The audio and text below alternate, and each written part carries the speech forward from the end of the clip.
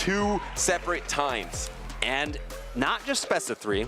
This isn't the normal part of the tournament. This is the grand finals. It is a best of 5, so each time it needs to be 3 different victories for either trainer. So Nighttime Clasher kind of showed his hand a little bit. He said the 3 Pokemon on his team that he really wanted to use. He said it was the Shadow Sableye, it was the Licky Licky, and the Quagsire. Can you do anything on Caspian's side to stop that trio? I don't think you have the answer to stop that trio. I think you're also going to have to play pretty neutrally into that trio. And I think that's exactly why Nighttime Clash was perfectly okay with saying that in the interview, right? There's such safe Pokemon into this meta, and I think that's why he was like, I have to bring these Pokemon. They're just so safe. There's not really that many hard answers. Wigglytuff's not that present, so Sableye looks really good. The #1 trainer in North America in terms of championship points versus a breakout star here, Caspian Pike. We got the Shadow Fortress into the Shadow Sableye, a matchup we haven't really seen much yet, going straight for the Drain Punch and actually getting a Protect Shield from the Fortress. Yeah, I like the immediate throw from Nighttime Clasher here because you want to raise your defense as quickly as possible to lower the amount of damage that these bug bites are doing. Caspian Pike, on the other hand, going immediately for the Rock Tomb to lower the amount of damage that Shadow Sableye can output. And Drain Punch is not an attack that you want to Protect Shield unless it's super effective. Here comes the swap into the Togekiss, trying to get that energy onto the Fairy typing, and does effectively do so. But look, on Charge Attack priority, Nighttime Clasher has to give up his Protect Shield. I think Charge Attack tie happened. Yeah, and I think this is a little bit greedy for Nighttime Clasher because this Foul Play is 1 stage attack dropped. So it's resisted, its attack is lowered, so I don't think it's going to do really that much meaningful chip damage. And now throwing the back-to-back Foul Play, not even swapping out here, and it's going to be not very effective. Yes, your defense is higher on your Sableye, so you can do those Shadow Claws, but swapping into the Licky Licky here, Nighttime Clasher doesn't have any Protect Shields. He's vulnerable to the Aura Sphere. And I think this is really great timing for Caspian because although Licky Licky was able to get some energy, he's now going to be able to pivot out immediately back into the Fortress, and Fortress is going to be able to resist the Body Slam, so Nighttime Clasher has to go for the more expensive Shadow Ball. Would have been really close to if that knocked out. It does about half of a Shadow Fortress here, but can you get the Bug Bite down before the next Shadow Ball? Body Slam is available right now. He didn't want to take the Body Slam, I guess. The Body Slam would not be that impactful, so maybe he would rather have that energy for the back line. Into the back, we see that Nighttime Clasher has his own Shadow Fortress, and there is a Feraligatr in the back for Caspian. Oh, he tries to make a key swap. It was way early. Yeah, that was a little bit of a miscount from Nighttime Clasher. Now Rock Tomb is going to be available for Caspian Pike, and Caspian is looking in a really good spot here. Feraligatr, I have to imagine, is going to pivot in, get to a Hydro Cannon. It can take a Rock Tomb, no problem. A rare misstep from Nighttime Clasher here, giving the opportunity for Caspian Pike to throw the Hydro Cannon, and I think Caspian is taking Nighttime Clasher's advice. Steal as many games as possible. He just stole game #1. And it's so much more impactful for Caspian to be up in the first set because he doesn't have to worry about necessarily always winning it, right? If he's unable to win the first set, he can still always win the second. So being down 1-0, it's a lot less pressure being on the winner side here. It is. You have room for error. You have room to adapt. You have room to change, but you don't want to get in that downward spiral where you're allowing your trainer to get game after game victory. So in this opportunity for Caspian Pike, where he is the underdog facing a top trainer in the world, he needs to try to take advantage of this situation. If he can win it, I think he wants to win it right here. Put your foot to the pedal. It is Indianapolis after all. Try to win it in the first set. And I disagree with the way that Nighttime Clasher played that middle game. Using all the energy onto the Sableye into resisted damage into the Togekiss when your attack was already dropped, I feel like undervalued the amount of damage that Sableye could output in neutral matchups. Yeah, and on top of that, also a really early swap into his Shadow Fortress, thinking he was going to take a Sandtomb, into a Shadow Sableye on the Shadow Fortress, thinking he was going to take a Sandtomb or Rock Tomb. He got a little bit ahead of himself. So rare missteps as we get into game #2, and that's the reason that NTC brought the Togetic, because it's much better into Fortress. Swap in the Feraligatr, swap Feraligatr is pretty good for Caspian Pike. Yeah, because you're able to get an energy head start into a Pokemon like Licky Licky, and you are not threatened by either Body Slam or Shadow Ball. Feraligatr's looking pretty good here. On the downside, 2 Hydro Cannons, because it is not a Shadow for Alligator, do not threaten a knockout. You're out of range, and you're in range of 2 attacks from the Licky Licky, so you lose this matchup even when you're ahead on energy here, but it's a soft loss. And in a neutral matchup like this, you can maybe take advantage of maybe a Bug Bite down or Rollout down. It's not over for Caspian Pike just because he loses alignment. In this situation, he could even pivot out at some point. He even undercharges it. Yeah, undercharging because he's expecting to lose this matchup. I would expect to see a no shield here, come in with the Fortress, get a big Bug Bite down. Will Nighttime Clasher allow that to happen? He can pivot if he wants to. Let's see if he does. He instantly pivots to the Togetic here, and now the Togetic is not in the greatest matchup. And you see Caspian came in with the Licky Licky. He didn't even come in with the Bug Bite Fortress, so now he's got switch advantage as well. Yeah, and you would think in this situation, there is no super effective Aura Sphere to take on the Licky Licky, so this is really good for Caspian. You would think that Nighttime Clasher would play that a little bit differently here. You still have that backline matchup with the Shadow Sableye lurking in the back that can do things with 2 Protect Shields, so Nighttime Clasher does have decent positioning as well. I'm not sure if Dazzling Gleam or Heat Wave is the better move here. Neither's going to pick up a 1-hit knockout. It looks like Dazzling Gleam is the right choice because it is closer to a 2-hit knockout. Nighttime Clasher has both of his shields. Will he be saving them both for Sableye? And remember, Togetic is so bulky. Can he actually hang on? He does hang on, but did he bank a charge attack? Here comes the Sableye, and now this Licky Licky is getting close to range of a Drain Punch. Caspian is shaking his head here, doesn't love that it's a Shadow Sableye in the back. He does have his own Shadow Fortress in the back, and they are on even shields, but the Sableye is ahead on energy. I don't actually think this is that bad, but Caspian now has to make a decision. He's expecting a Drain Punch because in game number 1, that's what Nighttime Clasher did, but instead now going straight for the harder hitting Foul Play, but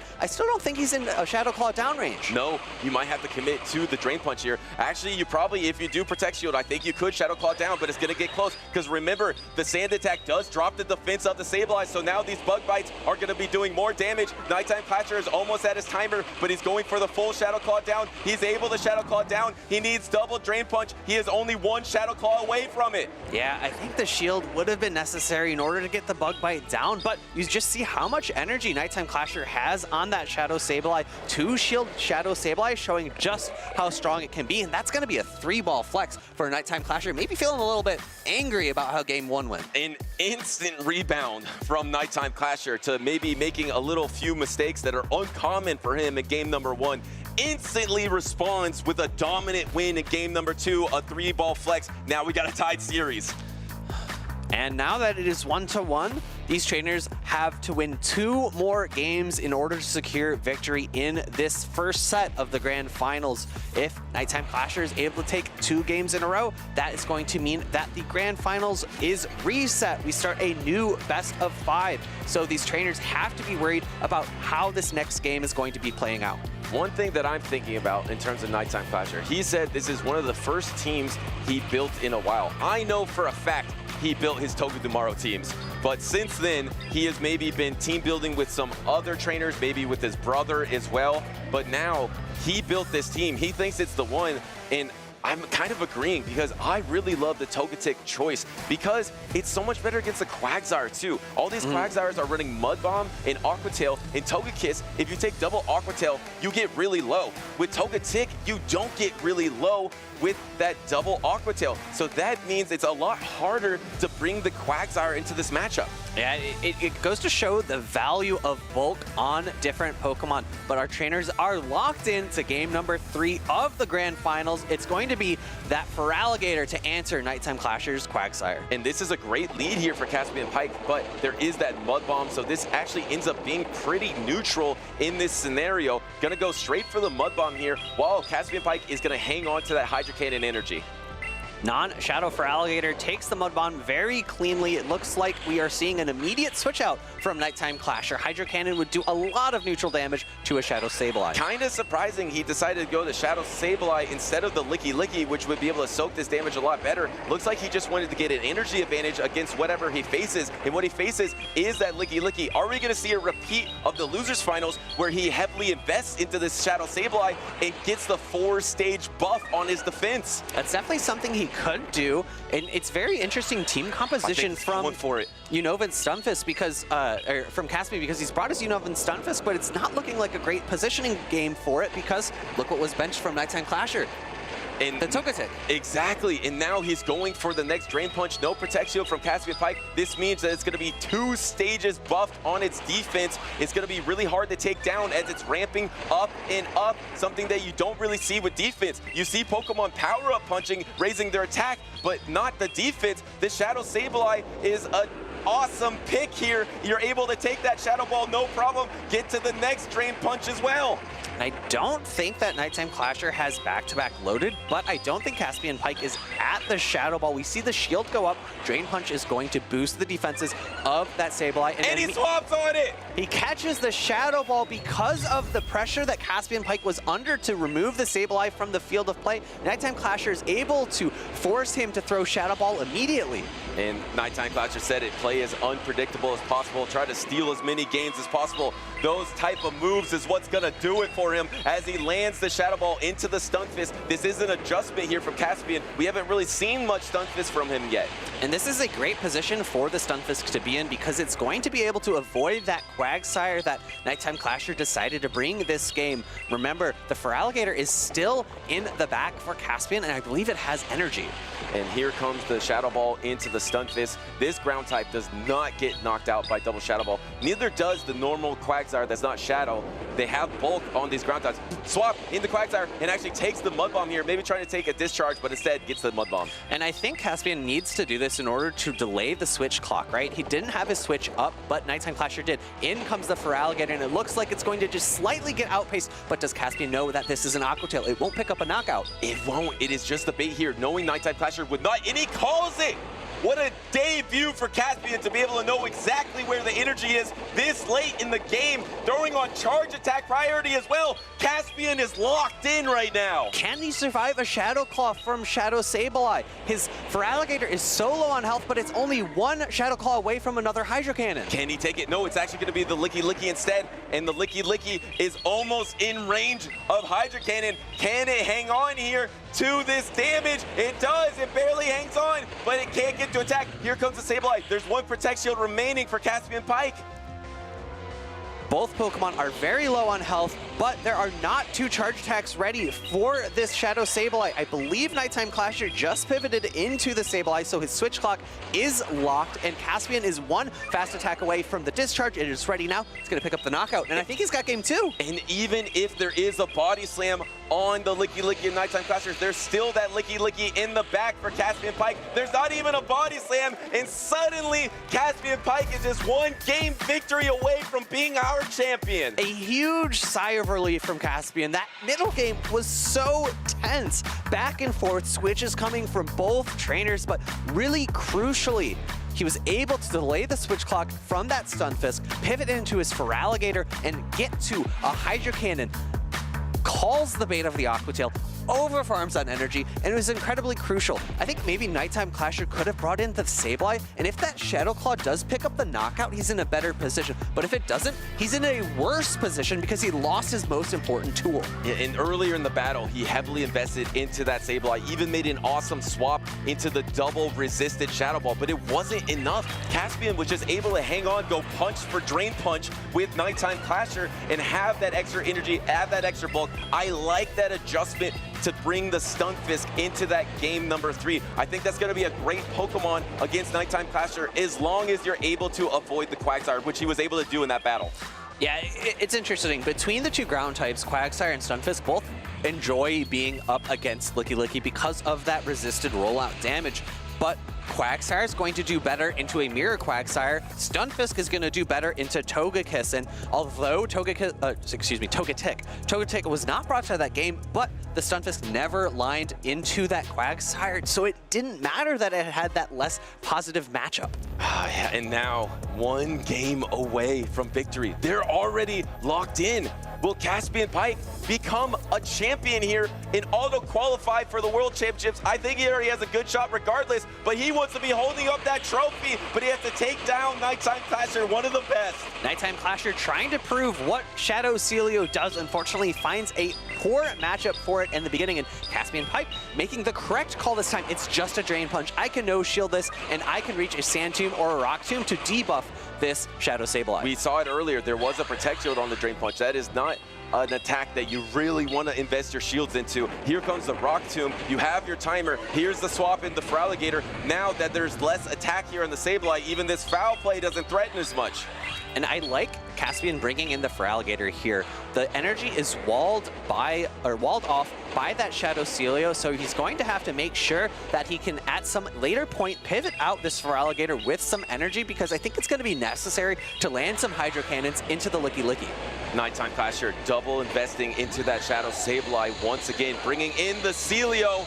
A Pokemon he really hasn't used all tournament long, but in this scenario, it's pretty useful to be able to soak up this Hydro Cannon damage as not very effective. There's no timer available, so you can still bank up energy. The problem is, even this Feraligatr is not in range of Body Slam. Yeah, I think Caspian is going to no shield here and then try to pivot out back into either the Licky Licky or the Fortress. I think both are fine, but staying in too long is going to be a mistake. He pivots out after loading the Hydro Cannon. I like that a lot because Feraligatr has such a high attack stat. It wins charge attack priority against a lot. And this charge attack priority is crucial, because if he didn't throw right here, he would have taken that Body Slam that could have knocked him out and waste all that energy. He still has a decent amount of energy left, but he has no Protect Shields left, so this is going to be able to knock out the Celio, and suddenly you don't have that much left at your Nighttime Clasher except for a Licky Licky. You just have to get through the Sableye if you're Caspian Pike.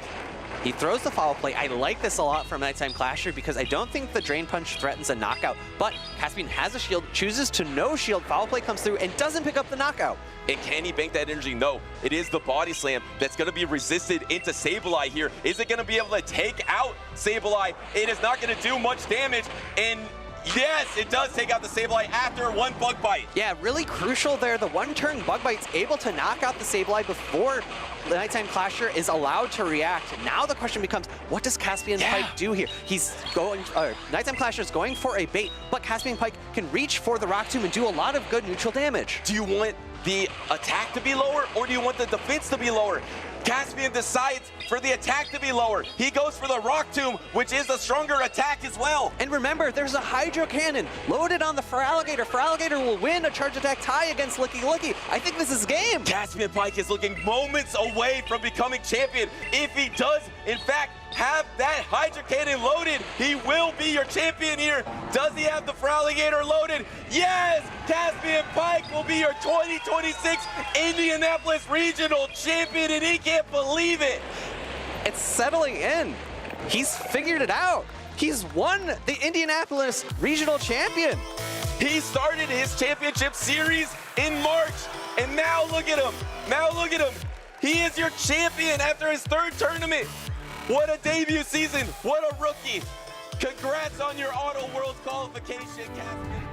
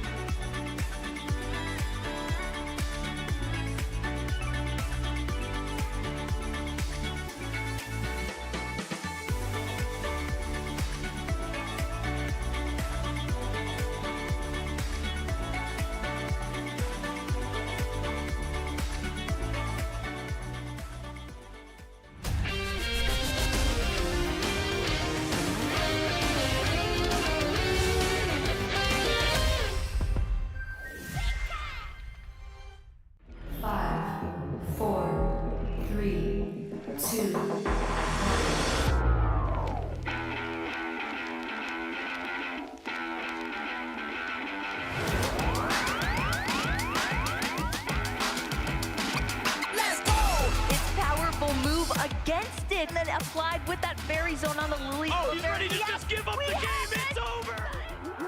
You've been patient. You've been waiting all this time, but you ready. You've been putting in that grind, so let's go. Champions are hard to find, but you know the goal when you're ready to shine. Haven't heard of you, then they know. You got your sights set on that road. If it's time to battle them, then let's go. 'Cause you'll never stop. Show them what you got.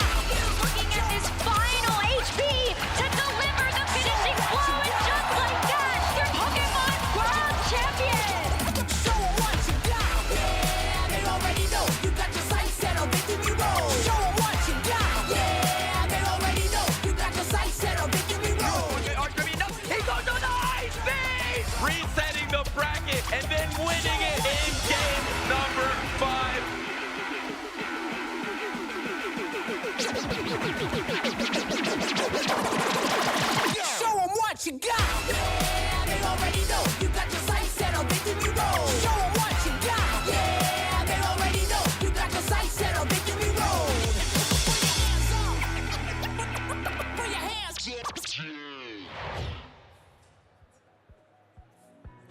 Good morning, Pokemon trainers, and welcome to the beautiful city of Turin in Italy and to the Pokemon Go Special Championships broadcast.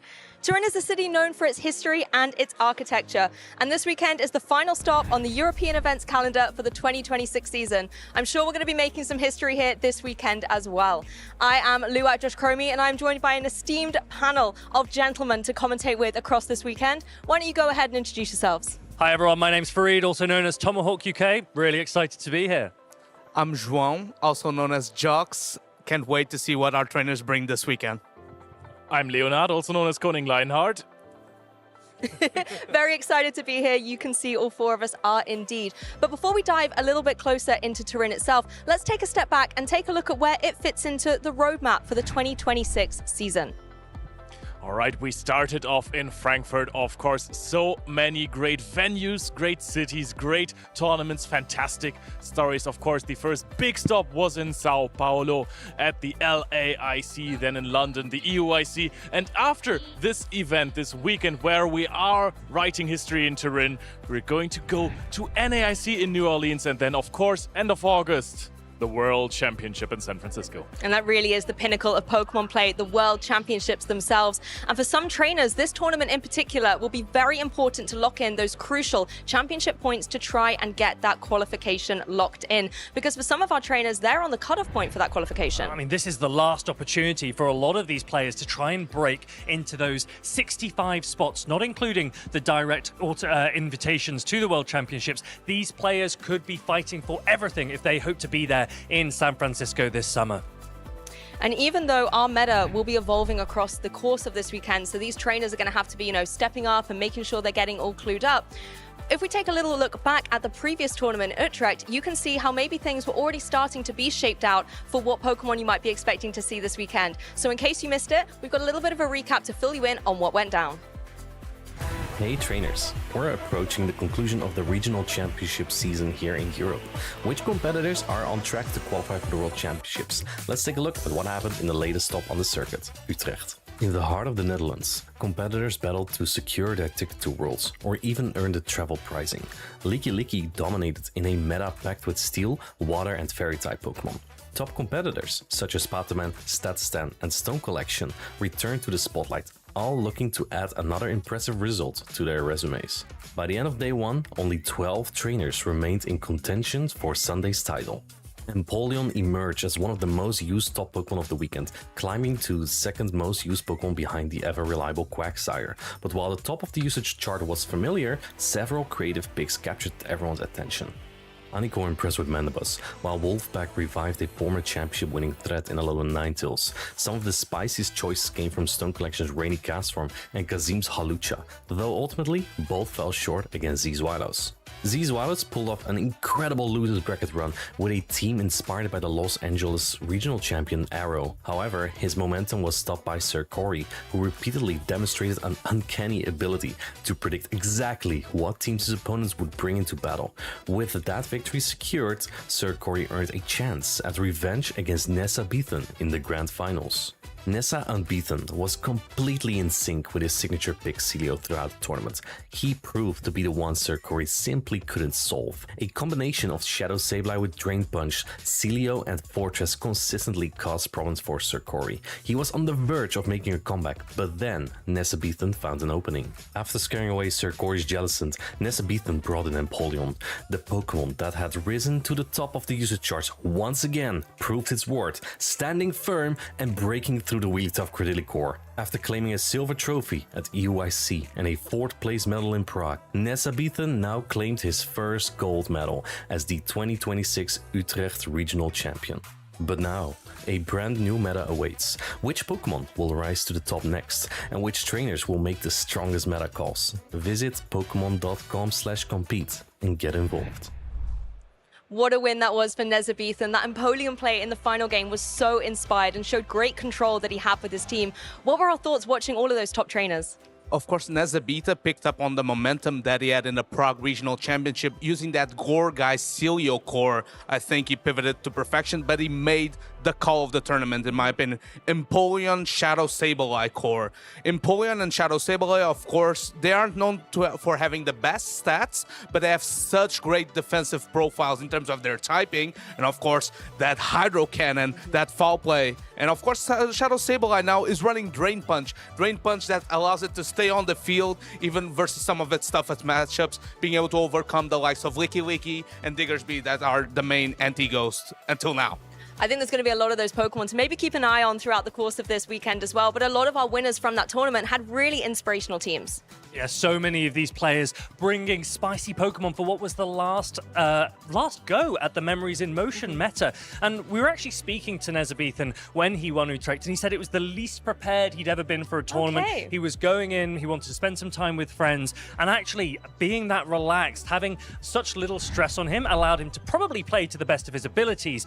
Here he is with that Empoleon that we just mentioned, and it just put in so much work. He's up against one of his very, very close friends, Sir Corey, there, as he took the title in these grand finals. Maybe that's the perfect strategy, right? Hang out with your friends, have some fun, don't take it too seriously, and all of a sudden, boom, you're a champion. And of course, major shout out to Sir Corey. He's having a dream season. He's been so consistent, and he gets to his first grand finals, puts on a show, even defeating the likes of Zizualas, getting the second place, the silver medal. Very well done to Sir Corey. And if you take a closer look at the teams on the screen here from our top 3 players, I think this was the thing that really jumped out to me about the meta that was running in Utrecht, was how interesting and innovative some of the teams were. Being able to see Pokemon like the Dartrix out there and the Greninja as well for Zweilous. So I think one of the key things to note there was the Shadow Fortress on all 3 of those teams, but actually players really diversified after that. And there's a couple of Pokemon on that meta chart there, on those top teams, that might not be present as we go forward. We're now in the Forever Forward season. That landed on Tuesday of this week. These players have not had a huge amount of time to prepare for this new meta, and I think that that will make it even more exciting as we go into this weekend. I think there might be some Pokemon there that we might get familiar with a little bit closer over the course of the weekend. The Ninetales is definitely one I've got on my bingo card. But from the rest of the meta, were there any other hot takes we think we might see coming through into this new series still? I mean, I think on the opposite, Shadow Fortress might be declining a little, just because Ninetales is now so good, the Cantonian version that is, and you know, being around fire types consistently might get a little too hot for the Fortress. And speaking of the ground types, Quagsire is looking to have his days numbered, because a lot of the buffs on the Forever Forward season look to target that Shadow Quagsire, or even regular, that trainers have adapted. A bunch of flyers got update. Kanto Ninetales, as mentioned, got access to that grass type coverage of Energy Ball, being cheaper, being able to even go toe-to-toe with the ground type. I think no matter what meta we're in, there's always some kind of ground water type Pokemon that's in dominance, and Quagsire definitely was it in Utrecht. So many Pokemon relying on the best defensive typing, which is water, and we've seen Fairy as well. I think that's why, as we know, Azumarill has always been meta in Pokemon Go, and even in this Utrecht meta update for the most popular Pokemon of Day 2, you can still see that Azumarill there, but I think it'll be really interesting to keep an eye on how this usage chart changes as we come into this Forever Forward season here in Turin. I'll say the Pokemon that you see on the last spot there, Celio, I think there might be an uprise in it. This Pokemon is such a good ice type and actually has a lot of play versus the Kanto Ninetales, which should be the primary ice check on every team. Well, not every team, but I think it's going to be on a lot of teams. It'll definitely be out there for sure, a Pokemon to keep an eye on. But of course, that's just the European kind of snapshot of how things have been looking in competitive Pokemon Go recently. Last weekend in Indianapolis, we were able to have a Nulla regional across the pond, across the Atlantic, and this was a really interesting event. It might be a slightly different player pool, maybe a slightly different meta that they cook up over there, but it was Caspian Pike's first big win. Yeah, of course, Caspian Pike defeating Nighttime Clasher, no stranger to the big stage. Of course, your reigning LAIC champion, Caspian Pike, pivoting that Feraligatr to perfection here, winning the grand finals after beating also S. James, who was looking in his first event of the season, he was looking poised to go all the way, but Caspian Pike had to say otherwise. And I just love the sportsmanship there from Nighttime Clasher as well, already applauding, smiling, and hugging his opponent. These players bringing their last ever attempt at the Memories in Motion meta. S-James-P, as Jox just said, he doesn't play a ton of regional events, but when he does, my goodness, watch out, he gets his medal for the season. And my question, looking at their meta and kind of comparing to ours across in the European side of things, what are the big differences? How are they changing things to solve the same types of problems? One thing I really liked from that, taking a look at the top 3 trainers was the Togekiss and Togetic kind of layout. Are those going to be Pokemon we might see over here? Yeah, 2 fairy-type Pokemon, one with a lot more bulk. That Togetic carries a lot more bulk to it, whereas Togekiss is a little bit more oppressive. It's a bit more offensive. It uses Peck as its fast attack and then has access to the fighting type coverage of Aura Sphere, which was buffed a couple of seasons ago. It's a really offensive threat, but Nighttime Clash are actually opting for Togetic, which has fire type coverage with that Heat Wave. And of course, speaking of fairy types, you see that Wigglytuff and Ticketon running up that usage. But of course, Wigglytuff got a bit of a tweak in this Forever Forward meta. So I'm wondering to see how its usage is looking like for this weekend. And I think it's pretty telling that there were 4 fairy types in that day 2 usage at Indianapolis. That's not something we see very often. I don't know if we'll ever see that again, but that was a really interesting event to keep an eye on. I know Wigglytuff's time might not quite be over, but it's still got some, leverage out there. A lot of the Wigglytuff believers, I know you over there, Leo, will be one of the trainers still rooting for it, I'm sure.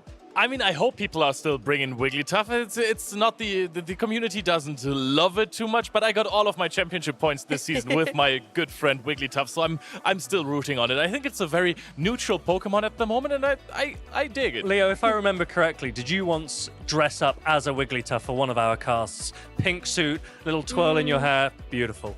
Yeah, but that wasn't cast specific. I just go out like that to go shopping and everything. You are the #1 Wigglytuff fan. I think it is confirmed.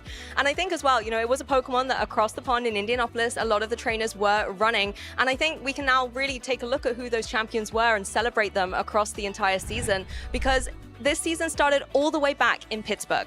Of course, in NA, this was the season where a lot of trainers got their first medal. Of course, Meteor, Fallion, DHC United on that back, that Shadow Gyarados. Stone Collection traveled all the way across the pond to get his first championship. And of course, Arrow and Caspian Pike also getting their first taste at gold. Fantastic trainers overall, and in Europe we have some repeat champions, I want to say. So this is almost the opposite side, right? Where in the US people get their first ever gold medal, and now you can see some sort of dominance from certain trainers in Europe this season. I mean, we've definitely seen it in the international scene as well. We've obviously mentioned Pataman a number of times throughout this season, Nighttime Clasher, the LAIC champion. So we've got some familiar names that are definitely dominating the scene, but it is really nice. It's really exciting to get to see those fresh faces taking it all. Caspian Pike with a brilliant victory last weekend in Indianapolis. And these champions, these veterans of the competition, they really know what's what. And I think it's always good to find out some wisdom from them about what Pokemon they maybe have as their hot favorite coming into this Forward Forever meta. And I always like to see whether they're going for something a little bit more predictable or unpredictable, but I'm seeing some fire types out here. There's some fire.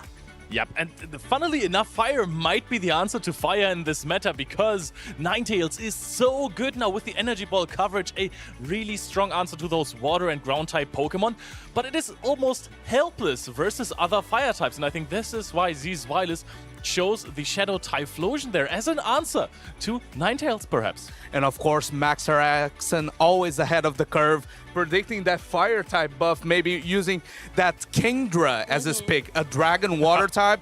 It has great matchups into the fire types that are going to be coming into the meta. So for anyone that missed the update, Kingdra got access to Surf this season. Ninetales, which already had Energy Ball, but it received an energy reduction, and that gives it such brilliant pacing, such brilliant counterplay into the water types that normally would beat it.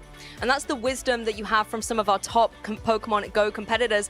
So now maybe let's hear something a little bit more whimsical from the top Pokemon commentators. I think that's how we're going to set us up. I'm definitely on the train with Elam there. I'm going for the Ninetales. I think the Energy Ball coming up, I've gone for the non-Shadow variant because I like my Ninetales a little bit more bulky, and with the fast pacing to Energy Ball, it can get the damage done. But what about your choices? Well, I do think the Kanto Ninetales will be seen both in its Shadow and in its regular form this weekend, so I'm excited to see which performs better. But I've actually gone for Shadow Starmie. This, in the Forever Forward season, received Aquajet, which is a little bit quicker to reach than Surf, and I reckon the right pilot could take it a long way.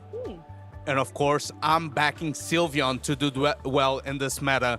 We saw a lot of Fairy types doing well in Indianapolis, and Sylveon just got access to Fairy Wind that generates energy quickly, and also access to Shadow Ball. So its moveset right now, the standard moveset, is Fairy Wind, Psyshock, Shadow Ball. That means that this Fairy type is only really walled by Dark types, and who's switching a Dark type into a Fairy type? I mean, you have some sort of fast attack pressure there at least, but I'm going with Ledian there. Ledian is so incredibly bulky and the attacks are insane. Rollout, fast-paced, dynamic punch is great now, and acrobatics, same type attack bonus boosted as well, hits hard. So in neutral matchups, this Pokemon absolutely slaps. However, with the bug and flying typing, it might not be the easiest thing to get it into neutral matchups. I'm not a believer, Leo. I'm sorry, I'm not a believer. Licky and Ninetales, I think, will put Ledian to bed. Yeah, maybe. But I'm also a big fan of the Shadow Starmie that you had. It has some nice applications there. There are some break and bulk points that you can get into the meta. It's looking really interesting. I hope we see some people bring it. See, I'm not a believer in the Shadow Starmie, I'm afraid, but I'm always ready to be proven wrong. And I think it's always interesting to see what we're maybe rooting for alongside what we think is going to do well. But those are just our predictions. What about the facts? The actual top 12 Pokemon that trainers who are in the competition have opted to bring for Turin are right here. Look at this. So many interesting choices. Lou, you were spot on. Shadow Kanto Ninetales out of nowhere up to second place in this day one usage. And I don't think it's any real surprise that Licky takes the top spot. Super neutral, super flexible. I'm expecting to see a lot of really skillful play with it, just being able to pivot in and out of matchups. Do you maybe perhaps expect a Shadow Ball catch on a Licky? Or will people tend to run Earthquake because Earthquake has been buffed again, so we might have some trainers run the big ground type attack? And of course, maybe you see a former familiar face jumping into the user. Jumpluff just got, just like Ninetales, Energy Ball was already in its arsenal, but now it's a cheaper move. So Jumpluff is now a reliable grass type attacker, and of course Fearow as well joins in. Fearow that got access to Drill Run already, but Drill Run now is a bit cheaper to reach, so the coverage move is reaching only 10 turns, and that makes Fearow awesome safe swap. I think it's sometimes these minute adjustments that you can have to different moves and different energy that can really throw a Pokemon into the forefront. But these are just our theories. It's now time to see a little bit more about the trainers that are going to be in our contention, because these are the trainers that are locked in. They are at the top of our leaderboard. These are some names for you at home to keep an eye on for if they're here in the competition. We have spoken all season about this leaderboard. We know that the players have been competing for their chance to compete at the World Championships in San Francisco. And so many of these players have already qualified. You can see those golden tickets, direct qualification to the World Championships. And players are still going for those travel award places. Top 8 will receive a cash award for San Francisco. And I think lots of these players will be trying to break into those top 8 because a few of those top players aren't here this weekend. I want to say on the contrary, I love it that these trainers are grinders as well, right? They got the golden ticket still. They go to almost all of these events for the love of the game to get some trophies, or rather some medals. You gotta love it. And of course, let's not forget that invite cascades down and opens slots on for the trainers that are still trying to get that qualification locked up. So they are hoping there's a new champion in Turin, because that would open another slot on the EU leaderboard for qualification for San Francisco. Well, there you have it. We've been able to recap some of the past events and hopefully set up that stage for Turin so that you viewers at home can get extra excited for the Pokemon Go action that is going to unfold across the weekend. If you want to make sure that you do not miss a moment of that action, you can always go to pokemon.com/broadcast in order to find out where all the videos are and not miss a single second of the action. To get involved as well, I love it when you reach out to us on social media using that hashtag #PlayPokemon. You can follow our channels as well with YouTube and Twitch so that you can rewatch any clips, any VOD replays, depending on where maybe around the world you are checking in. You can always go back and watch it in a time zone friendly format. And we want to see people post. What are your favorite Pokemon from this new update? We're into a brand new season now, and there are not going to be many opportunities to use some of these new Pokemon. So send us a little clip, use the hashtag #PlayPokemon, show us what your favorite picks are for this season. Exactly, and then tell us why it's Ledian.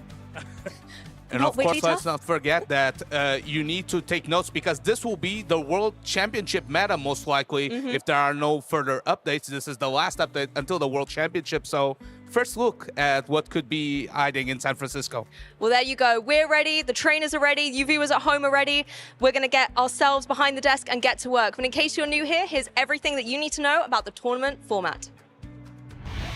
This weekend, the 2026 Regional Championships are bringing the electrifying action of the Pokémon Go matches to the global stage. Top trainers from across the world have gathered to compete for a share of over $125,000 in cash prizes, travel awards, and the all-important championship points that could secure their spot at Worlds 2026 in San Francisco, California. The competition is fierce and the strategy is key. This tournament spans 2 intense days of action, where our trainers battle it out in a double elimination bracket using the Great League format. Every match is a best-of-3 clash, but the stakes get even higher in the winners' finals, losers' finals, and grand finals, where the action extends to a best-of-5 showdown. Trainers will be strategizing in a Bring 6 Pick 3 format, each one carefully selecting a team of 6 Pokemon, but only 3 will enter the fray in each game. Every choice could be the difference between victory and defeat. Who will etch their name into the history books this weekend? And who will punch their ticket to Worlds 2026 in San Francisco? Don't miss a minute of the action. Stay tuned all weekend long to watch the battles unfold live. To stay up to date on future Play Pokemon events, visit championships.pokemon.com. All right. We are back for our last regional event here in Europe. I'm Tomahawk UK. I'm joined by Jox, and we are super excited to get straight into the action here in Italy. I can't wait to see what these trainers have cooked up because there's a ton of new changes. There's a ton of new combinations that are meta viable. And let's see what's the next combination that gets a title. The last possible one, the last regional level event here in Europe for the season. Lots of these players will be looking for championship points, championship prizes, and there are also going to be so many new Pokemon as we move into this forever forward season. I love an attack update. What have been some of the standouts that we've seen so far? For me, of course, as mentioned, that Kanto Nightingale jumps straight at the top of the usage. Number 2 in usage with access to that energy ball can face toe-to-toe with the likes of Shadow Quagsire, even Feraligatr, Celio. Kanto Nightingale is kind of a grass type nowadays. Honestly, there is a good argument to say Kanto Ninetales is probably the best grass type in the format at the moment because it will actually beat the real grass types. Pokemon like Jumpluff, super effective damage will be coming from those Embers and those Weather Balls. So Ninetales being able to swap in early, reach Energy Ball quickly. Normally, if you counter swap a Quagsire into a Ninetales, Quagsire's laughing. Not anymore. So I'm really excited to see how well players use this fire type Pokemon as we progress here in Turin. And of course, in terms of not really debuts, because Fearow has already won actually a championship. Meteor Fallion pivoted at the beginning of the championship season this season. But of course, Drill Run is now a bit cheaper. So that means that Fearow, for example, versus the like of Unova Stunfisk and a bulky electric type that used to have such a dominant matchup into Fearow. Now if Fearow safe swaps into it, gets double Drill Run, KO. Yeah, we're getting really excited here about all the new Pokemon that we're expecting to see this weekend. But for these players, this is not a new story. They have been competing all season long as they've looked to get their regional titles where they can. Here at the Turin Special Championships, there is one more direct qualification available from our European schedule, and these players will be excited to see if they can put their name into San Francisco in summer. We've had some previous winners already have success again this season. We've had some new names also getting their first titles. Will we have a previous winner or a new player taking it all this weekend? What do you think? I think that both have a good shot, because if you look into the bracket, I think over half of the trainers signed up are Italian. Italians are known to have one of the strongest local communities, and of course, who other than Philbag, who went undefeated in the last Italian regional, 100% win rate, a feat that was only done by none other than Lindos Horarjev as well. And of course, Paul Asha and Stone Collection. Paul Asha, she's also an Italian champion. Originally, I think the last time we were in Torino, I think it was 2023, Paula took victory there. And Stone Collection, he had never won a gold medal. He has still never won a gold medal in Europe because his title he went and took across the pond in the NA region. And of course, as you mentioned, both Paul Asha and Stone Collection already have their guaranteed invites, but trying to put themselves even further ahead on that travel award race. Maybe try to get a stipend for next year's first international championship. A lot to play for these trainers. Yeah, all of these players will be here, but not all of them that we've expected to see in the circuit are actually competing this weekend, and that's because next weekend is the North American International Championship. So a few of our top players are already preparing, they're already traveling even as they go to make their name where they might earn a trophy. We saw Pataman against Colin in the grand finals of EUIC earlier this season. Both of those players are on their way to New Orleans for next weekend. This weekend, we've got Turin. We've also got the Chicago Go Fest, which is, I believe, where Inadequence is this weekend. He's not competing either. Well, maybe trying to give these European trainers a break because, as we know, Inadequance already won 2 regional championships this season. But of course, he'll be in the North American pond next weekend. And of course, in the Chicago Go Fest, there's a lot to play for, but I feel like trainers can watch our show in the morning and then go straight ahead to watch the stream later on. And let's remember, it is the 10th anniversary of Pokemon Go, so there are some incredible opportunities to catch great Pokemon, such as Mega Mewtwo at Go Fest in Chicago this weekend, and then coming soon to Global Go Fest. We've got Copenhagen next weekend, but the Go Fest stream in Chicago is going to be tomorrow straight after this broadcast, so make sure you keep your eyes peeled because I think that that'll be a really fun insight into some of the real world events we've got in this game. And of course, Fareed, you're kind of a Master League enthusiast. Out of both Mewtwo forms that are going to debut in Pokemon Go, which one is your favorite? I think it's really interesting because Mega Mewtwo X is such an aggressive Pokemon and it can do a lot of pressure and it has access to some attacks that give it great coverage, but Mega Mewtwo Y, in terms of its stats, I think is just supreme. I'm really excited to see how these players get on in the Master League format, particularly in the Go Battle League, but I wouldn't be surprised if you need to prepare for both. Speaking of preparing, of course, not only the trainers in Chicago that can catch awesome spawns, trainers here in the Turin Special Championships can also get awesome spawns for your arsenal. Of course, Piplup that evolves into Empoleon, that has been a meta staple.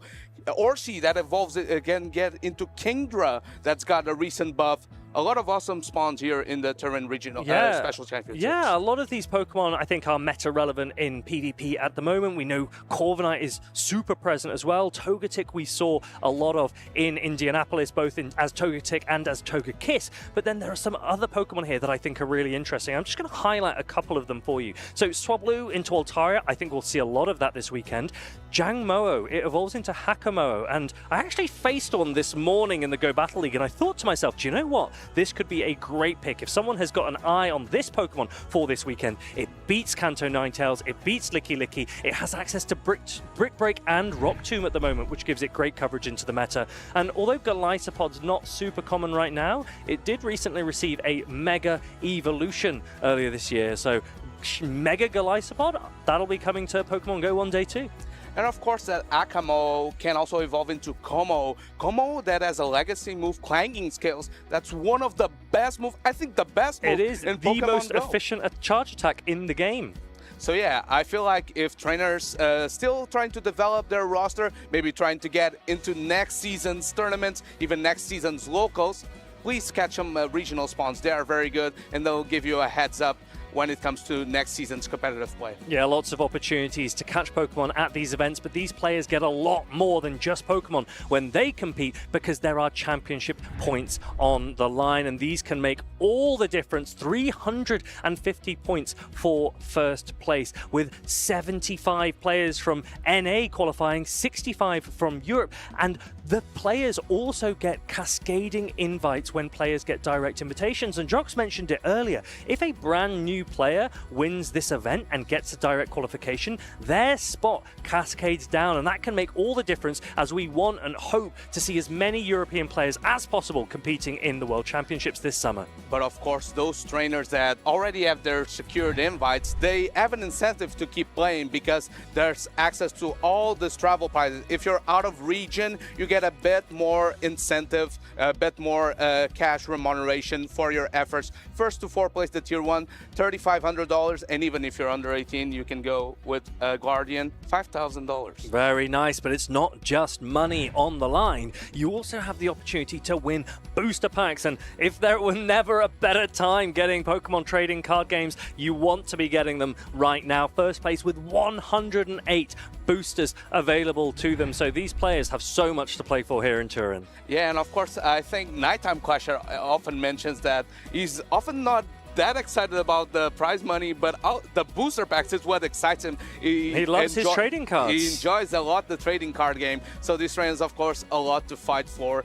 I mean, if you can rip open some packs while you're hanging out with friends at dinner afterwards, that's a fun time. Yeah, and we've got a couple of new sets. I know that over in TCG this weekend, they'll be exploring their new format because they've had a new expansion being released recently, and I think that it's a great time to get involved with the community as well. As you go back into the crowds and you see what everyone's getting involved with, it is really exciting to be able to share that sentiment for Pokemon.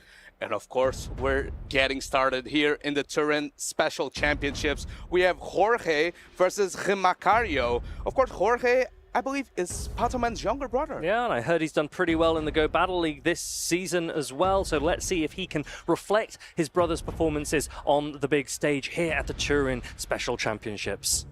Of course, here we see some familiar faces in the team of Jorge. We have that Shadow Celio that did so well for Nighttime Clasher.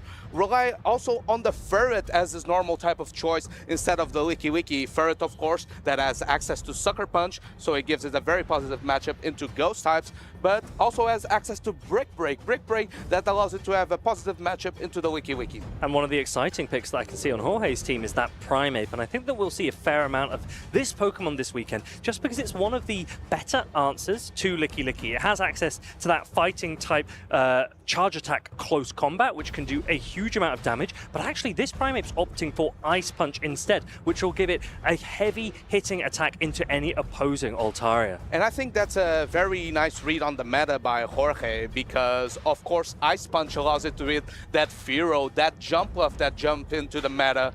Of course, those Altarias that are forever present. So Ice Punch makes Primeape a very reliable safe swap.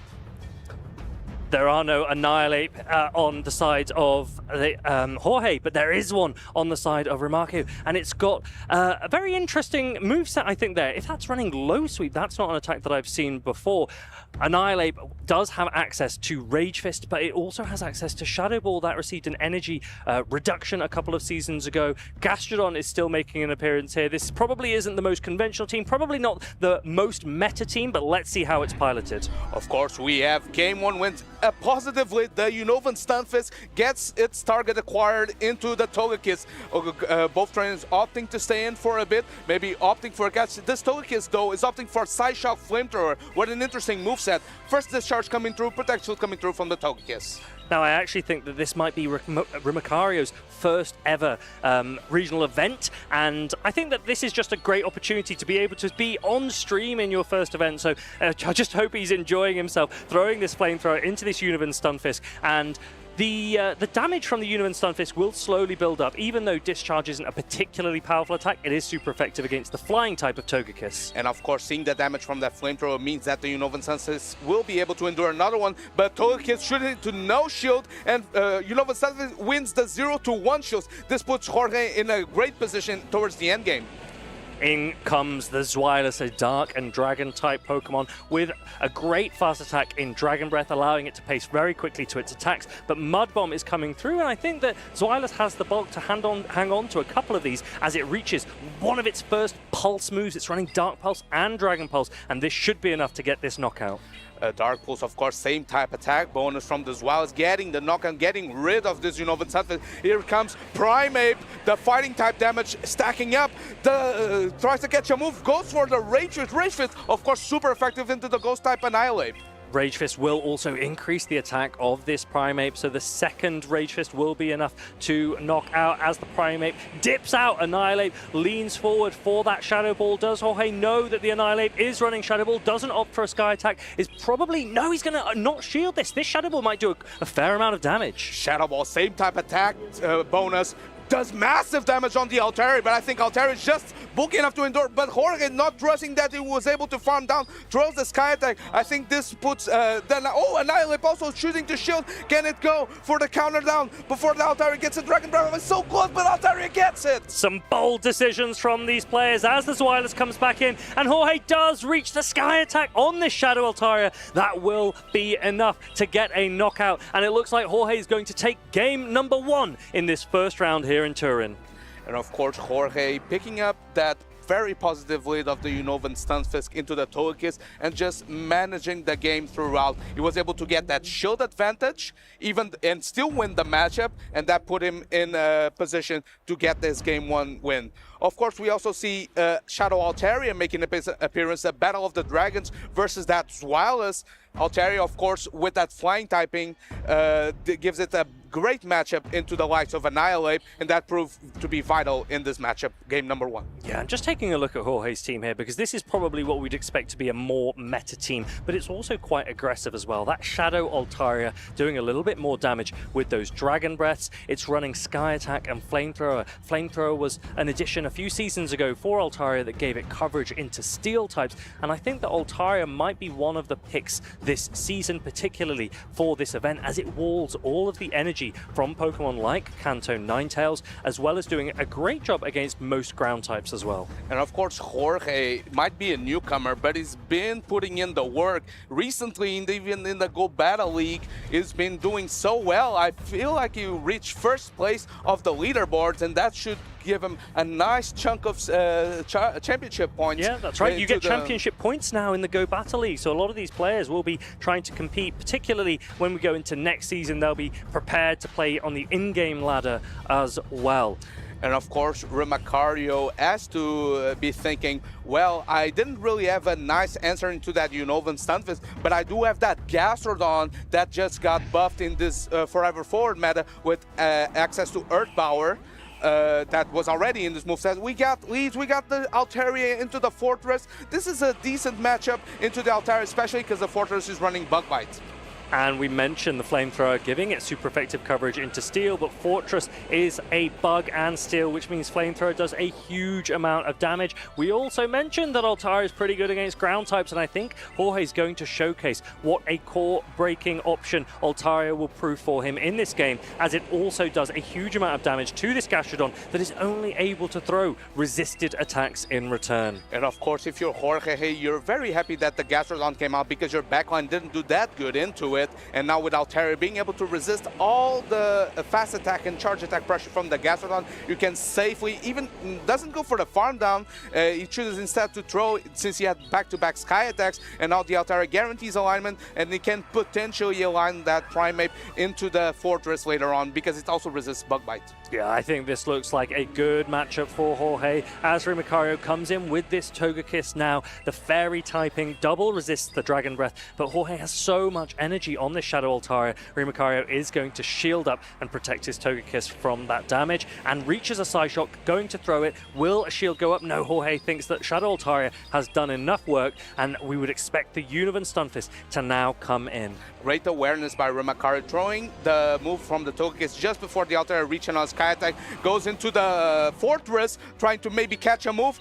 Fortress does indeed throw the Mud Bomb, but that's going to soften it up, so Primeape can go into it. Well, interestingly, this Fortress is not running Sand Tomb, which means that its charge attack energy would have been walled by that Unovan Stunfisk. It reaches a Rock Tomb, which is basically resisted onto a Primeape, but does a decent amount anyway, because it's a good attack. Primeape's not particularly bulky, and the reduction in attack that is guaranteed by the Rock Tomb will mean that this Rage Fist shouldn't be enough to knock out, but Rimacario is going to shield it up anyway. Of course, the Rage Fist, the legacy move from Primeape, allows to rage the attack that was gets debuffed by the Rock Tomb. Second Rage Fist coming through. This will be close to knocking out a regular Fortress. It might just barely not be enough. Gonna be so close. Fortress endures. Can it reach? And a heavy slam. No! Just about. It gets knocked out. And now this Togekiss is going to try and farm down, but actually goes for that Side Shock, taking it out. And now we've got a position where Jorge is going to have a Univin Stunfist with 2 shields up against this Togekiss, very much in the driving seat. And sometimes you do need to prepare for slightly off-meta picks, sometimes you need to prepare for off-meta playstyles, but big credit to Rimakari and what I think is his first ever competitive event in the official championship series, and he's got to go on stream, so I think that this will be a good moment for him. Jorge with a sigh of relief, being able to get the parting discharge for Rimakari. Just about doesn't knock out. A few more Thunder Shocks. Jorge gets the win in winners round number 1. Good start for his tournament here in Turin. Early victories are sometimes the momentum that you want to start building in these events. This is a double elimination format. That means when you lose, you drop down into the losers bracket and you've only got one more chance. You cannot afford to lose again. We've seen players compete the whole way through the losers bracket before, but ideally Jorge will want to stay on the winner side of the bracket for as long as possible this weekend. And of course, Jorge grasping to try to get into that San Francisco World Championship. This will be a stepping stone into doing well this weekend. Hopefully a couple more wins stringed along and you can get yourself into that World Championship slot. Yeah, I think San Francisco is going to be really, really exciting this summer. It is the 30th anniversary of Pokemon, the 10th anniversary of Pokemon Go. It is a massive time to be getting involved, playing the game. If you're not playing already, now is the time. There's so many events in-game as well for Pokemon Go. We've just mentioned the Go Fest. Chicago is this weekend, Copenhagen's next weekend. The global Go Fest will be next month. I think that if you've not played for a while, it's time to turn the game on. And of course, Jorge here proving that you don't have to overcompensate when it comes to a new move update. If your reliable Pokemon are still viable, you can still build a pretty solid team around them. And of course, going with those old reliables, that Primeape, that Shadow Altair, that have been proving dividends in previous tournaments. And of course, coming in clutch here for Jorge as well. Of course, that Primeape with the Ice Punch coverage, also the Rage Fist coverage, super effective into the Ghost type. Annihilate was able to put the Annihilate just low enough where Altair could almost Dragon Breath all the way down. Interestingly, Furret is the normal type of choice for Jorge here, rather than that Licky Licky. Do you think there's any reason why Furret could be a Pokemon that you would pick over the traditional Licky Licky?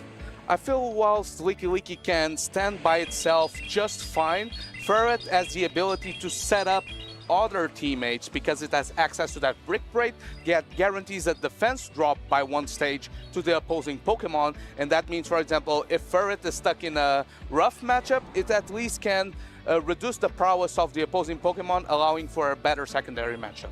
Yeah, Furret does have access to Sucker Punch, Swift, Trailblaze, and more recently Brick Break when it was buffed a couple of seasons ago, so lots of options for those players. I would like to see Furret do well, but it has had so much success already that maybe it is time to step aside for Licky Licky. I'm excited to see when we do get Licky Licky up on screen, and you'll just see how bulky it is, how flexible it is. It is different to the Lickitung that we were used to a couple of seasons ago, but I think it's in a really great position to give players neutral flexibility into this meta. And of course, speaking of normal types, there were a few that got buffed in this Forever Forward season. We got Kecleon, which is kind of similar-ish to Furret. It has access to Sucker Punch, but also has access now to Thunder Punch and Dynamic Punch. So that Dark and Fighting coverage gives it great flexibility in the meta, of course, if it's not facing a Fairy type. Yeah, we'll be really excited to see if we see any Kecleon this weekend or if players are going to hold off and use it in NAIC next weekend.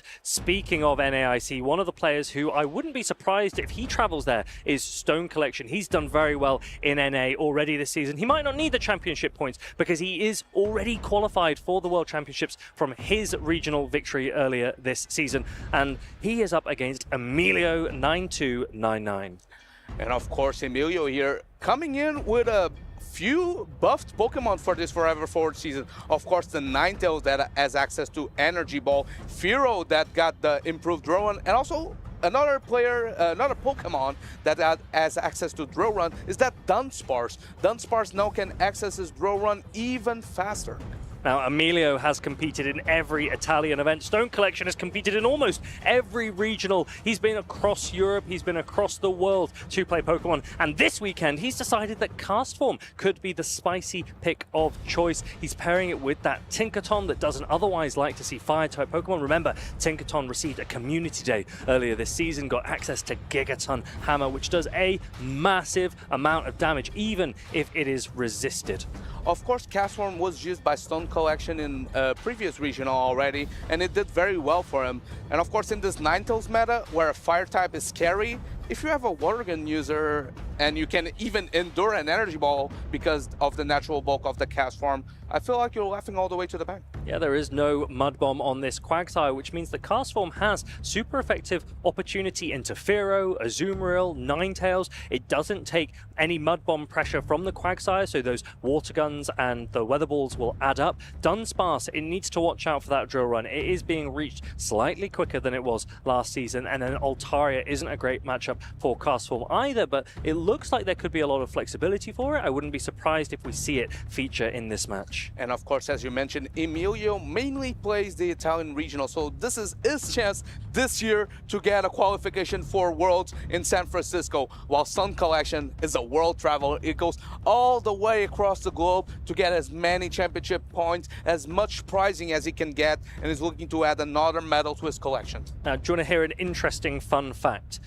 Emilio's previous 3 Italian events featured 18 unique Pokemon, and other than the Azumarill that he is bringing this weekend, he's adding another 5 different Pokemon to his roster. So he's going through as many Pokemon as he can as he competes here in his home region. But let's see if he can take on one of the world's best in Stone Collection, who has a little bit of an off-meta team paired with some familiar faces. We do see that Licky Licky. We see the Shadow Sableye running Drain Punch that Nezabethan took to victory last event in Utrecht, and Quagsire seems to be a staple for most of this year. And it's so fun that you mentioned that Emilio fact, because it's a small screenshot at the end of each season for the meta, and it's so different. So many viable Pokemon, so many combinations available. Of course, trying to make these 5 other unique picks work out here versus Stone Collection. Stone Collection going for a very offensive team, but being anchored by the bulk of Licky Licky and Tinkaton. Azumarill seems to be an ever-present, and I wouldn't be surprised if we do see it feature in this matchup just because of its bulk, just because of its ability to take damage, and it does just give you an option to have effectively a third shield. You can almost always, there is almost no attack in the game that can one-shot an Azumarill. I think that it basically operates like a focus sash in VGC. You can guarantee Azumarill will be able to hold on to a charge attack. Stone Collection looks like he is locked in and ready to go. Emilio finalizing his lineup as he looks to make a positive start here in Turin. And that Azumarill call might be on the money, because if you look into Emilio's team, that Kanto Ninetales, Quagsire, access to Drill on the Dunsparce and the Fear, there's a lot of pressure into that Tinkaton that usually walls Azumarill, and that is a very positive matchup. So that means Azumarill kind of can maybe reign free, because Tinkaton is a risky bring for Stone Collection, I'd say. The other call that looks like it could be quite effective for Emilio during this weekend is that Shadow Kanto Ninetales plus Altaria. Altaria generally weak to ice types, whereas Shadow Kanto Ninetales seems to have a great matchup against those. Not that there are any available to Stone Collection here, but Shadow Kanto Ninetales Fire plus Dragon is often paired together. There's no Azumarill on the side of Stone Collection, but the Shadow Kanto Ninetales can put a lot of pressure onto that Tinkaton. And Azumarill is no longer really a very good core breaker into that, because now Kanto Ninetales, of course, has access to Energy Ball. It paces so fast and also resists the charge attack pressure from the Azumarill if it's running the standard Ice Beam Play Rough combination. So that means Kanto Ninetales can be a reliable partner for Altaria. Of course, Emilio here choosing for the Shadow version of the Kanto Ninetales instead of the regular, and that means that going straight Weather Ball in a lot of matchups will be viable, and will be able to even get some 2-shot action. Emilio will need to be wary of this Shadow Primate. It does have Ice Punch, which means it can really threaten the Altaria. Fearow is probably his best answer, because Azumarill, despite being a fairy type that resists the Karate Chops, it resists the Ice Punches. With shields up, those Rage Fists will add up and go through. The players are locked in and ready to go. And we do see Shadow Quagsire against that Tinkaton. It's a pretty good lead for Emilio. Stone Collection tried to take the risk in bringing the Tinkaton and gets met by one of his hardest counters in that Quagsire. Of course, Licky safe swap, good old and reliable, met by the Altaria here. Licky has super effective rollouts into this matchup, and since it's the non-Shadow Altaria, I feel like Stone Collection is a good spot here. Emilio straight away with the swap into the Altaria, which I think Stone Collection will be relatively comfortable with. Licky does have a reasonably decent matchup here, but I think that Emilio really wanted to get rid of the Altaria as soon as the Tinkaton left the field, get the Altaria out so that it doesn't have to worry about that. What will be interesting to see is whether or not Emilio invests any shields in this matchup to retain switch advantage. And of course, here, second Shadow Ball coming through. Emilio chooses the notion, can this Altaria endure? Altaria barely endures. It has a Sky Attack loaded. I don't think this is enough to KO the Licky. And this means Stone Collection is going to be able to assure switch advantage and get the Tinkaton outside of Quagsire's hair. Yeah, 2 Dragon Breaths, not quite enough to take down that Licky. And now the Quagsire could come back in because the Fearow might want to be hidden for later. So Emilio needs to make a decision. Fearow does come in. It is a body slam. Maybe Emilio was hoping for a Shadow Ball there, but Fearow does have access to Drill Run, so even if the Tinkaton comes back in, the Fearow can start to put pressure on it, particularly now as Drill Run is reached after only 5 pecks. That better pacing can put a lot of pressure onto Stone Collection as 2 Drill Runs will comfortably knock out this Fairy Steel type Pokemon. And of course, Tinkaton has access to Bulldoze as his cheap attack, so either you hit that Gigaton Hammer or you're not doing significant damage into this Fearow. Gigaton Hammer being pressed by Stone Collection, pulling up the first Protect Shield out of Emilio, calling correctly the move. Yeah, this is a great shield for Emilio. That Gigaton Hammer would have done more than knock out the Fearow. Bulldoze would have been a really painful bait if he had shielded that instead. And now the next Drill Run is being thrown. This will threaten a knockout. Does Stone Collection invest a shield? He's going to let this go. And of course here, 2 shield cast form for the end game. This Fearow paces so quickly, gets to a same type attack bonus, drill back, pulling the first Protect Shield out of Stone Collection in this matchup. Now let's remember that although Cast Form has access to an electric type attack, it is a pure water type. That means it doesn't resist the flying type damage. It's a great shield as Stone Collection looks to really invest in the fast attack pressure plus the spammy weather balls that this water type Pokemon offers. And of course, as you mentioned before, this Quagsire is not running Mud Bomb. That means that it either has to hit that hard-hitting Stone Edge or it's not going to deal significant damage. Emilio not playing around, going for the Stone Edge, called by Stone Collection. Stone Collection is racking up so much energy. This is a great shield for him. A huge amount of damage is blocked. The Stone Edge probably wouldn't have been enough to knock out anyway, and here comes the next Weather Ball. This needs to be shielded by Emilio as he reaches for that next Stone Edge. Catch option starting to become available for Stone Collection, and with that 1-turn fast attack, oh, there's no Pokemon. He can't catch. The Stone Edge is going to land, but I don't think this is going to be enough to knock out. Will the Mud Shots be enough to reach an Aqua Tail? I think Stone Collection might have the better pacing here. Here, the Cast Form going quickly into the Weather Ball. Doesn't trust the Quagsire to reach the move. Cast Form goes to the full farm down on the attempt attach with the Fearow Weather Ball loaded. It's going to get the knockout here for Stone Collection. Game 1 win. A very early swap for Emilio gives Stone Collection the opportunity to reach the Weather Ball, fully farm down with Water Gun, and now take out the Shadow Quagsire, taking game number 1. I wonder if Emilio could have then just started leaning for that Aqua Tail to really put pressure onto Stone Collection instead. I gotta say, no Mud Bomb, no problem. This Quagsire got some hands. Did you see that Stone Edge damage on that Cast Form? Cast Form is rather bulky, but it put that Cast Form into Aqua Tail range. So maybe this matchup is not as bad as it seemed to be originally. Yeah, I think that's why we perhaps saw Stone Collection trying to get an early head start with the Cast Form to try and Water Gun down. Water Gun isn't a particularly efficient attack, but there aren't many water type fast attacks in the game. Waterfall and Water Gun are the only ones that you're likely to see at the moment, and that means that Cast Form is putting on pressure, but not at a particularly fast rate. That Water Gun against the Shadow Kanto Ninetales, however, would be doing a ton of damage. And of course here, Stone Collection showed his hand with the Tinkaton. It had a rather negative lead into that Quagsire, even though Quagsire, of course, not running Mud Bomb, which means that the Tinkaton matchup isn't as dire. And that Licky safe swap proving to be, once again, so reliable for this trainer because it was able to flip that Altaria, surviving with the bare minimum HP so you don't give as much farm, and you have a move loaded so you were able to inflict some damage into that Fearow that later on allowed that Water Gun down from that Cast Form. It's interesting with that Licky. We saw how close it was as they played out that zero shield scenario, and that means that perhaps the way that you build each of your Pokemon could make a difference in that matchup. Perhaps higher attack on an Altaria, for example, could have put enough damage when those sky attacks start to land, and that's something that players might want to think about because Licky Licky is a staple. And if you have Pokemon on your team that can counter swap the Licky Licky Safe Swap, I think that that will be a really good position. The other option, of course, would be for Emilio to have thrown an Aqua Tail with his Shadow Quagsire before coming in with another Pokemon, the classic chip and dip strategy. However, you have to remember that the switch timer is only 45 seconds long, and every time you throw a charge attack, that uses up 10 of those seconds, which can be precious, which can be instrumental as we go into the mid game and then the end game of these matches.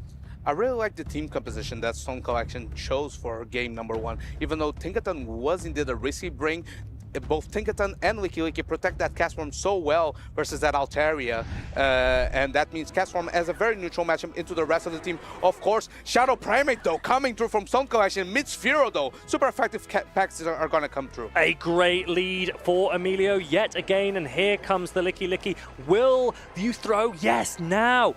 You actually could have done one more peck and got to, you could have done 6 pecks before throwing this drill peck, but getting that damage off and then maybe switching out, that's exactly what we're seeing here, and I think Emilio will now be able to retain switch advantage. I think the play by Emilio actually made sense because he didn't want to potentially take a body slam onto that Fearow. Here comes the Quagsire, first Shadow Ball coming through, does about 50%. This Quagsire loading up on that Stone Edge energy. Not before the Licky Licky reaches a body slam, gets the first protection out of Emilio. He wants to keep that switch advantage. Yeah, and I think that this is good shield investment because Quagsire has so much coverage that even if you invest shields, you will be able to do damage into whatever comes in on the opposing side. There is no Pokemon on Stone Collection side that resists both charge attacks from this Shadow Quagsire. So once it takes down this Licky Licky, which it's about to do so, no, it actually reaches another body slam. I think Shadow Quagsire should be able to hold on though. This body slam is not enough to KO, but Licky Licky put in so much work into this Quagsire. Quagsire has a Stone Edge and a bit extra loaded, gonna be able to throw it into whatever comes next. Here comes the safe swap. Fearow met by the Castform, and now Fearow has a bit of an energy lead, can throw his drill pack first. Let's see if Protect Shield comes through from Stone Collection. No Protect Shield. How much is this gonna do? This should do a decent amount of damage. Fearow has a really high attack stat. It does put the Castform into the yellow, but it doesn't actually put it into a position where the Pex alone will threaten a knockout unless you put shield investment into this Fearow, which Emilio does not. Weather Ball will be enough to take it out, and now Altaria can come in and sponge a lot of this water gun pressure, and Stone Collection would need to lean into a Thunderbolt, into a Thunder he's actually got there, into doing damage to this Altaria. Stone Collection trying to delay the switch call, trying to make it open so the Primate with access to Ice Punch can come through. Altaria taking the first Weather Ball. Here comes the safe swap. Primate got access to that Ice Punch, but Altaria is behind 2 Protect Shields. Tell you what, I like this from Stone Collection, aggressively coming into the Altaria, getting an energy head start if the Quagsire wants to come back in. Bear in mind, Quagsire has energy loaded as well, but very little health.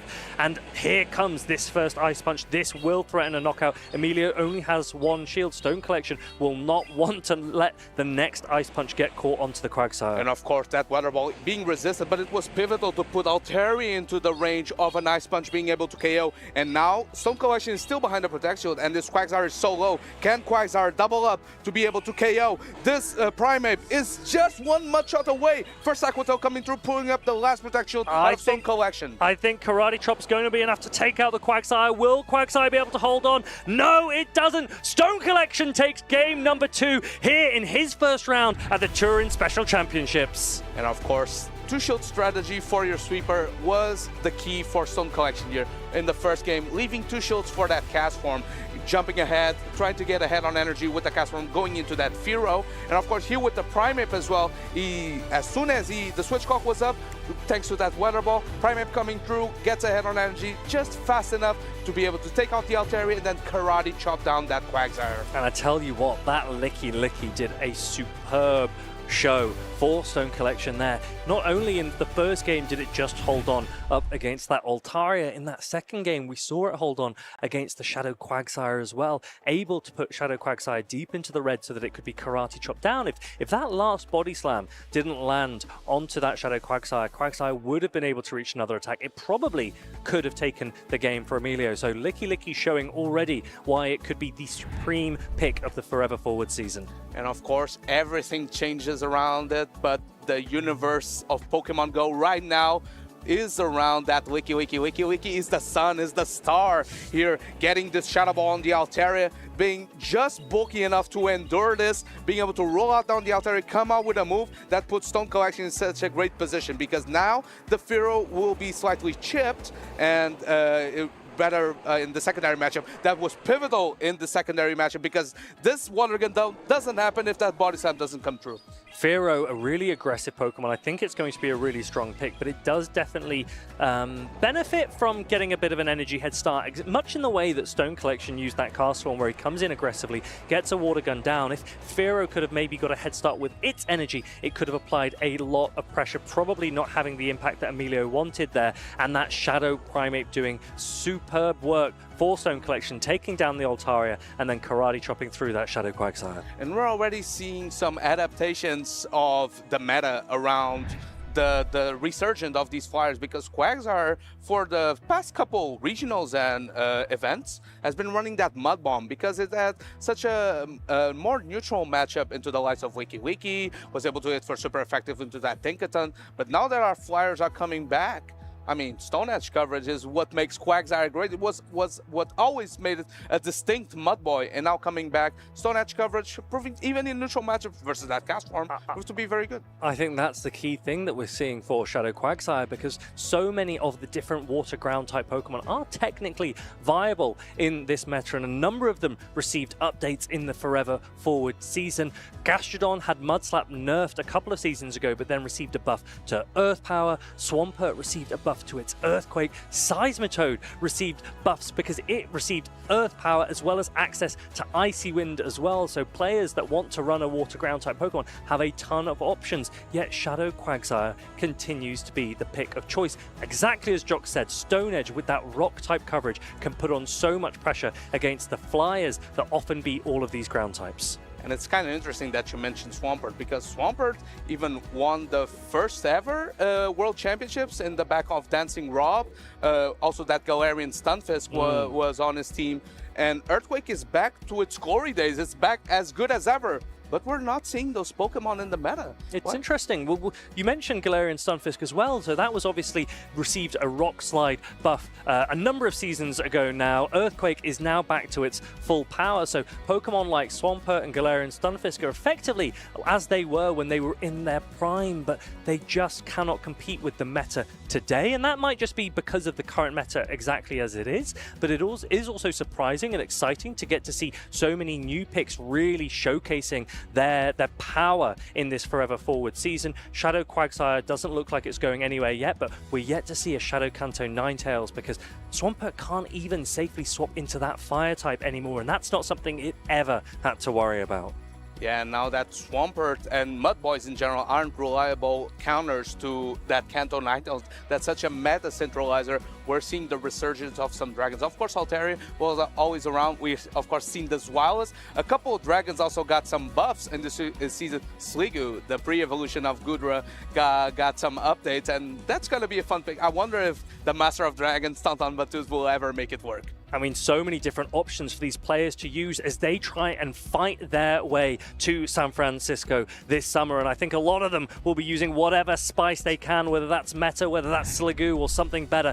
These are some of the players that are still competing as they want to be in San Francisco in August. Of course, Zone, Italian trainer here, trying his best in the last regional level event in EU, trying to grasp his way into the qualification contest. Andres, a familiar face in the scene. Also, she was second in Torino a couple years back. She faced Paulasha in that all-female finals. That was a great moment for Pokemon Go history. Of course, trying to make her way into the World Champion in Ripperley. Ripperley, of course, in the beginning of the season was a medalist in Frankfurt, and he didn't do as many tournaments as some of his competitors, but that means he has a great shot with another good performance here to qualify for the World Championship. All of these players are so talented. They've been playing for so long. We've got new faces, we've got old faces. Everyone will be gunning for their title. Stone Collection probably wants to get a gold here in Europe before he makes his way across to the World Championships this summer. And have you competed much at all this season? Yeah, I did a fair share of tournaments. I wouldn't say I was at the heights of Stone Collection, but I was around. I was on stream a couple. I even faced Stone Collection on stream actually in Seville. I lost, but I was there. You have to get there to even lose or win. That is true. What have been some of the Pokemon that you've enjoyed so far this season? Because we've had all season to try so many different Pokemon. Have there been any favorites for you over the course of the year? For me specifically, I feel like Dust Noir is underused. Dust Noir is hard-hitting ghost type with access to Astonish, but also has access to Dynamic Punch. Dynamic Punch does massive damage into the Licky, and it makes it kind of a flexible pick. Even versus the likes of Wigglytuff in the past, it was a pick that you've got a bit ahead on energy. You can even flip that. So Dust Noir is a bit underused, but now with so many Sableye around, it's kind of a tough matchup for Dust Noir. Yeah, Shadow Sableye looks like it could be the ghost of choice. We've seen Galarian Corsola over the years, but that didn't quite make top usage here in Turin. But I wouldn't be surprised if we see a few of those around as well. But Shadow Sableye, with access to Drain Punch, it received a buff a couple of seasons ago. It guarantees a defense boost, but fighting coverage when paired with Ghost as well as the Dark-type Foul Play means that there is no Pokemon that actually fully resists Shadow Sableye's moveset in the Turin meta. And it's kind of interesting because I feel like when Drain Punch first came into the scene, I feel like it was Rhino that used it in the NA regional. People were frowning their brow a bit, like, Drain Punch? Drain Punch used to be such a bad move, but they looked further into it and like, Drain Punch allows it to flip Licky, it allows it to flip Diggersby. It actually might be some cool tech. But now that we are seeing some more flyers in the meta, I wonder if trainers will think, well, Drain Punch was cool for a bit, but maybe access to that Power Jam, another move on our Sableye's arsenal, could be useful in this flyer meta. And speaking of Power Gem, one of my favorite picks, favorite options for the Forever Forward season is Starmie, particularly the Shadow variant. Probably just because it's cooler, but it has access to Aqua Jet and Power Gem. The Shadow variant can do more damage with its Psy Waves as well. And some of the damage output that I've been experiencing in Go Battle League, I think Starmie could be a standout if the right player takes it to success. What have been some of your favorite pairings with that Starmie? How have you been covering it from the likes of Sableye and Licky? Well, I actually think Licky being so common is a great opportunity for Starmie because Licky protects it from a lot of the ghost types in the meta, but also Licky can just sponge generic damage. It's a very squishy Pokemon. It doesn't have a particularly high stat product. So Licky being able to operate as an additional shield has been really useful for it. And then there's another Pokemon that did receive a buff this season that we haven't yet spoken about yet this weekend, and that is Mantine. It received access to the Dragon type charge attack Twister, which gives it better pacing than it had last season and reverts it to pacing that it had back when Mantine was used a little bit more commonly. Twister and Water Pulse are the charge attacks that you typically run on Mantine, and Licky, Mantine and Starmie I think can all work together in ways that I would be excited to see them in Go Battle League, but we haven't yet seen either Mantine or Starmie yet in Turin. Speaking of not seeing them for a while, Ampolini makes a stream appearance. Ampolini, of course, an Italian local. I believe he barely qualified last year on the grasp of his performance in Bologna for the last year's World Championship in Anaheim, and now he's looking to do it once again because he's just at the cusp of qualifying for the World Championship. And he's up against Fantiga Fryan, and Ampolini has decided that he is going to use Florges, a fairy-type Pokemon that did see a lot of success in previous seasons, but hasn't really hit the same highlights more recently, particularly because there's a lot of other fairy options, but also because that Shadow Kanto Ninetales resisting the Fairy Wind and being tanky enough to being able to hold on to the Chilling Water. I'm excited to see how that matchup goes if it comes up on screen. Of course, Malamar making an appearance here. I feel like Malamar is always underused, but whenever it comes up, it puts in so much work. Of course, it wants to avoid that Sableye at all costs, thanks to that part dark typing. It heavily resists the Psy Waves. But besides that, also the Fortress. Fortress isn't really a great matchup for Malamar. Those bug bites are double super effective into the dark psychic type and are going to erase it from the field of battle. Poliwrath is an interesting pick here from Fantiga Fryan with access to Dynamic Punch and Icy Wind, both pace reasonably quickly and can put a lot of pressure on various cores in this meta. Of course, it's Poliwrath. We've seen both variants of Poliwrath making a resurgence in this last few regionals, and of course now in the Forever Forward meta. Some people were running counter, like Inadequance, because it had a very solid matchup into the likes of Licky Licky, Feraliator, for example, Quagsire even. But now with access, it has access to Mudshot, and Dynamic Punch and Icy Wind are so low cost and fairly efficient that even as a safe swap position versus some flyers like Togekiss, for example, Icy Wind is going to reduce the offensive prowess of the likes of Togekiss or Fearow for that matter, and maybe is going to be allow that Poliwrath to endure a drill pack and potentially reach a second move. Yeah, I think Poliwrath could actually be a really good option for Fiantiga in this matchup, because even though it takes super effective from the Fairy Wind and Trailblaze of Florges, as well as the Psywave of that Malamar, it is able to really reduce the damage output. As you say, with that Icy Wind, and Malamar can't even really throw Foul Play into the fighting typing of that Poliwrath, so forced to throw superpowers. So I wouldn't be surprised if we see Poliwrath as a bit of a flexible pick in this match. Speaking of flexible picks, I also like Stunfisk for Ampolini. It has super effective coverage into the opposing Unova Stunfisk, into Poliwrath. It resists rollout from the Licky Licky, and in terms of pacing, it can keep up with the likes of Sableye fairly easily, whilst being bulky enough to endure the fast attack pressure from Dragon Breath and Bug Bite. So it feels like a very safe pick, even potentially as a safe swap. If it gets ahead on energy, could be tough to deal for Fiatinga Firen.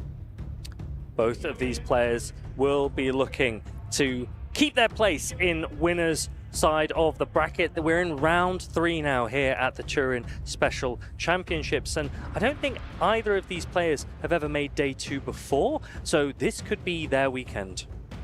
Of course, here, let's see, a lot to play for. New stories to be written here in the Turin Special Championship. We see the Fortress lead into that Unovan Stunfisk that I mentioned. Of course, Fortress has access to that Sand Tube, super effective coverage, and those Bug Bites are going to add up over time. Here we go with these Bug Bites. Access to that Sand Tomb does give Fortress a good opportunity, if there is shield investment in this matchup, to carry forward that energy into the mid-game. Ampolini throwing this first harder hitting Mud Bomb than Discharge. It's slightly more energy than it used to be in the past, but it is still a little bit more efficient than Discharge. No shield coming through from Ampolini, and that means that the Fortress potentially could shield through his way through this lead matchup. Another Mud Bomb is loaded, it's gonna be thrown. Is this gonna force potentially a Protect Shield out of the Fortress, or just Firen feel like he can endure it? Pulls up the first Protect Shield. Let's see if the Unovan Stunfisk stays in. The Unovan Stunfisk drops out as Fiantiga reaches up towards that Rock Tomb. Ampolini perhaps hoping to catch a Sand Tomb there. Fearow forced to shield, and now Fiantiga will have the opportunity to switch perhaps into a Stunfisk of his own.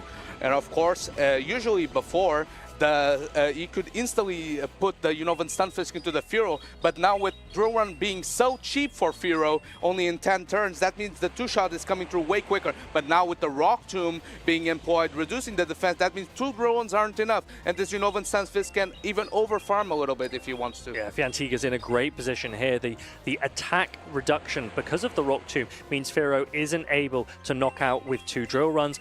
Peck is resisted by the electric typing of this Unovan Stunfisk, and as Discharge comes through, it does take a knockout. Fiantiga maybe didn't want that to, so that he could have got some extra farm there, and in comes Florges, both of its charge attacks super effective against this Unovan Stunfisk. You'd expect to see a Trailblaze to boost the attack of Florges to go into the next matchup. Those are great news for Fiantiga, though, that no-shield of the Mud Bomb. That means that now the Florges will be in Sky Attack range for that Altaria in the back, and of course, since it opted for the Chilling Water Trailblaze moveset, that means there's no charge attack pressure into the Dragon flying down.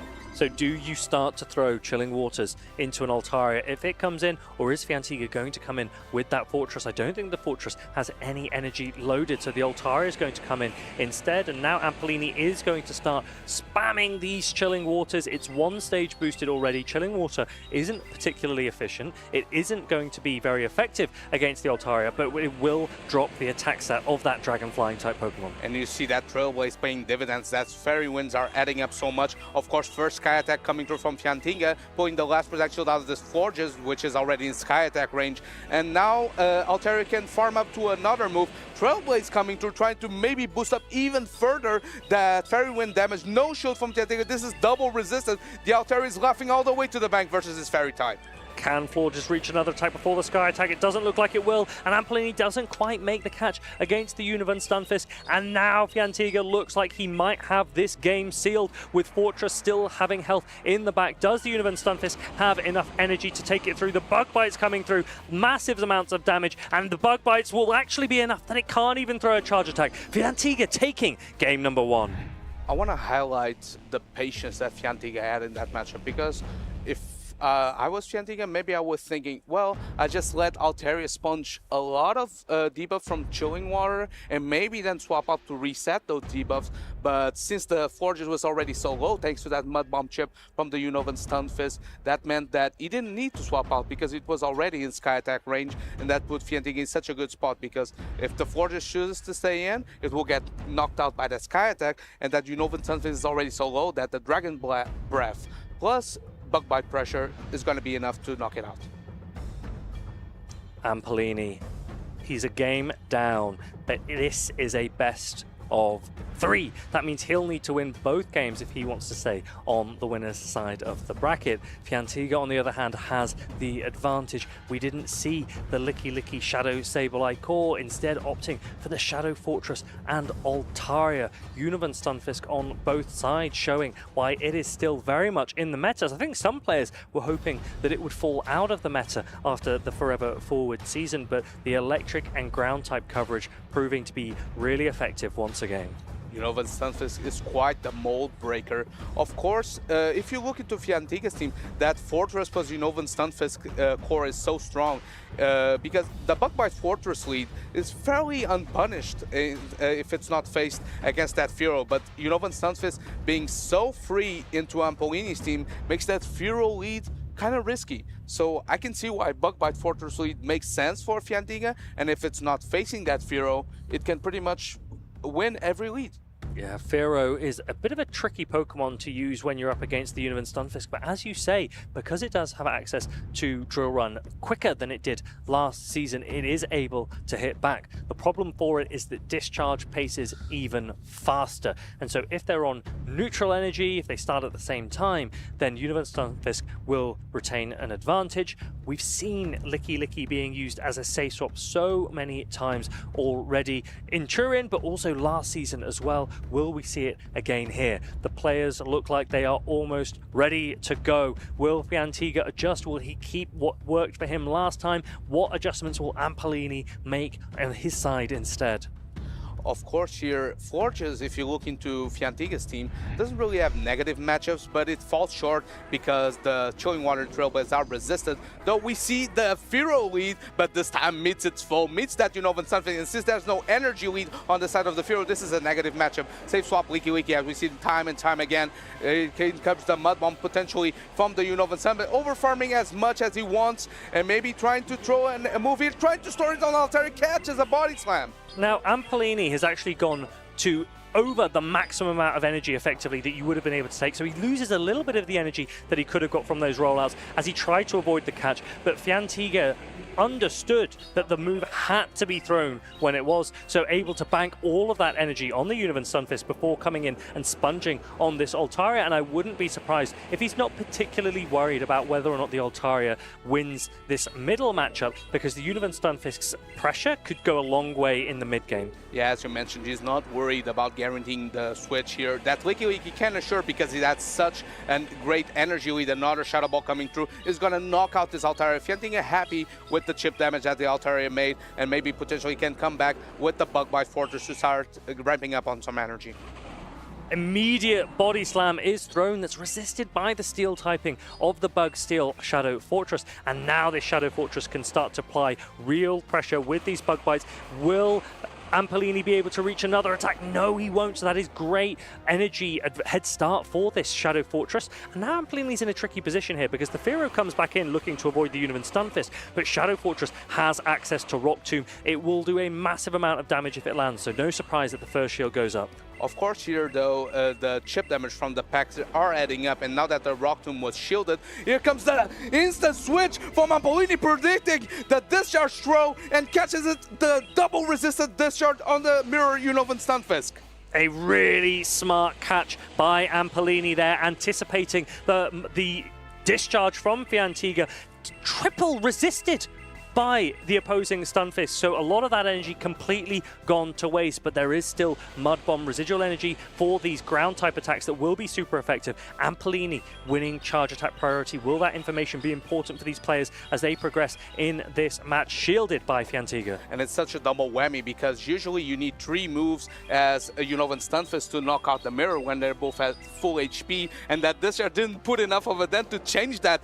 3 moves are still needed to knock out in the mirror here. Of course, stores a Mud Bomb. Great heads-up play. He knows that he can store that move and go still into the field as a lot of energy here accumulated. Goes for the first drawback, choosing to let go, trusting that the Unova Stunfisk can claim this endgame for Fiantiga. Really well played by Ampolini, doing his absolute best to try and make up. And the charge attack priority, drill run at the same time as this discharge. This will do a lot of damage, so correctly shield by Fiantiga. Now, will Ampolini be able to hold on to this discharge? He's going to shield. He doesn't want to risk it as this Pharaoh might try and lean for another drill run, but will it reach it before another discharge is reached? The players are racing to that energy, and it looks like there's going to be another charge attack tie. This drill run will do a massive amount of damage. And this is crucial because we saw that the Unova Stunfisk from Ampolini won charge attack priority when both threw Mud Bomb at first. Here, Fiantiga trying to overfarm as much as possible. He needs to have a Mud Bomb short. It's going to be charge attack priority again in the end game. Can Ampolini win that charge attack priority? He did win it earlier. The only way that Fiantiga can win is if the Unova Stunfisk have the same attack stat. It looks like they doesn't. Ampolini wins charge attack priority one more time, and he is going to completely turn this game on its head and take victory here in game number 2.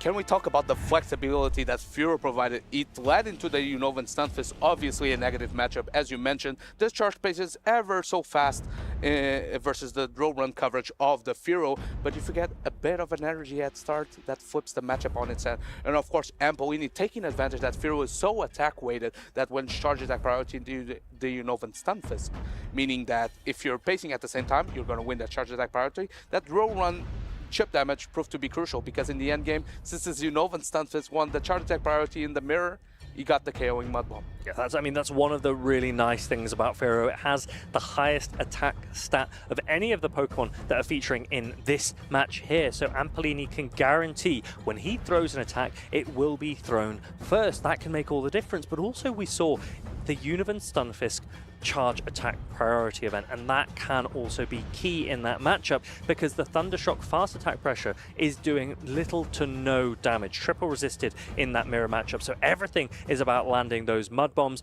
We saw Ampolini win charge attack priority the first time. He wins it again to seal the game, and now as we go into game 3, Ampolini knows that that Unova Stunfisk is a bit of a really good threat against Fiantiga, who can't really counter it with his own Unova Stunfisk in the same way that Ampolini can. Triple resisted it right. That adds up play by Ampolini, catching the discharge that was destined into the Furo, into his own Unova Stunfisk, meant that that energy went completely to waste because usually when both Pokemon are at full HP, in the mirror you need 3 attacks to KO. But since discharge does literally no damage almost into the mirror Unova Stunfisk, that meant that he still needed those 3 attacks to KO. And the other nice thing about Pharaoh, which I know you're a big fan of, is that if it gets an energy head start against a Unova Stunfisk, it has a massive advantage because it will now reach the drill run before the Unova Stunfisk reaches a discharge. So let's say, for example, Ampolini has the Pharaoh and a Unova Stunfisk swaps into it. The Pharaoh could throw a drill run before switching out, and that kind of pressure completely changes the way that Pharaoh is played. I'd love to see that happen in this match as these players prepare and lock in for game number 3. And of course, Licky proved to be vital for Ampolini once again showing that why it's the sun which this meta revolves around. Let's see if it makes an appearance for game number 2. We see again that Furo lead into the fortress this time. Target acquired, resisting those bug bites heavily. This means that Furo is ahead on energy. Of course, that safe swap, you know, with something that you just meant, but he doesn't throw the drill run. He goes into the Licky right away. Ampolini did have the opportunity to go for that drill run first, but he instant swaps into the Licky. I would have loved to see him go for that drill run first and apply a massive amount of pressure for that Unova Stunfisk, but he wants to maintain maintain the switch timers. He goes straight into the Licky Licky. He's confident that he can probably maintain alignment, but when we look into that backline, it still could be neutral matchups either way, so it's not the end of the world which player wins switch advantage here, and I imagine that players will want to retain their shields, particularly Fiantiga, because Fearo's damage output is insane. And of course, Fiantiga having the slight energy at start in this matchup means that the Licky Licky, even though it's going to reach that double Shadow Ball to throw massive damage, it still needs another body slam to get the KO. You know, when Sunfist pacing so fast to those mud bombs and discharges as almost another one loaded, and they can throw it just before another body slam comes through. Actually going in for the Altaria, going to bank that energy, and I like that play because Altaria can sponge this damage, and Univan Stunfisk's energy is more effective into the Fearow and the Univan Stunfisk of Ampolini as well. So really smartly played by Fiantiga. Will this decision pay off for him? And now I'm kind of fearing for Ampolini, because if you're throwing your Fearow into this matchup versus the Altaria, that means that Bug Bite is unresisted by the rest of your team. Because there's no Empoleon in his team, actually. So that means that the two-shield Fortress is an absolute menace in the end game. Yeah, I'm almost surprised that Ampolini didn't opt to go in for that Univan Stunfist, but the Fearow is starting to put pressure on this Altaria now. Altaria is going to be able to hold on to this Drill Peck and Dragon Breath down this Fearow, maybe unload some of its energy into the black line of Fiantiga, because let's bear in mind Fearow will take a huge amount of damage from the Flamethrower. The Fortress will take a huge amount of damage from the Flamethrower. We now see Ampolini's Univan Stunfist come in, throwing this first Mud Bomb. There might be some silver lining for Ampolini, since he still has that Licky Licky in the back with a bit of energy and being able to swap eventually when those debuffs of the defense come through from those super effective Phantoms. Of course, two shields being in play, you have to use that Protect Shield, else those Bug Bites are going to add up too much. Fortress putting in as much work as it can with these Sand Tombs, with these Bug Bites, slowly adding up, and you can see the Univan Stunfist slowly accumulating energy. Another Mud Bomb might threaten a knockout here. Can Fiantiga's Shadow Fortress hold on? As this Mud Bomb lands, Fortress holds on, but will it be enough to reach an attack? And it's actually caught by this Licky Licky. I think Fiantiga is a happy camper with this catch, because that Licky Licky still had some energy stored, and now that you get the knockout here, that means that the Bug Bite Patcher might be adding up too much, as a Mud Bomb stored is going to pull the last Protect Shield out of Ampolini. Can Ampolini overfarm just enough, having the knowledge that he wins Charge Attack priority to maybe sweep this endgame with Univan Stunfisk? He doesn't throw. The Mud Bomb is reached by Fiantiga, and all of that energy on Ampolini's Univan Stunfisk is going to go to waste. And of course, you're getting the KOing Mud Bomb. That means that Fiantiga, even though it had such a rough lead with that Bug Bite Fortress into the Fearow, was able to flip the matchup on his head. He's able to secure his win, move on to winners round 4. Doing a great run, Fiantiga. Really well played. He retained a shield, forcing Ampolini to try and go to back-to-back. Fiantiga had the energy already locked and loaded. He takes game number 3 and progresses in what was a really tightly fought match. A really great one to watch. A showcase of Univan Stunfisk almost, as well as both of those flyers, the Altaria and the Fearow, serving completely different purposes, but having great effect in each instance. And of course here, what proved to be vital in this matchup was Fiantiga storing all that energy to the Univan Stunfist, because he was hoping that with a lot of his fast attack pressure with the Bug Bite Fortress, he was able to put Pokemons into Mud Bomb range, and having that energy at start proved to be vital. Reached double Mud Bomb before the Mud Bomb from Ampolini even came through. Univan Stunfisk showing that it might still just be meta. Both of these players bringing it, and it looked really, really good in this matchup in particular. Licky Licky and Altaria for Fiantiga proving to be so bulky, so flexible and neutral in this matchup as well. I wouldn't be surprised to see those Pokemon feature a lot more this weekend. I love the aggressiveness also from coming in with the Altaria, trying to catch that move from the opposing Pokemon from Ampolini, because as you mentioned, Altaria doesn't really have hard checks in Ampolini's team, because Florges only has access to Chilling Water and Trailblaze. Both are resisted by the Altaria heavily. We've seen in the past even Boom 20 and PvP David played those finals where the Florges and the Altaria matchup came through a lot. Well, I mean, looking at Ampolini's team here, there's actually very little pressure into that Altaria at all.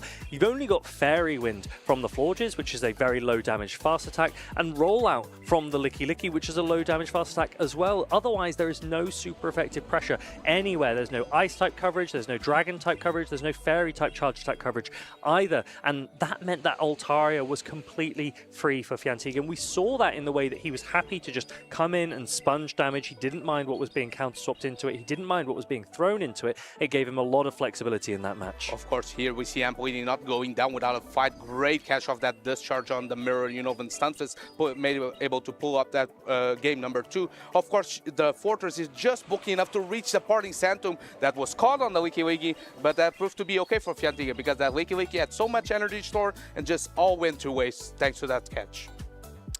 Fiantiga taking that match, and I think that those are the kinds of matches that can give you a lot of confidence. It gives you some momentum as you progress on the winner side of the bracket, but that was tough. That was no easy match in the early stages here in Turin. So sometimes you just need to get your momentum going, particularly when you're using new Pokemon in a new meta and you want to see how it actually performs in a tournament. And I'm excited to see if we'll see Fiantiga again here on stream. And of course, this might not be the last time we saw Ampolini. Last year, he barely qualified. He was able to qualify on the last event. He was able to get top 16 in Bologna last year. And that means he's a fighter. He's not going down without putting in his best effort out there. And I'd love to hear a little bit more from him. He's down in for an interview with Lou.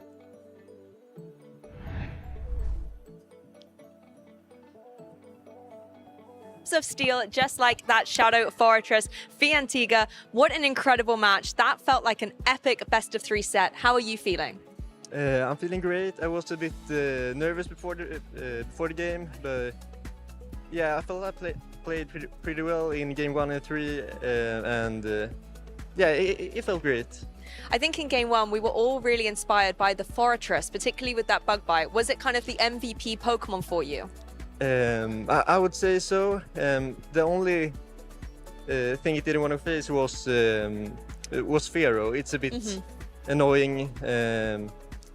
So yeah, I was a bit unlucky in game 3 to have Pharaoh on the lead, but yeah, it turned out well. So. Yeah, it managed to take down that Pharaoh, and Pharaoh's had a lot of changes coming into this new meta at the moment. Yeah. Were you prepared for them? I'm weak to so many things. I just disrespect Fairy, disrespect Medicham, and I'm quite weak to Pharaoh as well, so I was just hoping that I wouldn't face the things I was weak to. Well, you still were able to overcome those challenges really well. Yeah. I want to talk about game 2 because I think that was the most challenging moment of the set for you, particularly against the opposing Stunfisk. Talk us through what the problems were facing that particular Pokemon.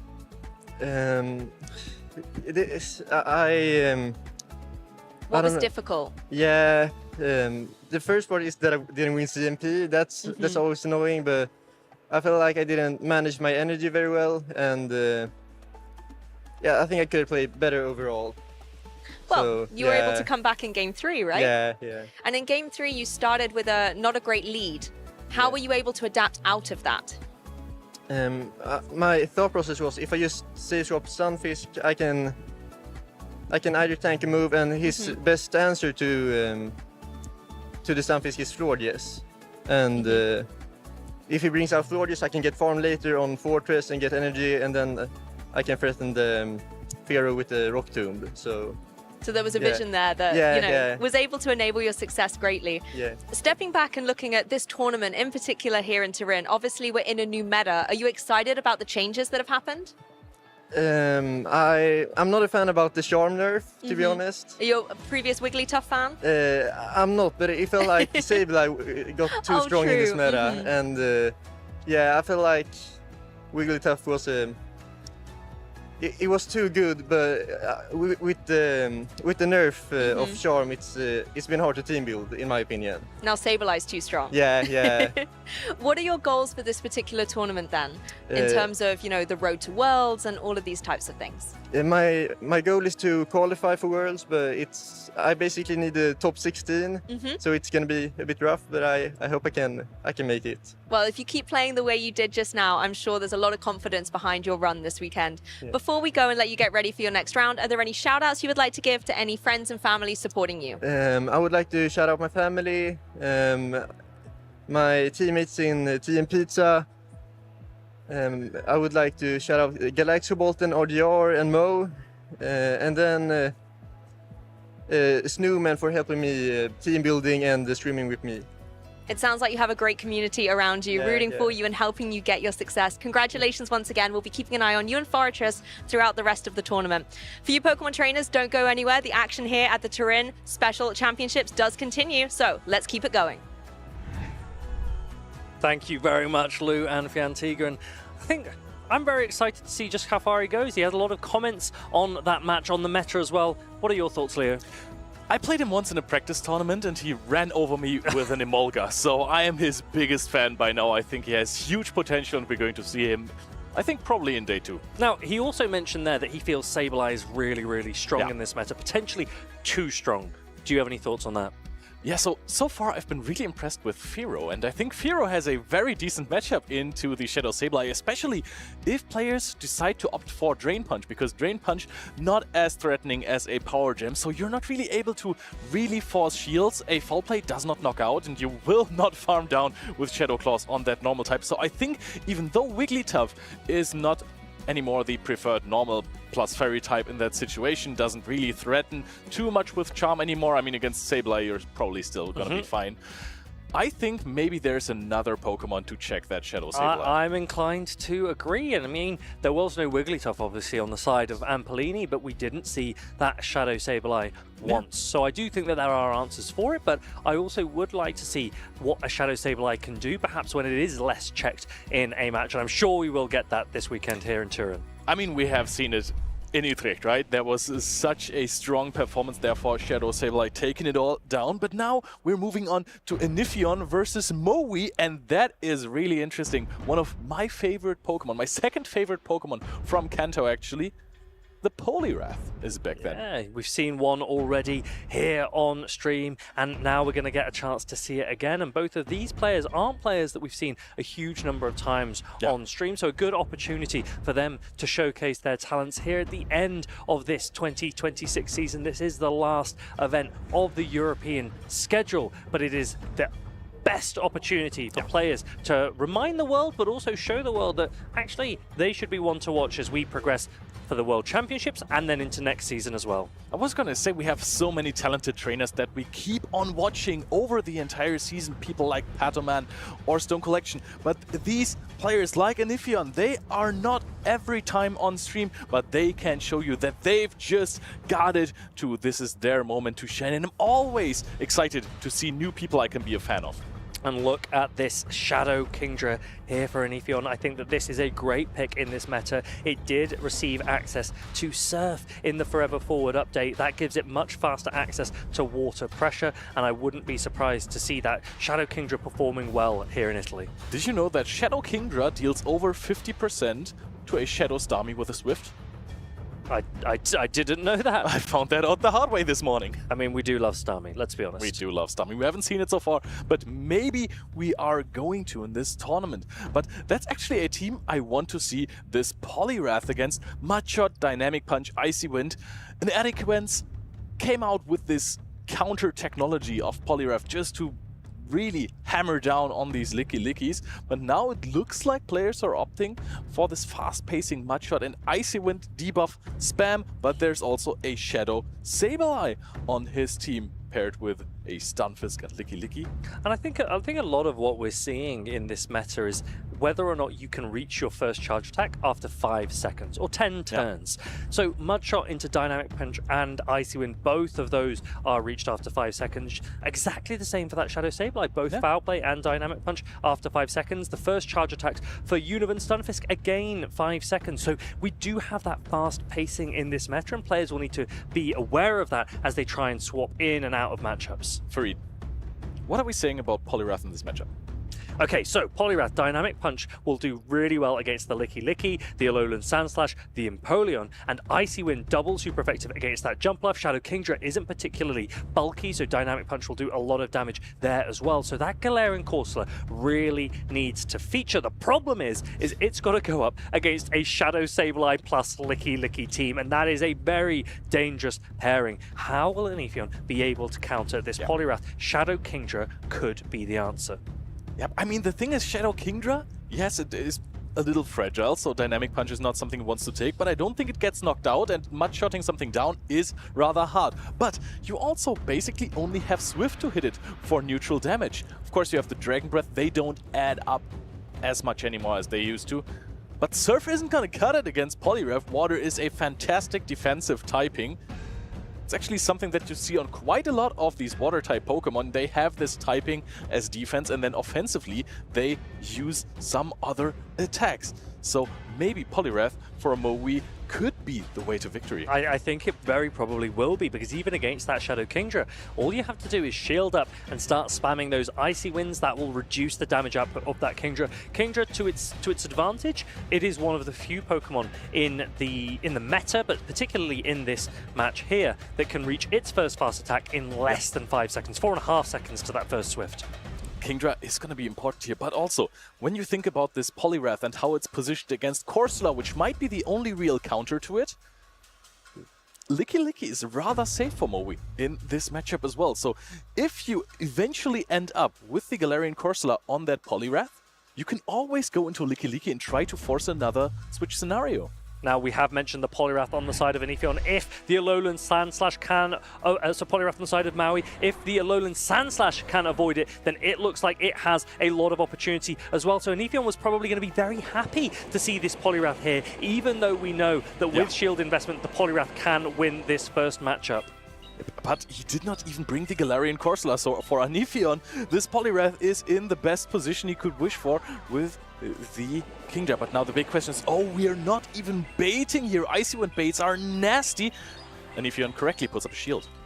Interesting that Maui doesn't go for that Icy Wind, so this is a great shield for Anifion. And now the Kingdra can put in a lot of pressure. Licky Licky coming out, and we will perhaps see a chip and dip strategy as Surf will land, do a decent amount to Licky Licky, and Anifion now has the decision to go into a Licky Licky of his own. Shield goes up as Maui looks to prevent that. Here comes the Licky Licky. There is shield parity now, but Maui's shiny Licky Licky has energy advantage. I like the switch up from Anifion. He could have gone for 3 more Dragon Breath and then tried to catch a Shadow Ball on his own Licky Licky, but he said Maui is maybe going to predict that and immediately throw the Body Slam, so I'm going to dip out faster. And now Anifion's going to slow the game down as he throws his Body Slam from the Licky Licky and probably have a think about how he wants to approach the mid-game after this Licky Licky mirror. Maui, on the other hand, if he can get an energy head start of any kind onto the Poliwrath, that pressure can put a lot of opportunity and damage out onto Anifion's team. The problem is that Mudshot is a very weak fast attack. It doesn't have stab either, so it's usually very rare that Poliwrath can actually get head starts with a fast attack down. The thing is, it already has quite a little bit of energy, but there is going to be a Body Slam thrown here. That is not going to be enough to knock out, I would suppose. A Shadow Ball would have done the trick, but are we going to get a full farm down with the Kingdra? No, actually, Anifion decides that he's going to take the Dynamic Punch. And now there is the opportunity for Anifion to get an energy head start on perhaps the Alolan Sandslash. It should be running Powder Snow in this meta after it received an update, and it will come in. It does take super effective from the Mudshots, but it doesn't do that much because it is such a weak fast attack. And now this energy head start will put it into a great position into the Sableye, which they pace at the same time. Bear in mind, Alolan Sandslash also benefits from the buff to Drill Run. It reaches it after 5 fast attacks as well, and Alolan Sandslash looks like it can do a ton of damage here. Yeah, on paper you would say, hey, Drain Punch, double, super effective. Oh, it goes through, and if you just lets it go, that knocks it out straight up, and now the defenses are rising. This Shadow Sableye all of a sudden is maybe turning the tides. That is a crazy no-shield from Anifion, and I think he's smart. He perhaps maybe overlooked the Drain Punch on that Shadow Sableye. Absolutely wipes out the Shadow Alolan Sandslash, and now Kingdra has a lot of work to do. The Shadow Sableye, the Body Slam comes in! Takes out the Shadow Kingdra, closes out game 1. Maui had so much energy on this shiny Licky Licky, just throwing the Body Slam onto this Kingdra before it can deal any sort of damage. wins the first game with 2 Pokemon still kicking. Shield your Sandslash trainer. It is a very squishy Pokemon, particularly in the Shadow form, but double super effective Drain Punch. Not only does it knock out the Sandslash, it also boosts the defense of that Shadow Sableye, and that game completely turned in an instant. Farid, we just discussed right before this match, is Shadow Sableye too strong? We said, there's maybe other counters to, but look what happens if there is not a dedicated hard counter. But he had a shield! He would have won! I get that. The Alolan Sandslash had so much energy there, and I think that players now, you need to pay attention. Drain Punch is available to Shadow Sableye, and it's not going to be the hardest hitting attack. It is against an Alolan Sandslash, but it does guarantee a defense buff as well, so definitely be aware of that. I mean, Drain Punch is just a phenomenal attack against all of these bulky Pokemon in the meta. Something like Diggersby can be flipped by Shadow Sableye now, but also versus Licky, it really helps with taking less damage, while it already isn't the hardest hitter in the Go Battle League. But our players are closer to getting ready for the second match. Moe in a commanding spot after winning this with the, I want to say, surprise Urshifu-esque Drain Punch. And now we do see the Jumpluff up against this Shadow Sableye. We was mentioned earlier, there's no Power Gem on Shadow Sableye, and this is a shiny Shadow Sableye. Licky's going to come in, and it's going to be met by this Empoleon, which resists both Rollout and Body Slam, but will go down to 2 Shadow Balls. Moe did get a bit of an energy head start. Let's see how these players play out this mid matchup. Yeah, that is one of those matchups where you would think that Empoleon is in a commanding spot, but look at the Shadow Ball damage. And if you're paying close attention, Hydro Cannon does not really deal 50%, and Metal Sound always does less damage than you would expect. But this looks like it could be range of knocking out with 2 Hydro Cannons. However, the energy head start that you mentioned. Yeah, he actually came in a little bit late with that Empoleon. That means that the Licky was able to reach 2 Shadow Balls before 2 Hydro Cannons. The shield investment, though, does mean that this Empoleon will be able to charge up to a ton of energy and will reach the 3rd Hydro Cannon before the 3rd Shadow Ball. Murray recognizes that he's not going to put further investment into this Licky. It goes down, and he could now come back in with this Shadow Sableye to put 1 shield in and potentially try and go for a full Shadow Claw down. Do you think he can do it? Yeah, I think he can very much do that, but the whoa, no shield here says, okay, this is Poliwrath's game to win, but Poliwrath is behind on energy against this Jumpluff, and yes, double super effective Icy Wind, but that's never gonna knock out a Jumpluff. An interesting no shield there from Moe is that Hydro Cannon lands on the Shadow Sableye. Icy Wind now reached by this Poliwrath. It is double super effective, but Jumpluff is just so bulky. It doesn't have same type attack bonus either from the Poliwrath, so it will be not enough to knock out. He'll have to reach up to another one. The advantage, though, is that 1 more will knock out, and Acrobatics will not be enough to knock out a fairly bulky Poliwrath after that Icy Wind debuff. Yep, but we're not gonna find out how much damage it deals anyways, because Moe smartly decides to actually use one of his shields. Now throws an Icy Wind on charge deck priority with the Acrobatics. Is Anifion going to shield this one, or is he gonna put all his eggs in one basket called Kingdra?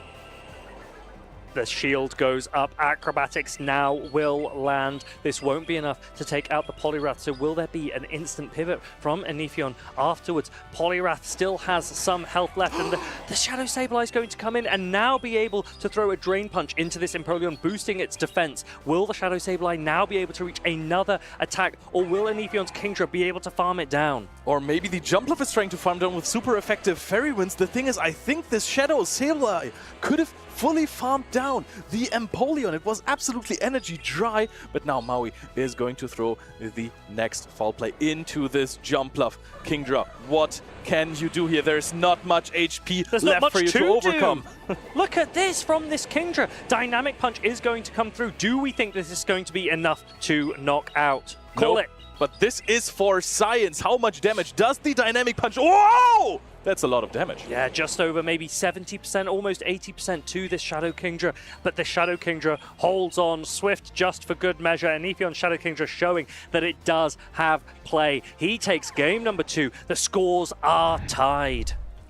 Not gonna lie, this damage woke me up a little bit. That was quite a huge amount from a bulky Pokemon like Poliwrath. That just goes to show again how efficient Dynamic Punch is combined with the same type attack bonus boost that Poliwrath naturally has on fighting type attacks. I mean, it did a little bit more damage than I think we were both expecting, and it may be the case that the Shadow Kingdra isn't as bulky as it could be. Obviously, these players, when you're running Shadow-type Pokemon, you don't have as much control over what alignment you want to have in terms of your stat distribution, and sometimes that can mean you use higher attack, and I actually quite like high attack Shadow Pokemon in particular. It gives them a bit more of that glass cannon feeling. I remember your Annihilate from Liverpool back then. Heck yeah, we love that Annihilate. Annihilate I was running sometimes with max attack, just because I knew I was going to shield it anyway, and I just wanted to put as much damage on the board as possible.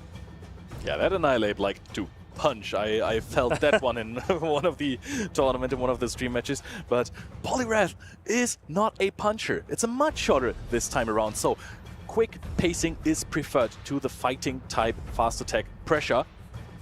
Maybe that could have helped in the last match, maybe a little bit more counter damage, but the Shadow Kingdra was able to close it out for Anifion. Game 3, the decider, and we're starting off rather slow with Jumpluff versus Licky. Licky has a little bit of an advantage with the super effective rollout. However, the damage of rollout isn't that high anyways, and Anifion has access to Jumpluff's Acrobatics, one of the strongest attacks in the Open Great League. And I think because of that, even though rollout is super effective, because Acrobatics is just so efficient, and because Jumpluff is one of the bulkiest, if not the bulkiest, Pokemon in the meta at the moment, Jumpluff actually beats Licky in all shield scenarios. It puts a great opportunity, and both of these trainers switch at exactly the same time into another similarly neutral matchup. The Empoleon resisting the Dragon Breath, taking neutral from the Flamethrower and throwing Drill Peck in return. Yeah, Empoleon looks like a Pokemon that should dominate this matchup just because you hit everything for neutral damage. But Metal Sound does so little that it looks like it's dealing less damage than the Dragon Breath actually. And now Altaria, of course, with a slower pacing, significantly slower, but way more bulk, connects a Flamethrower. And now it's going to be exciting to see, are there any shields going to be used? No, Anifion actually lets the Altaria get to the second Sky attack before throwing his own Drill Peck. He will shield up. Empoleon can win the one shield scenario. Dragon Breath and Metal Sound actually do the same amount of damage per second, so this is a very neutral matchup, but Altaria is just so bulky, and Empoleon is much squishier by comparison that it looks like that. But this Empoleon has actually now banked that energy, and Jumpluff is going to come straight back in. It does have a bit of an energy head start, and it is able to reach the energy ball before the Icy Wind, forcing that first shield from Moe. Yep, but there is a lot of energy now. The question is Icy Wind from this range gonna be enough to knock out? Throws it immediately. I'm going to say there's not a lot of farm down potential on the Mudshot. Let it go. Let's see how much it does. Oh, I would have loved to see if the Icy Wind could have held on, because Mudshots basically do 0 damage. The Licky would have perhaps sniped with a rollout in any case, so maybe a really good shield from Anifion. But now this Acrobatics, it might not be enough to knock out, but it is still a really hard-hitting attack.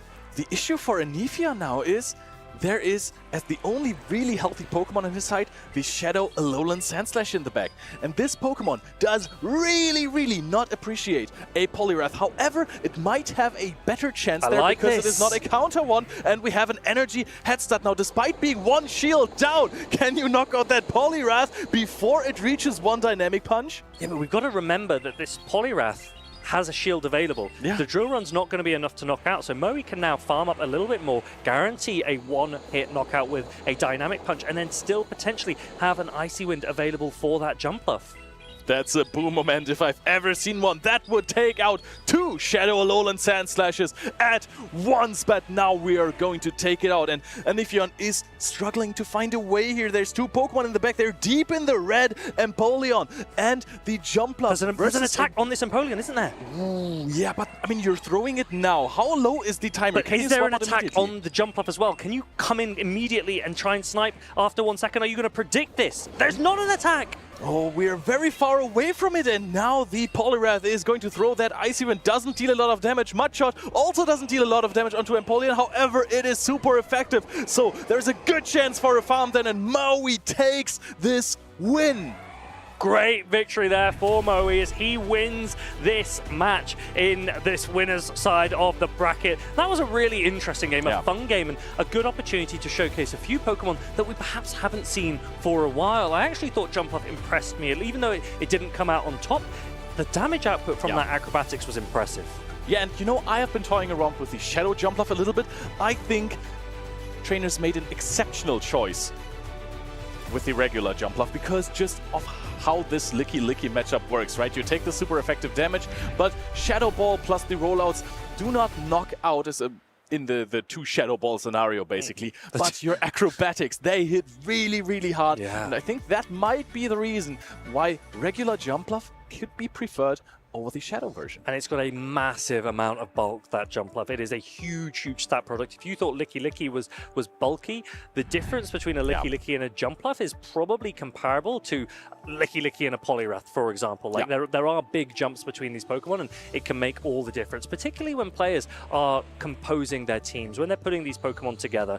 And the Shadow Sableye with that Drain Punch in this particular game was the key pivotal moment that turned the game on its head, took out that Alolan Sound Slash. You saw Ephion's eyebrows raise in that moment, probably wasn't expecting that. And then the Licky showing just why it's the Pokemon to beat in this meta. Taking out with so much energy. This is one of those really, really skillful tactics that trainers use where they farm up a lot of energy in some matchups, swap out those Pokemon, hoping that with how much is going on at the same time in Pokemon Go, the opponent might forget how much energy you had concealing your energy in the back of your team. And there was that moment earlier. We're seeing the Alolan Sound Slash up against the Drain Punch of the Sableye, up against the Dynamic Punch of the Poliwrath. It didn't get the alignment into the Altaria that it wanted. I think there was a moment in that last game where both players switched at exactly the same time, and it was an Empoleon into the Altaria instead of the Alolan Sound Slash. That could have made all the difference. That reminds me of the last game where we saw a simultaneous swap in of Stunfisk just to catch a discharge from the Stunfisk of Fantiga. That was impressive. We are so early on in the day in Turin at the Special Championships, and we are already seeing top tier gameplay and some upsets, because in game 1 I was 100% sure that this Drain Punch was going to be shielded. I think we definitely thought it was going to be shielded, and I also thought that Shadow Sableye might have been shielded as well in the game where it could have potentially farmed down that Empoleon. And I think that a lot of these players and a lot of you at home might be able to watch and take note from these shield decisions, because that's such a massive part of Pokemon Go PvP. You only get to protect shields. Where you use them, when you use them, will make all the difference in these matches. And I think it's really interesting how shield usage has developed over the years of this tournament series, right? Because now there's so many more charge attacks thrown in one game. I remember times where people said Lantern has a decent pacing, and then it took like 6 sparks to go to Surf. This would be super slow nowadays. Only the bulkiest of Pokemon can allow themselves to pace faster than 5 seconds to a charge attack. And now you have to make so many more shield decisions, but you still only have 2 shields. Well, it's a good point that you mentioned, actually, because even Jumpluff, with a massive stat product, was falling out of the meta. It's only back in because that Energy Ball now paces after those 5 fast attacks, after 10 turns. And so now Jumpluff, at its stat product, is able to come back into the meta. Azumarill, one of those Pokemon that has a huge amount of bulk but can't pace in 10 seconds, we're not seeing it quite as often. Speaking of slow pacing, Aegislash. Oh, baby. We have seen this Pokemon take title after title after title since it was introduced to the Pokemon Go Championship Series. Can Davide 1510 pilot it to victory here in Turin? He's up against Paulasha 97. And she's running Shadow Politoed. I love this. Why, Leo? Why is she running Shadow Politoed? This Pokemon just paces incredibly quickly. It is still very bulky, and the Shadow bonus basically allows you to deal more damage whilst not losing more bulk than you gain in damage. So Shadow Politoed is rather flexible, and also a few seasons ago, I think 2, Weather Ball was boosted. Weather Ball is so incredibly efficient now. And what's interesting is that Davide is actually running a Pokemon that Paula once piloted to reasonable success in that Shadow Mightyena. Yeah. This is also the first time that I believe we're seeing Shadow Kanto Ninetales on stream, the second most used Pokemon here in Turin, and maybe we'll get an opportunity to see exactly why. And one Pokemon that we haven't talked about yet on these trainers' teams is the Mantine. Just because it's so flat in this image, you could barely see it, but Mantine is definitely going to make an impact. It is also one of these incredible bulky Pokemon. And again, the theory stays true. It comes back into the meta because it has gotten an attack that paces quickly. So you take 5 wing attacks and then you're going to be able to throw a very efficient Twister. Twister now, you know, offensively, Dragon-type attacks aren't the greatest because they hit basically nothing for super effective damage, except for other dragons. But it's neutral quite often, and if you have a super bulky Pokemon, that's sometimes all you need. So interestingly here, I was just taking a look at the moveset of the Shadow Sableye, and Paula has opted not to run Drain Punch, but instead to run Power Gem. That will give it a better matchup into that Mantine, but a worse matchup into the Shadow Mightyena and into the Licky Licky of Davide's team. I think Shadow Mightyena is a matchup that you're not focusing too much on when you are building your team around the Shadow Sableye. Sure. Because, first of all, you don't see it that often. Second of all, I think even with Drain Punch, this is a tough nut to crack. But now we're seeing a rather neutral lead. I would say a little bit of advantage on the side of Clodsire because you are resisting rollouts. Davide agrees, swaps out into the Shadow Mightyena immediately, and then there is a Tinkaton! He's going for the Crunch rather than the Poison Fang. Crunch is a strong type. It's got same type attack bonus, it will do a lot of damage, but Poison Fang would have guaranteed a defense drop onto that Tinkaton, but he looks like he's leaning for another Crunch as well. I'm curious to see how Paula plays out this matchup, because this Gigaton Hammer, I mean, it's just going to immediately knock out, probably would have knocked out from near full health, so Davide's going to let that Shadow Mightyena go, and there's still a huge amount of health from this Tinkaton still to take out. The thing is, what was this Sucker Punch damage on this super bulky Tinkaton that was also resisted? That was so much damage still, but now, of course, another Tinkaton Gigaton Hammer is being thrown here. Has to be shielded. Putting shields on the Licky Licky doesn't feel great when you had a Shadow Mightyena on your team. Perhaps Davide was not necessarily expecting Paulasha to bring that Tinkaton. Thus, the risky safe swap of Shadow Mightyena. Yeah, which I'm a little surprised about, because I did think Shadow Mightyena was a good pick for this matchup, but it had to avoid that Tinkaton. Yeah. Clodsire now comes back in. Clodsire has a fairly comfortable matchup against Licky Licky.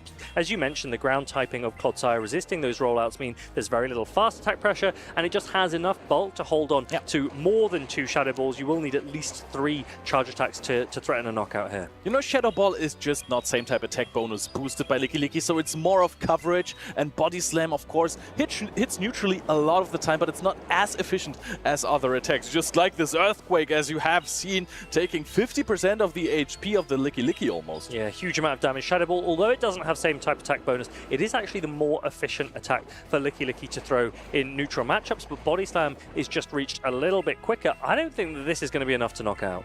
No, I think it's going to be very close, and then you cannot really farm down. Question is, will Davide swap out this Licky Licky? No, wants to force the energy from this Clodsire. Big question now. Paulasha is very close to a Stone Edge already. Wants to get a little bit more farm. That wasn't enough of an undercharge, and now we have this almost even matchup of Sableye versus the Mantine, but the Mantine is down shield. Not only that, the Shadow Sableye has access to Power Gem, so Paula can just go up to 2 Power Gems here, and she should be comfortable in this matchup. Twister's not going to be enough to threaten a knockout, so the first shield doesn't even go up, and Davide's just going to try and commit to a full fast attack down. I don't think he's going to be able to do it quick enough. His only win condition is that Paula baits with a foul play. That's not happening. Power Gem lands, and Davide's Mantine goes down. Paula takes game number 1. Champion Paulasha is aware of all the loose conditions, decides to just throw that Power Gem. You won't get outpaced to 3 Twisters here, so that is going to be absolutely fine. Paulasha takes the win in game 1 with the Clodsire technologies. I'd love to see Davide adjust the use of that Shadow Mightyena. I don't think it got a huge amount of leg room in that game. It was a little bit wasted against the Tinkaton, and I don't think that the Mantine was as free as perhaps Davide was hoping for it to be. I don't know if Mantine's the play in this matchup. Even though it gets access to Twister, 2 Twisters aren't enough to knock out an Altaria. The Twister's obviously triple resisted by the Tinkaton. The Shadow Sableye has access to Power Gem. Paula's Clodsire has access to Stone Edge. Furret has a neutral matchup into it anyway. I would drop the Mantine personally. I still think, even though Twister is triple resisted by Tinkaton, that should be a favorable matchup for the Mantine, because Gigaton Hammer is resisted and you have Water Pulse as your second attack, so same type attack bonus, boosted neutral damage. That could actually be something that Mantine might be relevant for in this meta. However, I want to see some Ninetales action. I think the rise of Ninetales could be something that also explains the Shadow Politoed. Well, you mentioned Tinkaton's Gigaton Hammer being resisted, but it is such an efficient attack, it is so hard hitting that Tinkaton generally beats Mantine, particularly in the 0 and 1 shield scenarios, and that is crazy. Yeah. It does not even care about resistances. This Pokemon is ignorant. And now we're going to see another Mantine game. This time around, no shield advantage on the side of Paulasha, but with the Tinkaton in the back, no target on Davide's side in form of a Mightyena.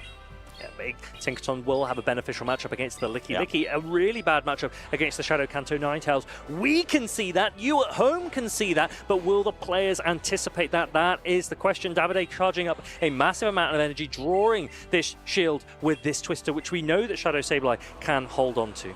Yeah, but not that much more. I think if you play the 2-shield scenario, a Twister would knock out in the end, so you would get farmed down eventually. Paulasha this time around says, I'm going to take the hit.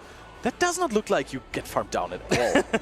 Yeah, I do think Shadow Sableye does have a surprising amount of bulk, even when it's not running Drain Punch. And now these foul plays, remember this was buffed a few seasons ago as well. It does a little bit more damage. So this Licky will be able to sponge it, but once 2 of them land, I think Licky would be put under pressure. Paula doesn't need to opt for that because we've seen how much damage an Earthquake can do. So she's going to sponge all of this energy on her Poison and Ground type Pokemon and threaten a knockout with Earthquake instead. Yeah, that is genius as well. Knowing damage ratios in one matchup is one thing, but knowing how your damage ratios combine is crazy. Knowing after a foul play from the Sableye, you put the Licky into Earthquake range with the according amount of Poison Stings, knocks it out, and Davide is not too happy about that. And now this Mantine is going to have to try and go up to this Water Pulse. It will be a charge attack priority on the Stone Edge, which Mantine will win. But Water Pulse, I don't think that this is going to be enough to knock out. It's not quite a Shadow Star. I mean, Aqua Jet, Water Pulse is still a reasonably hard-hitting attack, but Mantine doesn't have a particularly high attack stat itself. Stone Edge, on the other hand, this should be enough to collect the knockout. Yeah, but theoretically, if you only have one Pokemon left in the back, this neutralizes the Clodsire for the rest of the game, because I think this should be... This does not look like farm down range for Ember. Shadow Sableye is being swapped in here. I think it does. I think that this Shadow Kanto Ninetales will farm down this Shadow Sableye and then have a great alignment into that Tinkaton in the back. I think Paula recognizes that, and Shadow Sableye isn't able to reach that second foul play. There's an energy head start on the Shadow Kanto Ninetales, and Davide might be able to showcase exactly why this Pokemon seems to be leading the meta. This is not a Shadow Kanto Ninetales. Sorry. This is the bulky version, and this is going to hang on to even more bulldozers. Paulasha does have some energy advantage, but look at the Weather Ball damage. Deals about 50% to a Tinkaton, and that's more than you need. Yeah, the regular Kanto Ninetales, I apologize. The Shadow of the Sableye was holding on to the regular Kanto. I actually think I prefer the Shadow Kanto Ninetales, but this regular Ninetales will be so comfortable against this Bulldoze, and without a defense drop, 2 Bulldozes probably wouldn't even be enough to threaten a knockout. Oh, tries to go for a catch here, Paulasha, but Davide is not going to get irritated here. Farms up to double. Weather Ball throws it, takes out the Clodsire here, and now just waits for the Tinkaton to come back and to throw yet another Weather Ball. And now, for the first time, we can see the strength, the sheer power, the versatility of Kanto Ninetales in this season. Big win there to get game parity. Davide against Paula, 1 game apiece, and it's a best of 3. That means the winner of this next game will progress on the winner side of this bracket here in Turin. I think Ninetales is going to go forever forward in this tournament. That is definitely looking like a powerhouse. And this was something that it did in the last season as well, right? Weather Ball spam with the Ember charge. It's so fast. That was already pretty dominant. But now it is also covering for, we call them Mud Boys, for these water and ground type Pokemon that were on every single team basically in the last few seasons. Where are they? Where are they? Paula has a lot of opportunity here to adjust. Davide, I think, is a little bit more compressed in his team selection. That Aegis Slash really doesn't look like it's a viable option. It has to be really afraid of the Furret and of the Shadow Sableye. And even if it goes into sword form, it's probably not threatening a knockout into the Tinkaton, Altaria, or the Clodsire, which are just so bulky. And all three of those Pokemon have super effective charge attacks to hit it back with. Davide, we've seen, is trying to use this Mantine. I don't know if Mantine was the MVP for him in that game number 2. Ninetales did do well, but it was aligned into its perfect matchup. So Davide needs to think, what will he do to adjust? I wouldn't be surprised if we see the Mightyena again, but it has to avoid the Tinkaton if Davide wants to get full use out of it. Yeah, I think you really can't use it as a safe swap here. You either play it as a lead, expecting no Tinkaton in the front, or you play it in the back just to conceal it. So don't let Paulasha know what you have in the back, what are your last options, and then bring in the Mightyena to close out the game in the end. But what is Paulasha going to be thinking? Tinkaton was very strong for her in game 1, of course, but in game 2 it lacked the power to beat. Oh my days! There is Mightyena staring at the Tinkaton. Paulasha reading her opponents like books. Exactly what Davide didn't want to see, but Mantine can now come in to be met by this Shadow Sableye. And Mantine can now start to put a little bit of pressure onto this Shadow Sableye, but it's going to let the first attack come through from Paula, shielding this foul play, which I suppose is a bait, but still would have done a decent amount of damage. Yep, avoiding the power gem at least for the moment. But now this Mantine actually looks like a really, really strong safe swap now that the Tinkaton is out of the picture there that it was swapped out afterwards. We're going to see another Twister. Davide is so far up in energy. But it's interesting that Davide opts for that Twister, which Paula correctly no shields, and now Paula can threaten a knockout as these foul plays build up. There is a charge attack priority. I don't think this would knock out. I think Davide has the opportunity to no shield if he wants to, but he is going to protect the Mantine because he really wants to avoid the Mightyena against the Tinkaton in the back. I think he's trying to force switch, but I don't think it is going to work because there is another shield on the side of Paula. Are you going to get... No, nobody has shields anymore, but Paula has the foul play because this Shadow Sableye could live. The one Twister has no problem with getting farmed down at all. Now is going to save switch for her. And now the Ninetales is in a funny position here because as this Tinkaton comes in, when Ninetales counter swaps, it's going to be met by a Clodsire that can threaten it with one knockout. So Davide is actually staying into this matchup a little longer. He's actually going for this catch, and Paula instantly swaps into this Clodsire. Ninetales will try and get 2 Weather Balls off. It's going to throw the first one as Clodsire reaches its first charge attack. Clodsire probably will be leaning in for an Earthquake, but that Gigaton Hammer is loaded on that Tinkaton. I think Paula very much has this game sealed. You know, the thing with versatility, utility on your Pokemon, quick pacing, none of this matters if you are absolute shields down against a Pokemon like Clodsire that is going to throw this newly buffed Earthquake into your face with a Tinkaton with a Gigaton Hammer loaded in the back. That is fully knocking out the Kanto Ninetales. And now, yes, Mightyena can show off its strength, can actually get some energy, a good overfarm.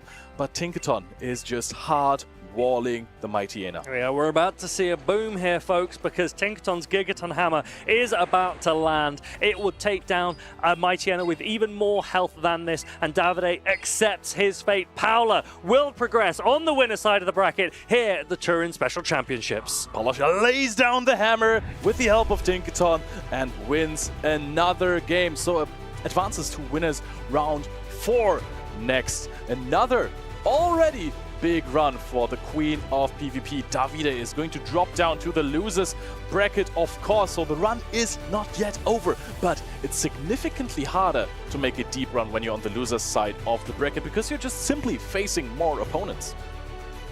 Brilliant win here for Paula as she progresses, and Davide will drop down to the loser side of the bracket. His run is not over, but he cannot afford to lose again, and it was a really interesting team from him there. I'm not sure if I loved all of his picks, but a lot of them made sense. Mantine, it perhaps didn't do the work that I would have liked for it to have done in that match. I was thinking that if you are outpacing the Shadow Sableye when you safe swap the Mantine, I was under the impression you win that matchup in the 2-shield scenario, especially because Shadow Sableye is not necessarily the bulkiest Pokemon. I think people take it for granted, to be honest. I think Shadow Sableye has a bit more bulk than people think it does. Obviously! And now here in Game 1 we can see even a Power Gem landing on that Mantine. Does not only have more bulk than you'd think, it also packs a punch, especially with the super effective damage here, knocking out that Mantine of Davide. A Pokemon that we haven't seen in this matchup is the Aegislash, and that is a Pokemon that has conquered the Pokemon Go PvP tournaments by storm most recently. The question is, how good is Aegislash going to be in this tournament in the Forever Forward season as well? Because a Pokemon like the Cantonian Ninetales does apply quite a lot of pressure onto it. Kanto Ninetales was interesting. I think it looked really good when it was against the Fairy Steel type Pokemon, but as soon as it's no shields, and Clodsire, I mean, Clodsire generally speaking, when shields are down, has a really, really strong matchup against most of the meta because it just outbulks almost all of them. It has that Edge Quake coverage, literally, with Stone Edge and Earthquake, and that basically hits everything. Or Stone Edge Sludge Bomb, huh? I personally wouldn't do that, but Stone Collection might disagree. I figured. I mean, it got him to a second place back then in Stuttgart, but Paulasha... Or prevented him from a first place, you could say. I mean, I think there's room to debate about that. But Paulasha, it's an open question. Multiple first places on this player. She has been an absolute menace in every single season that I can remember. And I can't wait to see more of her in this very tournament. Yeah, winner of Torino. The last time we were here in 2023, she played up against Andres and took victory. If you found that quite cool in this last matchup, how Paulasha laid down the hammer, we can explain a little bit more about the Pokemon Tinkaton that just recently had its first community day. And there you could see Fairywind, Bulldoze, Gigaton Hammer. Before Gigaton Hammer was introduced in the community day, you could actually run Play Rough, which was already, it was still decent. The typing is neat defensively. Offensive Fairy type damage is still very valuable. But Play Rough wasn't quite a Gigaton Hammer, was it? Gigaton Hammer is just such a strong attack. It is the addition from the Tinkaton Community Day that we had a few months ago, and even in matchups where Gigaton Hammer is resisted, it still puts on so much pressure. We mentioned against that Mantine, for example, Tinkaton still wins despite both of its charge attacks being resisted. And now you would think, hey, Gigaton Hammer, it takes quite a while to get there. Yes, but Tinkaton is also very bulky, and the nastiest thing about this moveset for Tinkaton is that your bait attack is Bulldoze. Nothing feels as bad as shielding a Bulldoze when you're expecting a Gigaton Hammer. Your opponent saves up on energy, and there is a very high chance that your defenses will be debuffed. So in matchups like Shadow Jumpluff versus Tinkaton, it actually really matters. If you decide to shield a Gigaton Hammer and you get defense debuffed from a Bulldoze, there's a way higher range in which you get knocked out by the next Gigaton Hammer, so it can definitely matter. And if you wanted some context, if you wanted to understand just how strong Gigaton Hammer is, for those of you that have played in the Master League and have used Origin Pulse and Precipice Blades from Groudon and Kyogre, it is exactly the same parameters as those attacks. So effectively, Tinkaton is using a Precipice Blades as it hits you with that Gigaton Hammer, and we have seen the damage output. So you can either rearrange the entire world by eliminating all of the water or just flooding everything, or you hit him with a big hammer. That is true. And actually, if you looked at a picture of the size comparison of Tinkaton to Groudon and Kyogre, I think it would be quite a good image. If we could get that image up. If anyone can try and generate that kind of image and post it on socials for us, I really would like to see a life-size comparison between those Pokemon. And make sure that the hammer is extra big. Yes, that is true. I think the hammer could also as well be as big as a Kyogre. That would be a very heavy hammer. It would be a very heavy hammer. Now, obviously, Turin is the last opportunity to use Pokemon like Tinkaton in this Forever Forward meta at the regional level, but there still are opportunities in locals. They are still going ahead. So if you haven't yet competed, keep your eyes tuned for this. Hey, do you want to play? Yeah.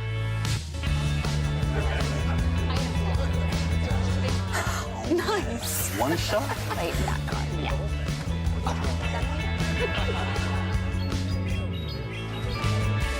I'll use twin cannons. Great game, guys. Bye. See you next week. Come play at your local Pokemon League. Just scan this QR code to find events near you. I can only recommend this, especially for newer trainers. When I started my Pokemon Go PvP journey, I did not know too many people, but those locals, they gave me the opportunity to form bonds with other trainers and strong friendships. I think Leo is a great example of a player who has come right from the very beginning of his Pokemon journey through the local scene, through grassroots formats, all the way up to regional level and international championships as well. So this is a great place to get started, to meet friends, to build communities together and get involved in the game and the franchise that we all love. Yeah, and to learn as well, because you can always play against the best players from your local region and then learn from them.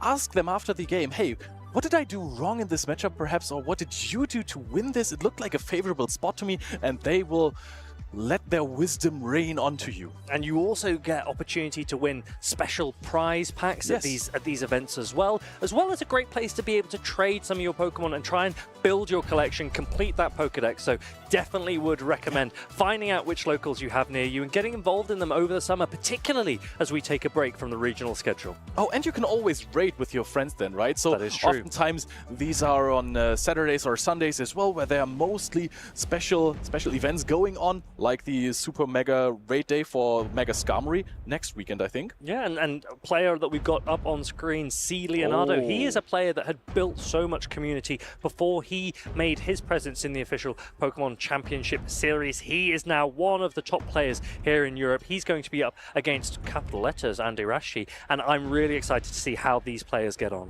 I think the capital letters mean that we have to yell the name, but for the moment, to save your ears at home, we're gonna not do that. But there's a Shadow Primeape. That is a really, really cool Pokemon. Always remembers me of Galfia at EOIC. One of the best runs I've ever seen on the losers side. This Pokemon really packs a punch, but people have been pivoting away from the close combat charge attack, and they went back to Ice Punch. Why is that, Farid? Ice Punch with the double super effective opportunity into Pokemon like the Altaria, but also giving you just really, really strong coverage. Fighting and Ghost and Ice is resisted by nothing at all in the meta, so Shadow Primeape looks like it could be a great option. C. Leonardo is a great player, he's a great team builder as well. He's had so much success in his Pokemon Go career, and he's really looking to cement himself in the Championship Series as well.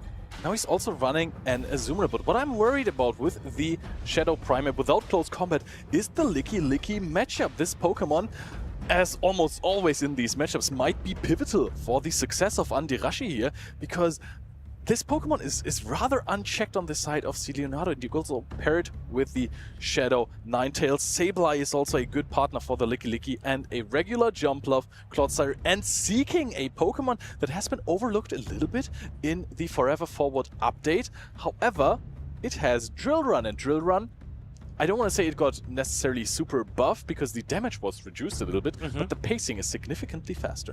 Yeah, I mean, it was a buff. I think it becomes a very, very good option. The pacing is sometimes much more important than the overall damage output. I think Seeking could be a really fun pick in this meta. Let's see how Andy gets on with it. We're seeing the Seeking come up straight away up against this Empoleon. And Empoleon, although it resists the pegs, it would take super effective damage from the Drill Run. In return, Metal Sound is resisted, and Empoleon forced to throw Drill Pegs instead. I think Empoleon is very much fine against all the other Pokemon that Andy Rashi brought, like the Clodsire or the Jumpluff. Jumpluff, of course, getting super effective damage from Drill Peck, but Empoleon will now have to deal with the Seeking, and judging by the backline of C. Leonardo, it doesn't really look like there is so much of an answer. The Drill Run connects. A little bit more damage on that Drill Run would have been more threatening in that scenario, but C. Leonardo, because he would win charge attack priority, still outpaces to another Drill Peck. It's a really interesting matchup here, Seeking versus this Empoleon, because the Seeking's going to bank that energy and come in with the Clodsire, and C. Leonardo's actually going to go straight away into the Empoleon. Even though the Poison Stings wouldn't have been able to knock out the Empoleon, he could have stayed in, charged up a huge amount of energy before going and sponging on this Azumarill. Interesting shield decision here as well. Often players don't choose to shield their Azumarill, but I think C. Leonardo thinks that Azumarill has a lot more opportunity in this mid matchup. Yeah, and also the other Pokemon that you could shield in the end is the Dunsparce that we haven't talked about too much, so that Pokemon Pokemon also doesn't necessarily screams for shields, but I liked the fast swap out of the Empoleon after the Clodsire came in, just because when you're this low at HP already and you see your opponent swap, you don't have that much time to recognize which Pokemon was swapped in. And if it's, for example, a Shadow Sableye, if you're just tapping one more time for another fast attack, you're gonna get knocked out by Shadow Claws. So possibly a wise decision. Andirashi is going to let go of the Ice Beam, says, okay, Clodsire, you pull the shield, you dealt like 65% damage to this Azumarill. I can bring in, oh, the Jumpluff, but Jumpluff is going to get outpaced here to the Ice Beam. Leonardo throws it, and that is going to draw the next shield. However, Andirashi, as he was ahead in shields before, matches shields now, can now massively overfarm. And Jumpluff is just so bulky that even the Ice Beam, if it were to land, wouldn't have knocked it out. This shiny Jumpluff now throwing the first Acrobatics, it would do a ton of damage. 2 Acrobatics generally knocks out anything that doesn't resist it in this meta, so that first shield will go up for the Dunsparce as well. The thing is, what do you do now? You know shield this Rock Slide here from C. Leonardo. Andirashi is going to let this go. I think another one would definitely lock out, so has to be wary of that situation. While C. Leonardo has no shields anymore. And keep in mind, Andirashi, he swapped out his Seeking with a full charge attack start after hanging on to the Drill Peck by the Empoleon. So there is a big question now in the room. When will Andirashi go in for that combo play? Is he going to wait out the last Pokemon of C. Leonardo to then apply a debuff that is going to stick? Or is he going to try to go for a catch? No, actually a tried catch attempt from C. Leonardo brings in a Azumarill, and Andirashi calm as a cucumber. I love that from Andy. He anticipates the Azumarill coming in. He charges up even more because he's remembered that the Azumarill doesn't have a ton of energy, and he now has an attack loaded for whatever comes in on the side of C. Leonardo. Oh, but C. Leonardo has a charge attack already stored. Andirashi throws he could have actually got a little bit more, but let's remember that the Seeking still has an attack loaded as well. So you need to do one switch, catch, throw, no!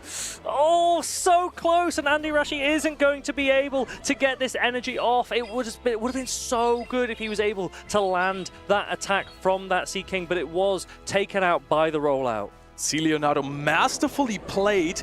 He piloted it so that it is so hard for Andirashi to apply the damage off of that Seeking in the back. He knew there was a charge attack from the beginning of the game, that it was sitting there in the back, but he never gave his opponent a clear option to swap in that Seeking and go for a safe combo play. He always had the energy distributed rather evenly on all of his 3 Pokemon.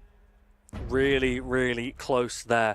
And the moment that it changed was actually when Andy threw a little bit early against the Empoleon. So he did a really great job against the Azumarill. The Azumarill comes in, he charges up to basically maximum energy, takes out the Azumarill, and then the Empoleon comes in and he throws a little bit early, perhaps forgetting how much energy the Empoleon had. And you could see as he started swiping the bubbles for that charge attacks, he realized, he goes, actually that Empoleon wasn't near an attack and I don't want to take it out. So he starts to undercharge. The Empoleon was on such low health it goes down anyway. And then Dunsparce cleans up for C. Leonardo. He takes the advantage in this series. It's been a while since we've seen a Dunsparce used. Why is that? Dunsparce is, I mean, it's not the prettiest Pokemon out there, but it is pretty effective with... Excuse me? It does have a lot of opportunity with Rock Slide and Drill Run, and now bearing in mind Drill Run is even quicker. I can see why players are using it. I don't know if I would pick it over Licky Licky, for example, but Rock plus ground coverage is superb. In any Pokemon format, you've seen it in VGC, we've seen it in Go almost forever. Rock plus ground hits pretty much everything in the meta. So Dunsparce does have that opportunity to be a pretty flexible pick in most formats. It's such a good generalist, especially in formats where people do not expect the Dunsparce necessarily. It can be quite the nifty core breaker.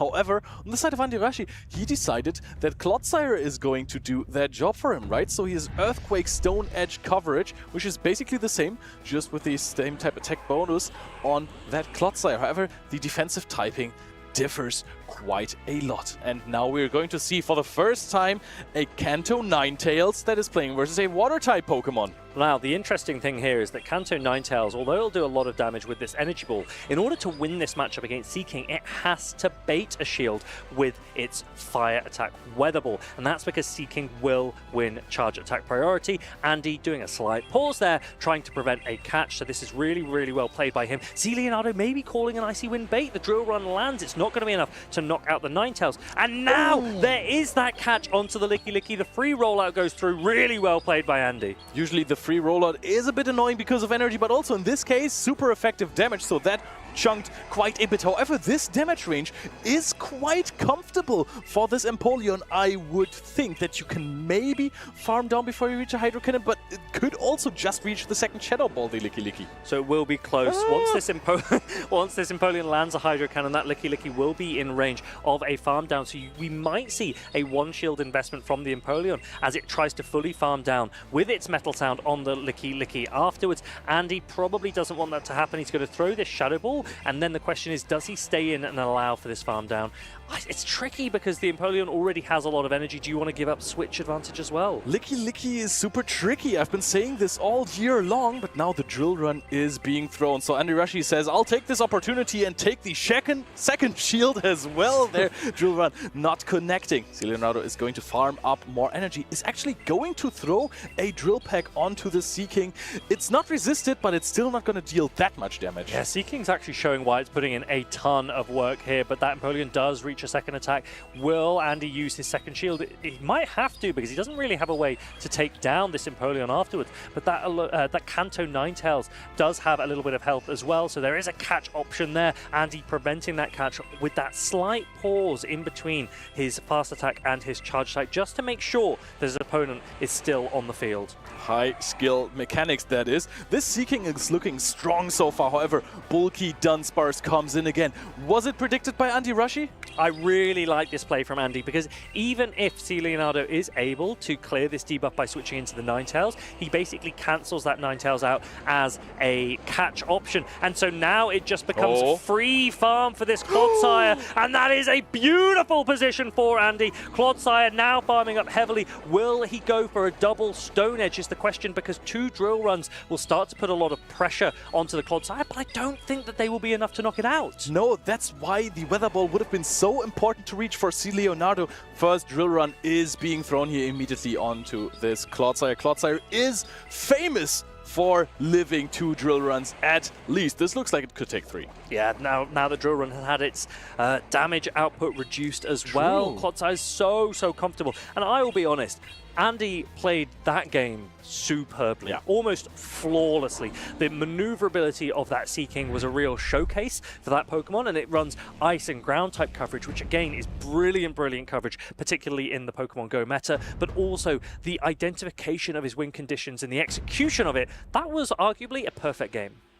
Definitely. He played it very clean. See, Leonardo couldn't catch up. And I want to mention one meta call, a Pokemon that has appeared out of nowhere in this calendar year, 2026. Empoleon all of a sudden was on the rise, kept popping back up in big tournaments. By now, it feels like people are incredibly prepared for Empoleon. Sometimes it still gets some Hydro Cannons through, mainly in matchups like the Licky Licky, so you can still pop off with this Pokemon. But the Fire types, they outpace now. You can throw the Weather Balls before and you resist the Metal Sound. You have some more Water types that resist those Metal Sounds. So I think Empoleon is in a little bit of an awkward position. Empoleon, it does still have one of the best typings in the game. Do you want a quick quiz question while we wait for these players to lock in? Can you name any Pokemon that has more resistances than Empoleon? It's a bit of a tough question. You might have to answer it after this next game, but if anyone's watching at home, let us know in the Twitch chat. Can you think of a Pokemon that has more resistances than an Empoleon? Try not to cheat if you can help it. If you know the answer already, I'll be very impressed. I mean, the one name that is flying around in my head is Ledian, but I'm not... Yeah, of all the famous resistance typings, Bug Flying, yeah. Yeah, maybe Bug Ice. Yeah, you know, Frostmoth, also good contender. Yeah, that's the Ice, famously good defensive typing. That's true, but I think, okay, Resistance is tough, but Kingdra could also be a contender with defensive typings. Water Dragon is good, but it doesn't quite have... the thing with Water Dragon is it has very few weaknesses rather than lots of resistances, if that makes sense. I'm calling Hisui and Gudra or Dialga, but we'll figure this out later. Now we're going into Game 3, and this is Dunsparce MVP of Game 1 versus Seeking MVP of Game 2. Yeah, Seeking is a really, really good pick. Actually, our friend and co-caster Arceus Aurelius, I believe, is also bringing it this weekend. We may hopefully see him on stream as well, but maybe he'll be taking some notes from Andy, who's using this Seeking pretty well, particularly in that game number 2. He does go for, well, I would say a catch, but I think perhaps that drill run would have been thrown by the Dunsparce anyway. And now the Empoleon comes in, and I like this play from C. Leonardo because the Clodsire is in a range where Hydro Cannon will threaten a knockout. Does it though? That's the big... Clodsire is so incredibly bulky. Andy Rashi says this is not going to be enough, and it hangs on. Yeah, but you can one-shield and now get that energy again on the Empoleon, and that puts it in such a good position that I do think that C. Leonardo has...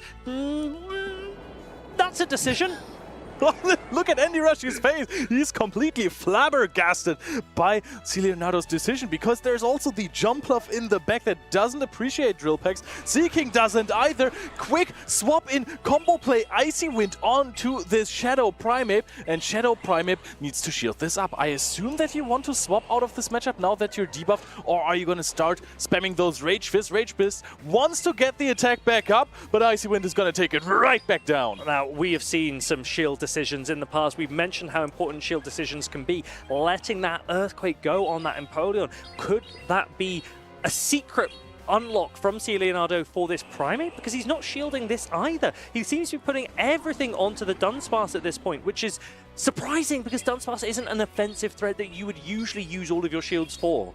Yeah, but I mean, he probably just doesn't want to go 2 shields down. That's always a pretty tough position to be in. But if you're 2 Pokemon down, that's also not helping the case. C. Leonardo is now going to farm up, throws a Rock Slide. Andy Rashi says, yep, this is my last Pokemon that is at green HP, so I'm gonna definitely shield this. Super effective damage is fine, even though there's always the chance that there might be an Ice Punch flying your way, so be wary of that, Andy. Now, first Acrobatics is going to be thrown into the Dunsparce. C. Leonardo correctly identifying that this is the hardest hitting attack that can happen in this matchup. Shield going up, and C. Leonardo and his Dunsparce with a little bit of health on that Shadow Primeape will be looking to do everything they can here. Here comes the Shadow Primeape. Will it reach a Rage Fist? Yes, not enough for an Ice Punch, but there are no shields remaining, so it's not like Andy could make a decision anyway. He's probably just hoping this isn't an Ice Punch. As this Rage Fist comes through, he now looks like he could be in a good position. He's actually going to throw the Acrobatics because he thought the Primeape had been knocked out, and that could be the moment that everything pivots here because the Dunsparce has energy. But I don't think a Rock Slide will be enough, but I do think an Acrobatics might be. But Rock Slide plus 1 rollout, is that going to be enough? Oh, it's barely not! The Acrobatics is reached! Dunsparce is bulky, but is it that bulky? C. Leonardo already puts down the phone, but might hang on to this. No! But no, it does hang on to this! C. Leonardo! He keeps tapping it down. The Clodsire with the poison sting down takes this. I'll see Leonardo with the jump scare coming back into this game. But Andy Rashi confidently takes this 2-1. See, Leonardo had walked off. He's like, Acrobatics will definitely be enough, but that Jumpluff showing why its bulk was so pivotal. And you mentioned that the Shadow Jumpluff versus regular Jumpluff option is available to players, but regular Jumpluff being able to hang on to that Rock Slide. Yeah. I mean, Andy almost threw that away. He threw an Acrobatics into a 1 HP Shadow Primeape. That is true. I think the Shadow Primeape got knocked out. Yeah, but the thing is, if that was the relevant part, the Dunsparce would have still won the charge attack priority, so he would have maybe just had another catch attempt on this Clodsire, which is a pretty safe call catch. However, how safe can you ever be with catches, right? There could be like these big mind game genius moments. Could you imagine if he had gone for the catch, not got it, and the rollout down into double Rock Slide, hold on to the Acrobatics and take out the Jumpluff? So that, you know, it could have been worse, let's put it that way. But Andy takes that series. Taking down a player of C. Leonardo's caliber is nothing to shy about, and he will be really, really impressed with that result, even if the actual gameplay in that game number 3 wasn't his best. Yeah, there was definitely some sort of improvement. But what I was incredibly surprised by is that C. Leonardo is playing the bulkiest Pokemon in the Open Great League and is incredibly willing to let ground-type charge attacks hit his Empoleon in Game 1 with the Durarump from the Seaking and in Game 3 with the Earthquake. Yeah, I will be honest. I'm not sure no shielding an Earthquake was the right call. And I think that Empoleon there, landing that Hydro Cannon with shield investment and farming down with Metal Sound, could have given C. Leonardo a really good offensive option with the Empoleon's Hydro Cannons and Dropex, which are two really good attacks. Maybe he thought the Empoleon would hold on. Yeah.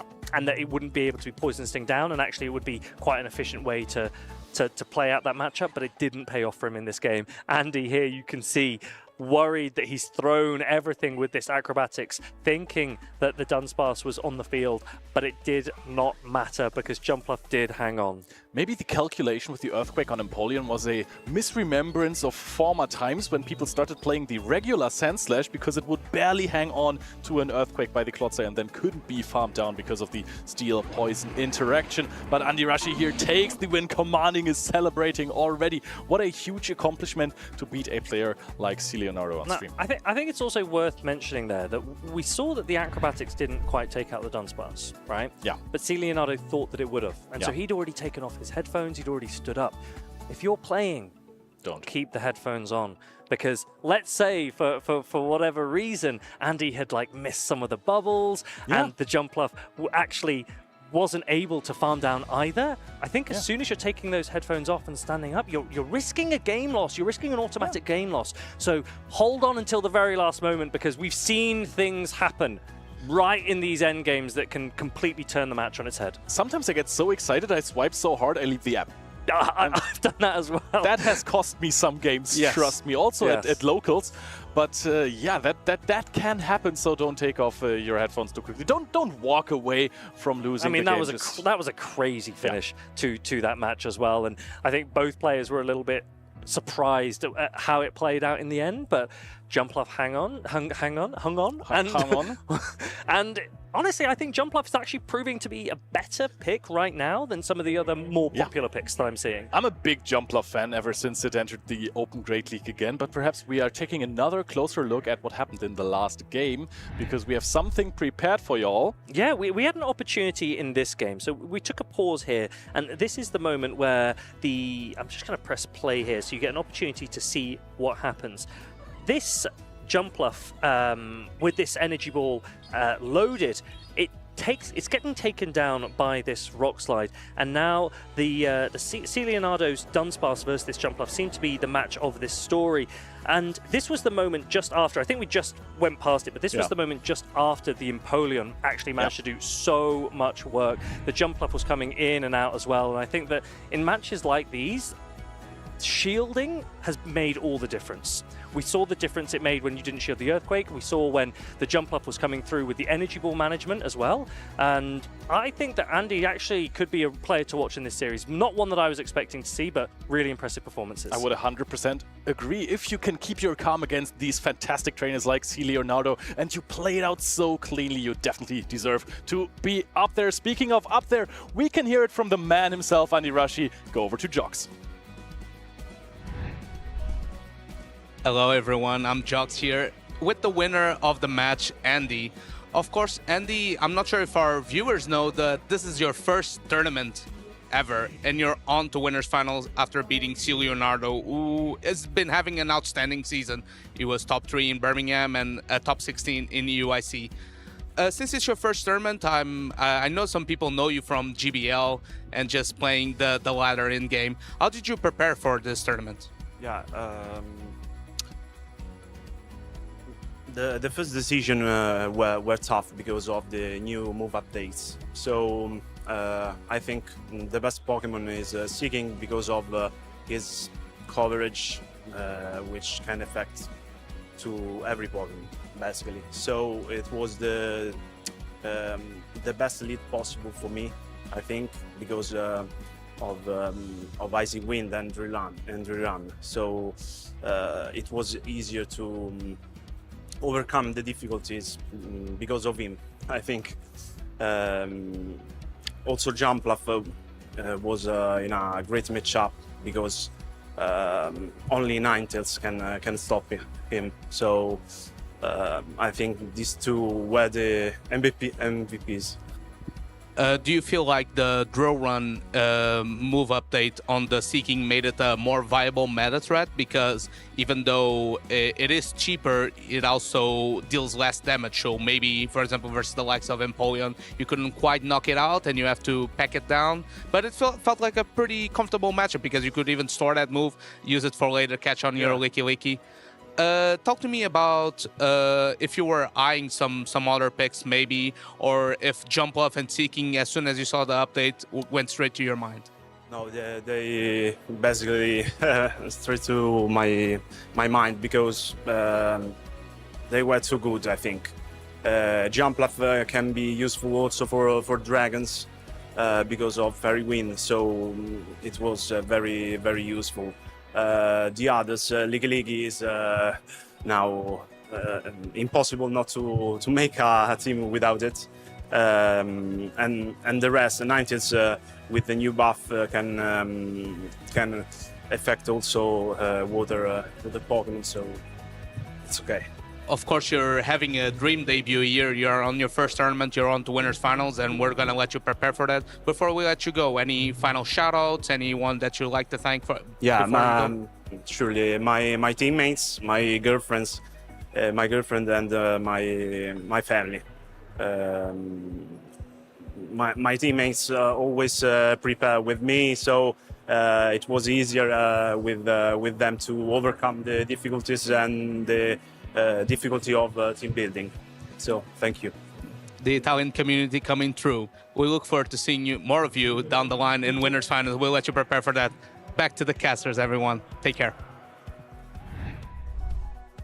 Andy Rashi, what a debut! His first Pokemon tournament here, his first appearance on the big screen, already making it winners finals in the group. That is such a dreamy start, isn't it? I mean, we said this in the opening, didn't we? That we wanted to see some history this weekend. And for a lot of these trainers, they're opening the chapters of that book for themselves, already etching in some incredible accolades, some incredible memories to take forward and beyond. And there is going to be another trainer on quite soon who has made Pokemon Go history. Last season in Bologna here in Italy, Philbeck went undefeated on a tear through the tournament and is now looking at the team sheet of Pokemon trainer Steph, his opponent in this winners semifinals. Yeah, Philbeck, actually one of our trainers to watch for this particular tournament as well, and hopefully in this match we'll be able to find out why after a showcasing of this incredible team of 6. But Pokemon trainer Steph is going to be no easy hurdle to overcome. Some great Pokemon choices in here, including that Ninetales, one of my top favorites coming into this tournament. Yeah, and I think Ninetales is a big reason why we have seen so little Feraligatr so far, because now Feraligatr is often used as a save swap or a save swap answer. You can't save swap it into a Ninetales because Ninetales then is going to outpace you to an Energy Ball, and you don't want to take that. Exactly, the Energy Ball is a really great way to deal with a lot of those water types that are running around, and also the inevitable water, ground, mud boys that we like to call them in the form of Pokemon like that Quagsire, and that's a Pokemon that Philbeck has on his side of the field as well. There is a Ninetales piece, however, so again, Pokemon on Pokemon trainer Steph's side, like that Feraligatr you just mentioned, also will not appreciate taking one of those Energy Balls. So I've mentioned earlier fire types as an answer to the primary fire type, because with Weather Ball, Fire, and Energy Ball, you get walled by other fire types. Like Typhlosion. Yes. What would be your favorite fire type to wall other fire types, like the Alolan Ninetales? Ooh, Kanto Ninetales. That's a really good question. Starts with a D. Okay, I see exactly where this is going now. The penny has just dropped. Okay, racking my brain. Darmanitan. Yes, I think that's a fantastic meta call. That could be the Pokemon I got it right. to break the meta with the fire and rock coverage. You could also play Superpower and Rock Slide. It's just, I mean, objectively one of the best Pokemon there is, no? It certainly is. I was going to say Skellydirge as a Pokemon previously that I really liked utilizing, but now that you've convinced me, Darmanitan would be my pick. Actually, Skellydirge kind of sounds a little bit better than Darmanitan, at least in the Open Great League. But right now, This question doesn't need an answer because both trainers are running this. Kanto, Ninetales just recently got the buffed or changed Energy Ball, and now we're going to see the lead Altaria versus the Shadow Primeape. But Shadow Primeape carries Ice Punch, and Shadow boosted Ice Punch is something you don't want to mess around with. Now, are we calling a bait or no? Let's have a look. Pokemon Trainer Steph wants to utilize one of those shields, and that's exactly what's been locked in here as the Ice Punch was coming through. A sigh of relief that that's not going to be dealing that super effective damage. But look at these Dragon Breaths here, Leo. They are stacking up lots of energy here as it's going to unleash the charge attack. This matchup is a little bit more chill for Philbeck because he does not need to care about baits. Knows every single attack that this Altaria is going to throw at me will knock me out, so I'm throwing this Ice Punch now to answer it. How much damage would an Ice Punch, if it connected due to an Altaria? We're not going to find out just yet. But next Sky Attack is being thrown immediately. The HP on the Shadow Primeape is definitely dwindling, but I think Philbeck will be very comfortable over-farming a little bit here.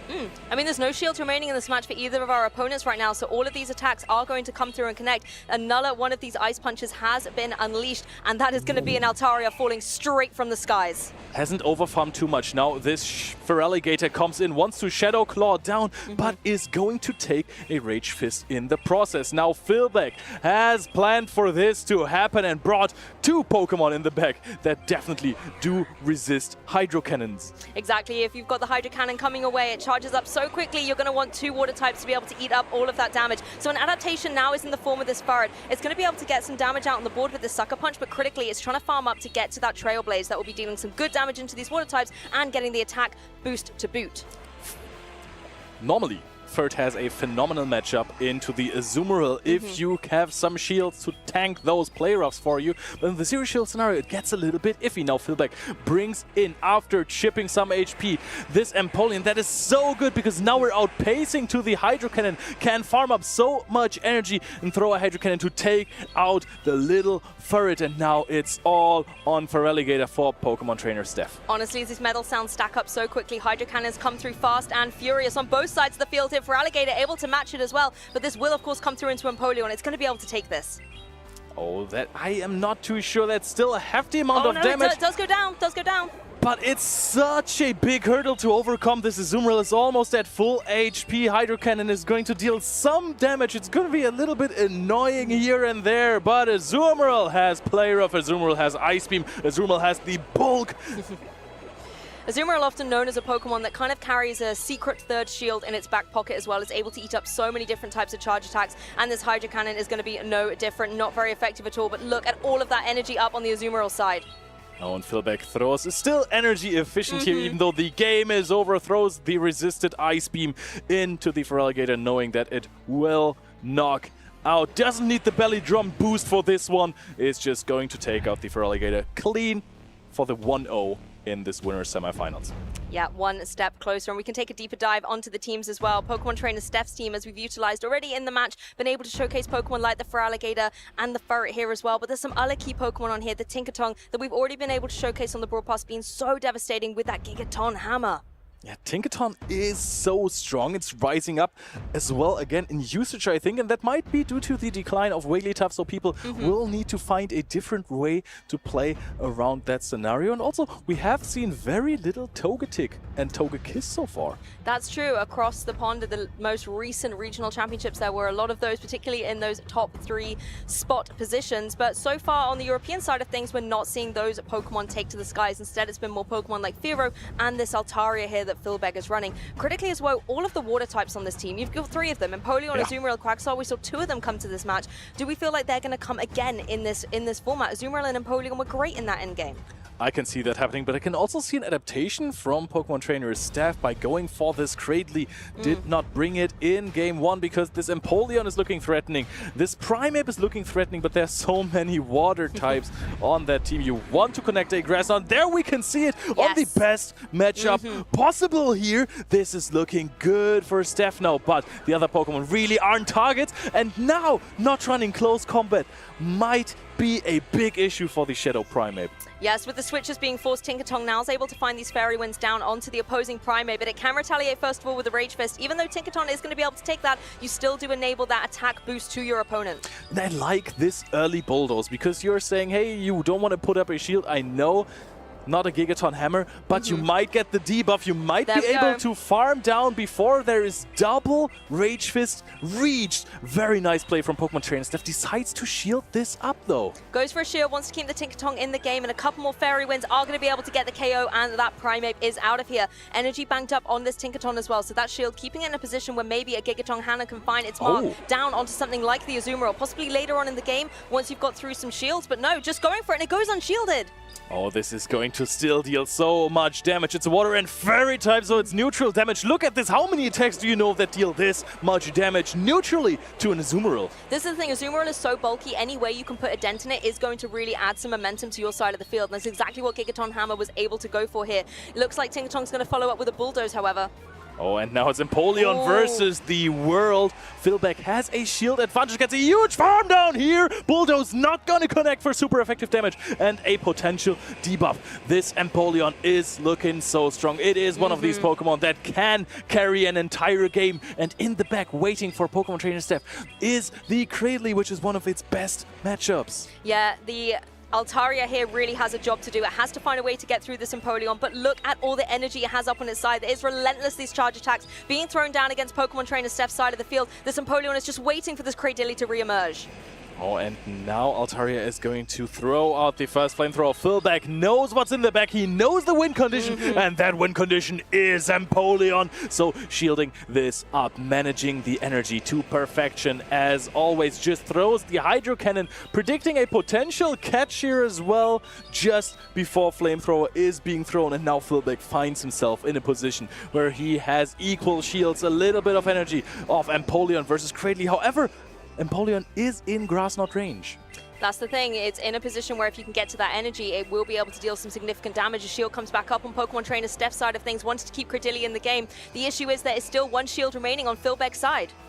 Oh, will Philbeck here use a shield? Yes, and now this is going to prove costly for Steph because there is not going to be a debuff. That is going to be a fully powered Hydro Cannon into this poor Cradilly. Deals a lot of damage. Cradilly is bulky, but Hydro Cannon is so efficient. Yeah, Hydro Cannon comes through, super effective damage, putting it down into the red, and Azumarill pops in to say hello, being like, Empoleon's not going to clean up this game, I am. It's able to get this damage down with the Ice Beam connecting straight down into that Cradilly. The good old Ice Beam Azumarill combo play, taking out the Cradilly. Usually a bad matchup, but Azumarill's coverage is just so incredibly versatile. Ice is such a good offensive typing. You can use those in those bulky matchups to just gain the edge. And Philbeck swaps the terrible lead in this matchup and comes out ahead. I guess it didn't matter what the lead was as long as that Empoleon was in the back for later on. Those metal sounds really enabling the Hydro Cannon to have so much pressure on the field. And just unfortunately for Pokemon Trainer Steph, the Altaria didn't have the tools needed to be able to deal with that Empoleon before Cradilly rejoined the field. Sometimes it's just the first shield that you're using that puts you so far behind. If you don't have an answer to this last Pokemon of your opponent, the Altaria got kinda baited out there, and then it was an Empoleon clean sweep. I really like the plan of Pokemon Trainer Steph to bring this Cradley, knowing, hey, there is going to be this Azumarill, which I cannot really answer otherwise. It also got on the right matchup, but then in the end, Empoleon just looked too strong into the team. And I think as well, the Azumarill has a good play into the Altaria, for example, as well. You've got that Ice Beam, play rough pressure as well. The Dragon Breaths are going to be null and void into it. So the Gigaton Hammer really was the only way to get through into that Azumarill. So I do understand where Pokemon Trainer Steph was coming from, wanting to try and protect that Tinkerton, maybe trying to get a second Gigaton Hammer set up at some point in the game, but it just wasn't to be. There was too much offensive pressure coming through on Philbeck's side. I'll also say Philbeck going with a not necessarily super risky line there, but bringing Azumarill every game against a team with Tinkerton and Cradley might set you up for potential disaster there if you cannot come back from having the switch disadvantage there. You can see the focus on our trainers coming into this match. They want to be able to set the tone for their tournament throughout this day one of competition. But this was something really interesting to see coming through at the very beginning. These ice punches constantly raining down onto this Altaria, forcing Pokemon Trainer Steph to go for all of these shields. And the third one finally connecting. You can see the damage was just devastating. Well, double super effective damage there. Ice versus Dragon Flying type Pokemon. Traditionally, should deal a lot of damage, especially from a Pokemon like the Shadow Primeape. Not even risking anything in that matchup, not going for any sort of bait there. That is a possible lose condition in that matchup, of course. But here, I really like that shield from Pokemon Trainer Steph as well, knowing, hey, I'm going to get farmed down then afterwards, because those Karate chops, they do deal quite a bit of damage. Particularly when there were the 2 Rage Fist boosts up as well. The extra attack, meaning those Karate chops will be dealing an additional bit of damage. It did look a little bit precarious for that Tinkaton, but unfortunately, as you said, Leo, that one shield turned out to be detrimental to the endgame condition for Pokemon Trainer Steph, leaving Pokemon like the Altaria and particularly that Cradily vulnerable in this endgame. Yep, definitely. And now there, the Ice Beam and Empoleon combination versus this Cradily, that's just rambunctious, I want to say.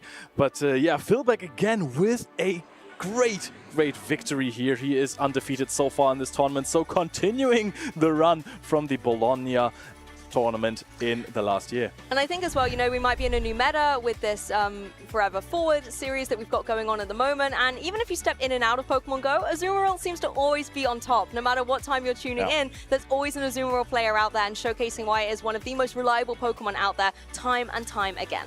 I mean, not only does it give you some versatility, it's sponging damage on your team, it's a valuable asset to have in most of these teams. But personally, I feel like having Azumarill on a team gives me some safety as well, because first of all, you really know how it's rolling with Azumarill, right? Every trainer in this venue probably has had about 100 hours of repetitions just playing Azumarill. You know your matchups. There's no weird matchups that you're at some point gonna encounter. You're gonna go, oh, I don't know how to play this with Azumarill. No, you know how to play it with Azumarill. It's tried and tested. Exactly. First of all, you know the damage ranges, and second of all, there's not that much flexibility on Azumarill per se. It's good and flexible to have it on your team. You can throw it into any matchup, but when you're in a matchup, you just bubble, and when you have a charge attack, just throw it. And the thing is, like you say, the bubbles get all those charge attacks ready to go, and the charge attacks that Azumarill is able to utilize are so great into this meta at the moment. You have the Ice Beam for all the flyers, but then considering Charm has been, you know, nerfed a little bit, we're looking for what fairy types are going to be able to come through and deal with Pokemon like Sableye, and the Play Rough is a really nice way to be able to do that. Yeah, and also another flying type Pokemon has entered the meta. So first of all, Altaria is just back at it again. We have seen that multiple times today. And then Mantine. Mantine does not sound like the Pokemon that you want to necessarily face up as another water type, but if they run Twister and Water Pulse, you're taking no damage, and let's face it, Wing Attack also doesn't have the highest amount of pressure on you, and even the Kilos like Cradily, we have seen that you have super effective damage. That's very true. I mean, Twister will be giving some, you know, consistent damage, but a Pokemon like the Azumarill is going to be able to eat that up really nicely. We do see, however, the key loss against it is, of course, this Cradily, that fast attack Acid being able to hit it on its fairy side, and then the Grass not being able to do some really good Grass-type damage into it. But unfortunately, in that match we just watched, the alignment wasn't meant to be. Unfortunately, you could not get the Cradily down against that Azumarill in play. The thing is with Azumarill also, a tougher matchup is the Licky Licky. Licky Licky can reach 3 Shadow Balls to knock you out, and you're not going to quite take it out there. So it's not a great answer to that save swap. However, as per usual, if you have a positive lead and you have an Azumarill in the back, you can always go for chip and dip strategies. Azumarill is somehow going to find its way to win you the game by either sponging damage or sometimes hitting really hard, because let's face it, Ice-type damage and Fairy-type damage. What is resisting all of this? Every Steel-type, right? But still, it's such a good Pokemon. No, I fully agree, and it can buy you a little bit of time as well if you need to get that switch timer recalculated and realigned a little bit. Just bringing the Azumarill in to eat up a lot of damage can be a really nice way to swing momentum back in your favor. Welcome to Hot Takes with Lou and Leo, where we're going to give you the hottest takes of the Pokemon Go Battle League. This time, today, the topic is Azumarill is actually a good Pokemon. Yeah, Azumarill is. I know there are some doubters out there, but as our tried and tested veterans are showing time and time again, event after event, Azumarill is still out there to be believed. So Lou, which Pokemon that has been a staple in previous seasons are you missing right now? Oh, that's well, I was about to say it's a really tough question. It's not a tough question. I'm missing Gastrodon, okay?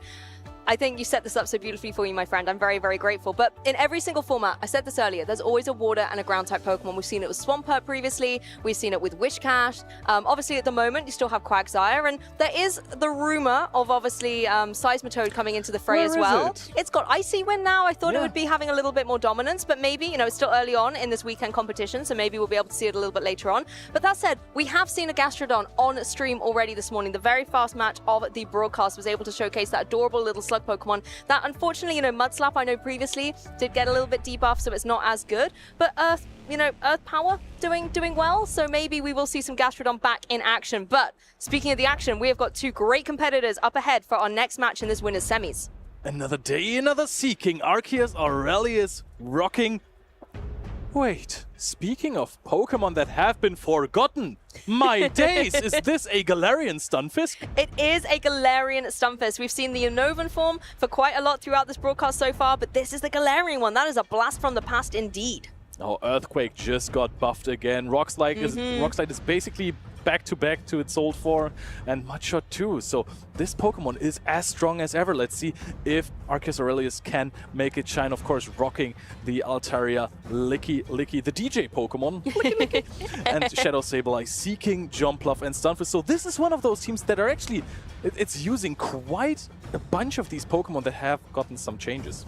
Yeah, as well, nice to see the Jumpluff in action. Another Pokemon that can utilize that Energy Ball in this particular regulation at the moment to get some great damage into all of those water types. On the opposing side, it'd be interesting to look at the matchup and see where some of these Pokemon might be able to land. Again, Licky, the tried and tested reliable Pokemon, can charge up so quickly with those rollouts to Body Slam and Shadow Ball respectively, and just keep raining down charge attacks, forcing potential shields in critical situations. And on the other side, there is going to be Algrandomi, who is running the Dartrix, a Pokemon that only Jay has seen coming, basically. This Pokemon came out of nowhere. It's very bulky. It has good pacing, has Energy Ball as well, and it can throw Brave Birds. Those really deal a lot of damage. So this core of Dartrix and Ninetales that has proven so strong in the last two tournaments, both Pokemon got massive buffs. Actually, they only got one buff together.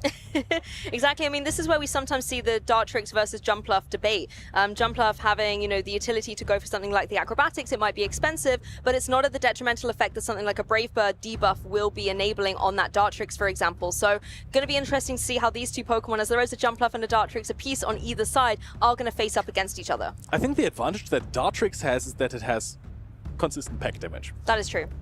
That's one thing, but I don't know if in the two-shield scenario you're actually going to be able to somehow pack down a Jumpluff. I think this is going to be one of those scenarios which comes up when it gets chaotic in the game, right? So if you're swapping in, swapping out, everyone takes a little bit of damage, and then at some point you will be able to pack down a Jumpluff that's going to have to feel really good there. But both of these grass flying types, also not the best defensive typing, but both Pokemon really bulky, good fast and charged attacks, are going to face off against each other. Oh, that is a good lead for Arceus Aurelius because of the access to that flamethrower. However, Volt Switch makes the Fortress go brrr.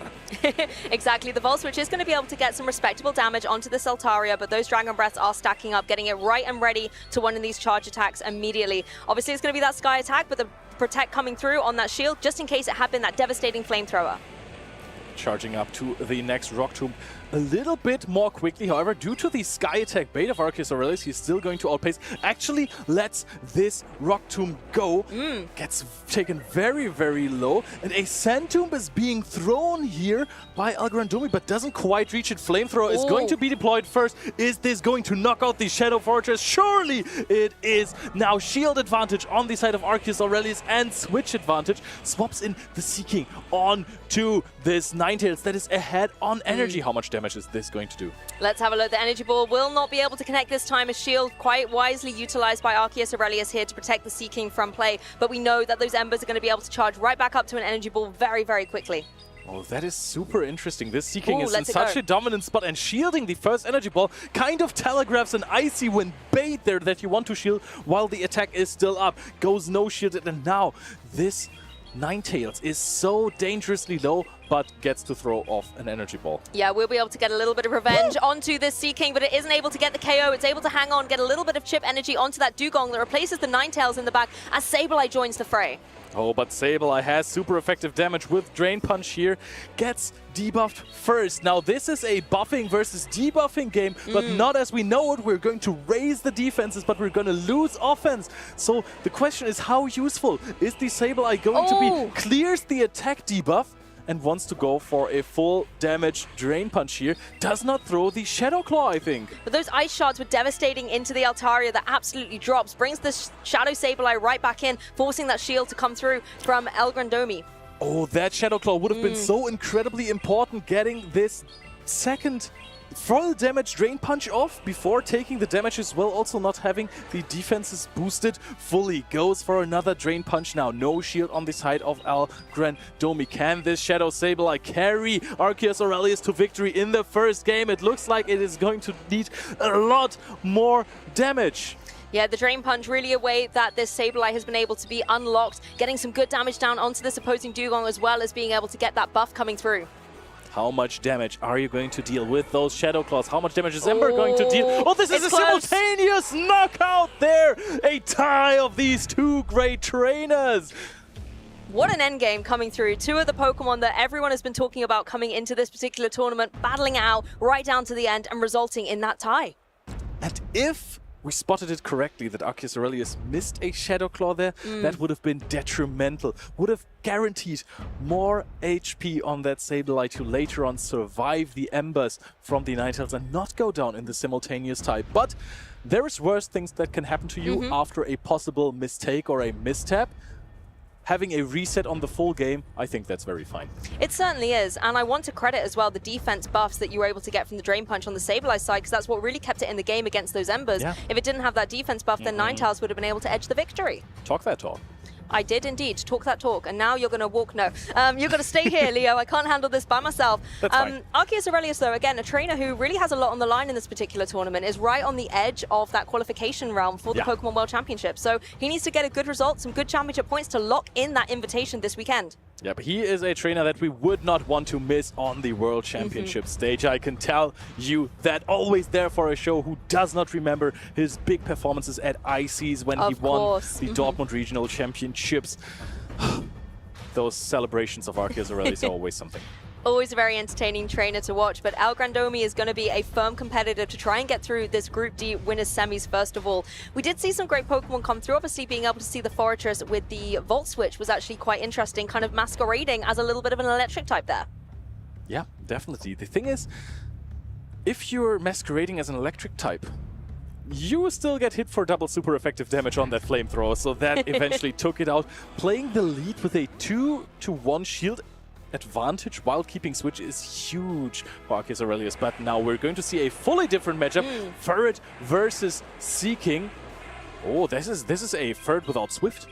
It is without Swift, but I do quite like the position that it's in. The Sucker Punch is going to be able to get to that Trailblaze nice and quickly, and you're able to take this drill run successfully. So now you can try and apply pressure to force the shields coming through on Arceus' side, as well as being able to get that attack boost thanks to this Trailblaze. And we know that Seeking really is not the bulkiest of all Pokemon. We have seen the Energy Ball land from the Cantonian Ninetales, but now maybe we're going to see a shield deployed from that Ferret too, or are we just rolling with the shield advantage that we have generated there? Let's it go! Takes out the Ferret just before it reaches another attack, and now Forretress comes in this time. It wants to have the shield advantage, and I believe this could be a really, really strong matchup for the Forretress. However, super double resisted on the Volt Switches. I do like this switch in though, because the drill run had been utilized on the Ferret, so you know that energy was dry for the Forretress to come in, and you can go for those Volt Switches, apply pressure to the water type that was there, and now just start farming up energy for this Sand Tomb. That's true. Sand Tomb after Sand Tomb. The bad thing about Sand Tomb is that you will only see shields later on when your opponent is already super debuffed. Oh, and Arceus Aurelius now throws a Rock Slide before perhaps swapping out back into the Seeking, because you really, really don't want to have this Altaria on this Dugong. So I think Arceus Aurelius might be a little relieved to see the Dugong now. That is very true, and you can get another Rock Slide pressure down onto it. It is going to be able to take this, even though it is super effective damage. Rock Slide can be a little underwhelming in the damage that it gets down on the board, but look at this energy. They're right tied at the line. What is this? Full-on mirror match as well. This is Drill Run Icy Wind Madness, so both of these Pokemon are working exactly in the same way. Just one of them has the Ice typing, which is a little bit less strong defensively, more of an offensive one, but it is also significantly bulkier. Look at this Drill Run damage. That is just not there, but a full farm down on the side of Algrandomi with the Volt Switch is dealing a lot of damage, but now Altaria comes back in. This time around, you're up on energy, but can you knock this Altaria out of the sky somehow? Yeah, those Volt Switches really nice down into the Seeking there, and now you can apply pressure to the Altaria, but you need to try and fell it from the skies. That's so much damage. That's one way to do it, but you have to watch out. The Flamethrower is there. Arceus can go for it. Yeah, this is something you would definitely have to shield if you want to win the game with your Foragers, or are we going to put it all on the Dugong? Dugong is also fairly low so far. Arceus Aurelius immediately swaps out into his own Stunfisk, wants to race to that Rock Slide. Both trainers are still at one shield. Yeah, Arceus needs to find a way to get through this Dugong, otherwise the Ice Shards are going to be able to clean up into that Altaria, but there's that shield. Algrandomi is going to be exposed for the rest of this game. Is Algrandomi trying to farm up fully here? Goes for a full farm down, but no! The Stunfisk reaches the Rock Slide. Just able to get the edge. The Rock Slide will come through, will connect, will get the KO, and then Altaria is in a prime position to come back in if needed. Well, actually it doesn't. That's it. That's the final Pokemon. It's gone. That's the game. Yeah, Arceus Aurelius takes this rematch of the first game, wins it 1-0 now. Is very close to reaching another winner's finals. He did not have the best season that he has ever played. He has struggled to go far in the first stages of the tournament so far, in most of the tournaments and some of the tournaments, but this time around I think he's back to his old self. I think throughout this set so far, in both the tie game and the one we just watched, there's so many close moments. I liked your call out a little bit about the whole Drill Run Icy Wind Mirror that we started seeing coming down, because that was very close and both our trainers had to keep such composure and calmness throughout to be able to make sure they were utilizing those charge attacks at the right time. Arceus Aurelius, particularly with that Stunfisk, able to get that edge right at the end and swing the momentum, but before that it was a very, very close game. Could have gone either way. But Lou, so usually you see attacks going down in damage a little bit, but also going down in energy. So they are becoming a lot more spammy, and those make most of these attacks super viable for Great League, like the Energy Ball on the Ninetales and Jumpluff and all of the other Grass-type Pokemon. I feel like with all of these Drill Runs we've seen so far, the missing damage is actually huge. Drill Run was a really, really strong attack when it came to damage to energy ratio. It does look like it's missing out on some crucial knockout points now.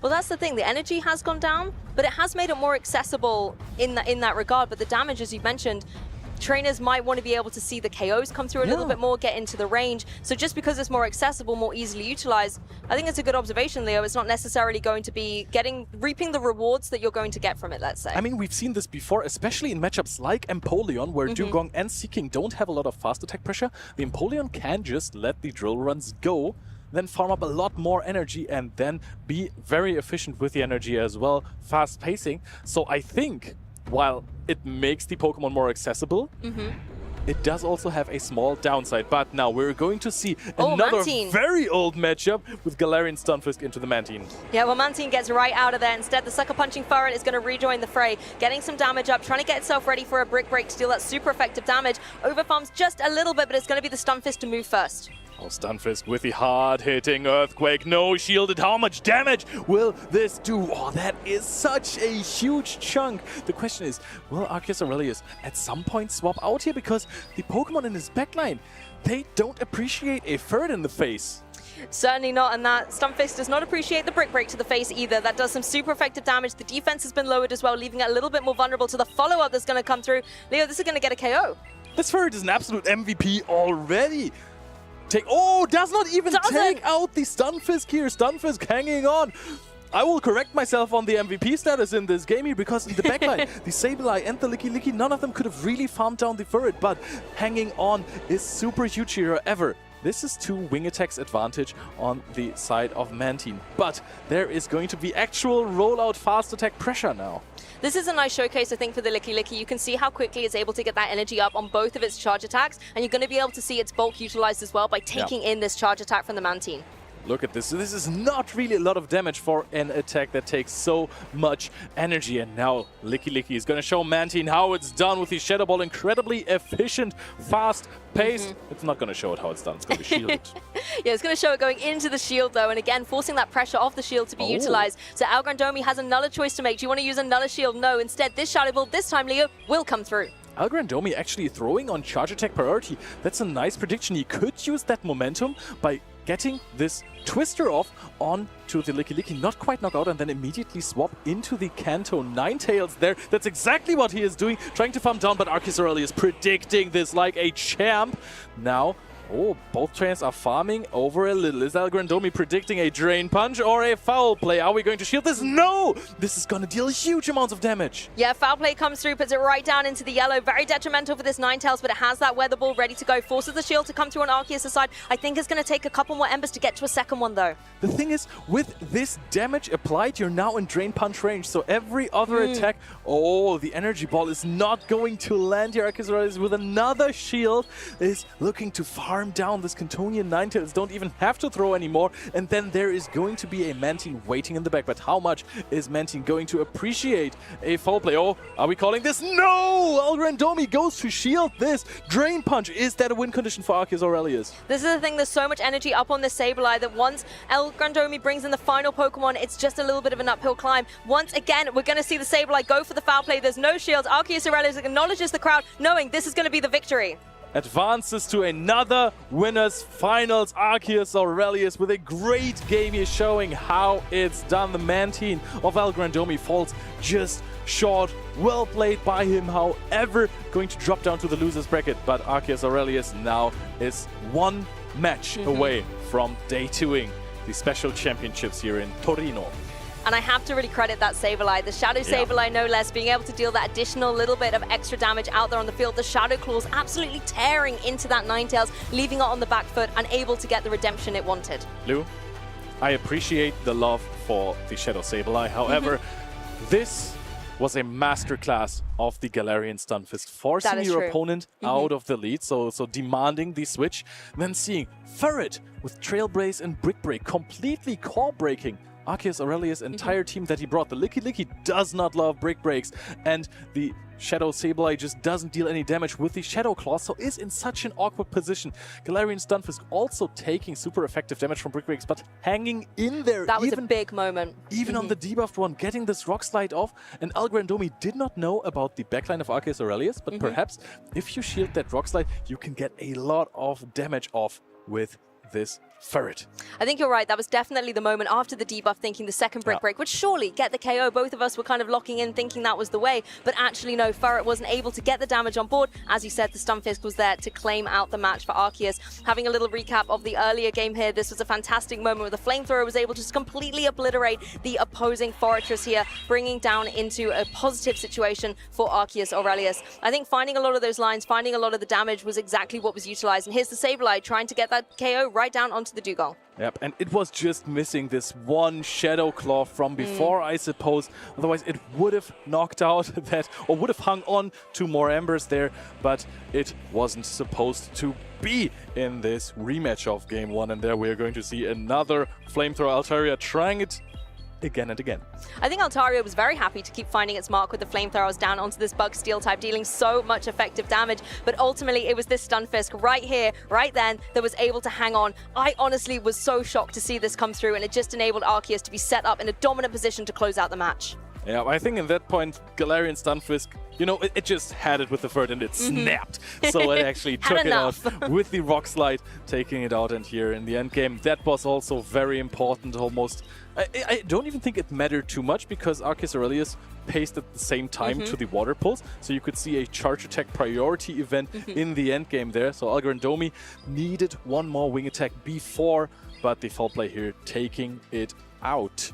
And the Manatee might be a very majestic Pokemon. You see it doing its very elegant backflip out there on the stage, but it just wasn't able to get the edge, the pacing, let's say, with that charge attack priority against that Sableye, enabling, once again, Sableye to get some great success. So Arceus Aurelius one step closer to maybe locking in that World Championship invitation he so desperately desires. Yep, definitely. I think should already be at a point where you can get some points, so that sounds like it is going well for Arceus Aurelius. What I was missing a little bit was the crazy celebrations. I know we just got to the winners finals now. We didn't win the entire tournament yet on the side of Marcus, but a little bit of crying and rolling on the floor, come on.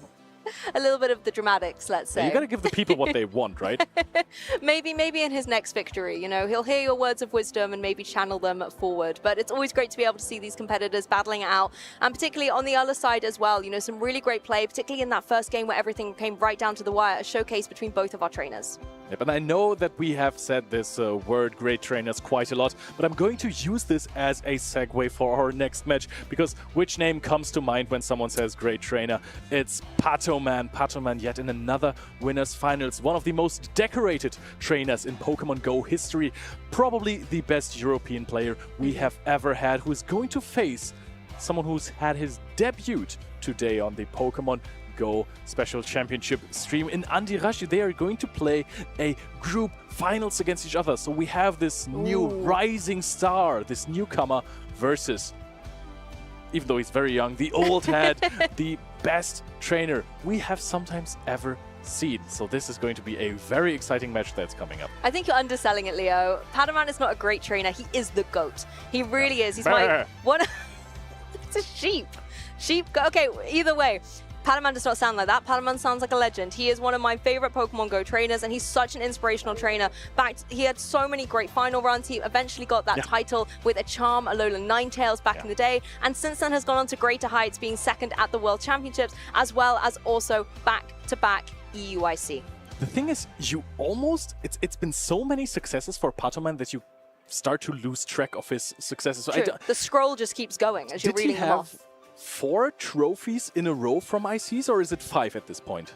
Maths is not my strong suit. I'm going to say 5 because it's Pataman, but I might be wrong. I think it's 4 ICs and then the World's Trophy for second place. So that would be all the trophies. Yeah, it was EUIC win, then LAIC second place, NAIC third place. Then EUIC win. And before that, World second place. Yeah, that's a lot of trophies. He might have to, you know, get a new cabinet to keep adding them on, along with all the medals, the plethora of medals that he's able to acquire at these regional and special championships as well. So locking into the stage, Padaman versus Andirashi, as you said, Andirashi more in the newcomer position.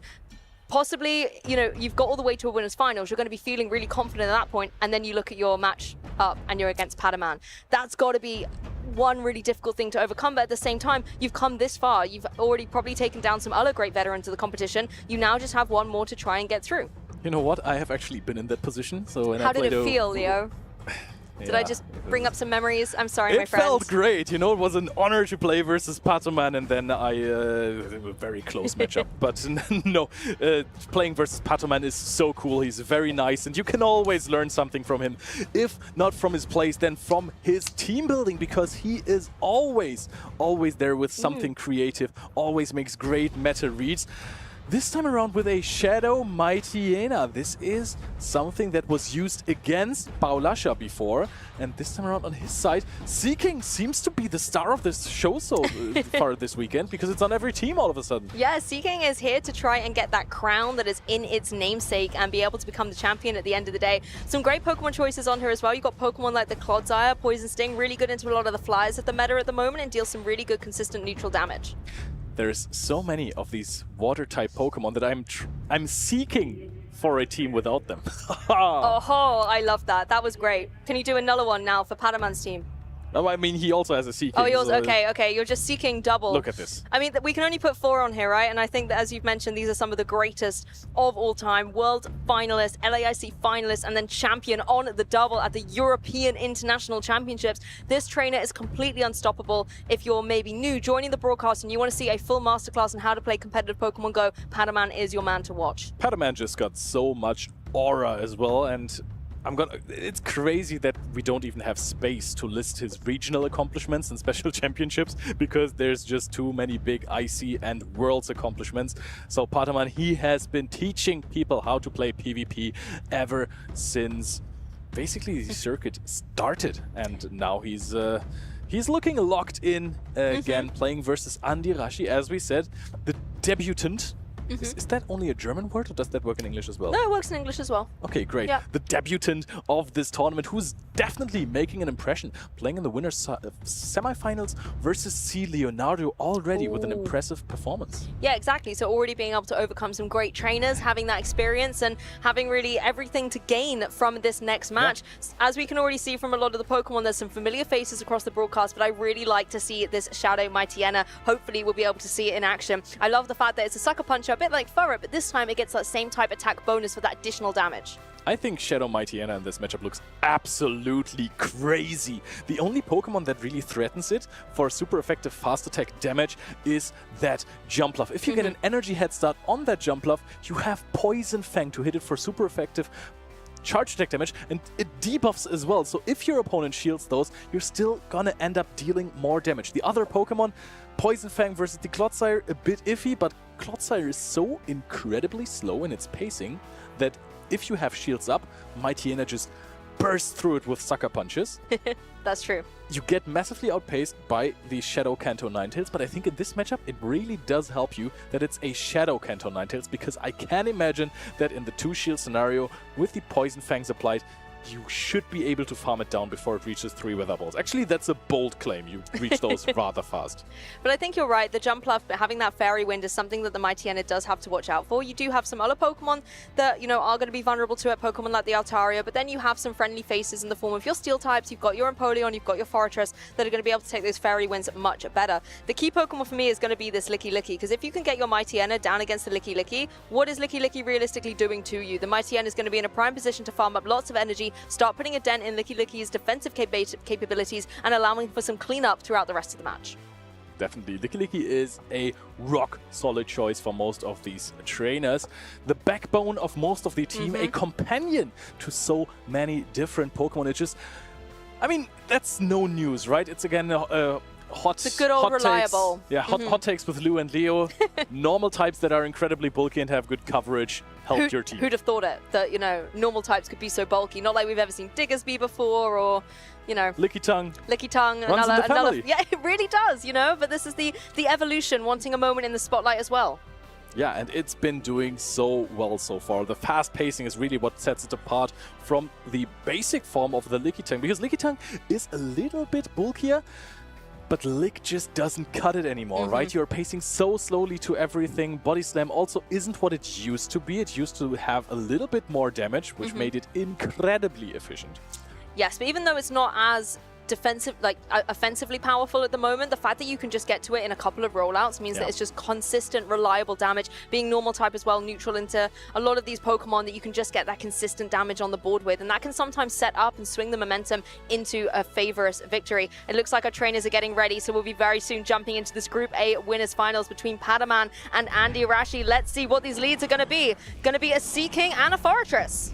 Oh, that should be a little bit positive for the Shadow Fortress, just because Volt Switch. No, this is a bug by Shadow Fortress of Pataman, but still, he decides to stay in this matchup. Could it be that he shields the first one? No, says Drill Run doesn't deal enough damage anymore. Not going to even put up a shield for this one. The question is Pataman going to Sand Tomb or Rock Tomb in this scenario? Are you expecting a shield? Just throws the Rock Tomb right before the Drill Run. Yeah, goes straight for this Rock Tomb, trying to bait out a potential shield coming through on the Seeking side, and Andy Rashi does decide to utilize it, protecting that fish at all costs.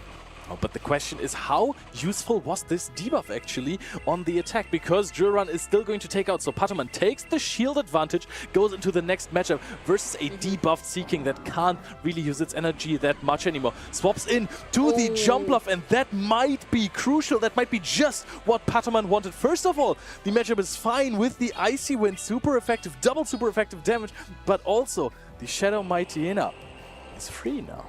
Well, this is the thing. You're able to go for the pecs. You're able to get a lot of damage down with that Icy Wind as well. These are both things that the Jumpluff really does not appreciate. Yes, you can retaliate with this energy ball, but you've got to get the energy there first of all, and Pataman has shields to spare. Look at this Jumpluff. It's not going to be around for long. Oh, this jump love is trying to connect an energy ball here. Pataman actually uses his second shield now, wants to keep the Seeking around, so maybe not trying to put it all on the Shadow Mightyena, but says, hey, this Seeking is so incredibly powerful, I can just debuff everything you have and love, and it's going to stay that way for quite a while. Now the Shadow Sableye comes in, but how good is Shadow Sableye without shields as well against a Shadow Mightyena? I mean, there was so much energy that Seeking was able to farm up on the jump off that it's now got so much in the back. Can go for charge attack after charge attack, forcing Andy Rashi to have to go for the shields, but obviously the debuffs still are able to come through regardless of the shield. Oh, the Shadow Mightyena still doesn't want to come out. Swaps into the Seeking. Now Pataman is just chilling, outpacing to the drill run. Takes out another Pokemon. At this point, I'm asking myself, is he even trying to show the Shadow Mightyena, or does he want to keep it concealed in the back and just aura farm with just having outweighed? There's a Power Gem on the Shadow Sableye of Andy Rashi. So if he's able to farm up to a Power Gem after this, can he knock out the Shadow Mightyena? It's incredibly fragile. Yeah, Mightyena waiting in the wings, has now joined the fray, can go for all this damage, but as you mentioned, the Sableye ready with that Power Gem, no Protect Shields remaining. It is a Shadow Mightyena, this is going to hurt. Oh, this is going to deal a lot of damage, but the Sucker Punch is going to knock out the Shadow Sableye. Who's going down? Which one of the Dark types barely hangs on? If this was a Dazzling Gleam, that would have been the game for Andy Rashi, but Shadow Mightyena, without a shield, hung on to this Power Gem. I think Pataman preserving that Mightyena in the back, staying so patient, keeping it ready and waiting so it could come out and not take unnecessary damage from fast attacks, gave it that HP momentum needed to be able to take that Power Gem. And as you said, the Sucker Punch just coming out fast and furious, taking down that Sableye is what was able to clean up that game. Mightyena might have been able to clean it through, but it really was about the Fortress and the Seeking to set it up for success in that match. Yeah, Fortress as a bug biter also incredibly interesting again. Does change matchups quite a lot actually against ground-type Pokemon, for example. If you have Volt Switch versus Pokemon like Stunfisk, gets really iffy. They can swap out after being debuffed twice. They don't really care. But if you're playing Bug Bite, you just down after a few Santoums. That was a good impression. Thank you. I worked actually quite a lot on it. Yeah, I mean, we got to hear it very showcased at the beginning of that match, and it definitely really was utilized well, tearing through into that opposing Seeking. It did so much damage. Maybe I'm a bug. Maybe, I don't know, you a bug or a Darmanitan? Oh, that's, I can see both of those. Bringing you back to reality. I can see both of those, to be honest. But what was really interesting to me is that Pataman, he got out the Jump Love away from this Mightyena, and then he decided to use both of his shields on the Seeking, which is when you have a shiny Shadow Mightyena in the back. That is not usually something that you're doing. Having a shield advantage, plus this Pokemon in the back, plus you have lured out the counter before, that is crazy, but he knew what he was doing. It was important, I think, to deal with that jump off before Mightyena was able to join the match, because those Fairy Winds would have been dealing devastating damage. Being the Shadow variant as well, your defenses are that little bit weaker, you leave yourself a little bit more vulnerable, and particularly with the way that the Fairy Winds can connect, that can really stack up in a devastating way very, very quickly. But Jump Love's here back in action for this game too, as the Altaria takes the skies for Pataman. That is such a funny matchup, because yes, Fairy Wind is super effective, but it does not deal too much damage. Usually Acrobatics is neutral, deals so much damage. Tries to catch a Sky Attack here as well, and now the Seeking is answering that Clodsire, but Clodsire decides to throw a Stone Edge just before Seeking reaches the Icy Wind that could debuff. How is Pataman going to handle this situation? No shields, the Clodsire. I mean, Seeking is able to take that, but it is not the bulkiest of Pokemon, so these Poison Stings really starting to stack up against it. But look at the energy that Seeking has ready to go. Double Drill Run is loaded. Let's see if this can knock out after 2 against the Clodsire. It doesn't quite look like it, so Pataman doesn't immediately throw it. Again, the damage reduction on Drill Run, saving another Pokemon there. Now Pataman has to deploy a shield. However, he is a master of energy management, so can just farm up again. Has invested this one shield, yes, but can just grab it later on in another matchup with another charge attack. This might be able to get it now. You got a couple of pecks chipping away at it, and the Clodsire does indeed go down. So Pataman really biding his time, making sure that that second charge attack was going to be able to get the knockout. But once again, Pataman is down a shield with the Shadow Mightyena in the back. I'm quite curious to see how this is going to play out in the end game, because there is a jump love in the back. Oh, and Andy Rashi, he could match shields here. Does not even want to do, wants to put it all on that jump love. Does he smell the Mighty Hyena in the back? Has a lot of energy. Oh, wants to actually get the farm here. Wants to get the farm down, but now the Altaria comes in with the Sky attacks. Yeah, the Sky attack is going to hurt into that jump love that had so much energy stored up on Andy Rash's side, so a shield is necessary to be able to keep it in the game. You want to be able to unleash these acrobatics, start dealing with this opposing Altaria in the sky, but Padaman very happy to let this go through. It's not going to worry about taking this charge attack at all. Padaman is at least going to get one shield back with the attacks of this Altaria. Now is going to throw the second Sky attack. So this Mighty Hyena is now back at a shield advantage. However, Andy Rashi has so much energy stored on his own Seeking. However, catch opportunity on the Seeking of Padaman's own. The question is Padaman going to win this game off the back of Mighty Hyena? He is surely putting all his eggs in one basket. Yeah, wants to keep that shield nice and safe for the Mighty Hyena that finally joins the match here. The Sucker Punchers trying to deal with this opposing jump love. It is going to have to eat up a couple of Fairy Winds, but that shield could indeed keep it in the game.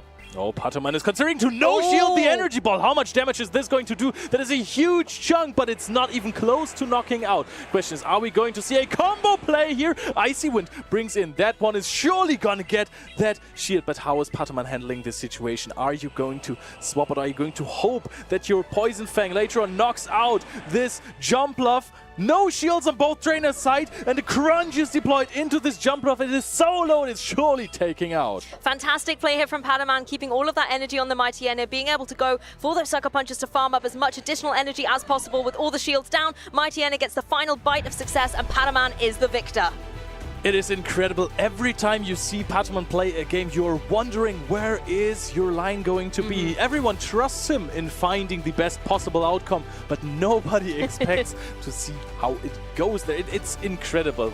It's peak Padaman again. He was so chill the whole way through that set, not even breaking a sweat. So calm, so composed, so in control of this match the whole way through, keeping Mighty Hyena in the back, utilizing it for those final knockouts, those final bits of damage to perfection. Look at him aura farming on stage again. Always. Just calm and collected. Yep, another day two. Who would have thought?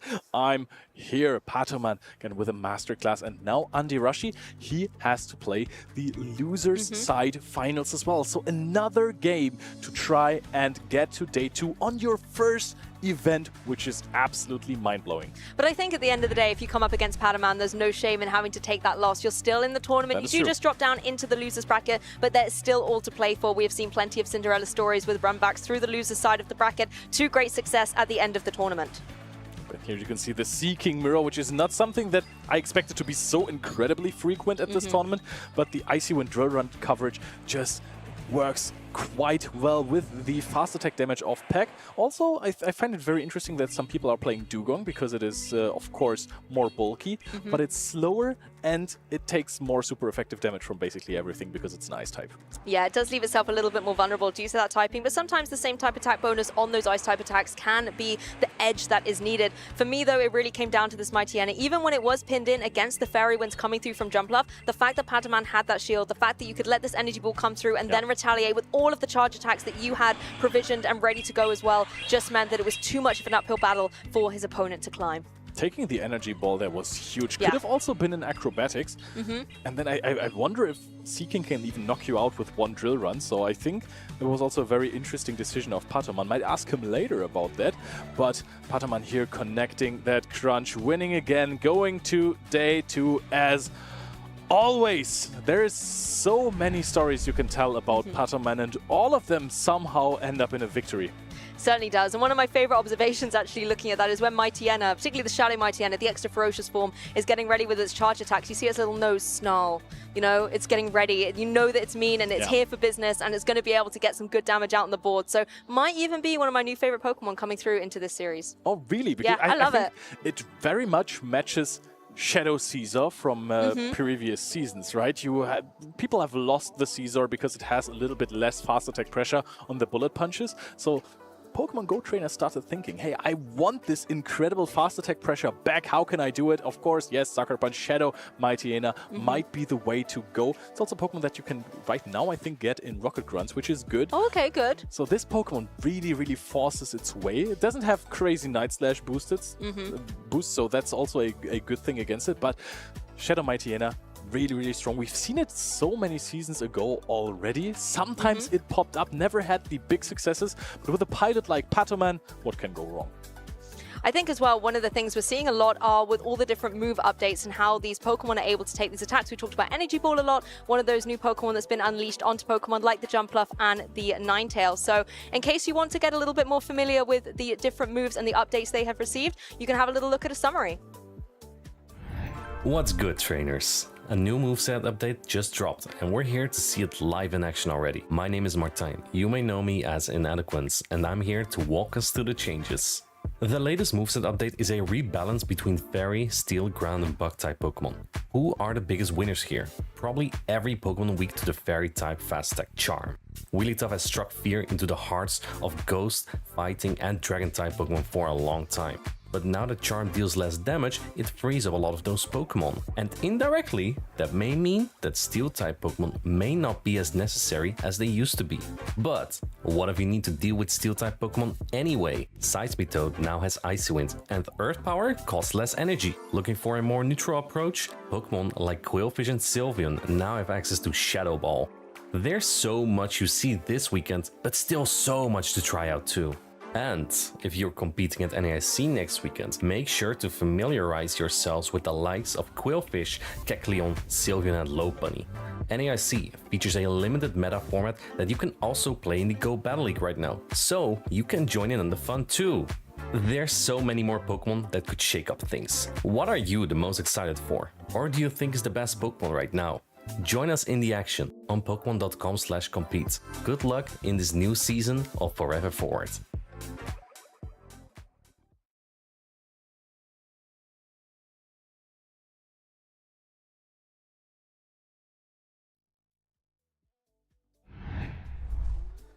I mean, I definitely didn't have a Shadow Mightyena in my bingo card for this weekend. I was thinking, well, we'll see some Mantine, some Seismitoad. My Sylveon still hasn't made an appearance, but Mightyena putting in some work for Patoman. And showcased so beautifully as well. It may not have been on our bingo cards to start, but definitely one that we might be adding in the future as we keep going through this tournament. It's been great to see it showcased so beautifully. I know your little Sylveon is out there in the field. Hopefully, you know, if Mightyena wants to keep its success, it won't come down against a potential Sylveon. Except Sylveon actually is only ruled by dark types nowadays, isn't it? Yeah, that's why it's so cool. I started saying that, and I was like, yeah, the fairy type's going to destroy the dark types, but no, not in this regulation. Yeah, and honestly, interesting take on the meta. We've also seen before Firestar having some success with Shadow Mightyena, and it's the second Mightyena we actually see on stream. Yep. So maybe a potential future core breaker. But of course, what we are waiting for, another winners finals. And what a winners finals we get. Stone Collection, Scaffle, both with such great accolades. Scaffle hasn't been playing as much lately, but is a former top 5 in the world competitor. Stone Collection, of course, not a stranger to our streams, won his first regional championship in Seattle this season. Exactly, both of them veterans of the competition for many seasons on Pokemon Go. Stone Collection we were able to showcase earlier to great success, particularly with that adorable little cast form that can actually be such an unassuming little monster in this particular game. Great to be able to see it have some success. On Scaffo side, we're seeing a lot of the familiar faces we've seen so far in this Forever Forward meta. You know, we're seeing the Ninetales, particularly with that Energy Ball, but critically, this one is going to be that Shadow variant. And something we've seen from Stone Collection's play is that he's not afraid of bringing picks that, on first look, they look a bit iffy to bring. First of all, with Tinkaton on the match that I casted, it looked iffy, but he still managed to pull through. And here, cast form, there are a lot of water resistances on Scaffle's team, Azumarill, Empoleon, Feraligatr, Altaria. But I might still expect cast form. I think it could put in some work here. I think we're seeing this a couple of times, actually, of this triple water on a lot of the teams, and it is this trio often in play. You've got the Azumarill and the Apollyon that have different flexibilities in their own right with their respective typings. Fairy and Steel can be utilized defensively or offensively in so many different matchups, but that Feraligatr as well is a Pokemon that we're still seeing popping around. Of course, for Alligator that won the Indianapolis Regional Championship on the back of Cassian Pike. Here Scafo opting only for one of the Pokemon that got a buff this Forever Forward season, which is the Ninetales. He's opting for the Shadow version instead of the regular one that you mentioned on our show. So looking forward to see if it has some play here. Of course, both water types here take Super Effective from Energy Ball. I think as well, this was something Leo and I were talking about, is even though Drill Run has been a lot more accessible, the damage is actually a little underwhelming to what we're seeing. So, you know, having Pokemon that can maybe be in a position where you can be a bit more vulnerable, being a Shadow variant, for example, of that Ninetales, will open up Drill Run for possibly a little bit more success in particular matchups. Diving into this one in particular, Stone Collection has, again, some Shadow Pokemon on his very own, 3 of them, including that Shadow Quagsire. Shadow Quagsire that I'm not certain if Stone Collection opted for the Mud Bomb variant. Yeah, he's still running that Mud Bomb variant, I just checked, which is quite helpful for matchups like Azumarill, like Empoleon. You don't get your energy walled, but of course he has to be careful regarding that Altaria that walls its entire moveset. Exactly, and when you look at that cast form as well, even though it is a water type, it is running that Thunder as a charge attack, and that can be devastating into all of the water types on Scafo's side. Of course, Stone Collection also opting for that Shadow Primeape. It's been a glass cannon that comes in and out of meta at times, but whenever there's a lot of fires in the meta, that Ice Punch coverage comes through. And we've seen time and time again that Primeape with a bit of an energy at start, being able to flip some of its counters like Altaria, for example. We've seen sometimes Primeape come in the lead, like you say, get a few of those karate chops down, farm up a little bit of energy so that you can unleash those Ice Punches later on, potentially onto all of the flyers in the meta. Again, some familiar friends in here, the Licky, one of these tried and contested Pokemon, being able to get these Body Slams and Shadow Balls stacked up so quickly thanks to Rollout, and then can deal some really consistent damage on the field. And something that it's kind of an arch enemy for these types of Pokemon that Stone Collection brings that are so frail is that when a team is considered by Azumarill, by Altaria, just stat product monsters in our meta game, sometimes even if you have a nice type matchup, you can't hang on because they just overwhelm you with so much stat product. Yeah, the damage can get rolling. As you saw a little recap there as well of Stone being, as you mentioned, the Seattle Regional Champion this season already. Some incredible accolades to behold. On the opposing side, however, Scafo has another interesting team. As you mentioned, Ninetales being one of the key Pokemon from this move update to utilize that beautiful energy ball. But as well, we've got some of these key Pokemon. The Altaria has been really dominant this weekend so far already. The Dragon Breath getting that energy up so quickly, and Flamethrower being a really nice way to deal with steel types. Something interesting about Scafo's team is that most of his fast attacks are reliant on generating energy quite quickly. That means that they often don't deal as much damage as they could, and that's optimal for something like Primeape to set itself up. So I'm expecting Stone Collection to rely a lot on that Primeape. Of course, Scafo, as I mentioned, it doesn't play often, but when he does, what a showstopper. These are all main stages, Worlds, European International Championship, time and time again. Scafo has proven is one of the best in the world. So much consistency to constantly battle it out through grueling days of competition to be able to get these top cut placements. Definitely a trainer to keep an eye on. One interesting note I've seen on Scafo's team, however, is on that Empoleon, instead of running the metal sound that we more commonly get to see, it's running that metal claw. Yeah, interesting here. I'm not sure if it was intended or if Scafo found something that we don't often see. But then again, I mean, if there's someone to innovate, it is Scafo. But let's see if it does indeed come into play. We have the Azumarill into the Primeape. This is technically a decent matchup for the Azumarill, but being the Shadow variant, that means that 3 Rage Fists with the compound boost then KO that Azumarill. Yeah, that's the thing. The Rage Fist coming through not only gets some good damage on the ball, but whether it's shielded or not, you're going to get that guaranteed attack buff as well, making this Primeape even more formidable. There goes the first Rage Fish connecting through. And here Azumarill trying to build energy as soon as possible. But let's see, another Rage Fist is already loaded, and this Azumarill will be past 50% HP. Azumarill is many things in this metagame, but fast is not always in its favor, taking a little bit more time to get to those pressure charge attacks. 2 Rage Fists coming through, but now it is finally Azumarill's time to shine. And I think Stone Collection sees the vision here. He doesn't have that much pressure into my Primeape, so I'm just gonna lead it, boost as much as possible. You can boost until 4 times and just sweep the entire team. Another Rage Fist coming through. This will threaten a knockout. I think it will pull the first Protect Shield out of Scaffo. I mean, you saw how much those Karate Chops were doing at +2, but now at +3, they're going to be absolutely devastating into the Azumarill. It does get to its charge attack, though. It does have that Ice Beam, and Stone Collection utilizing another one of these shields because you want to keep the boost, you want to keep this Primeape in the game. And here, Primeape can overfarm ever so slightly. Here comes the Feraligatr, fearing that the bubble damage wasn't enough. Another Rage Fist coming through. This will do massive damage because its triple boost is going to be 4 times boosted now. Pulls the Protect Shield out of the Feraligatr. Yeah, you can go for all the shields. You want these fast attacks are going to reign supreme, and you now still have that Primeape nice in the back to maybe try and get some more damage on the board later. A perfect switch, though. The Hydro Cannon, it can be a devastating move, but not into the little cast form. Of course, here, cast form also throwing resisted damage into the Feraligatr. So what I feel is the play for Stone Collection is to water gun this Feraligatr down into Weather Ball range and potentially still have a move for the secondary matchup. This is the thing, the Hydro Cannon, the Ice Beam, these are not going to be doing any damage into the cast form. And cast form, yes, Water Gun isn't going to be doing too much, but it's stacking up all of that critical energy and putting pressure on with that Thunder. But instead, we're going to see, the Weather Ball come through. This Weather Ball, I don't think it's quite enough to KO. I think Scaffo was trying to catch on that Azumarill, and he does go into the Licky Licky. Weather Ball coming through again from the cast form. Going to put some valuable chip damage, maybe potentially even go into the Licky Licky mirror for Stone Collection. Yeah, Licky Licky is incredibly bulky, but you can chip away at it with these charge attacks. We are going to see that adaptation, getting a couple of Karate Chops down and critically going for another Rage Fist. It's not going to be doing too much damage into the Licky Licky, but you do get that attack buff. And he's trying to boost that Karate Chop damage in case Cafito goes for the farm down. He goes for the rollout down. Can he reach another Rage Fist? Just about gets the rollout down. Yeah, Licky Licky able to get the edge there, felling the Primeape into its Pokeball, and now Stone Collection has a choice. Which Pokemon are you bringing in? The Licky Licky Mirror, or are you going to try and get Cast Form to farm down some energy? Is this Licky Licky is almost at max energy, gonna throw the first Body Slam, but again, if you're throwing at another Licky Licky wall, these Body Slams will be eaten for breakfast. They don't do that much damage at all.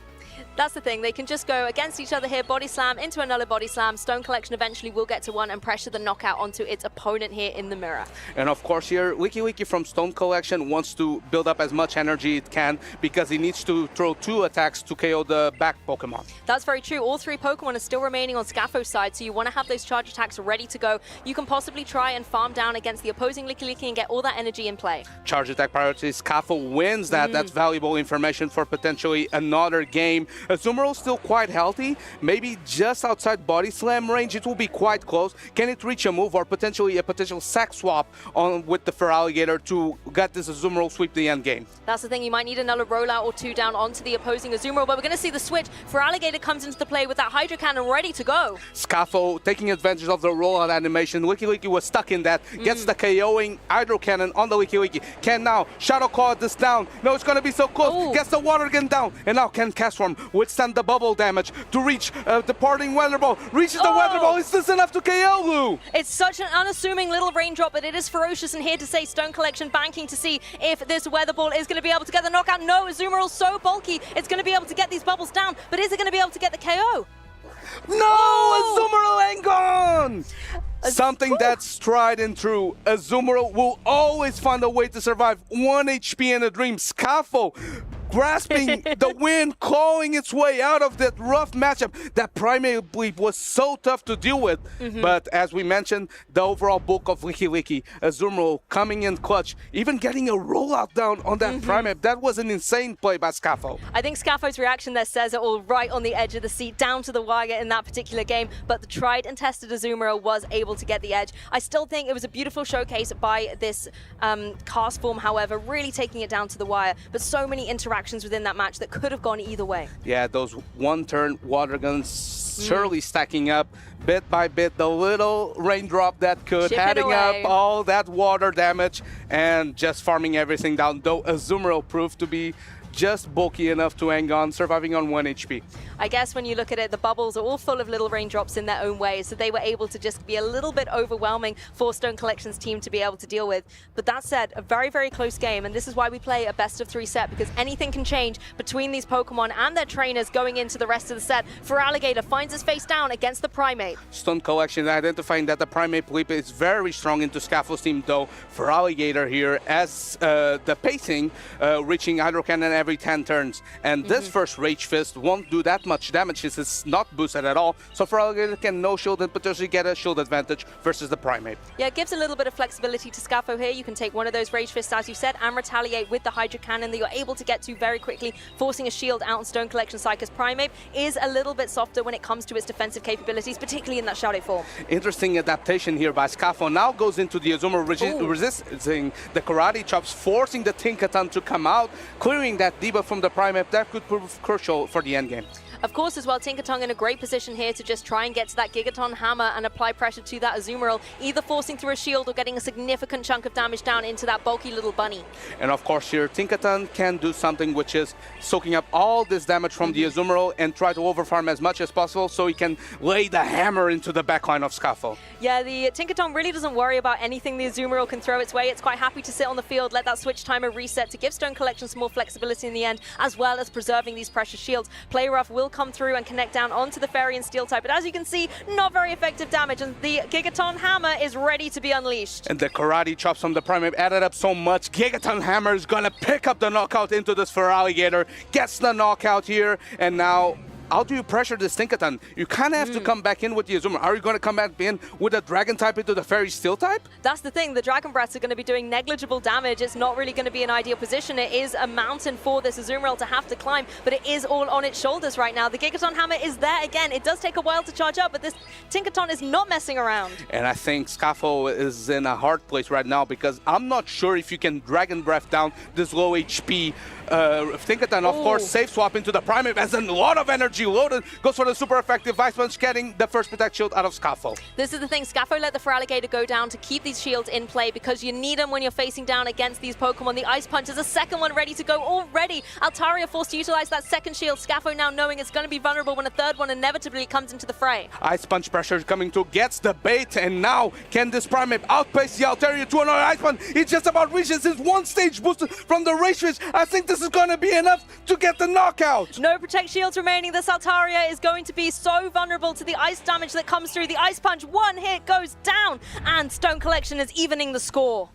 And I think I really like the adjustment from Scafo, but I think Stone was 2 steps ahead. You're going to try to bring in that Azumarill. I'm bringing in that Tinkaton, a hard wall to that Azumarill energy. And since a Gigaton Hammer is such a good move that even resisted it does so much damage, it was able to take out Feraligatr, which is technically a hard counter to that Tinkaton. And since Altaria can't really Dragon Breath down, even a 20 HP Tinkaton, it's double, it's triple resisted even. It's so hard to Dragon Breath down the bulky Steel type. I think the teamwork was great on Stone Collection side. You had the Karate Chops dealing with that Feraligatr a little bit earlier on, enabling the Tinkaton to be able to deal with it later on. And then at the same time, being set up so beautifully for success, Tinkaton sat in and ate up all the damage that the Azumarill was trying to deal, leaving it in a clear position to be KO'd towards the end of the game. And we're gonna get lock-ins pretty soon. It's 1-1. We have the Primate Blade once again against the Altaria. You might think this is a negative matchup, not when you have Ice Punch coverage. Tries to go for a catch, but Stone Collection reads into it. It throws the Rage Fist, which is helpful. And now with that energy lead, I think he can even stay in and just take advantage of being boosted and take out this Feraligatr afterwards. This looks like a similar snapshot to what we saw in Game 2, except this time Feraligatr has come in later. It doesn't have the same energy utility to pressure with the Hydro Cannon. Instead, the Primate just unleashed to keep going for these Rage Fists and getting all these attack buffs. No shields for Feraligatr, just about gets knocked out. And here Scafo has to go in back with the Altaria. Goes for the Sky Attack, trying to pull the first Protect Shield out of this Primate. But Primate still has a fair amount of HP, even though it's going to get erased over time with that Dragon Breath. Going to try to pace into another Ice Punch. Maybe this is a better position for the Altaria, though. You know Ice Punch is definitely a threat. You might have to utilize some shields, but the Dragon Breath farm down could be in your favor going towards the end of the match. Scafo does go for that late shield. It is going to be the Rage Fist, however, another guaranteed attack buff. Look at that pressure from the Primate. Goes for another Rage Fist, perhaps. Greedy from Stone Collection. Scafo choosing to let it go. I think that Altaria will be just bulky enough to endure this Rage Fist. It's going to get the Dragon Breath down, and it has energy to boot into the back line. Oh, it was a long, drawn-out moment for the Altaria, but it has been able to fell its opponent and get some energy up on the board, banking it for later. Of course, that Tinkerton gets met by the Kanto Ninetales. Kanto Ninetales met by the Wiki Wiki. Super effective rollouts coming through. It's not same type attack bonus, so they won't add up as much, but they will add up for sure. This ferocious little Ninetales getting all of the energy up so it can apply back-to-back charge attacks if it wants. Weather Ball will come through first of all, land down onto this Licky Licky, but both of these attacks ready on the Ninetales. Licky Licky is going to retaliate first of all with this Shadow Ball, trying to force a remaining shield to come through on Scapho's side, but no, going to let this go through into the Shadow Ninetales. No shield from Scapho, massive damage, and now I think Wiki Wiki can just about roll out everything down. This Weather Ball won't threaten the knockout, but it will put Wiki Wiki in the red HP. No matter what the Ninetales tries, it's not able to get the knockout onto this opposing Licky Licky. Another rollout comes through, but it will force that shield to come through. I think one more rollout will be enough for Licky Licky to KO this Kanto Ninetales. And then there's the Altaria that comes in even with the Tinkerton with an aggressive swap from Stone Collection. He's able to Fairy Wind down the Fairy type, and now Altaria has energy to boot, but it's not enough to take out the Tinkerton. Stone Collection wins Winners Finals. Who even needs the energy in the back when that damage can come through in the fast attacks? Tinkerton, what a fantastic switch in at the end, just cleaning up left, right, and center. And what a showcase from that Shadow Primate. If you don't have fast move pressure into that thing, that gets away with the game. And I really like the adjustments from Scapho, because even though Altaria technically has a negative matchup thanks to the Ice Punch covers from that Primate, the Dragon Breaths do add up. And when you chunk it to a point where Dragon Breath put it in half HP, then Feraligatr can kind of deal with it. But Stone Collection went for that Rage Fist bait, and that proved to be costly, because now that Feraligatr can only tank one Rage Fist, and if you're saying it with the Primate, you just can't take it out.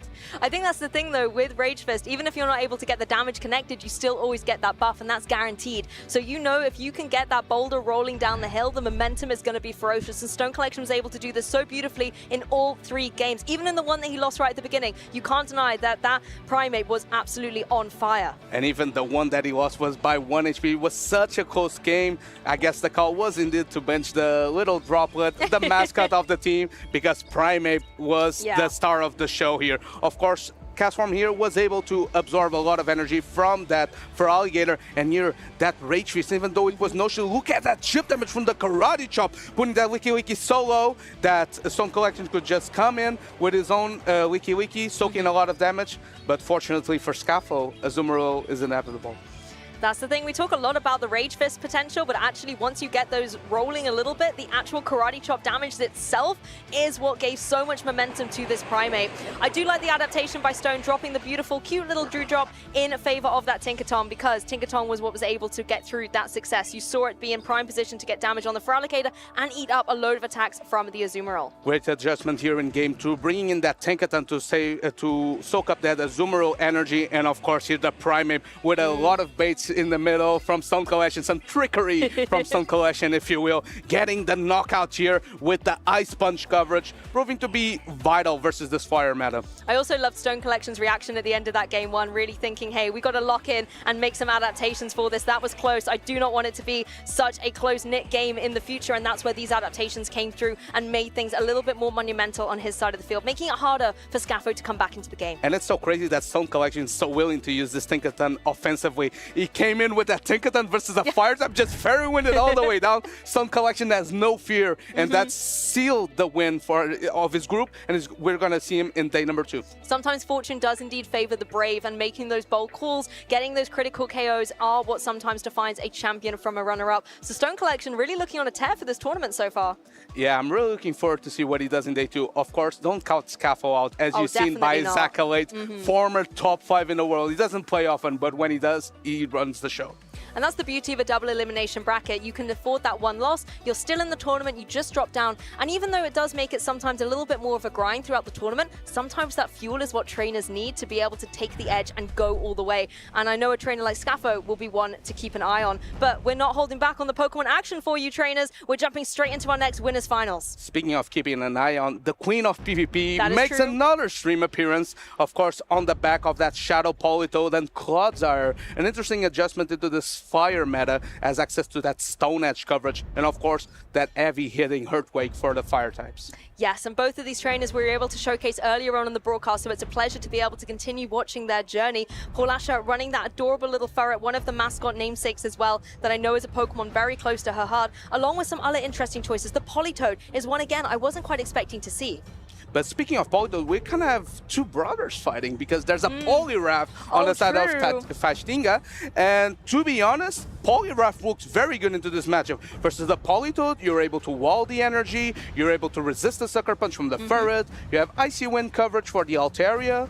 Poliwrath looking pretty good. Yeah, Poliwrath certainly looking strong, and is Paulasha, who is our previous Turin Special Champion as well. Back in 2023 when we were last in this location, as well as previously winning other regional championships such as Stockholm and another set of top finishes on the international global stage. She came in to renew her Turin title. Of course, we took a break from this location here in the Championship Series, but we're back and we're ready for it. Of course, Paulasha is also the Seville regional champion from this season, on the back of a Piloswine that made its brief appearance into the scene to disappear never again into the sunset.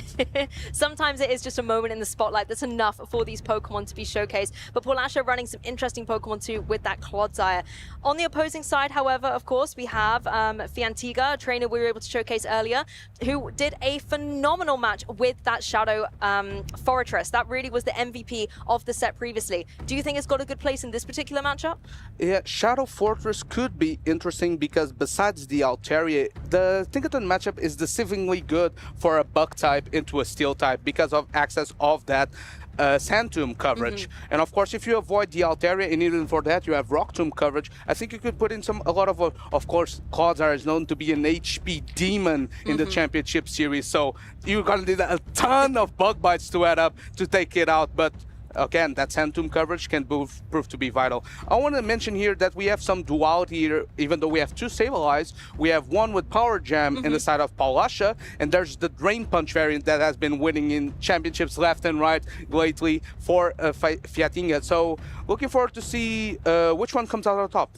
Yeah, Drain Punch being the more consistent one we see on Sableye, you know, being able to get the buff as well does give you a little bit more confidence within that Pokemon. But the Power Gem, really nice switch adaptation we're seeing with the Flyers that we're anticipating coming into this format, particularly with Pokemon like Fearow, really benefiting from the move update, as well as other Pokemon that are skybound, such as the Altaria. And of course, having that Power Gem on the Sableye means that you can't deal super effective or even neutral damage into that Poliwrath. True. So Poliwrath here on the safe swap looks to be an absolute menace. I'm not quite sure how Paulasha is going to deal with it. It has to be a combination of being able to withstand one or more of its move while pulling away Protect Shields. It's going to be a tough combination because Poliwrath is quite bulky. I'm looking forward to seeing Poliwrath. I think you've hyped it up so beautifully. I want to see it really jump into this match, particularly with this move pool. Things like the Icy Wind as a charge attack, that's something that the Altaria on the opposing side really doesn't want to have to face down against. Of course, we have the Unova Stunfisk lead against the Sableye. This is an interesting matchup because Sableye can choose to throw Foul Play right away, but then again, if Unova Stunfisk chooses to throw Discharge, it will be able to outpace. I think it's a nice opportunity for the Shadow Claws to start farming up some damage here. The Foul Play, as you said, is ready to be utilized, and that's something that can land straight down onto this Stunfisk and start chipping away at it. But look at the energy on the opposing side. Discharge is ready to go.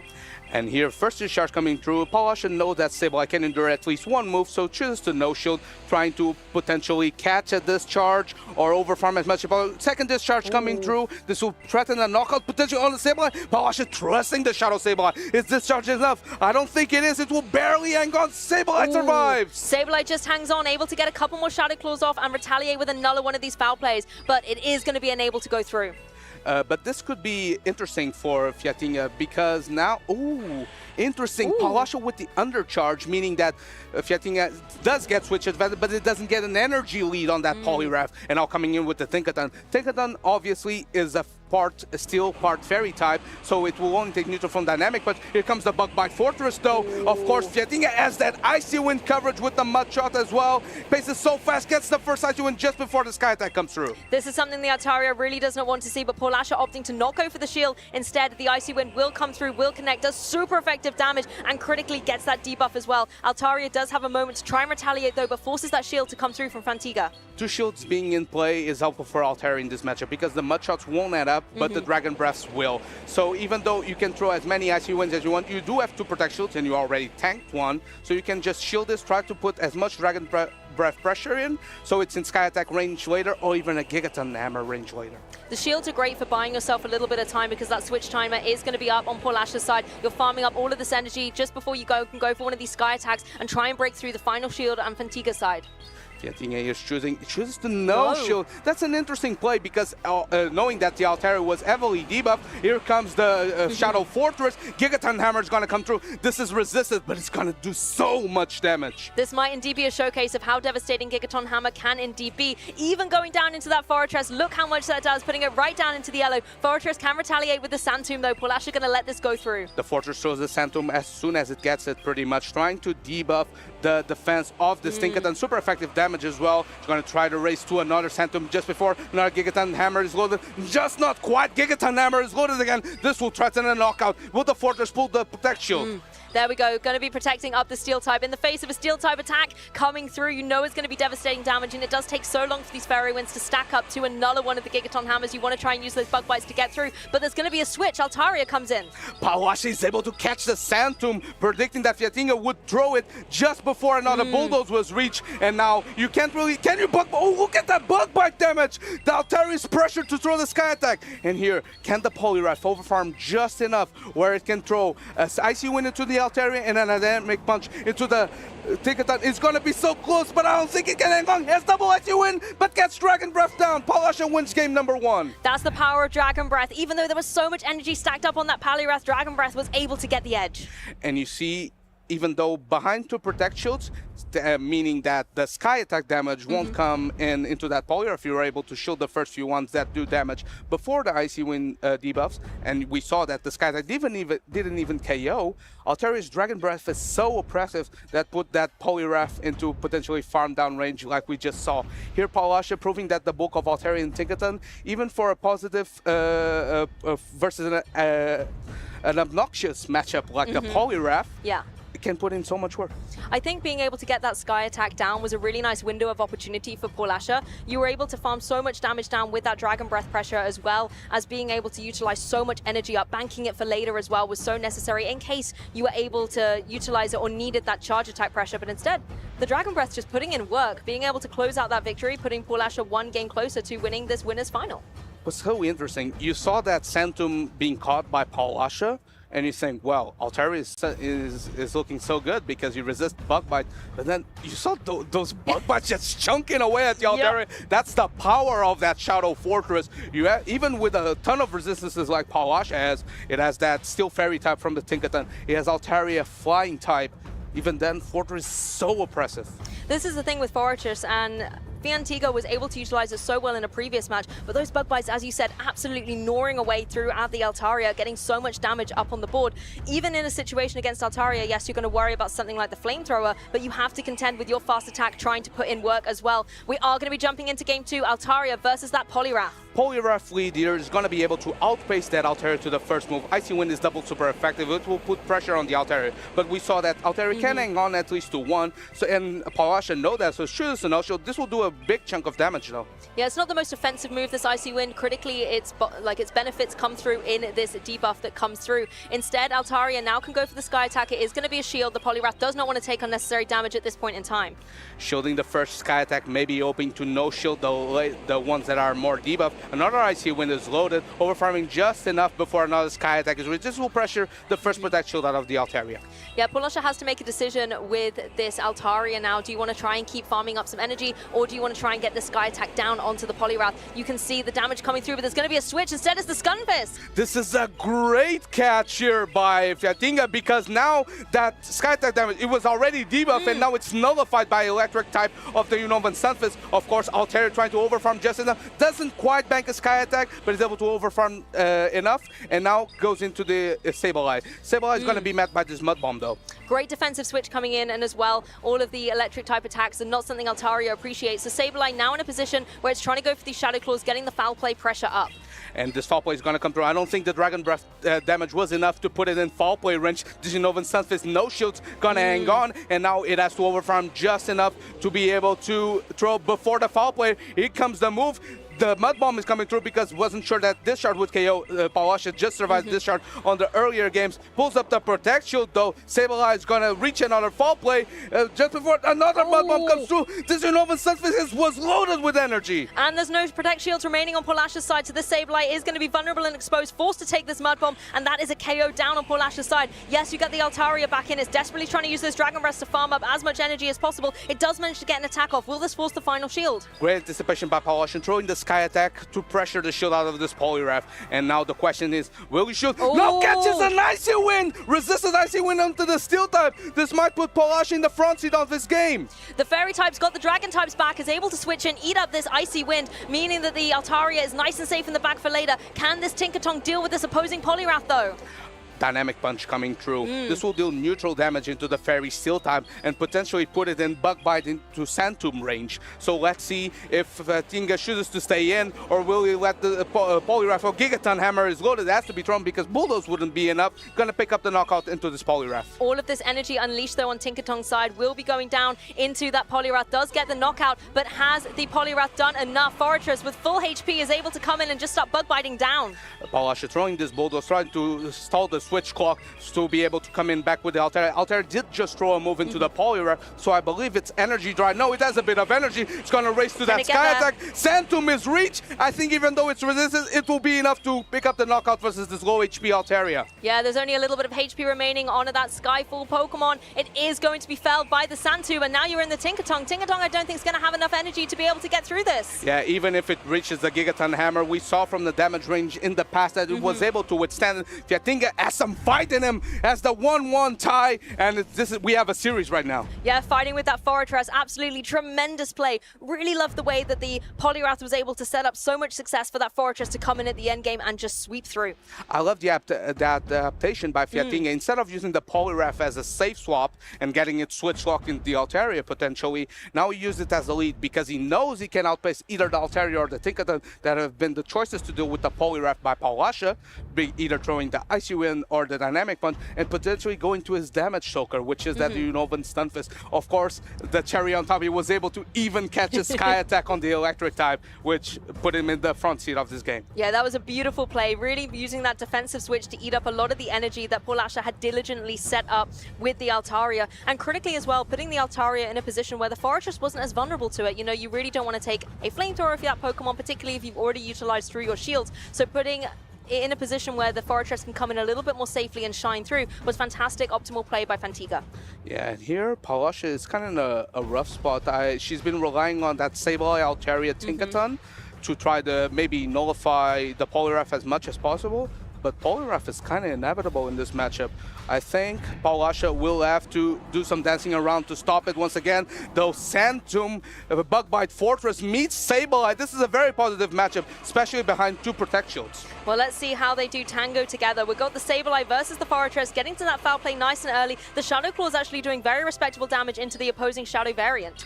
Usually Fortress players tend to shield the first one to throw the Rock Tomb. This is not the case by Fiatinga. Trusting the bulk of its Fortress does massive damage into the Shadow variant. Sand Tomb is going to come through, going to put pressure on the Sableye. Palasha was counting, but chose to respect the Sand Tomb damage, potentially trying to Shadow Claw all the way down this Fortress. It's going to be so cool. Look at that Bug Bite damage heading through. Sableye is already in the red with the foul play loaded. Yeah, in contrast to Game 2, the Fortress goes down early doors in this Game 3, but it has done so much work into this opposing Shadow Sableye. It is in a position, though, where it can try and get one of these foul plays down onto the Stunfisk. Fantenga able to let this go through, knowing it can eat up one of these and preserving those precious shields, maybe banking everything on that Poliwrath we know is in the back. The energy that comes from that farm down, allowing the Sableye to put in so much work into this Diginovan Stunfisk. I believe Palasha will allow the farm out. No, it does not. Goes with the Poliwrath aggressive, but it's met by the Tinkaton. Gets to avoid the Diginovan Stunfisk. Only takes neutral damage from this Dynamic Punch. Fairy Winds will add up. We'll see if it's enough, though.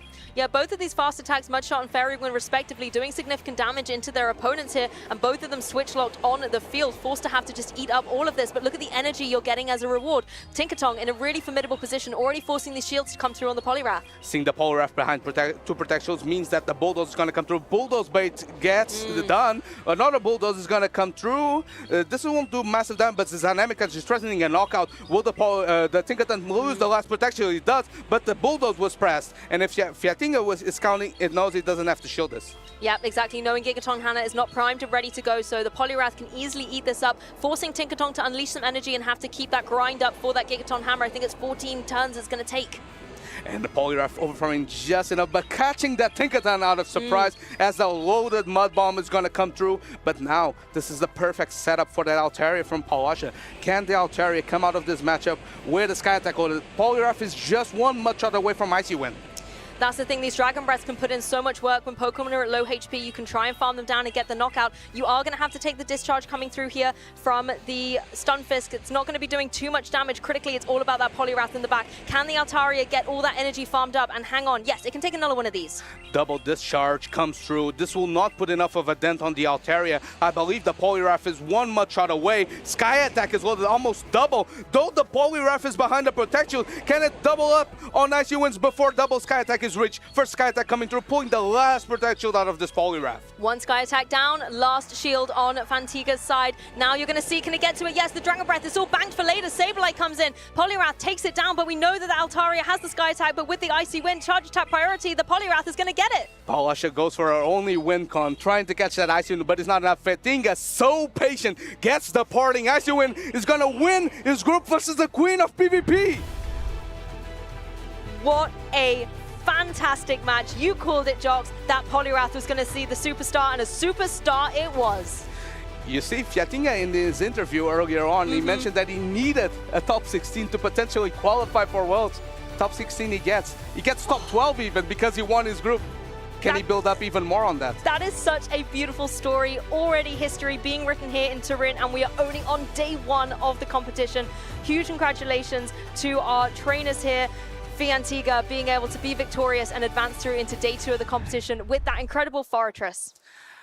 And Poliwrath. Poliwrath put in so much work. In Indianapolis rather, in the past weekend, Mushroom Queen was able to pilot that Poliwrath into a top 8, and now Fiatinga getting the top 6, winning his group even.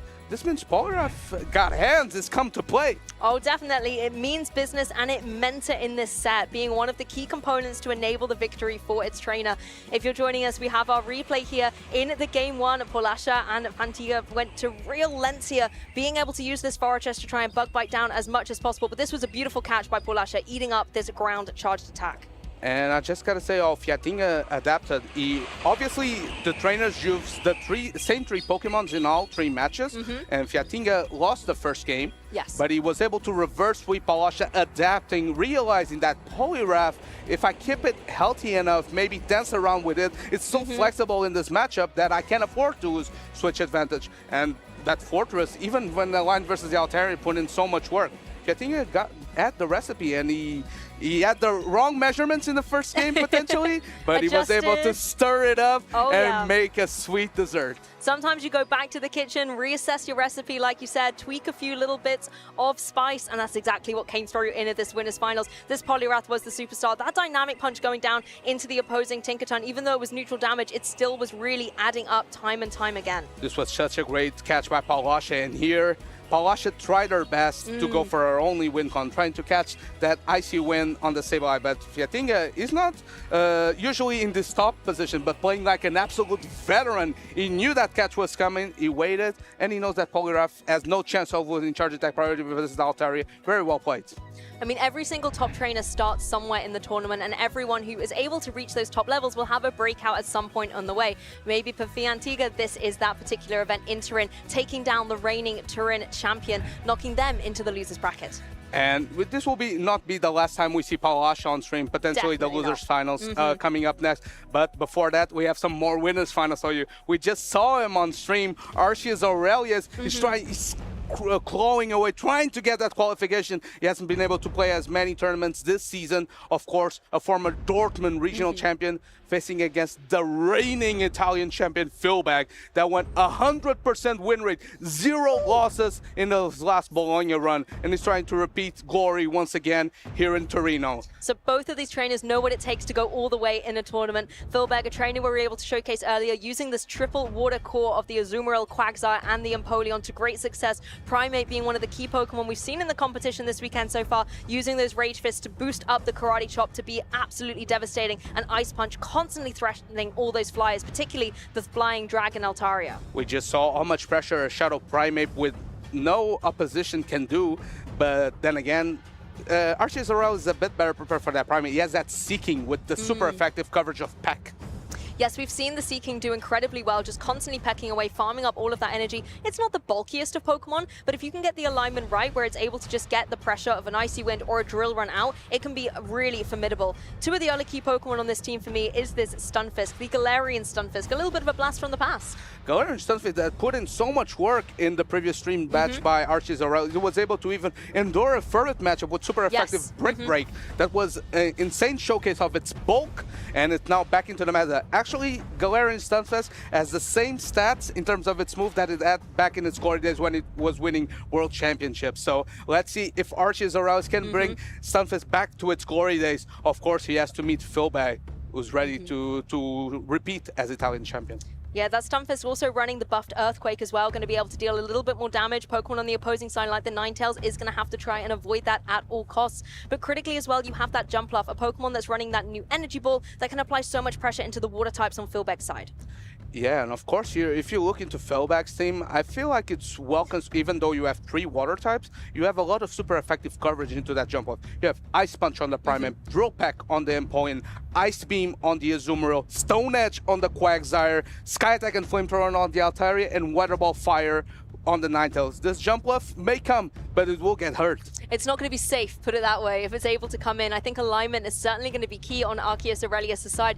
Has all the keys for success, needs to just make sure that Philbag is not going to be able to stand in his way as they run the gauntlet together to be able to try and win out this Winners Finals for Group D. Seeking already has a Winners Finals win with Patoman. Let's see if Arceus Aurelius can make it too. Ooh. We have the trusty Wiki though into the Quagsire. Quagsire not with Mud Bomb this time, so it might have to rely on Stone Edge to do meaningful damage in this matchup. Yeah, 2 bulky boys up front and center for these trainers, just farming away with their fast attacks. Look at all of that energy go. That fast pacing from the Quagsire, reaching the Stone Edge in 14 turns, throwing just before the Shadow Ball is unleashed by the Wiki. Does about 50% HP into the Wiki throws the Shadow Ball, gonna try to pressure first protection out of this Quagsire. That was actually a huge amount of damage from the Stone Age coming through. It isn't going to be able to connect down onto the Quagsire though. A last second shield coming up on Philbag's side, realizing that Quagsire might need to be able to be preserved a little bit later, but the second Shadow Ball is ready to go. Arceus Aurelius throwing on alignment with the Wiki, trying to get the Shadow Ball damage, potentially indicating that he won't try to invest shields on this Wiki. The Quagsire can overfarm on this resisted rollout, farms out to max energy before throwing an Aqua Tail. I don't believe this Aqua Tail is enough to KO. Can Arceus Aurelius reach another move to get on this Wiki? It does KO though, and this Quagsire has a lot of energy to put as a Stone Edge loaded already. Here comes the Seeking. The Aqua Tail bait is coming through. Will it put the first potential out of Arceus Aurelius, or is he gonna come? He calls the Aqua Tail bait! Honestly, incredible play from both of these trainers. That Quagsire meaning business, but Arceus Aurelius not letting it get in his head. Seeking in a position now to go for the shield, not going to be taking another one of these Aqua Tails. Another Aqua Tail coming through. This time Arceus Aurelius just to protect shield, and another Aqua Tail just to do another bit of chip damage because the Stone Edge wouldn't be able to be reached, though this Seeking has energy for days, and this coverage, it's everything.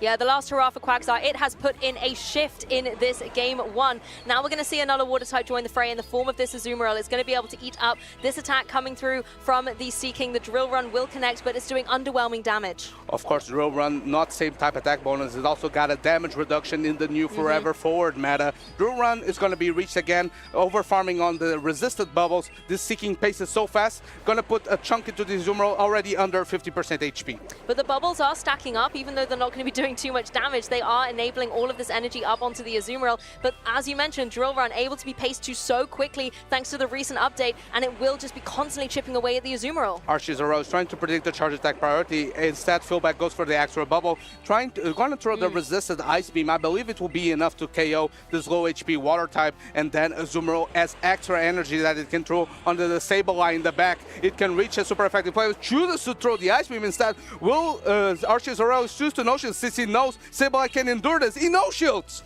Yes, keeping that shield nice and safe for the longevity of this game. Takes one of those Ice Beams, but now you've got Empoleon here to play. You have the Drain Punch ready to go, however. There is still the shield on Philbeck's side. You're going to have to try and get to another one of these to be able to get damage. He gets the Drain Punch bait though, even though it's super effective, it does less damage than Foul Play. The double Hydro Cannon is coming from the Empoleon, not before a Sableye reaches a Foul Play. Will it be enough to KO this Empoleon, or will Empoleon endure? There are no Protect Shields, so Philbeck does have an exposed Empoleon here. Foul Play from the Shadow Sableye comes down, but is not able to get the KO. Empoleon hangs on and can retaliate. And now, since the Shadow Claw came through, even though Empoleon's at the double off, it will get knocked out. And then the Sableye has to KO this Azumarill. I think it has no energy. It's going to be able to Shadow Claw down. Archie's Arrows gets match number 1.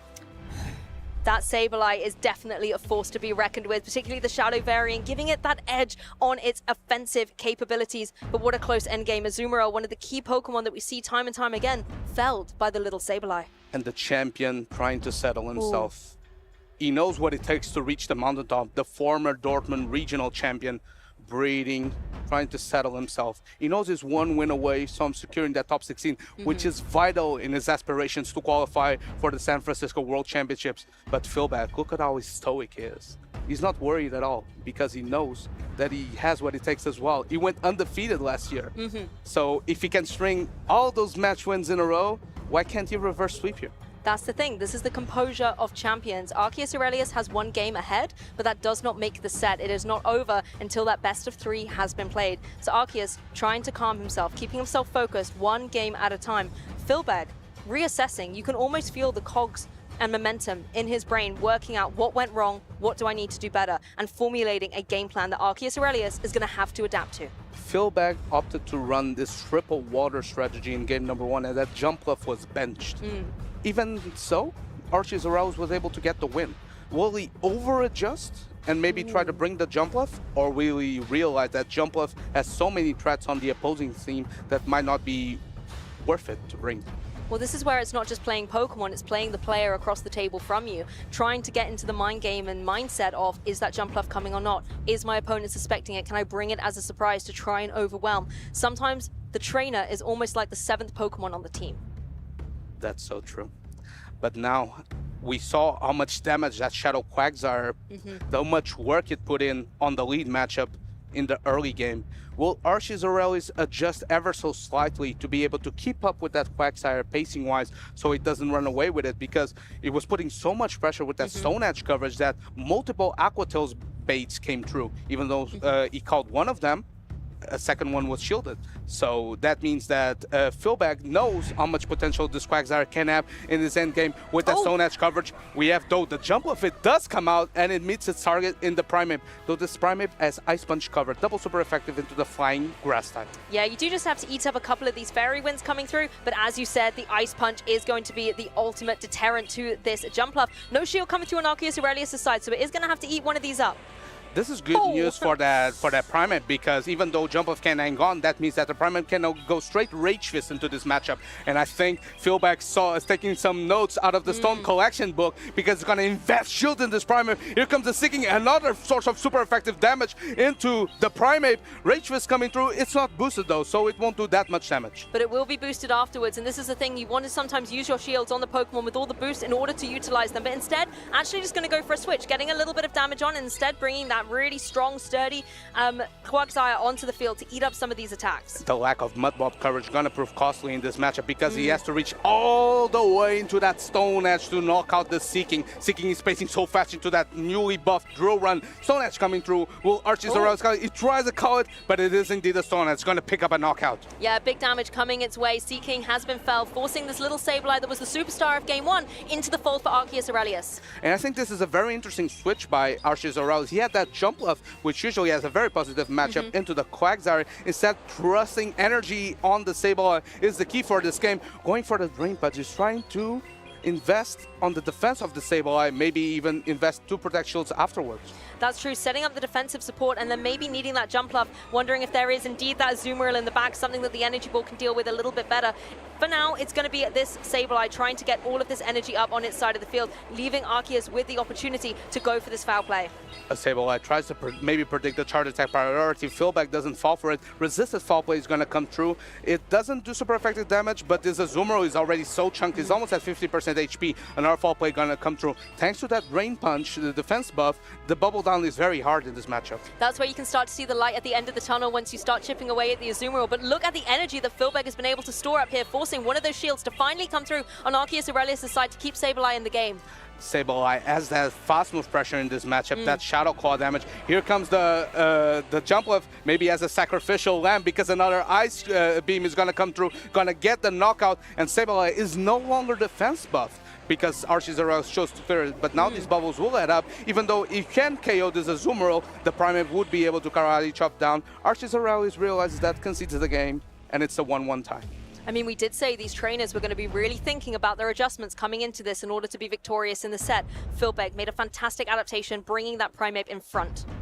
Of course, that was what Stone Collection did in this match. They put in so much pressure into those fights. This fighting type with the Ice Punch coverage in 10 turns is insane.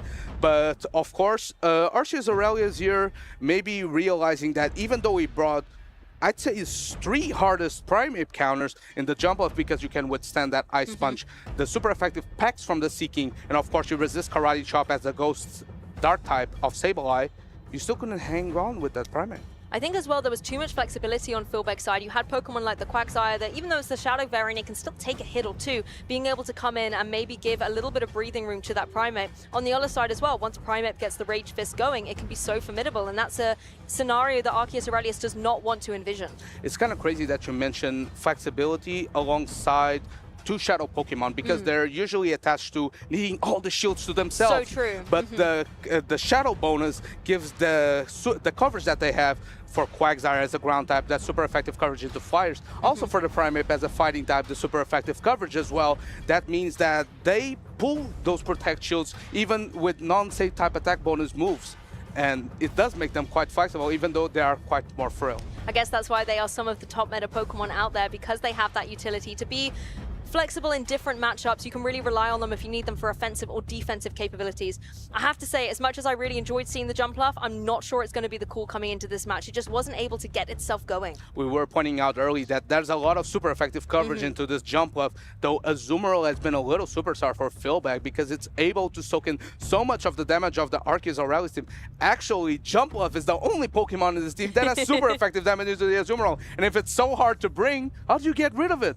That's the thing. You might be thinking Philback could run that Primate again on Arceus Aurelius' side. Are you going to maybe overthink, try and hard counter into it? And again, on Philback's side, are you going to think maybe if he's going to go for the Primate hard counter, why don't I drop it and bring something to counter the adaptation? We're going to see Sableye and the beautiful Ninetales coming out here for game number 3. Ninetales, one of the few Pokemon in the metagame that is able to outpace the Sableye, being able to pace in 8 turns to the same type attack bonus, Weather Ball Fire comes through.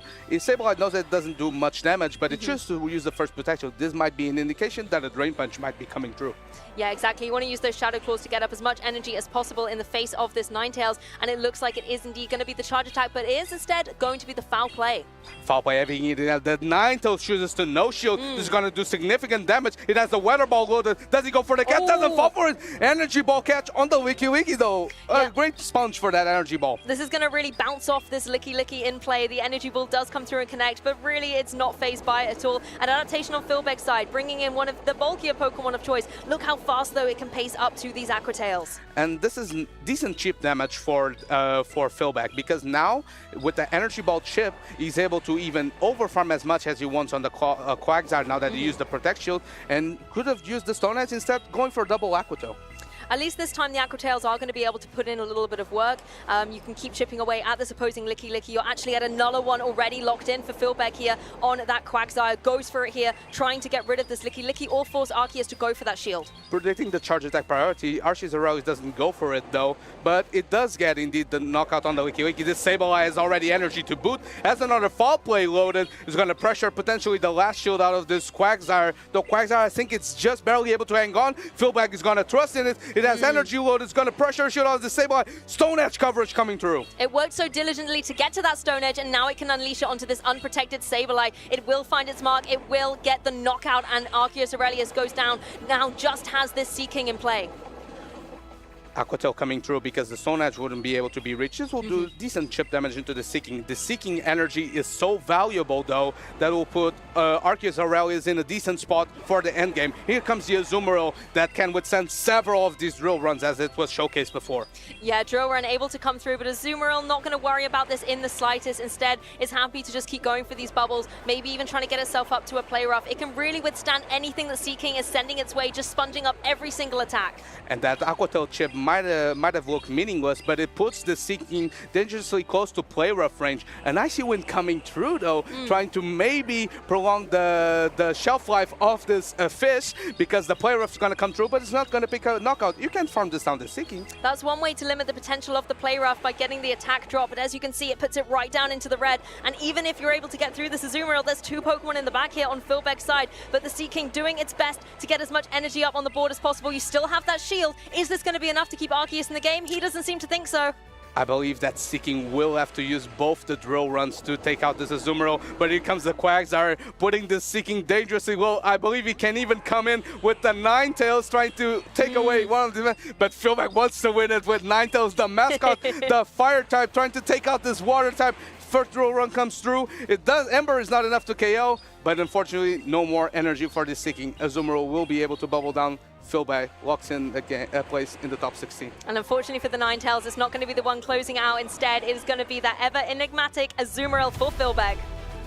And of course, Azumarill has been so tried and true in this meta, and is showing that even though there are some new faces in the house, Azumarill is a champion for some reason. It's a household name, let's say. You might see some new faces as we go through different formats with new Pokemon, new move updates, but Azumarill always seems to be that tried and tested consistency.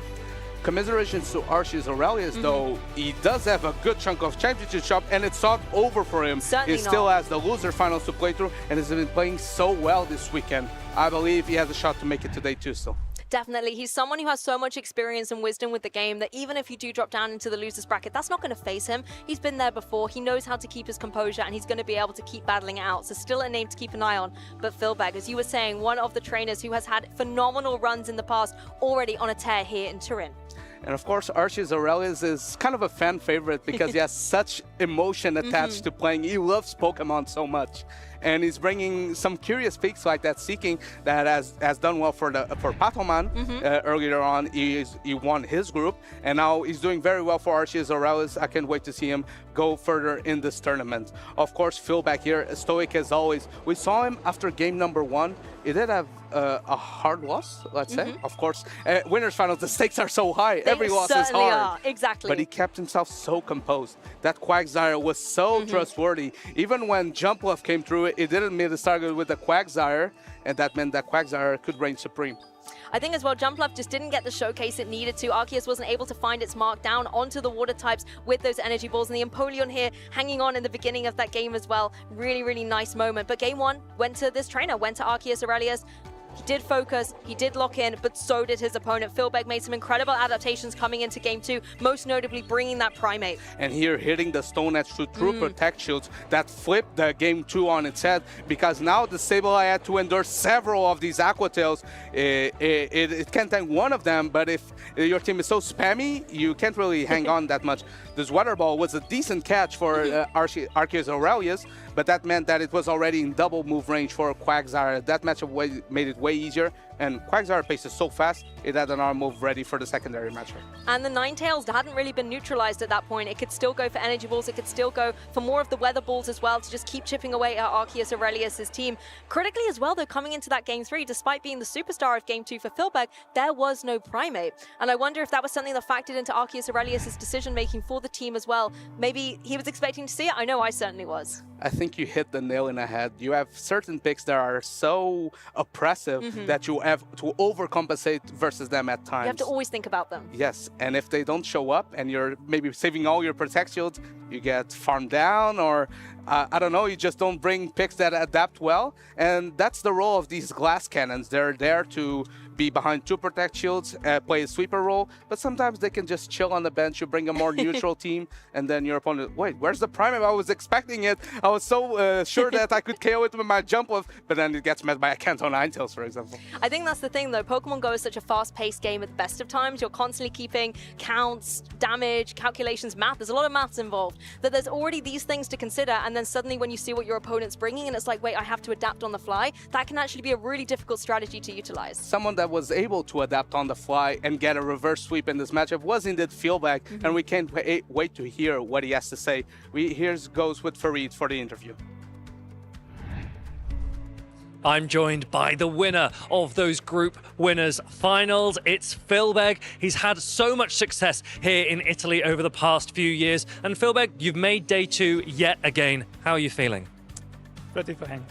Honestly, was not expecting it because I had zero time to prepare. So I just built a team with Shadow Primate, which in my opinion was super good, and it actually worked. It really did work, and I suppose one of the advantages of the season update happening this week is perhaps not many players had a lot of time to prepare either, and you're obviously very good in these Italian events. Last season, you only played in the Italian event and you won it. Do you think you can do that again this season? I don't know. I'm really happy about my results so far.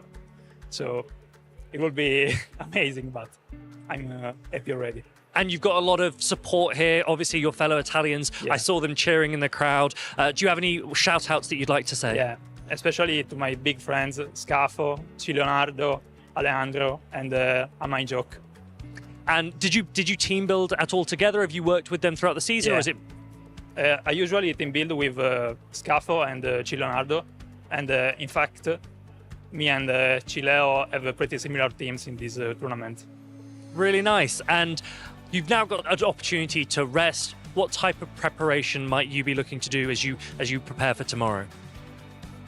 I think I'm going just to look at my opponent's teams and think about some strategies. But as I said, I'm really chill now.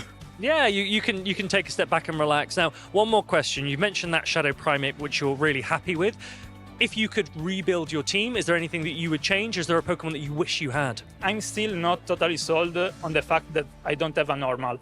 Like, I was really uncertain about bringing Quagsire over Licky. Maybe I would have brought Licky instead of Quagsire. But still, in these matches, was pretty good.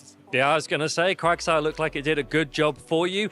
And it sounds like you've got a long way to still go. You're the reigning champion here at the Italian event, and I'm sure you'll do very well tomorrow. But like you said, have a good opportunity to relax. Thank you very much for this interview. Casters, back to you.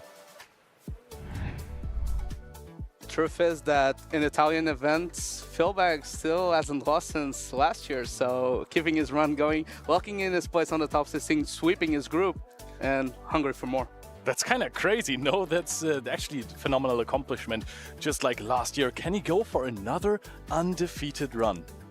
Of course, he has a ton of tough opponents to face, but he's one of the few trainers that made an interesting adaptation. He's running that Stone Edge on that Quagsire, predicting that the flyers would be so prevalent in this meta. And of course, even facing a Jumpluff team, this team is so well built against Jumpluff, as we saw. He has super effective damage from all his Pokemon into that Jumpluff, made Quagsire so chill to bring. Yeah, now the big question for Quagsire is how good is it still versus the Ninetales? Yes, you are outpacing with the Aqua Tail, but if it's regular Ninetales, I don't think it even gets close to KOing, no?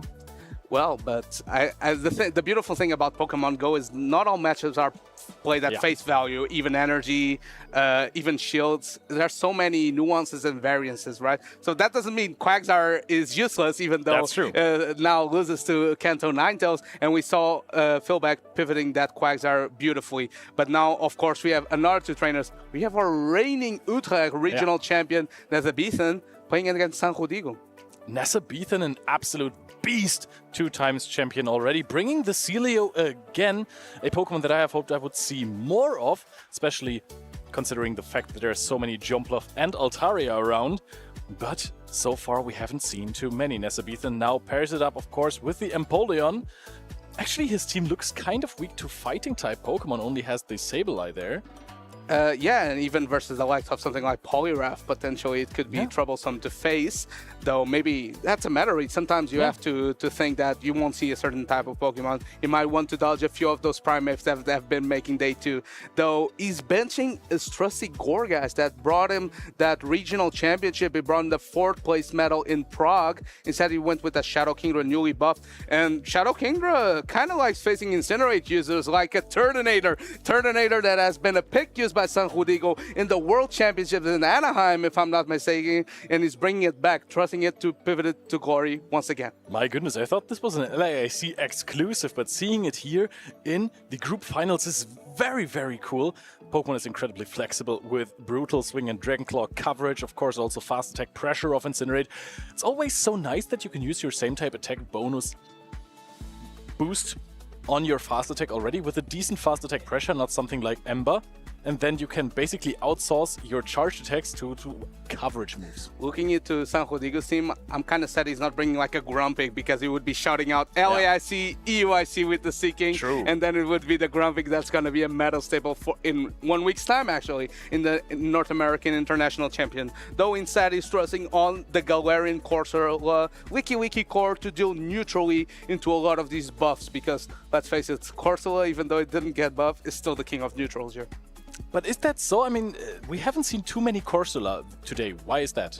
Because Sableye is the new sheriff in town, baby. With that access, with that Drain Punch, is so hard to take out of the field. And of course, Foul Play does such significant neutral damage that often paired against the Corsola does pretty well. Though Corsola, even versus some of its hardest matchups, let's say for example Feraligatr, Shadow Feraligatr even, can even win that matchup at times because it's so bulky. It can tank a Hydro Cannon and reach that double Nightshade for the KO. Corsola is absolutely incredible, especially considering how strong Astonish still is when you're looking at attacks like Mudslap that have received a nerf in the past.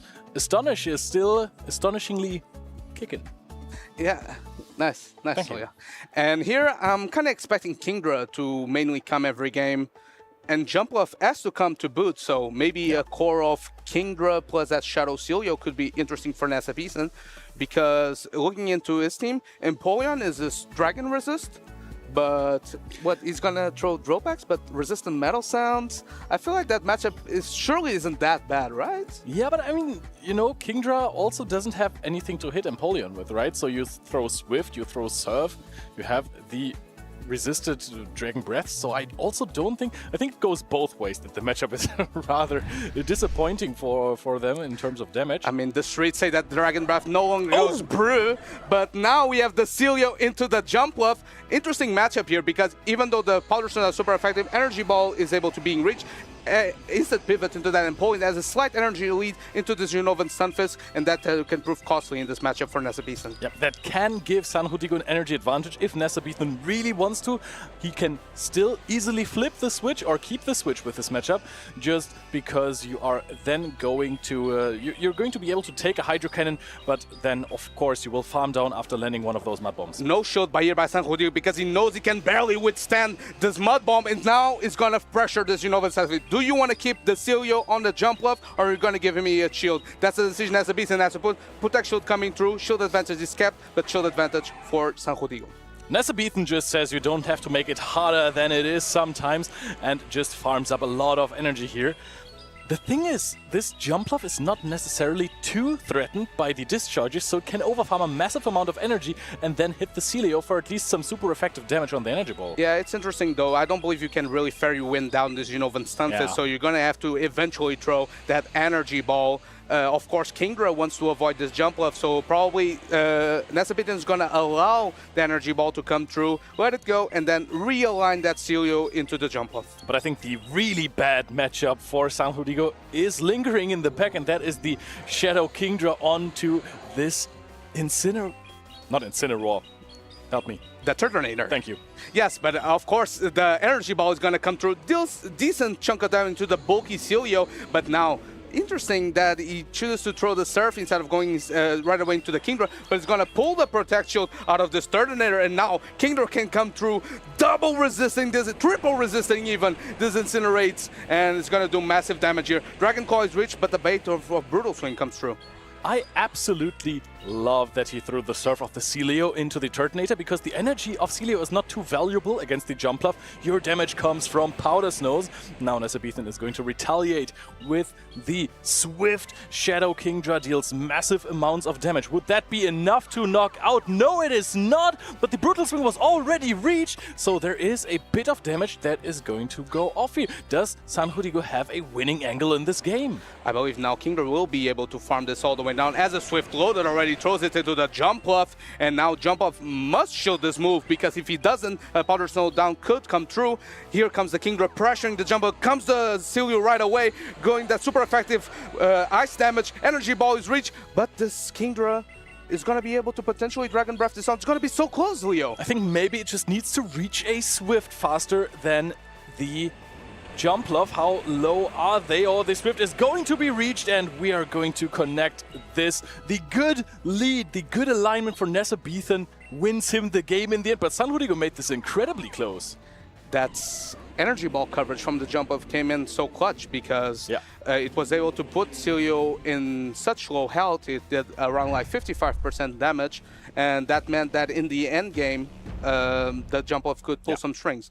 Of course, Kingdra showing how oppressive it is. In the Shadow variant even, those Dragon Breaths are now a bit reworked to work more towards energy generation rather than damage as before, but Shadow Kingdra proving to be so solid with solely its Dragon Breath into Swift combo. Yeah, it is so spammy, and I mean, even though Dragon Breath doesn't deal that much damage anymore as it did earlier, it's still a decent chunk, right? It's not by any means a low damage attack, so it still deals a lot in most matchups, puts it in Surf or Swift ranges, and that's exactly what you need with those spammy Pokemon.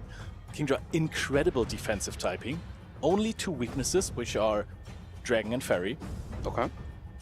Yeah, this was kind of a quiz question earlier on the stream, so I'm glad that you did your studying. But let's see if Kingdra pressures enough that Turtonator, though, to bench it potentially, because it put in so much work. And then again, if the Turtonator is benched, then does Fortress become solid for Nesabithin? That's the question we're kind of asking here.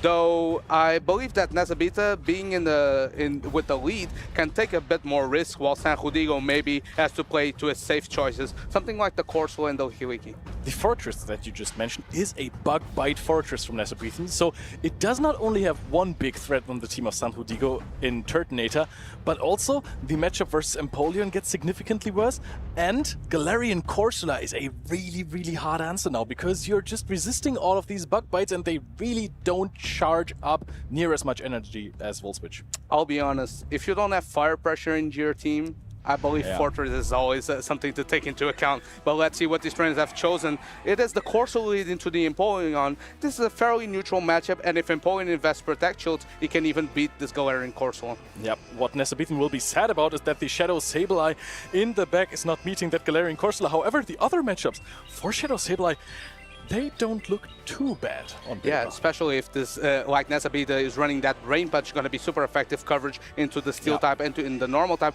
First Nightshade going to come through from the Galarian Corsola. I wonder if Nesabithin want to invest shields into his Empoleon. He does indeed. He's going to be able to overfarm just enough to throw another Hydro Cannon before another Nightshade is reached. No, it's just to instead throw the Hydro Cannon right away, potentially hoping to pull a Protect Shield out of San Judigo. That's exactly what it does. Nesabithin is playing a little bit of a different strategy than San Judigo. San Diego has only brought one rather fragile Pokemon in the Empoleon. Nesabethan has brought two. So the shields that Nesabethan is using, they are of much more importance than the one that San Diego is going to use. I think Empoleon maybe potentially get barely. It does not. This Corsola is still so healthy. I believe the Sableye is going to come through. Does the Wiki Wiki. Wiki Wiki comes right away as well. Going to resist this Shadow Claws, but Foul Play and Drain Punch are going to head up for sure.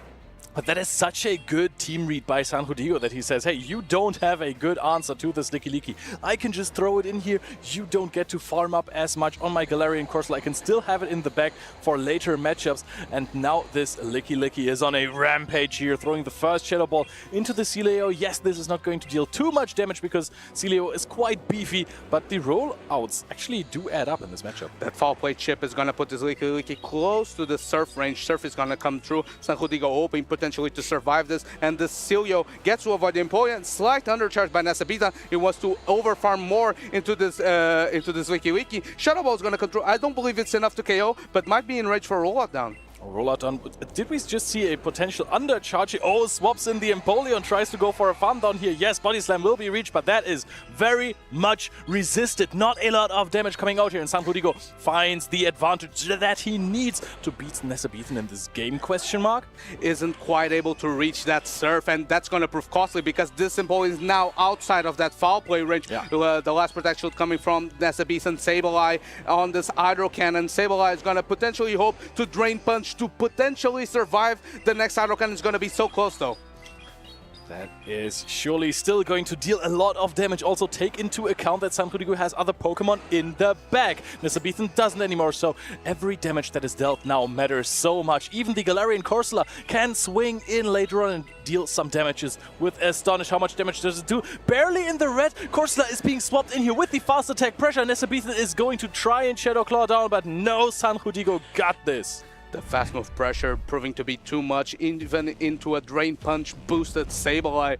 Corsola actually putting in some work versus that Sableye. That's quite interesting. That is so funny. He has this incredibly offensive Pokemon in Empoleon on the field and says, hey, I need fast attack pressure. I'm going to swap out my Empoleon and bring in this bulky monster Galarian Corsola to just easily astonish down that Shadow Sableye. The Turtonator was benched. This is the mascot for San Diego. Of course, it isn't really a spice pick for San Diego because he has done so well in the World Championship with it. So he really believes in this Pokemon. Of course, though, the tried and true Corsola, Licky, Empoleon just proving to be the recipe for this game number 2. Nesabethan now has to realize that potentially the Celio could be a risky bring because versus those 3 Pokemon, Celio has a negative matchup. That is true. Even if Licky is rather neutral, Rollout is such a good fast attack. It charges energy super quickly, but it doesn't have a lot of damage if you are an Ice type. There is some decent fast attack pressure on the Rollout, so that becomes an incredible attack rather than a very good one. And I'm kind of wondering now if, since the Corsola put in so much work versus the Nesabethan team, that means that the Forcer's potentially, as you mentioned, is not coming through, but you might need something like the Unovan Stunfisk that has the bulk to endure attacks from every single Pokemon that San Diego just had success with, but you also have the pacing advantage that can potentially chip away at the opposing Pokemon, put it in the farm range where Sableye can really shine through. I'll say, Unovan Stunfisk looks incredible into the team of San Diego. You resist rollout, so there's no fast attack pressure there. That's a slightly positive matchup for Stunfisk because of your pacing. Galarian Corsola is also something that you can deal with. It's not the best matchup, but it's not the worst. Empoleon is a good matchup. We don't talk about Jumpluff matchup, but you can also deal with the Sea King reasonably well. And Turtonator is a very good matchup for the Stunfisk. So it won Nesabethan game 1, basically.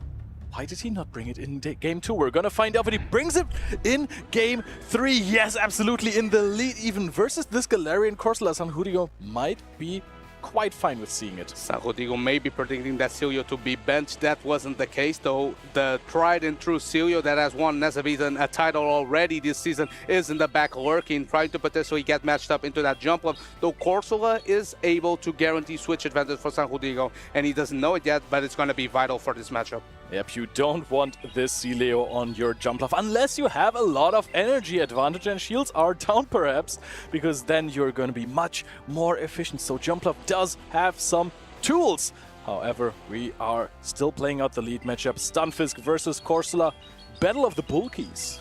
Only right now, Corsola is going into the yellow HP. That means that the Thundershock damage doesn't add up quite as much, though the Astonish, though, is adding up quite a bit. The second Nightshade is going to come through. I believe the Unova Senses can barely endure, but its next move won't KO the Corsola, meaning if the Zero Shield scenario is played, Corsola will survive. Here comes the Metal South Empoler, responded by the Turtonator. Nesabethan swaps out, doesn't want to get farmed down, want to keep some energy, but now the Turtonator is looking so good in this matchup. Incinerate damage, you can really see it add up. Of course, you're not resisting the Hydro Cannon, it's rather neutral, and you have to sometimes throw on odd timing in these matchups, but now in the end game, there is going to be the Celio onto this Jumpluff, so Nesabethan baited it out quite perfectly. But now this Turtonator at max energy is going to be able to throw the first Brutal Swing. I believe it's just barely enough to kind of knock out. Here's hoping for San Judigo, hopefully, unless... No, it just survived! And that means he has to throw another energy because Empoleon would reach another Hydro Cannon. And even then, there is still a Stunfisk with a charge attack stored in the back for Nesabethan. Nesabethan looking mighty fine in this matchup, even though the Turtonator is still at a reasonable amount of HP. However, down a shield, that is one Thunder Shock, and the Mud Bomb is being thrown. Perfect timing in this situation, considering the damage that Incinerate would do. Full farm down now through the Incinerator. This Turtonator now, as a Dragon Claw load, is going to unload it into the Celio. It's going to do a decent chunk of damage since it's rework. It does a significant amount of damage. It has stab, and now the Turtonator can stay in, and Celio might have to throw a move unless it wants to use a Protect Shield. Celio throwing the Body Slam, and now this Corso has to put in a ton of work, else this Jumpluff is toast. It has to at least get out a protection here with a potential power jam, but 2 shields down. That doesn't really matter too much anymore because Surf and Body Slam really are not that threatening, but you can see the damage ramping up from the Powder Snow of Celio. Yeah, now the question is, does the Celio want to throw energy? It does, but that means that an extra Fairy Wind is going to come through from this Jumpluff, meaning that it will pace faster to that Energy Ball. It's going to reach another one, trying to maybe pull the last Protect Shield out of this Celio. Goes for charge. No, it does not. This Energy Ball is reaching. Now Celio is without Protect Shields. Now, can the Celio overfarm just enough where it can throw energy into the Galarian Corsola, or will Corsola prove to be too bulky? Oh, Corsola is very, very low. The Surf is being thrown immediately here. San Judigo, he was just nodding before. Now he's shaking his head. Is this not going according to plan? Nesabethan knocks out the Galarian Corsola. Jumpluff comes in, but it gets farmed down. It's so far away from a move. Body Slam to knock out, and Nesabethan wins his group. Nesabethan keeping up that momentum from Utrecht. The regional champion is hungry for the double. And now Celio proving once again to be the key for Nesabethan. It has been used in several other championships. Nighttime Clasher just got second with the Shadow variant, but Nesabethan straying with that regular version because mainly for the Tinkaton matchup, but apparently it can take an Energy Ball quite well as well. 2 Energy Balls might still be too much to take for it, but this matchup showed how good the Celio can be. So many of these trainers have used Jumpluff or Altara even F safe swaps against other teams, just bringing those in, knowing, hey, they can sponge energy like champs. That's super fine, but you know what they can't sponge? Powder Snows. Yeah, you can't really shield fast moves. You can try. No, you can't try, actually. There's no option in the game to try it. True. Maybe one day. Maybe we get some sleep or some paralysis in game. Oh, that would be some crazy stuff. But Nesabethan on an absolute tear here. You can see San Judigo also a really, really strong opponent. One of the best trainers that Spain has to offer. But Nesabethan, he's just on an absolute roll. Game 1, you could see here another Energy Ball thrown against the Celio. So in that matchup, Jumpluff showed, hey, I have tools to play against this double super effective matchup. And of course, Kingdra proved to be so clutch for Nesabethan, but it was benched for the remainder of the game. Maybe that Jumpluff pressure was a bit too much. I really like the adjustment by San Judigo in bringing the Corsola, because technically if it does avoid the Sableye, it is laughing all the way to the bank. And even then, you're actually dealing neutral damage. So it's not like you're stuck into a Licky or a Diggersby. So you can really put some work there.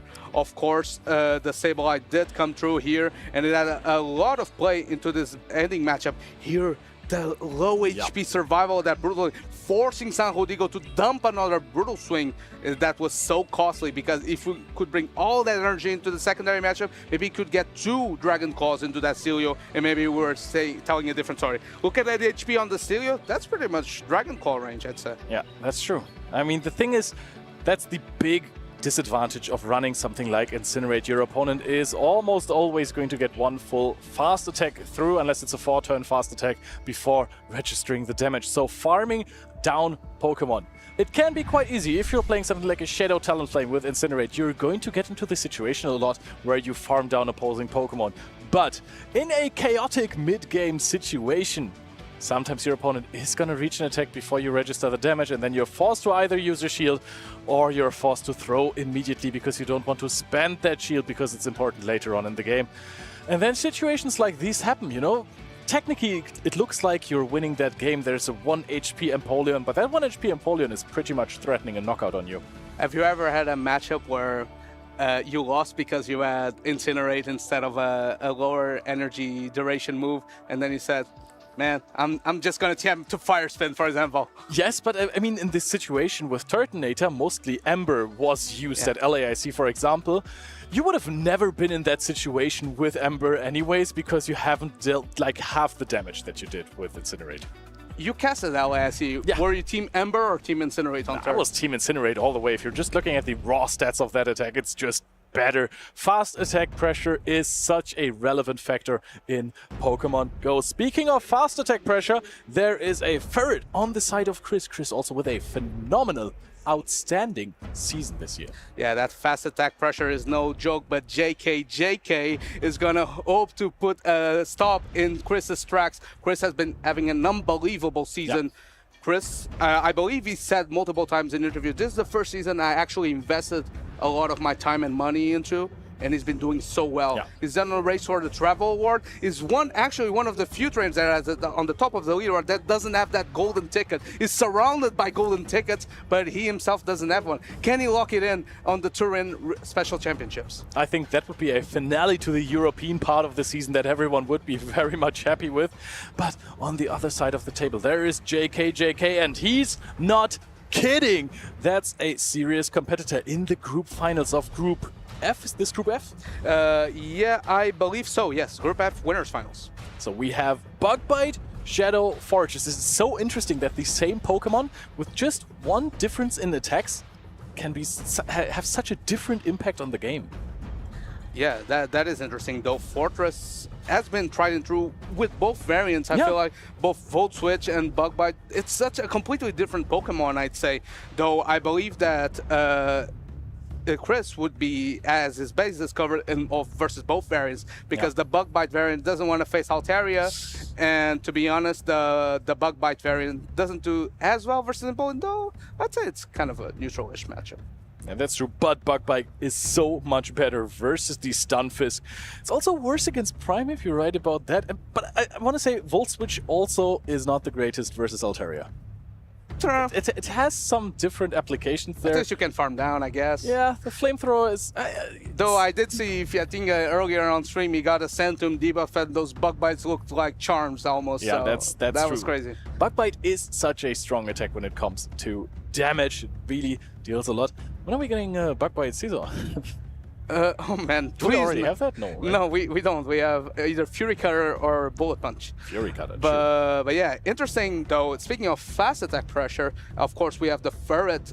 Is the normal type of choice for Chris instead of the trusty Wiki. Of course, it has access to that Brick Break coverage that often does well in the mirror of the normals. We have that Feraligatr leading to the Altaria. Feraligatr being the regular version means that it doesn't take as much damage and can pace fast to those ice beams.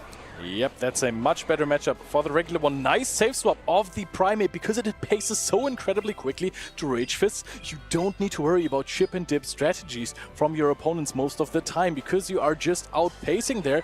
And now JK is actually staying in this one. Has no shield at the first Rage Fist. Understandable, it's the weakest Rage Fist you're gonna see today. However, in two shield scenarios, you might get farmed down. Yeah, here Primeape, also the regular version. It's charge attack priority. Primeape wins that comfortably. Gonna pull the Protect Shield out of this for Alligator. JK does indeed use the Protect Shield because he wants to pull another Protect Shield out of this Primeape. But now I believe with the double boost, you might be able to Karate Chop all the way down. And ice damage is so good into the backline.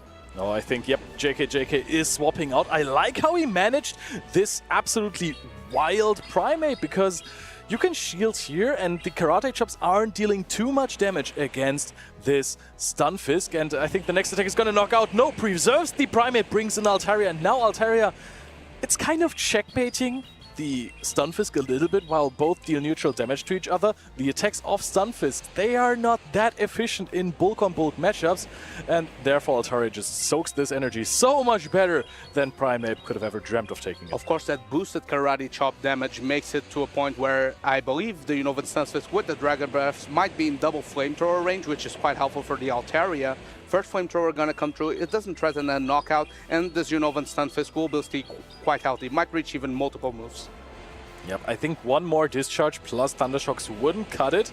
Question is, do we reach 2? No, swaps into his own Altaria, and now the Primeape goes back in. Was that fast enough? Is he going to reach the Ice Punch? Yes, Ice Punch on charge attack priority, even that is so huge for Chris. Gets the damage off, soaks the energy on this red HP Primeape. This is ideal. Not the Shadow Primeape, so he's not gonna get the knockout, but being charge attack priority is so vital for this matchup because now the Altaria can farm down this residual Primeape, is emptied out on energy, and potentially the other Altaria can farm down, or you can even come in with your Unova Stunfisk trying to set up in terms of energy, trying to overfarm as much as possible. Yeah, I wouldn't even count on the other Altaria to farm down because in the end, it is also pretty low. Carries some of the energy as well, so I don't think you want to take too much damage. But now Chris is bringing in this Stunfisk, takes a Flamethrower, no problem here. Oh, but there's already a Mud Bomb stored on this Stunfisk of JK. The question is, how much energy does the Feraligatr of JK have in the bag? Can he still win with it? Chris immediately throwing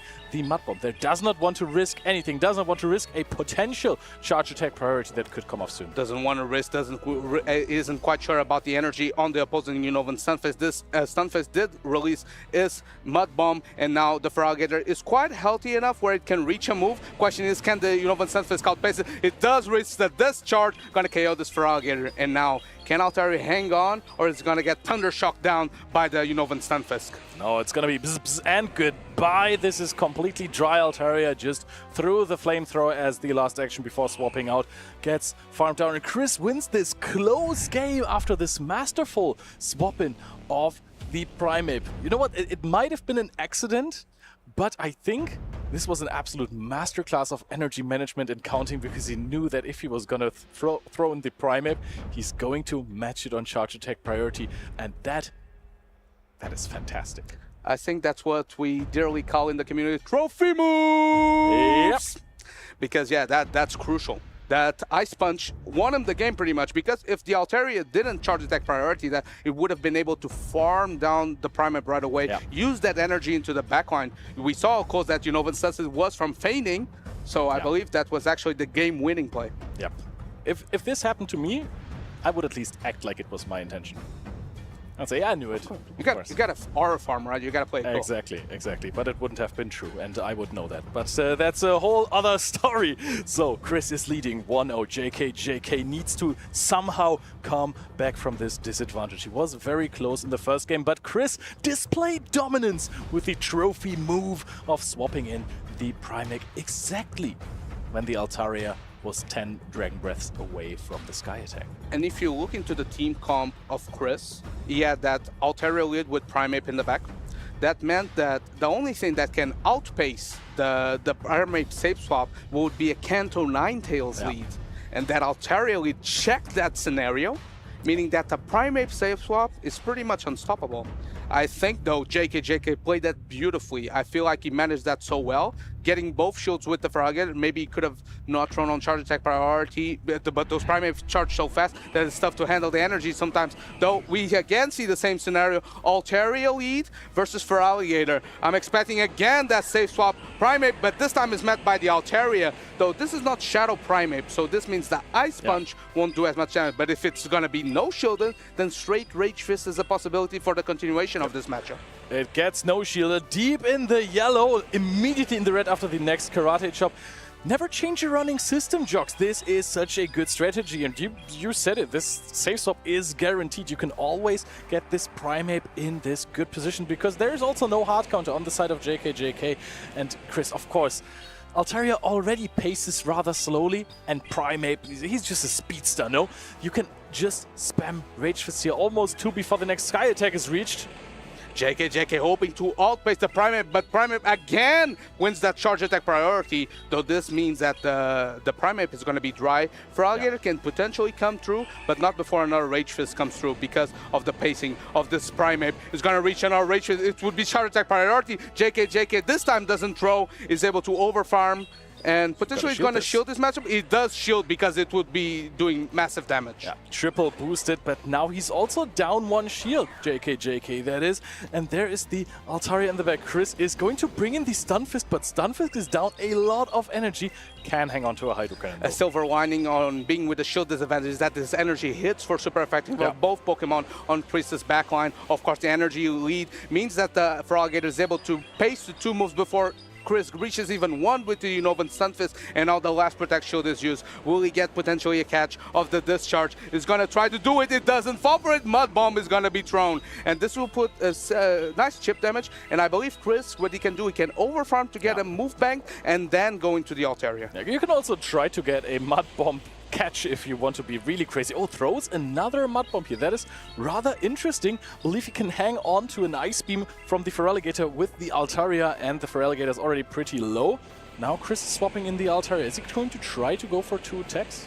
I believe that what JK has to do is to stall the switch call. He needs the Ice Beam to land on this Altaria to take it out of the sky. Double Discharge is going to come through quickly by JK. The switch clock is going to be up after this. Can the Feraligatr barely outpace the Altaria? It's going to be so close. I don't think this is even Hydro Cannon range.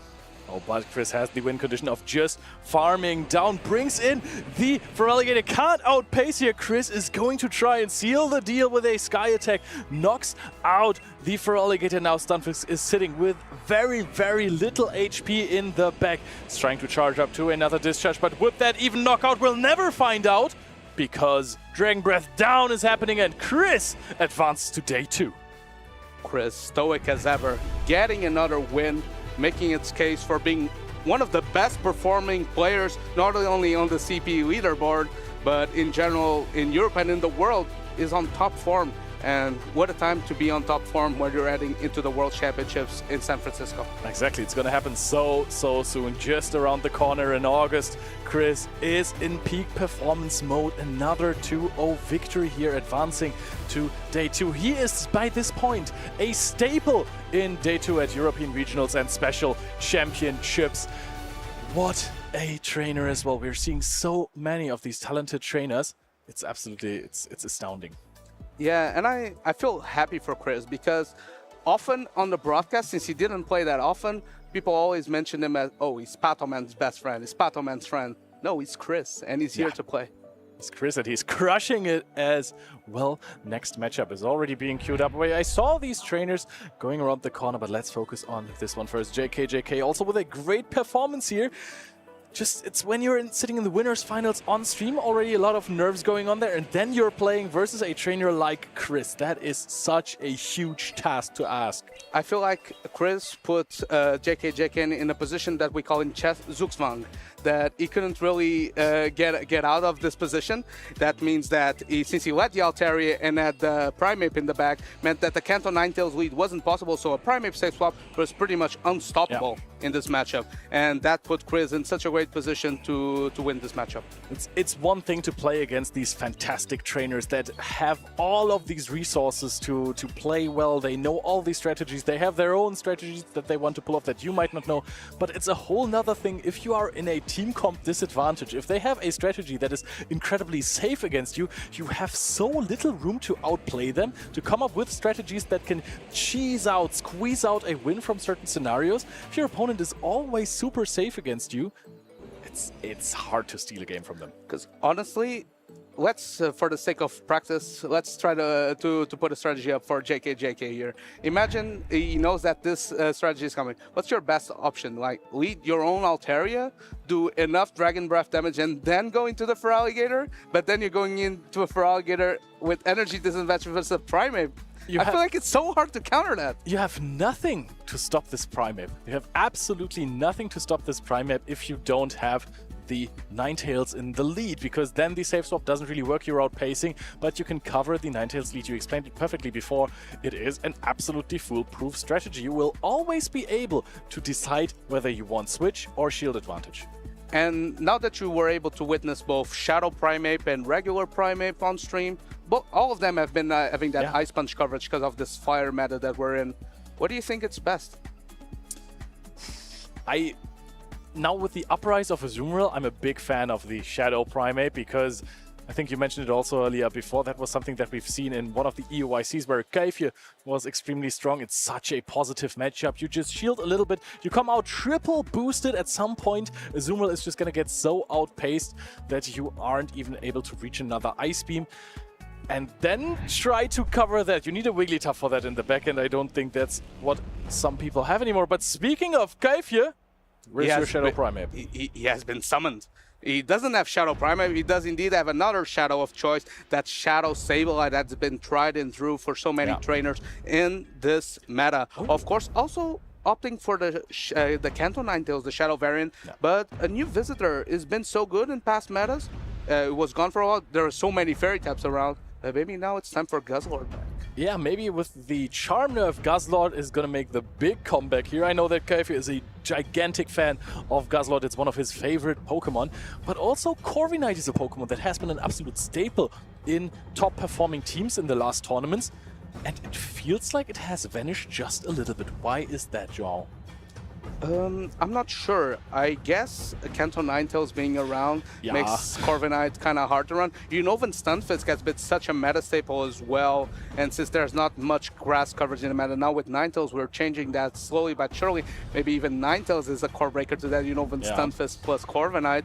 But yeah, Corviknight is still, even versus the Ninetales, yes, you have a negative matchup, but you are dealing super effective sand attacks at least. And potentially, if you get an Air Cutter boost or if you land the payback, maybe you can turn that matchup on its head. So maybe Kaifia is onto something. Though, kind of interesting, more than all those picks that we mentioned, is the Cradily. I feel like Cradily is such a great meta call for this meta because it's a grass type that has rock coverage, so it can do some work against the Ninetales, can do some work against the Flyers. It only really has to avoid that Empoleon, and even versus that, you have a neutral Grass Knot. I guess you don't want to face a Bug Bite Fortress. That is true, but Fortress has been on the decline at least a little bit. I mean, I think we've seen that it has quite the good conversion rate for day 2, so space over there without Shadow Fortress might be tighter. However, I do like this approach. But with Cradily and Guzzlord, you have some Pokemon that are really weak to a Fortress, but then again you have the Ninetales. But there is a Mantine flopping around on the side of MW.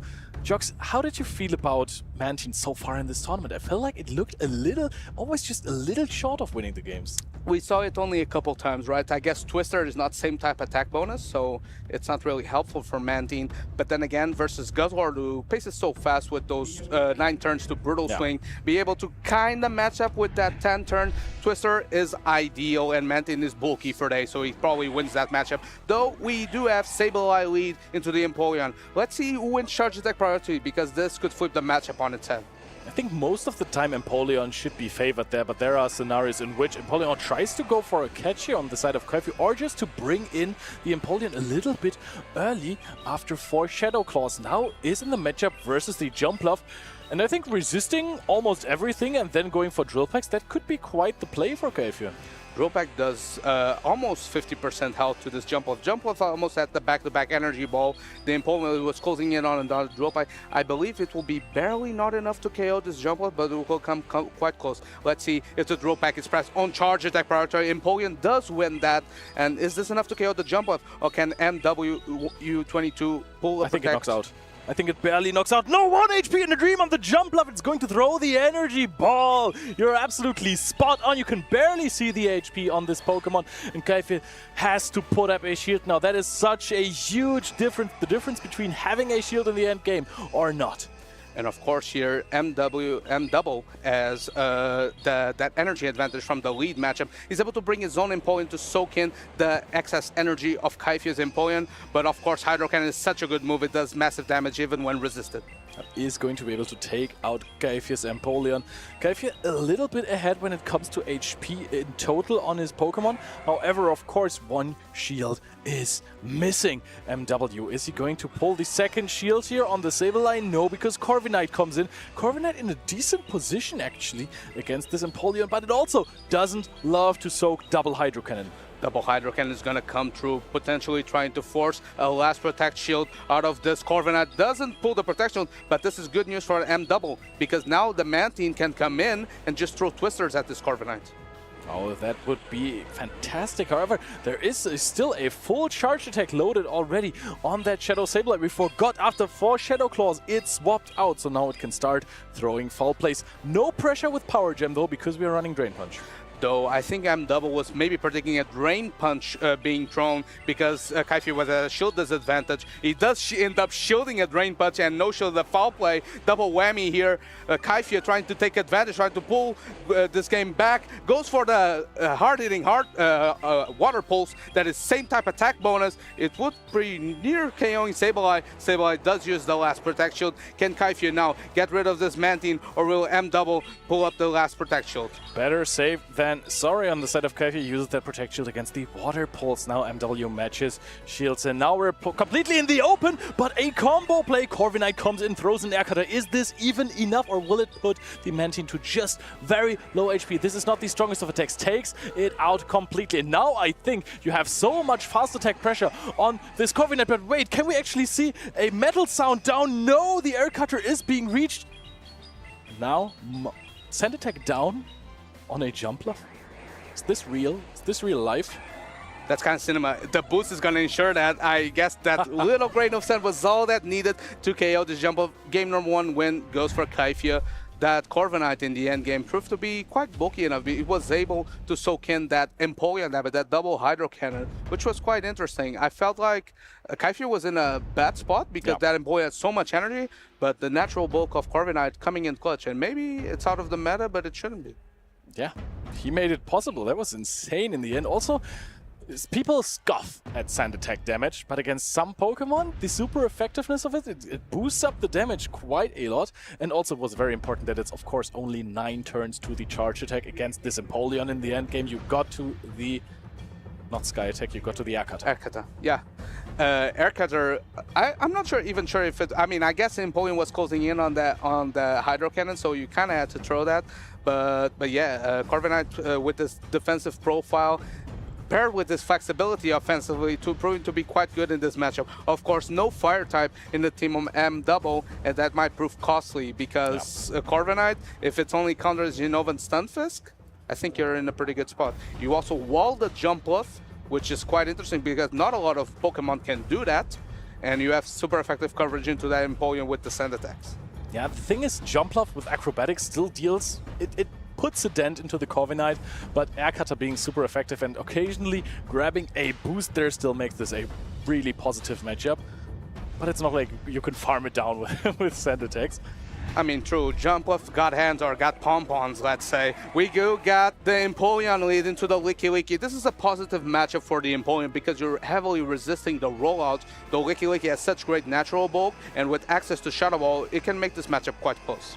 Yep, and now Kaifi on perfect timing, of course, after 7 Metal Sounds. Throws the first Hydro Cannon. You're going to see how much damage this does. Is this going to put the Licky Licky into 2 Hydro Cannon range? I would say definitely that could be the case. Now MW is going to retaliate with a Shadow Ball. And of course, Shadow Ball is going to come through. It's not going to KO this Empoleon, but Kaifia doesn't want any part of that damage. This Empoleon is still quite healthy. Here comes the Mantine, gets met by the Cradily, and this Mantine is not packing Ice Beam, so can only through neutral damage, and super effective Rock Tombs will come through. That is a signal that MW is incredibly weak to the Empoleon of Kaifia, because swapping in a Mantine after playing the matchup with the Licky, that doesn't sound great like a lot of answers. Kaifia dispatches the Cradily here, and Cradily also has a great time against Mantine with the super effective Rock Tomb. Yeah, and here I believe, thanks to the Rock Tomb debuff, you can easily withstand this Water Pulse and not be in wing attack downrange. That means that if Cradily manages energy perfectly, he might be able to debuff the backline, though the Mantine is pacing so fast to the new Twister. It's going to be charge attack priority. No, it goes for the catch on the Licky, but this is going to be neutral damage, and Licky was still quite healthy. I was going to say, this looks like a prestigious, pristine farm down opportunity for the Empoleon if the Cradily throws, but now Licky doesn't fight back, just gets acided down. Is MW gonna bring in the Empoleon to get some farm on that Pokemon? Still has a Twister stored on the Mantine, but there is going to be the Grass Knot throw, and MW decides to no-shield. That's gonna be massive damage. Potentially expecting a Rock Tomb to be thrown. Here comes the imposing Empoleon though, and even though M-Double does have a shield advantage, Hydro Cannon range is reached thanks to that Grass Knot damage, and now it's going to pull the first Protect Shield out of the M-Double. Oh, there is going to be the Hydro Cannon reach for MW, but Kaifia is getting to throw this before MW kind of needs to shield here because the HP is dwindling, but he still has one left remaining. He has a charged attack on that Mantine stored in the back for Kaifia though. There is not only a shield, but also a Shadow Sableye still alive and kicking on 100% HP. Yeah, and kind of interesting here that the Metal Sound is not adding enough where the Shadow Claw chip damage would be vital, though another Hydro Cannon's reach. Gonna pull the last Protect Shield out of Kaifia. Kaifia trying to pace as soon as possible to another Hydro Cannon. Gonna be able to take out this Empoleon, and now can he Metal Sound down this Mantine? But I feel like Sableye is gonna just clean up. Yeah, I don't even think he really needs to Metal Sound this down. The Water Pulse is being thrown into the Empoleon. Of course, even if that does knock out while it's resisted, you don't care. Shadow Sableye is there. 1 Shadow Claw, 2 Shadow Claw. Game 2-0. Kaifia advances to day 2 once again. And of course, Kaifia, I believe he had a better season last year, but this season is slowly coming back into form because he was top cut in the UIC. He managed to be top 16 in Seville. I think it was top 9 or top 10 even.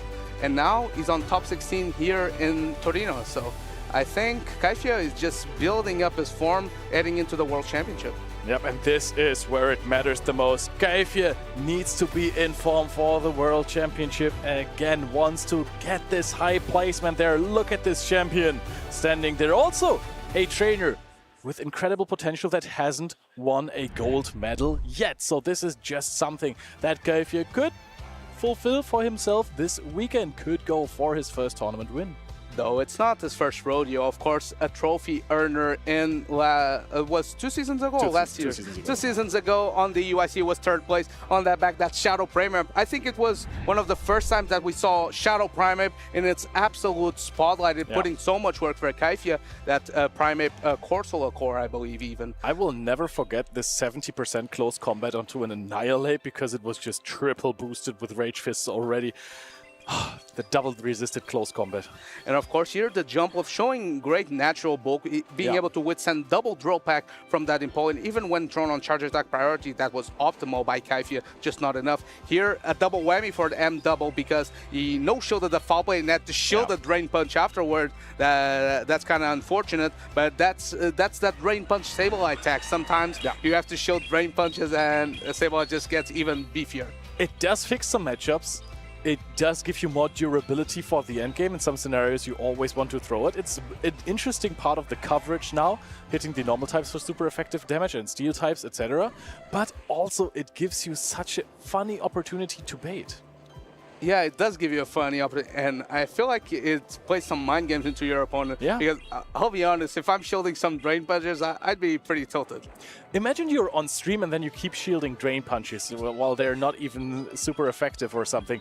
That is a tilter, and I think that many trainers are kind of also afraid of that. Yeah, that's true. And I feel like once you're so boosted on your defense, you don't even have to throw charge attacks with Sableye anymore. Yeah. You just tap your screen and Shadow Claw all the way down, because you kind of become even bulkier than regular Sableye after a couple of Drain Punches, but your Shadow Claw damage, it chunks. Yeah, sometimes you find yourself in the tap condition situation where you have outplayed your opponent so much that the only thing you need to do is just tap your screen and enjoy. You know the fast attack pressure is going to be enough in the end. My defenses are high enough. I don't need to shield your pitiful attacks, so I'm just tapping. Yeah, though we've seen some trainers trying to play around with other Sableye movesets even in this tournament. We saw Palasha even running Power Jam on her Sableye, trying to hit hard versus those flying types that are flying around. So maybe Sableye is just so flexible that you can fit it in several different roles. I believe Drain Punch is potentially the best generalist, but then you can have it as an anti-flyer, you can have it as an anti-dragon with Dazzling Gleam even. So it might depend on the meta, just like Togekiss, where we saw it playing around with the secondary move, or your Psyshock Flamethrower, Dazzling Gleam. We saw all of those. Maybe Sableye also has that flexibility. Yeah, the coverage of Sableye really opens up a lot of room for team building, and one of the great team builders that we have here in Europe is Kaifio, of course, after his victory in the group finals. Let's hear it from him.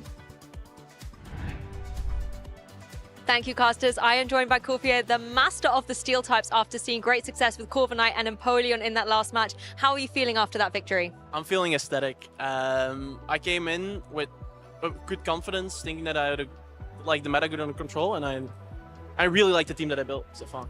We really like looking at the Corviknight as well, because it's not one of the flyers we had on our bingo card coming into this tournament. And in that game one, it ate up all of these Hydro Cannons. Why did you have Corviknight on your team this weekend? So the biggest reason I've chosen for Corviknight instead of Firo is Firo. I was kind of afraid of Firo, and I wanted to go as strong as possible into it.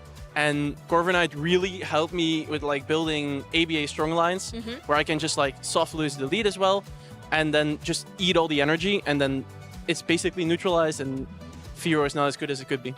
I think it definitely surpasses Firo in the bulk department and can take all of those attacks. Yeah, it actually tanking 2 Hydro Cannons there made me able to play the way that I could have that game. I mean, you did so well in game one, and then game two started off in exactly the same way. You had this great lead, I think it was Empoleon into the Licky Licky. Were you already confident at that point in time? When I saw Empoleon on Licky Licky, I knew I probably had good alignment, because playing Credilli, I knew he was going to play Empoleon. I need actually to get the Empoleon not on my Dilly. If I get it on Credilli, I probably lose the game. So seeing Empoleon to Licky lead, knowing that I control switch advantage was really big. We did see as well the Empoleon find itself down against another Empoleon at some point. And a lot of our newer kind of viewers always ask, what happens in these mirror situations? How did you navigate out of a mirror, Empoleon mirror successfully? I think the best part about the Empoleon mirror is Empoleon actually tanking the other side's attacks pretty well. And yeah, that's what happened here as well. Knowing that your Empoleon is still full health, it not taking any damage. That's why I shielded in the beginning, knowing how important that Empoleon health could have been at the end. And actually winning CMP there was also big. Yeah. I don't think we had CMP during the game. But yeah, I think having that high attack Empoleon could be big in the mirror. It definitely gives you the advantage there, and that's really good advice for some of our newer trainers when they maybe find themselves in that situation. You mentioned you like Corviknight in this meta and things like that at the moment as well. What are your first thoughts on this new meta that they're in at the minute? I think it's a healthy change. Ninetales becoming this good and actually nerfing Fortress this way gives much more play for my boy Guzzlord to finally come back. I'm really happy that it finally is playable again. And yeah, I think it's a good meta. I'm looking forward to everything which evolves further. I'm seeing a lot of Primeape, which I really like to see. And the meta can evolve every single way. I hope Licky Licky absolutely plummets in usage, and then we can talk. Yeah, maybe we'll see more Guzzlord rising up and things like that. I think it's definitely early doors, but you've made some great calls on what the meta is going to be. Looking forward a little bit as well, obviously the World Championships are just around the corner. You're kind of locked in at this point, but what would doing well at this tournament mean towards the future for you and competitive Pokemon? So for me, I think there's still LAIC stipend and the World stipend on the line. I could still barely make it with a few points. So I'm really going to try my best here to lock in that last way and potentially getting some extra motivation to go to Worlds. I mean, you're already playing incredibly well. If you were to win Turin this weekend, that would be your first tournament win, correct? Yes, that's right. And how would that feel? That will feel amazing. I've been just looking forward to top 8 this season. I've not done this well this season, as good as last season's. So already getting close again to the top 8 makes me really happy. Well, it certainly feels like you are back on top of your game, and I'm certainly looking forward to seeing how you're going to do within the rest of the tournament. We'll let you kind of go and enjoy this victory, but before we go, any shout-outs you would like to give to friends or family who have supported you to this point? So I first want to give a shout-out to my girlfriend, Leo, who's at this point watching at home. Thank you for everything. Then I want to give a shout-out to my parents and my sister, and then to everybody in the Infinity and in the Kingslayers, who always help me prepare and give me advice. A big shout out to them. It sounds like you have a lot of people rooting for you, and I'm sure they will be very proud of your accomplishments so far today. Congratulations and good luck in the rest of the tournament. Thank you. To you viewers at home, of course, the Pokemon action is still going here on at Day 1 in Turin, so let's get on with our next match. Take it away. Kayfia, just one of the nicest players we have in this circuit. I mean, actually, everyone is kind of nice here around. It's always a good fun. Everyone's nice, but some people are nicer than others. That is true, and Kayfia is definitely one of them. He's just so genuine. It's always fun to hang out with him. The entire Kingslayers that he talked about, a very cool group of people. And you know, it's nice to actually hear a player say, particularly at the very beginning of a meta, I like this meta. Yeah. We're so used, like actually across all of the different Pokemon formats, for players to be a little bit uncomfortable to start with, but Kayfia's clearly grasped this meta very, very quickly, and he's doing very well. And now we've got two more brilliant players up on stage looking to show what they've got in this Forever Forward season. I think I might have burnt myself because this team is spicy on the side of Vanicore. We have the regular Kingdra. We already have a Shadow Kingdra in day 2. We have the Fearow, but it's now a little less spicy, but it's still kind of new. Hisuian Electrode, a very, very interesting core breaker to a core that we have seen a lot in the last season, which would be Corviknight and Stunfisk. Then we have the Blastoise again. Yeah, these are some pretty crazy Pokemon on the side of Vanicore, and the players look locked in and ready to go. We see Fearow up against the Shadow Sableye, a brilliant lead for that Fearow. Fearow in the advantage there because look at this Shadow Claw damage. Actually more than I would have thought in this matchup, but charge attack priority also won by the Fearow, or in German, Ibitak.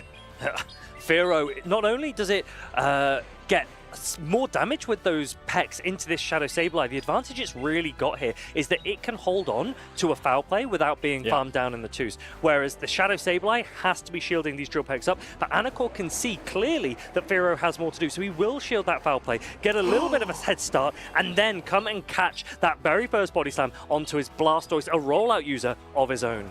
It's a very interesting decision to go this way, bring in the Blastoise here onto that body slam as a catch instead of the Medicham, because you would think when you're just looking at the typings, Medicham has the edge there.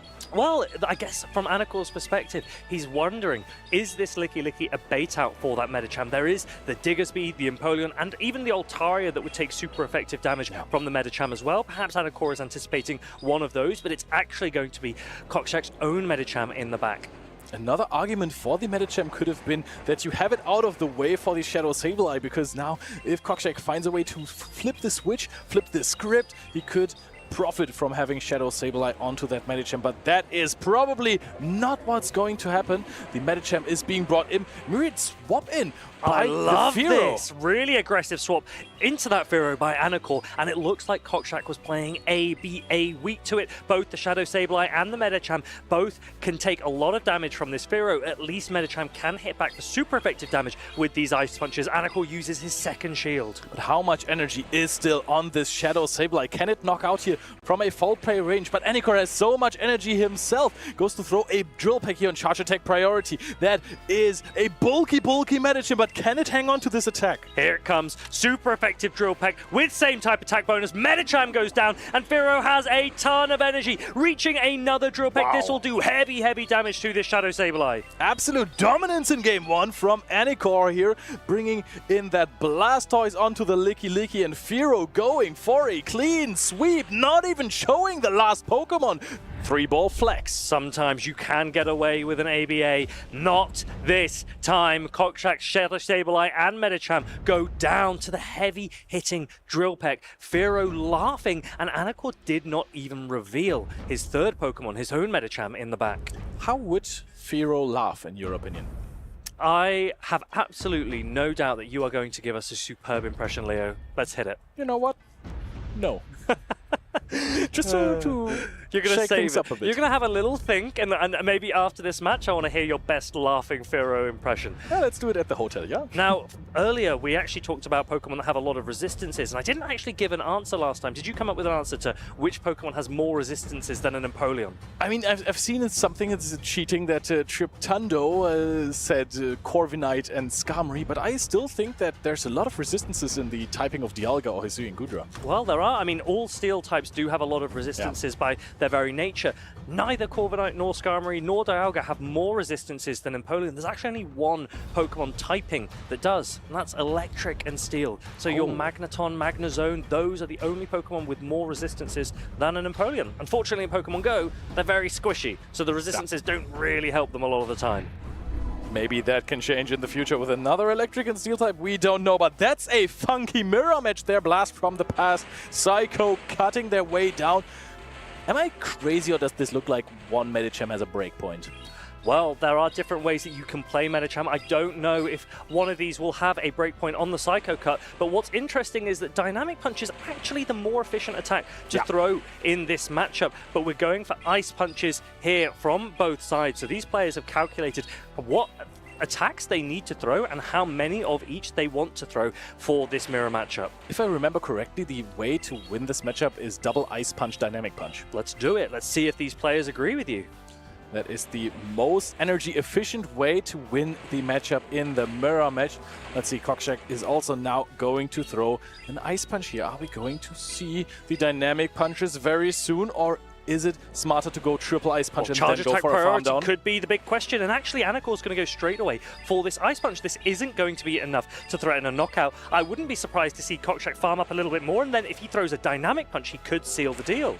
Yep, he is gonna leave very little farm there, but it looks like his Medicham is just bulkier, so this Ice Punch might knock out, and Anikor's Medicham falls. That is going to be very little farmed out, but there is an Ice Punch already banked on the side of Cockshack. That was masterful. Really good for Cockshack there. If only Anikor had come in with the Blastoise, would have sponged the resisted Ice Punch and got a full rollout through, and now Cockshack gets the alignment that he needs. Licky is on this Firo, and Sableye manages to avoid it. So does Anikor go for a sneaky catch, maybe throw one pack and then swap in the Blastoise to perhaps get the catch on a Shadow Ball? Yes, but Cockshack reads it, farms up a little bit more, and then brings in the Sableye immediately. Gets outpaced to the first Hydro Cannon. Pretty sure there's going to be a shield, and now Cockshack has the option, go for the hard-hitting foul play or boost his own defenses with Drain Punch. Blastoise with access to that really efficient Hydro Cannon charge attack. And this isn't any ordinary Blastoise. This is a cool Blastoise, wearing those sunglasses. No shielding this Drain Punch, though. That is a pretty good position for Anikor, as Drain Punch will not put Blastoise into a range where Shadow Claw can comfortably farm down. And here comes the next Hydro Cannon. 2 Hydro Cannons probably would have been needed anyway, so I'm not hugely sure whether this Drain Punch was necessary, but Cockshack's going to be forced to now throw a foul play, and Anikor has a shield decision to make. He's going to let this Blastoise go down. I think the thought behind it is that a Drain Punch and a foul play together knock out, so you better boost your defenses earlier than I don't later. hate it. But now we're back in the matchup of Lickitung versus Firo. It sounds like a neutral matchup, but rollouts deal so much damage because of the flying typing of Firo. This is only one Body Slam more to take out Firo, and Anikor is with his back against the wall. Yeah, I think Kokshak's in the driver's seat here because there is still some energy on that Shadow Sableye as well, and it will be able to reach an attack before it's farmed down. Anakor will have to take down both the Licky and the Shadow Sableye. There is a shield available. Kokshak, will he know? Does he know that there are no 2 drill packs? He's actually going to no-shield this and hope that Shadow Sableye can seal the deal. How much energy is banked on the Shadow Sableye? It is a lot already, so you do withstand the packs. Kokshak is shaking his head, but I'm pretty sure that he got this. Anykor also has no shield anymore and gets the W with his foul play. Kokshak unsure if Firo was back-to-back there. He does reach the foul play in time. That Firo goes down, and the score is tied 1 game apiece in this best-of-3 match. The winner of the next game will proceed here in Turin. Finding the answer to the Firo this time around. If you're looking at the team of Kokshak, most of his Pokemon have such a huge problem to handle Firo, and his only real answer is a Licky, and that means trouble for a lot of teams, because Licky is the backbone of most teams, right? It's the sponge, it's the Pokemon that if you are in case of doubt, you throw the Licky and it's gonna give you some time to rethink your strategy. But if your Licky has one specific target it has to take care of, it unsettles your team a little bit. Watching that mirror matchup back with those 2 Medicham, how different it could have been if Anakor had thrown a Dynamic Punch instead of that Ice Punch. Having to shield the Ice Punch onto that Firo completely changed the outcome of the mid-game and then obviously the end game that followed. I wonder if either of these players were to face a mirror matchup again, whether or not they play it the same way. It's definitely something that favoured Kokshak in that first matchup because his Medicham just was bulkier.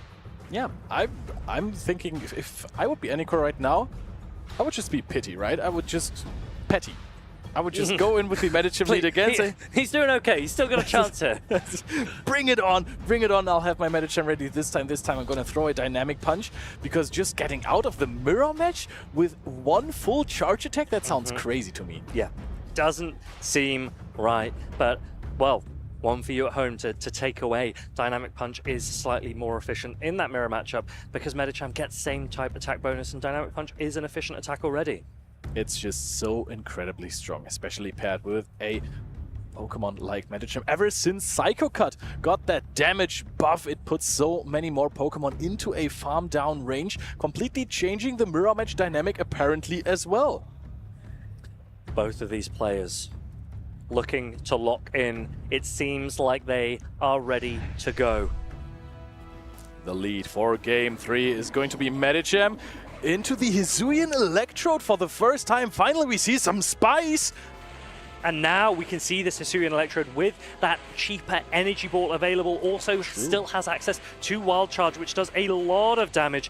Ice Punch coming through. Remember, Hisuian Electrode's also a Grass-type Pokemon. That means this is super effective and will do a decent chunk of damage. That is quite good for Kokshak, because now if you throw the Ice Punch on Charge Attack priority again as well, there is a debuffed Electrode looking at you, even though it is already so low, or you're letting it go. Is Anykor going to let this Ice Punch go, or does he want to preserve the Hisuian Electrode? Keeps it in the matchup. Are we seeing a swap out now? Hisuian Electrode trying to get as much value as it can. It actually took the Ice Punch relatively well, but the problem is that Medicham is pacing really, really quickly to that next attack. Hisuian Electrode is going to take down the Medicham and actually potentially draw a shield from whatever comes in next, unless it's the Licky, which is generally happy to sponge most attacks. Oh, that is a lot of damage from those Shadow Claws here, but not enough to stop Hisuian Electrode to get to the Wild Charge. Has to be shielded up. So now Anykor has the switch, swaps into his own Blastoise immediately. And now this one will have to soak some damage. And now the Firo is looking at the Licky later. So I suppose Anakor's looking to firstly reduce the amount of farm that Shadow Sableye is able to get, but also potentially retain that Electrode for a catch opportunity later. The other option that he could have had was to let Electrode go down and allow Firo to come in on the alignment he wants with the Shadow Sableye. But it looks like he's actually got what he wanted, as the Licky has now come out already against this Blastoise. And Blastoise has done enough damage that perhaps the Firo can take it out with 1 Drill Peck.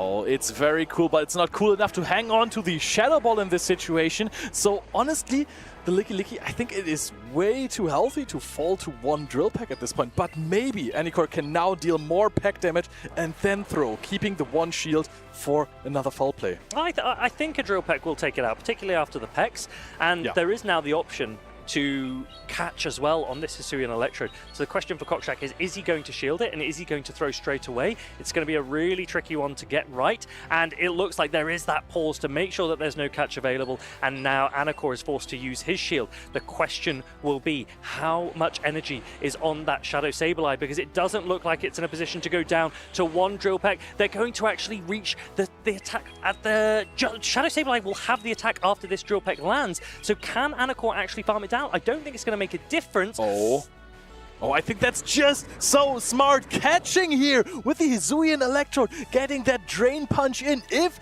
that hadn't happened, he could have just gone for Thundershock down. And now Firo will get to farm down the Shadow Sableye and land an attack onto the Licky. This could be everything Anikor needs. Superbly played by Anikor to take this series. Firo is absolutely laughing its way through these winners' finals. Firo taking it out with the Drill Peck, and Kokshak being defeated, a previous regional champion already, but this time it is Anikor's triumph, advancing to Day 2 here at the 2026 Special Championships in Turin. Superbly played. That catch on the Hisuian Electrode was nothing short of sublime, and Kokshak is a great player. He's a previous regional winner. He knew that the catch was available. He was trying to pause to see if he could avoid that catch happening. Anikor played it perfectly.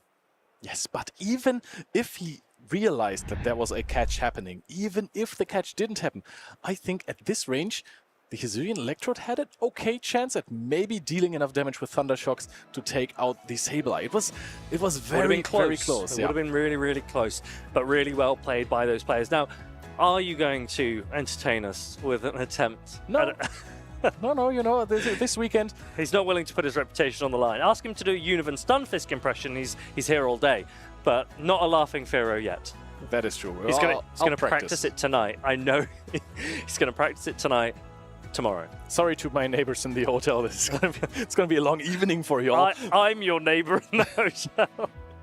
Well, too bad. I'm looking forward to it. But this was a crazy performance by Anikor. Once again, also one of those trainers that has an amazing season, consistent performances over and over again. Yeah, and Firo really showcasing. We actually discussed earlier, you and I, that Shadow Sableye could arguably be unchecked in the view of some players now that Wigglytuff is no longer in the meta. Yeah. But Firo does seem like a relatively good answer. It does double resist those Shadow Claws. They were still doing a decent amount. It is a Shadow Sableye versus Firo after all, but the Drill Peck damage output, I think, is what is really the story of that Pokemon. And Drill Peck, and now that Drill Run is at the same pacing as well, Firo is absolutely meta. Yep, the Drill Run pacing actually changes quite a lot in matchups like the Univan Stunfisk. You're now, if you swap it in first, you're not getting outpaced anymore. That is absolutely massive. So Firo actually quite the decent answer to many problems in this meta, and so far in most of the teams I saw it looked so free against the opponent. There's not a lot of counters running around. The best one most of the time is honestly Licky, and that if you have to use your Licky as a counter to something, you will have to be playing a lot more careful with your save swaps. My question for you, why Blastoise in this meta? Yeah, that's a good question. And I will, of course, just give you the answer, because it's also a Firo answer, right? So you have another rollouter that is bulky. You can easily hang on to a Drill Peck, and then, of course, a Hydro Cannon will probably put a Firo into the farm down range. Azumarill has been making a little bit of a comeback. I don't even remember if this was Skull Bash or if this was Ice Beam. It's actually, in fact, Ice Beam. So it's another Altaria answer. Is that not crazy? I was just looking at that and about to say the same. Yeah, Ice Beam for those Altaria and the Jump Up with some bulk. I just wonder if something like Dugong or even Celio might have been an alternative option, but Blastoise got the win there, and I'm looking forward to seeing how far it can go. I think with the resurgence of Primeape and Shadow Primeape, this Pokemon has been making waves this tournament. Dugong can also sometimes be a little bit of a risk. Yes, you can debuff the attack back down, but you're pacing so incredibly slowly with those Icy Winds that I think Pokemon like Primeape can go out of control quite quickly, especially when you're looking at the rest of the team of Anycore. There's not really an answer. You have this Licky that doesn't love it. You have Medicham that also, I mean, you have a decent attack pressure, but Rage Fists, they really do it up. Yeah, Rage Fist is such a good attack, and yet we've not really seen any Annihilate at all. I don't think I've seen any on stream. Yes, in the first round of the tournament, we've seen a counter Annihilate. Oh yes, with the low sweep. I'm not entirely sure if I'm going to count that one, because generally speaking, Annihilate would run low kick, Rage Fist, and then close combat or Shadow Ball or Ice Punch. So maybe a counter low sweep Annihilate isn't exactly what we would call meta, but I still think Annihilate has play here and there. I mean, you can bring Annihilate to a tournament. It has some interesting matchups. You can lead it every single game if you want and just force your way through your opponent, make them overthink a little bit, and then just still rely on this Annihilate damage, this sheer counter power, or if you want to have some more energy generation, the low kick. Crazy strategies can be applied with Annihilates. I want to know which Pokemon you at home are enjoying. Make sure you're using the hashtag #PlayPokemon. Give us some social posts. What are you enjoying, just generally speaking, in the Forever Forward meta? What Pokemon are you enjoying watching here in Turin? We're seeing Pokemon like Jumpluff superbly back to the top of the meta, putting in a great amount of work now that Energy Ball has had its energy decreased. We just saw a Hisuian Electrode also running Energy Ball. And of course, Kanto Ninetales, both in its regular and in its shadow form, seems to be one of the best offensive grass options that we have in the meta. Yeah, and there's of course also Ledian, right? A meta threat so far has not really been unpacked for this tournament. I think the players... Have we seen one? No, they're still a little bit uncomfortable with the Pokemon. This is a really skill-intensive Pokemon. It's very hard to run, as most bulk monsters are. So I will give players a little bit more time to get used to playing Ledian, and then I think we are all going to be excited to see it soon. Speaking of bulk monsters, there is an Ultra Beast on our screen as Andy lines up against Sir Kogez with that Guzzlord on the field, and it's a Shadow Kanto Ninetales on both players' teams as well. So I think there is a dragon to avoid for Andy. And what is the best answer in your mind to that Shadow Kanto Ninetales against Sir Kogez? I mean, honestly, Licky. Potentially. It looks very, very good. You are going to have some issues if you are bringing that Seeking. However, Seeking should usually win charge attack priority versus Kanto Ninetales. So in an even matchup, you're golden. If you save swap the Ninetales and you have your Seeking as an answer, you are going to get outpaced to those energy balls. And Shadow boosted energy ball from a Kanto Ninetales. If you don't get knocked out immediately, you're going to get embered down, I can promise you that. And I'm also really liking this Seeking option. We've seen this a couple of times on stream already. Drill Run now pacing quicker, gives Seeking access to an attack in 5 seconds or 10 turns. And that's something that Pokemon has really, really needed. Sir Kogez looking at his phone, just drafting the last strategy here for him. This is the losers finals. These players, it's Group A losers finals, so they have waited a significant amount of time for their matches, so there was plenty of time to plan those matchups. Let's see what they can make of it. This is a Shadow Jumpluff for a change. I mean, we've mentioned that with the nerf to Charm and the overall decrease in Fairy-type Pokemon that would otherwise be weak to Fairy might shine, and I think perhaps that is why we do see this Guzzlord. It doesn't even need to run Sludge Bomb for Fairy coverage because there are so few Fairies around. Sludge Bomb would, however, be super effective against the opposing Jumpluff that we're seeing here and there, but Dragon Claw gives you some same type attack bonus and has a bit more power behind it. The thing is, I don't even know if about the no-shield scenario, but Fairy Winds still do add up from a Jumpluff versus a Guzzlord. Honestly, looking at the backline here from Sir Kogez, this looks fantastic. The Jumpluff is super strong for Andy Reshi. Good team read. Let's see what he makes of this. In the lead, there's going to be Empoleon versus Seeking. Seeking can hit hard with this Drill Run, but we know that Empoleon can take one. I mean, quite frankly, Sir Koges is actually playing quite weak to this jump love. There's no Pokemon on his team that comfortably wins, but at least he does have super effective options in that Drill Peck from Empoleon, but the Ice Punch from the Shadow Primeape is probably what he'll be relying on to take down the bulky grass flying type Pokemon.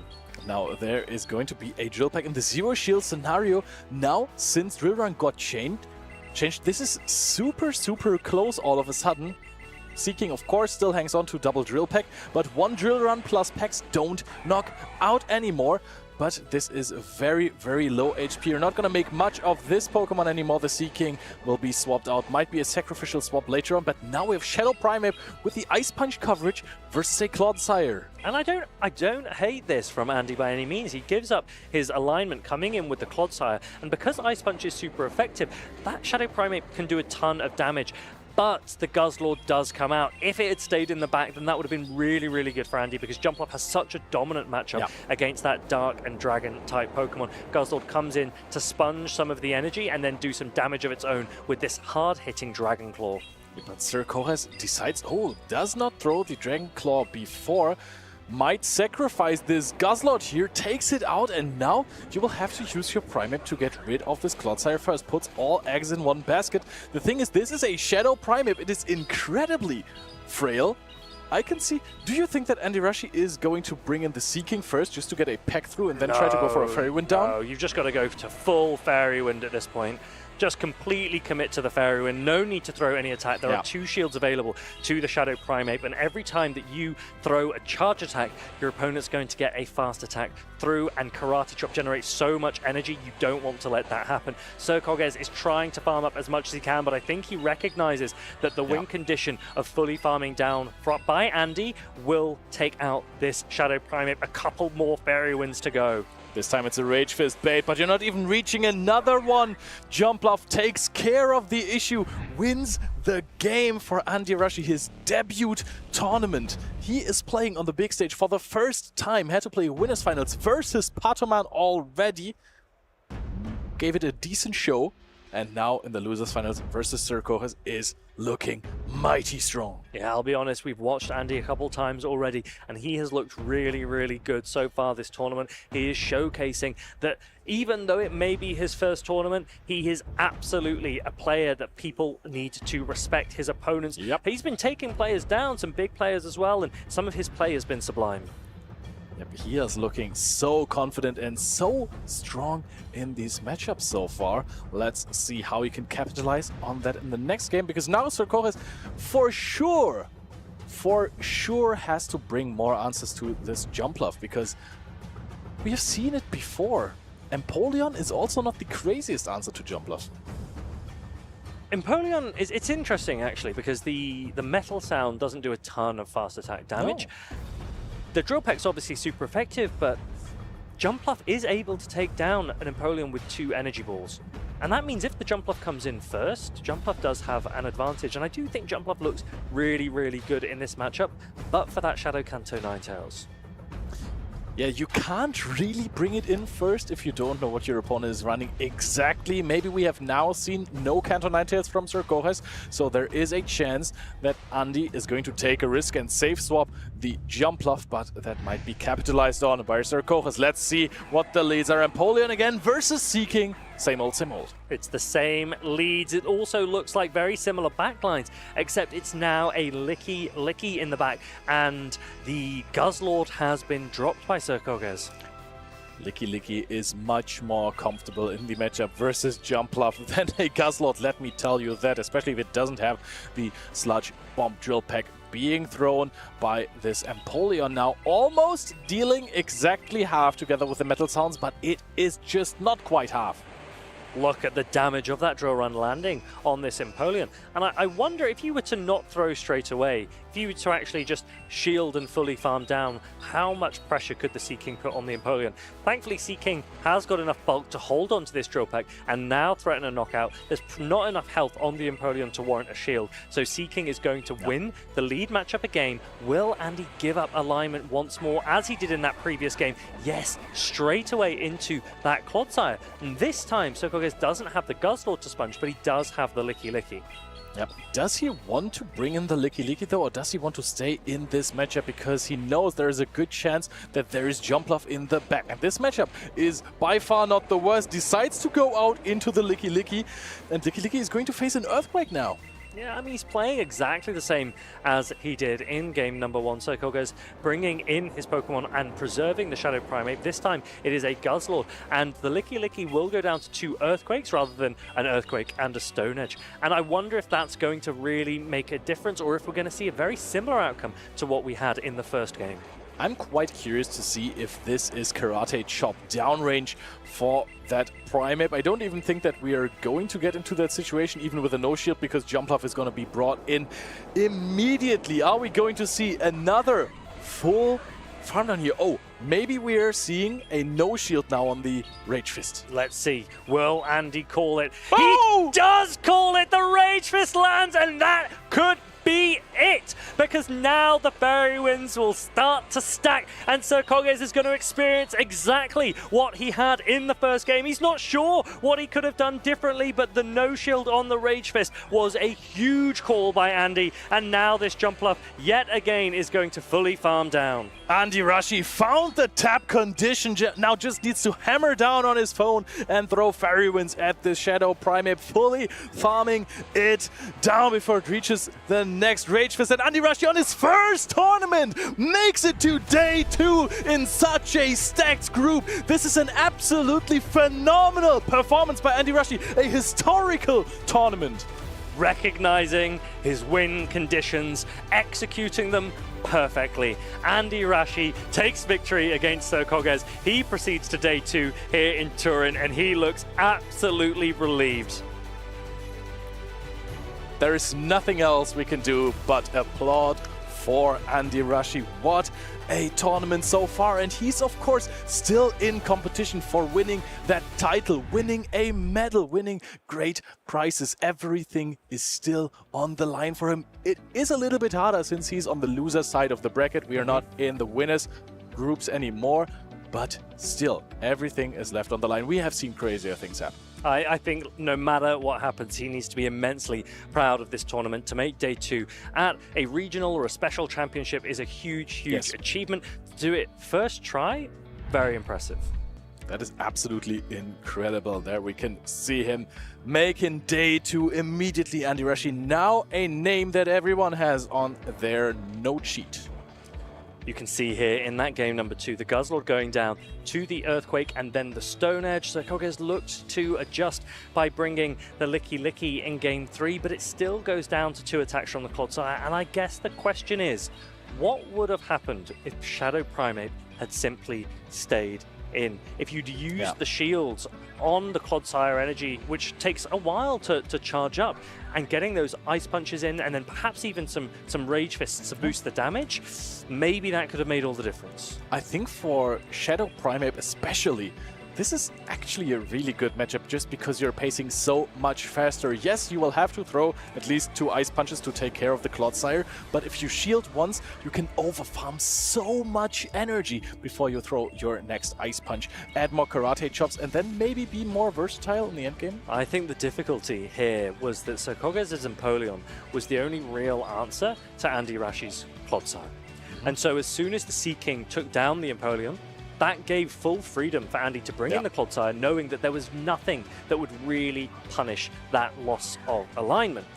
Perhaps the adjustment that we could have seen, or Sir Koges might take away from this tournament, is preserving the Empoleon, particularly in that lead matchup against Sea King, where Sea King is left on such low health that you don't even get an energy advantage by the time you're farming it down.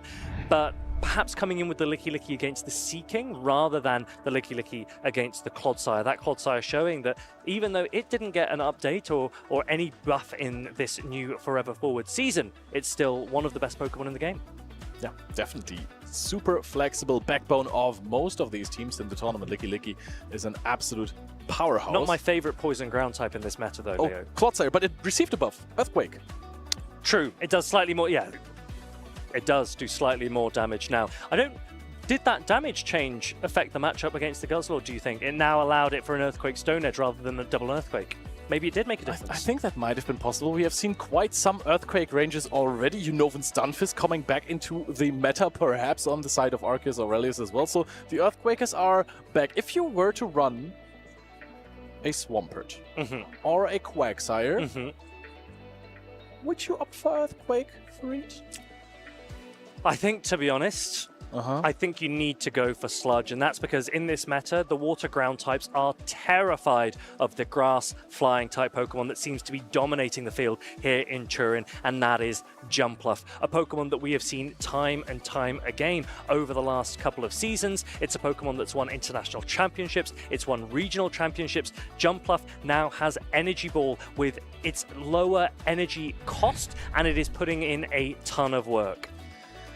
5 Fairy Winds to an Energy Ball, super efficient, plus it still has a decent chance of debuffing the opposing defenses, which can make big differences. For example, if you're trying to bait an Energy Ball, that is such a crazy thing to say because it always was treated as one of the hard-hitting attacks, but you of course have acrobatics as well.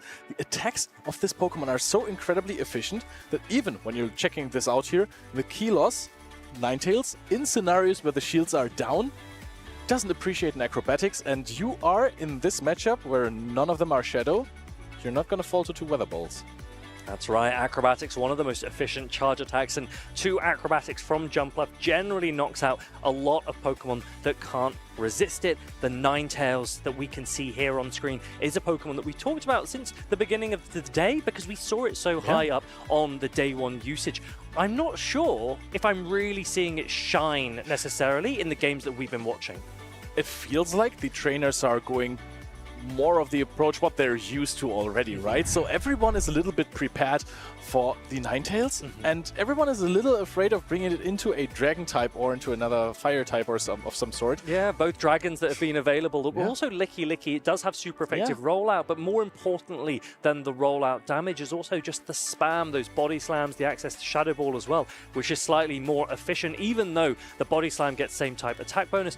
I'm yet to see Ninetales really shine, particularly in the matchups that we want to see it. It's those water types where Ninetales is able to land energy balls. It's not happening quite as many times as maybe we would have liked. I mean, the water type we've seen the most probably is, first of all, Empoleon, right? Empoleon does not take super effective damage from the energy ball whatsoever. It wins charge attack priority. It still hits very hard with a Hydro Cannon, and your Ember damage is not doing too much. So that is still a rather negative matchup. Even if you outpace, because you might swap in first, you're not going to knock it out with 1 energy ball, and then you're going to get Hydro Cannoned out of the tournament. So that's still rough. Those Mud Boys, as we call them, the water ground type Pokemon like Quagsire, like Gastrodon, we don't see them too much so far. So there is a little bit of an issue with that.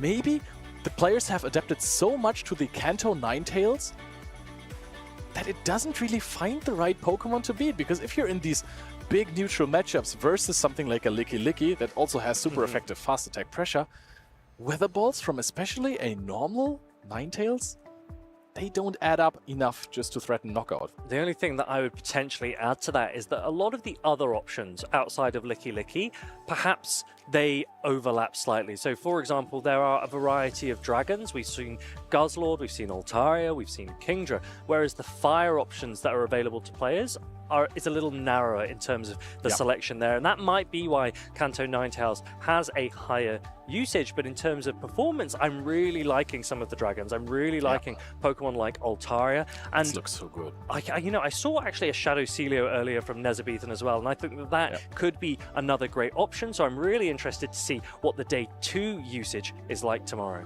Yeah, I mean, we already know that there is at least a Shadow Kingdra, and I think maybe 1 regular Kingdra so far. So this Pokemon is also incredibly strong now.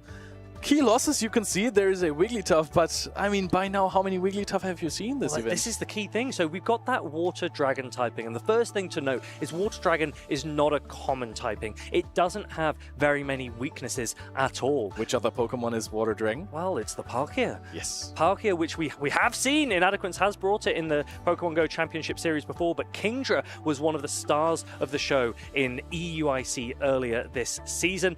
There, lots of players were using regular Kingdra, Kingdra. There is also Shadow Kingdra that's available for that extra Dragon Breath damage. The buff that Kingdra received was access to Surf. Previously, it was running Octazooka as its water-type charge attack. Surf gives it a little bit more damage, a little bit better pacing, and the absence of Wigglytuff really lets it shine.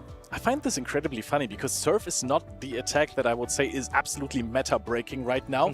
Many Pokemon have been profiting from being able to run other attacks other than Surf, but the typing on Kingdra is so good that just giving it some decent attacks, not even great attacks, makes it really strong in the meta. Just imagine this Pokemon had Aqua Jet. I think then that would be completely incredible. Yeah, I would really love a Pokemon with Aqua Jet to also do well in the Championship Series.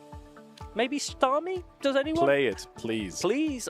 If I were playing, I would have brought Shadow Same. Starmie. I don't think there is any Starmie in the field, unfortunately, here in Turin, but maybe one to use in Go Battle League for you at home. If we can advertise Starmie a little bit, if you're playing the Shadow version, there are some really cool things that you can do in certain matchups. For example, if you're a little bit higher on attack, you can actually find a so-called breakpoint against Empoleon and Clodsire. That means that each one of your Psy-Waves will do one more damage. So That's against massive. Empoleon, yeah, you win the evens. Yeah, that's massive because Psy-Wave is a one-turn attack, and that means every half second its damage is applied. If you're doing one more damage every half second, you can only imagine how much that adds up over time. So Shadow Starmie and other one-turn users that we're likely to see definitely next week at NAIC, where Grumpig looks like it'll be really, really popular. Psy-Wave could be all the hype. Yep, that is true, especially against Pokemon like, for example, a Corsola that don't have too much HP but rather high defenses. One of those breakpoints would be incredible. Against Pokemon like Clodsire, has so much HP you barely get to feel it. But now we have another losers finals, Scafo versus Ami Damaruna. I love that name. Flows off the tongue, but Scafo is a player that we'll all know and recognize, one of the Italian locals here. He's dropped down to the loser side of the bracket, which means that there's no more opportunity to lose a game here.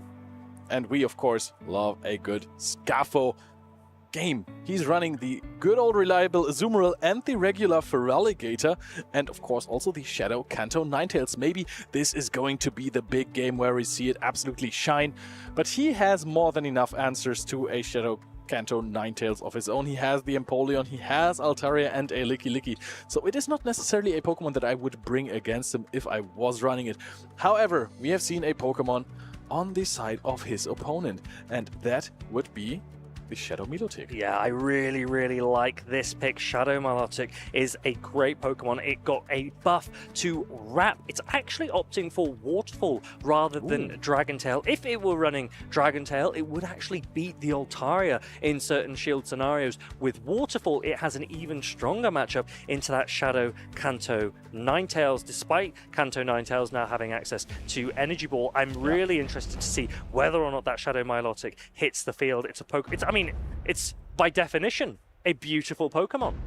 That is true, and it has such a cool playstyle as well. Milotic, one of the hardest Pokemon to obtain in the game that it came out in.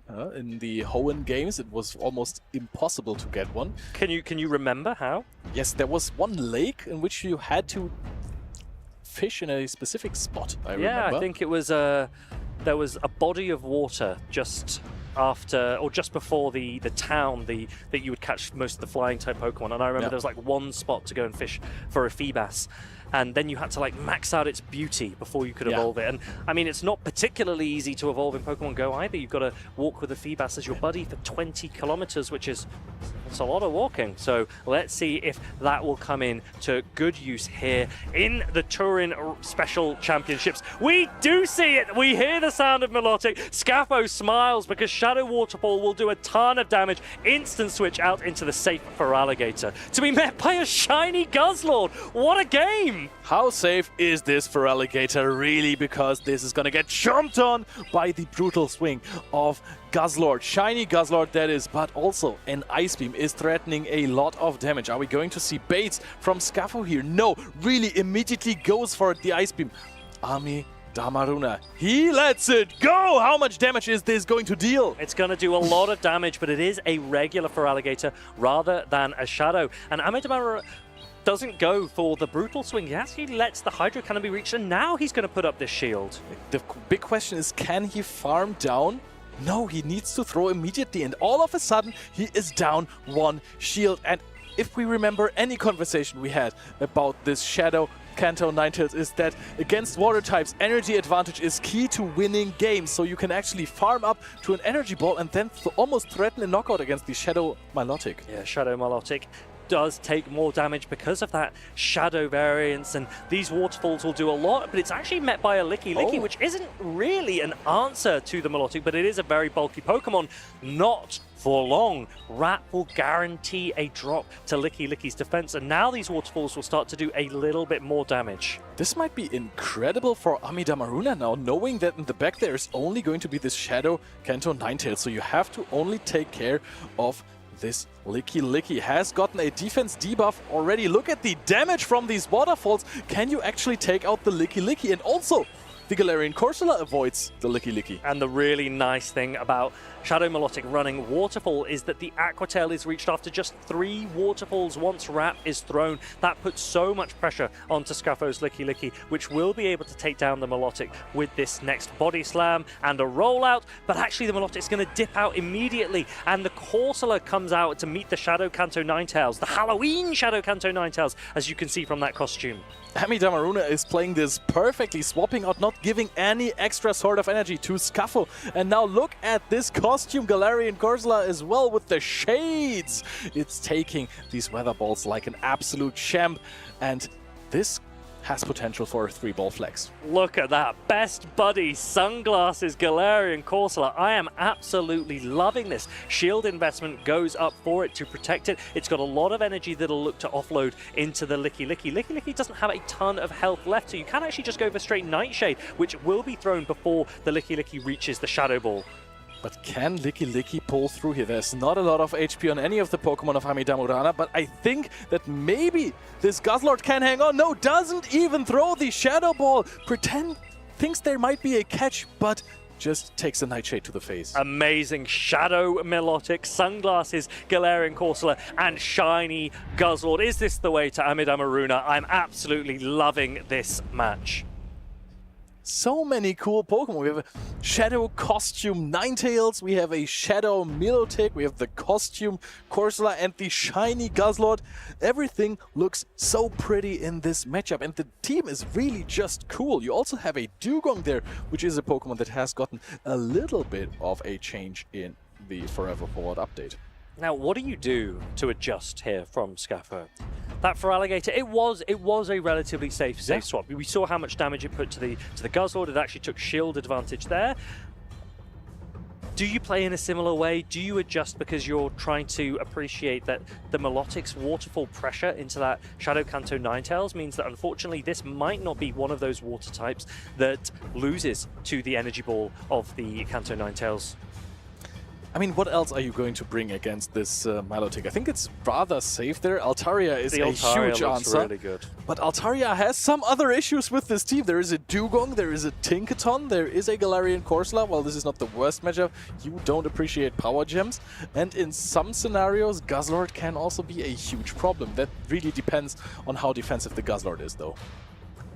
Opportunity to adjust for Scuffo. Will Amida Maruna also make an adjustment as we head into this game number 2? We see the Altaria come out. It's up against the Univan Stunfisk. The electric typing of that Univan Stunfisk will mean it resists the sky attacks of this Altaria, forcing Scuffo to throw flamethrowers instead. Discharge, it's neutral against the dragon flying type of Altaria, but it does pace relatively quickly, so these will add up. This is one of these classic bulk on board matches. Stunfisk pretty spammy, so it gets off a lot of attacks. This would be a match for if you also have a Blissey there and a Chansey. That would be one for the timers. That would be one for the timers. 45 seconds switch clocks are also available to players. So will we start to see some movement in and out, or are we going to stay in this lead matchup and play it out fully? We're going to see that soon. So far, none of these players act like they want to get out of this matchup, having these Pokemon incredibly low. The question is, with these backlines, now that Scuffle did not bring the Ninetales, do you want Switch or do you want to lose Switch so you can get some sort of farm down on your opposing Pokemon? Alignment could be important, but also getting that energy head start, as you say, sometimes makes all the difference. And actually, there's going to be an aggressive switch out into the Licky Licky to be met by this Shadow Milotic. But now you're outpacing the Milotic, going for a body slam and not even the Shadow Ball here. Amidamaruna, he is going to shield up that body slam. He shields up a body slam, but the interesting thing with this Shadow Milotic is even though you're outpaced, you actually only need to land one attack before you can start to threaten a knockout with just the waterfall damage. Wrap received a damage buff. It also guarantees a drop to the opposing Pokemon's defense, and now we will start to see how much damage these waterfalls can do. I think it's very well played by Scuffle to throw a body slam here. It did look like you wouldn't reach another Shadow Ball, but this way you can guarantee another charge attack. But Amidamaruna is pacing so quickly to this Aqua Tail. However, Scuffle using a shield here, wanting to get off another attack. If I were Amidamaruna, I would let this Milotic go and I would come down and farm down with this Guzzlord. We can see the backlines. We've got the Feraligatr there. Feraligatr is forced to throw Ice Beams. Ice Beams isn't even enough, but the Body Slam doesn't knock down. And this is brilliant by Scaffo. Scaffo gets the energy head start on Feraligatr, and that could make all the difference. The question will be, will Ice Beam be correctly shielded, or will it go up for this Hydro Cannon bait? Last Pokemon, you're very inclined to shield that. Oh, he calls it! Scuffle before with an undercharge on the Body Slam to get the energy head start. Loses all of that energy for just 30% of the Guzzlord's HP. That's not what you want to see. Amidamaruna throws a Brutal Swing. Scuffle lets it go unshielded. No fast attack pressure from this Feraligatr applied on this Guzzlord. But Hydro Cannon spam at some point, it still gets to you. Hydro Cannon coming through. It will go shielded because Amidamaruna knows that the Feraligatr isn't going to reach an Ice Beam regardless. And now the next Brutal Swing comes through. Scaffo is going to shield it up, try and get some of this energy off. There are two Pokemon still available for him if he wants to try and make a catch. And now the Stunfisk comes through. It has a discharge able to be thrown, and Feraligatr goes down with all of that energy. The forgotten energy in the back. Amidamaruna gets out that Stunfisk, knows you either have to throw your Hydro Cannon or you're gonna lose Feraligatr. But is that a rollout down? This could be important. Milotic will come through. And there is a catch, but I don't think it's going to make a difference here because the Licky Licky doesn't have enough energy to survive the fast attacks from Guzzlord and Shadow Milotic, so it needs to throw some of this energy, but Body Slam won't be enough to take it out. And there, the Dragon Tail comes through. Amidamaruna seals the deal, 2-0, knocking Scaffo out of the Turin Special Championships as he progresses here in this tournament. Beating the Italian powerhouse, showing off on stage here with such a cool team. Shadow Milotic in day 2 of the Special Championships in Turin. That is so incredibly cool. It's something that I didn't dream of, and the rep buff really coming into play here with the Shadow Milotic. I really like that performance, and actually this was Amidamarun's first ever appearance in the European region in the Pokemon Go Championship Series, so huge credit to him as he progresses here in Turin. What a pick, Shadow Milotic. Yes, very well executed as well. You can sometimes see some spice picks in matchups on stream and you think, maybe they're cool, maybe they have some applications in the metagame. But this time around, Amidamaruna against the most common picks, the safest picks, really had a game plan, a counterintuitive game plan, shielding up body slams from Licky Licky just to know that you can apply so much pressure after one rep with the waterfall. Hats off. I really liked it. As soon as he saw that Altaria had gone into very low health, down into the red, he knew that Shadow Milotic was pretty safe. We weren't seeing Scaffo bring that Azumarill at all. Licky Licky doing its best, but it just couldn't quite do enough. Galarian Corsola in game number 1 with the sunglasses, taking a Licky Licky down with a Nightshade. That's not something you see every day. Very much epic, I want to say. So Scuffle losing that first matchup, shakes his head, maybe should have thrown the Shadow Ball there, but you can, of course, sometimes predict a catch when the catch doesn't happen. People ask you, hey, why did you just not throw the attack? Well, try to play around a possible win condition of your opponent. Sometimes it's also a guessing game, but here as well you can see Shadow Milotic with the waterfall fast attack pressure gets the Aqua Tail off on the charge attack priority as well before it's being let go. And here the most important moment from that game, Amidamaruna no shields the Hydro Cannon, puts Scaffo into despair. He realizes, oh no, this is not going my way. Really gotta connect one of these Ice Beams onto a Guzzlord. And do you want a fun fact, Leo? Tommy. This isn't actually the first time that Ahmed Amaruna has used the Shadow Melodic. Even before Rap was buffed, in his last event in Lima, he brought a Shadow Melodic with the same moveset, so he's had some practice. He then receives a buff. That must have been great news for him, and now he's coming showcasing it here in Europe. I mean, Melodic already got buffed in the last season, right? Because of the waterfall increase of energy, so that is already pretty nice. Definitely knowing how to play to this Pokemon's strength, saying, hey, I think this Shadow Milotic is really looking good. I'm going to run it in a few tournaments, and all of a sudden you get another buff, a huge one at that. Yeah, it was a very impactful buff, and we saw the impact that it had in that Licky Licky matchup. And when you're able to counter swap one of the safest Pokemon in what is actually just a neutral matchup, invest a shield, but land one attack and then threaten to waterfall the whole way down, but also reach the Aqua Tail to prevent the Licky Licky reaching one more attack. I think that was actually quite an intelligent play, and definitely you might need to prepare for this if you're going to face that tomorrow. Yeah, I mean, the thing is, nobody knows the damage ranges against the Shadow Melodic. So maybe people... Do you want to know the funny thing is? Tell me.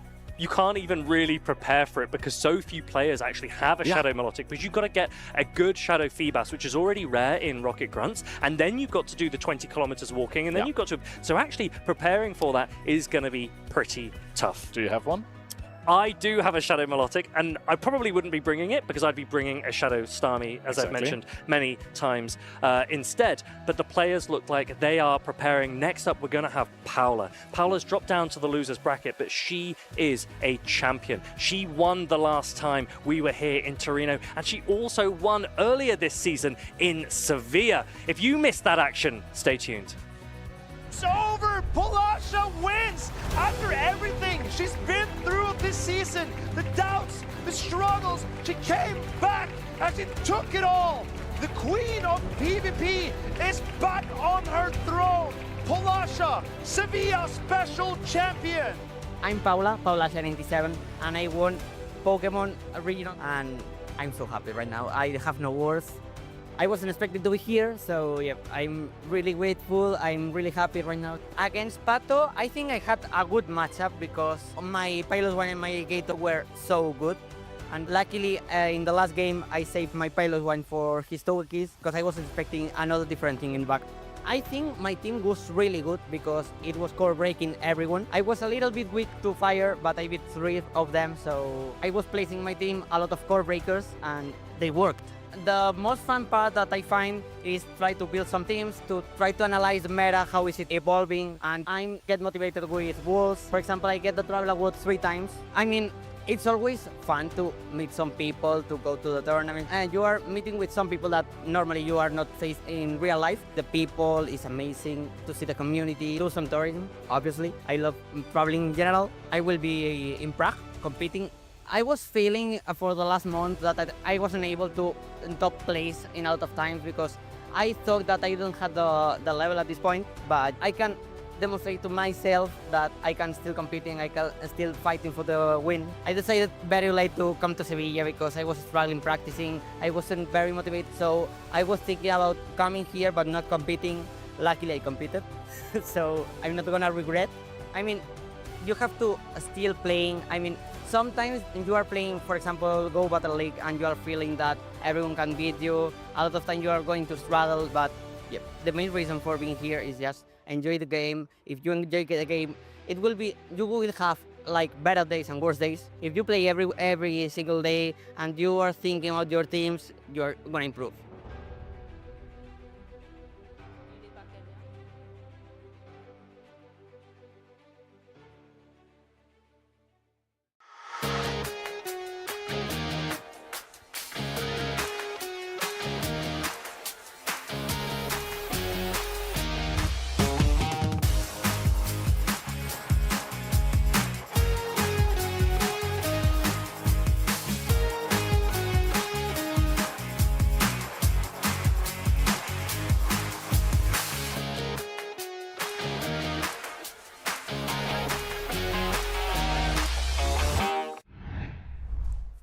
I love that little cool little segment, as well as an opportunity to hear from Paula. She's going to be up on stage next. My name is Fareed, also known as Tomahawk. I'm joined by Lou, and we're excited to keep things going here at the Turin Special Championships. I think always that first look into a new meta can be so interesting, and my curiosity was definitely piqued, and it has just been developed even further by every single team that we get to see. All these veterans of the competition, along with some newer trainers trying to make their mark on the competitive realm, has been truly inspiring. And so many new Pokemon as we've ventured here into the Forever Forward season, the final season of the 2026 Championship Series for Pokemon Go, and the players are taking full control. We're seeing so many different picks. Visay on the right here with that Seaking. He's competed a little bit so far this season. He's looking to have some more success. If he can progress from these losers finals against Paula, he'll make his first ever day number 2. Not only do you have the Seaking there, but also that Primate, one of the Pokemon that's jumped out to me. If you're able to have it in a position where it can start steamrolling through with those Rage Fists, it can be a force to be reckoned with, something that Paul Asher is going to have to watch out for. Primate has a great matchup into so many of the normal type Pokemon. There's no Licky on Paula's team. There's instead a Furret that runs the dark type attack. Sucker Punch. Primate does resist that, but the players are underway. We've got a shiny Altaria for Paula. It's up against Empoleon, a relatively neutral lead for these players. Yep, Dragon Breath is going to do what it does best, farming up as much energy as possible by putting some chips into the armor of that Empoleon. Both these trainers getting all that energy ready, but it's going to be the Empoleon first to move. Empoleon going to land this Drill Peck. Drill Peck did get a damage increase a few seasons ago. That makes this matchup much more playable for the Water Steel type Pokemon, but Altaria is just so bulky. Also receiving access to Flamethrower a few seasons ago allowed it to fight back against Steel type Pokemon, putting in a decent chunk of damage into this Empoleon, into a range where Dragon Breath will be able to farm down, particularly in the one shield scenario. Yeah, the water dual typing on that Empoleon, helping it out in the face of that Flamethrower, but as you can see, it can retaliate with this Drill Peck, putting this Altaria into a very precarious situation. Sableye going to join the fray though now. Potentially a miscalculation there from Paula. She would have loved to have that Shadow Claw down from the Shadow Sableye, now being forced to use a Protect Shield against this Hydro Cannon, and in comes Furret. Furret's going to double resist the Shadow Claws, but don't get me wrong, Foul Play does a lot of damage, and 2 of these might be enough to threaten a knockout. And also look at the contrast those Sucker Punches are doing into that Sableye. It can go for the Foul Play. Visay going to be allowing this to come through, going to connect down, do a significant amount to that Furret, but the Sucker Punch is stacking up as well as that's Trailblaze. And now Visay has the option to shield up the next Foul Play if he wants to preserve the additional attack on this Furret and go for a full Sucker Punch down. But there is also the Seaking in the back, and that could be an even better option to retain your shield for. Seaking with Icy Wind and the newly buffed Drill Run as well. And now Paula's own Furret is coming in as it's met by this Seaking. Yeah, Furret back in the back for Visay there, I think on just 1 HP remaining, as now the Furret on Paul Asher's side is going to be able to go for this Swift. An interesting no shield for the first time there. I think Visay maybe could have thrown it. Icy Wind is now eventually going to be thrown, but it's a shiny Seaking actually, and it's already down into the yellow. 2 shields still available for Visay, only 1 on the side for Paula.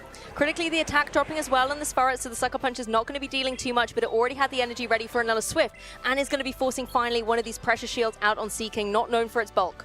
Now, Visay needs to keep an eye on the switch clocks because you want to throw this Icy Wind before a switch is available. You're actually leaving it quite late, going to go for a Drill Run instead. Now, because Icy Wind wasn't thrown straight away the first time or the second time, these Sucker Punches have really added up, and Paula might be able to just Sucker Punch the whole way through and actually comes in with that Shadow Sableye, taking out all of the energy. Furret doesn't have enough health to hold on, and Paula is able to take game number 1 without losing a single Pokemon. That's such a dominant performance from our raging Turin champion at the moment. Fantastic to be able to see all that energy banked in the back just in case it was needed, but not at all. Paula having all 3 Pokemon remaining, just like you said. I think it could have made a really big difference if Visay had shielded the first Swift.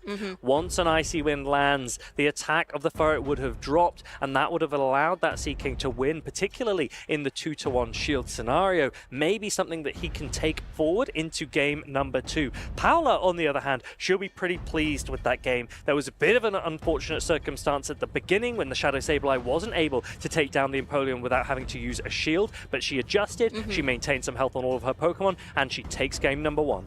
I think that's a good observation, though, because sometimes you might think, okay, well, I can take one of these attacks, I can just shield the next one. But when you're entertaining things like debuffs, you want to be able to keep your HP in play to then benefit from it. You don't want your HP to be chipped away when the debuff has not been activated onto the opposing Pokemon. So possibly, as you said, going for the earlier shield would have given a little bit more time and wiggle room for Visay to play around with. Now, we've talked about so many of the new Pokemon that have emerged in this Forever Forward season. Seeking definitely one to keep an eye on, but Shadow Politoed on the side of Paulasha is a really interesting pick.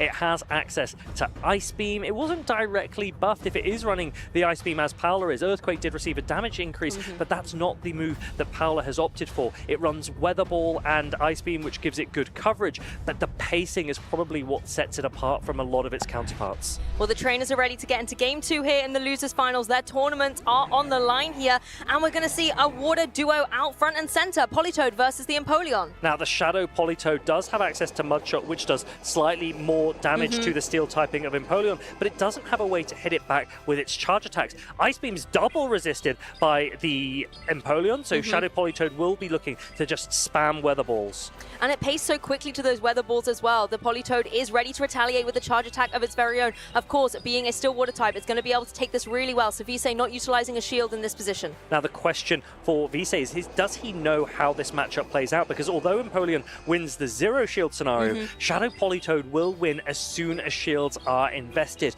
So Visay can make a decision to try and take shield advantage, or he's now in a position where he's going to actually come out. He's going to come in with this Seeking, and I really like this play because particularly when Seeking gets an energy head start and starts to debuff the attack of this Furret, it can really go to town. Well, Furret breaking the trend and being the first non-water type Pokemon in this particular game does have to take an Icy Wind for its troubles. Its attack has been lowered earlier on here, but it has got that energy up, ready to retaliate with a Swift. Now, you'd expect a shield to go up for the potential Trailblaze here from Visay, but he didn't shield in the first game, and he doesn't shield again, and actually this time it is definitely the correct call. Paula's almost a little surprised not to see the shield go up. She'd like to know what is Visay retaining his shields for in the back.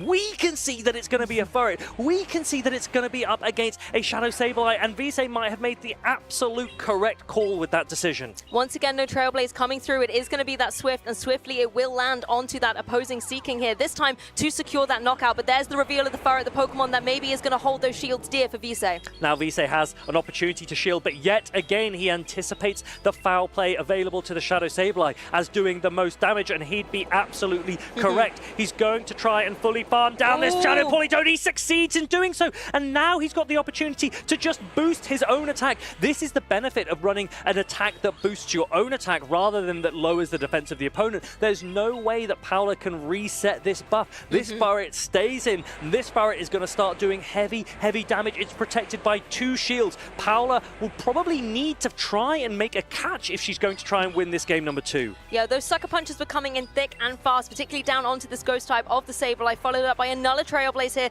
That's now going to be another attack move onto that Furret. And as you mentioned, Free, we have all the shields in play here as well, so it's going to be nice and safe, hiding away, not having to worry about this foul play at all. One foul play would be enough to knock down the Furret, so the shield is super important here for Visay. He's used up his last one, and that means Paula's win condition is anticipating when an attack will be thrown by Furret. Let's remember there is an Empoleon with a slight bit of health, but it looks like Visay is going to get the Swift onto Paolo's Shadow Sableye. There was the option to potentially try and commit to a Sucker Punch down, but he has managed to take down the biggest threat on the opposing side of the field, and Paola's Furret will just go down to these Sucker Punches. It's one game apiece. No stopping that Furret in this particular game, taking down its counterpart in the end game there to even the scores.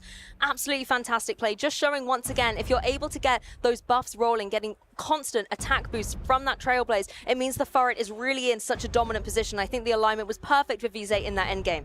Brilliant adjustment, brilliant composure from Visay, because in game number 1, we saw that no shielding that Seeking against the Swift of the Furret was the lose condition. Yes. Here, it was the win condition, because the foul play would have done way more damage against the Furret, so retaining shields for that endgame was imperative. And we saw that even happen. Paula had back-to-back foul plays ready on that Sableye, unleashed them perfectly, but Visay was able to meet them with a shield, constantly keeping that Furret nice and safe behind it, enabling that endgame situation situation with all of those boosted sucker punches. Fantastic play. Tournament hopes on the line, both for Paula and for Visay. Paula looks to defend her Italian crown. Visay looks to make his first ever Day 2 appearance. Everything to play for as we prepare for game number 3.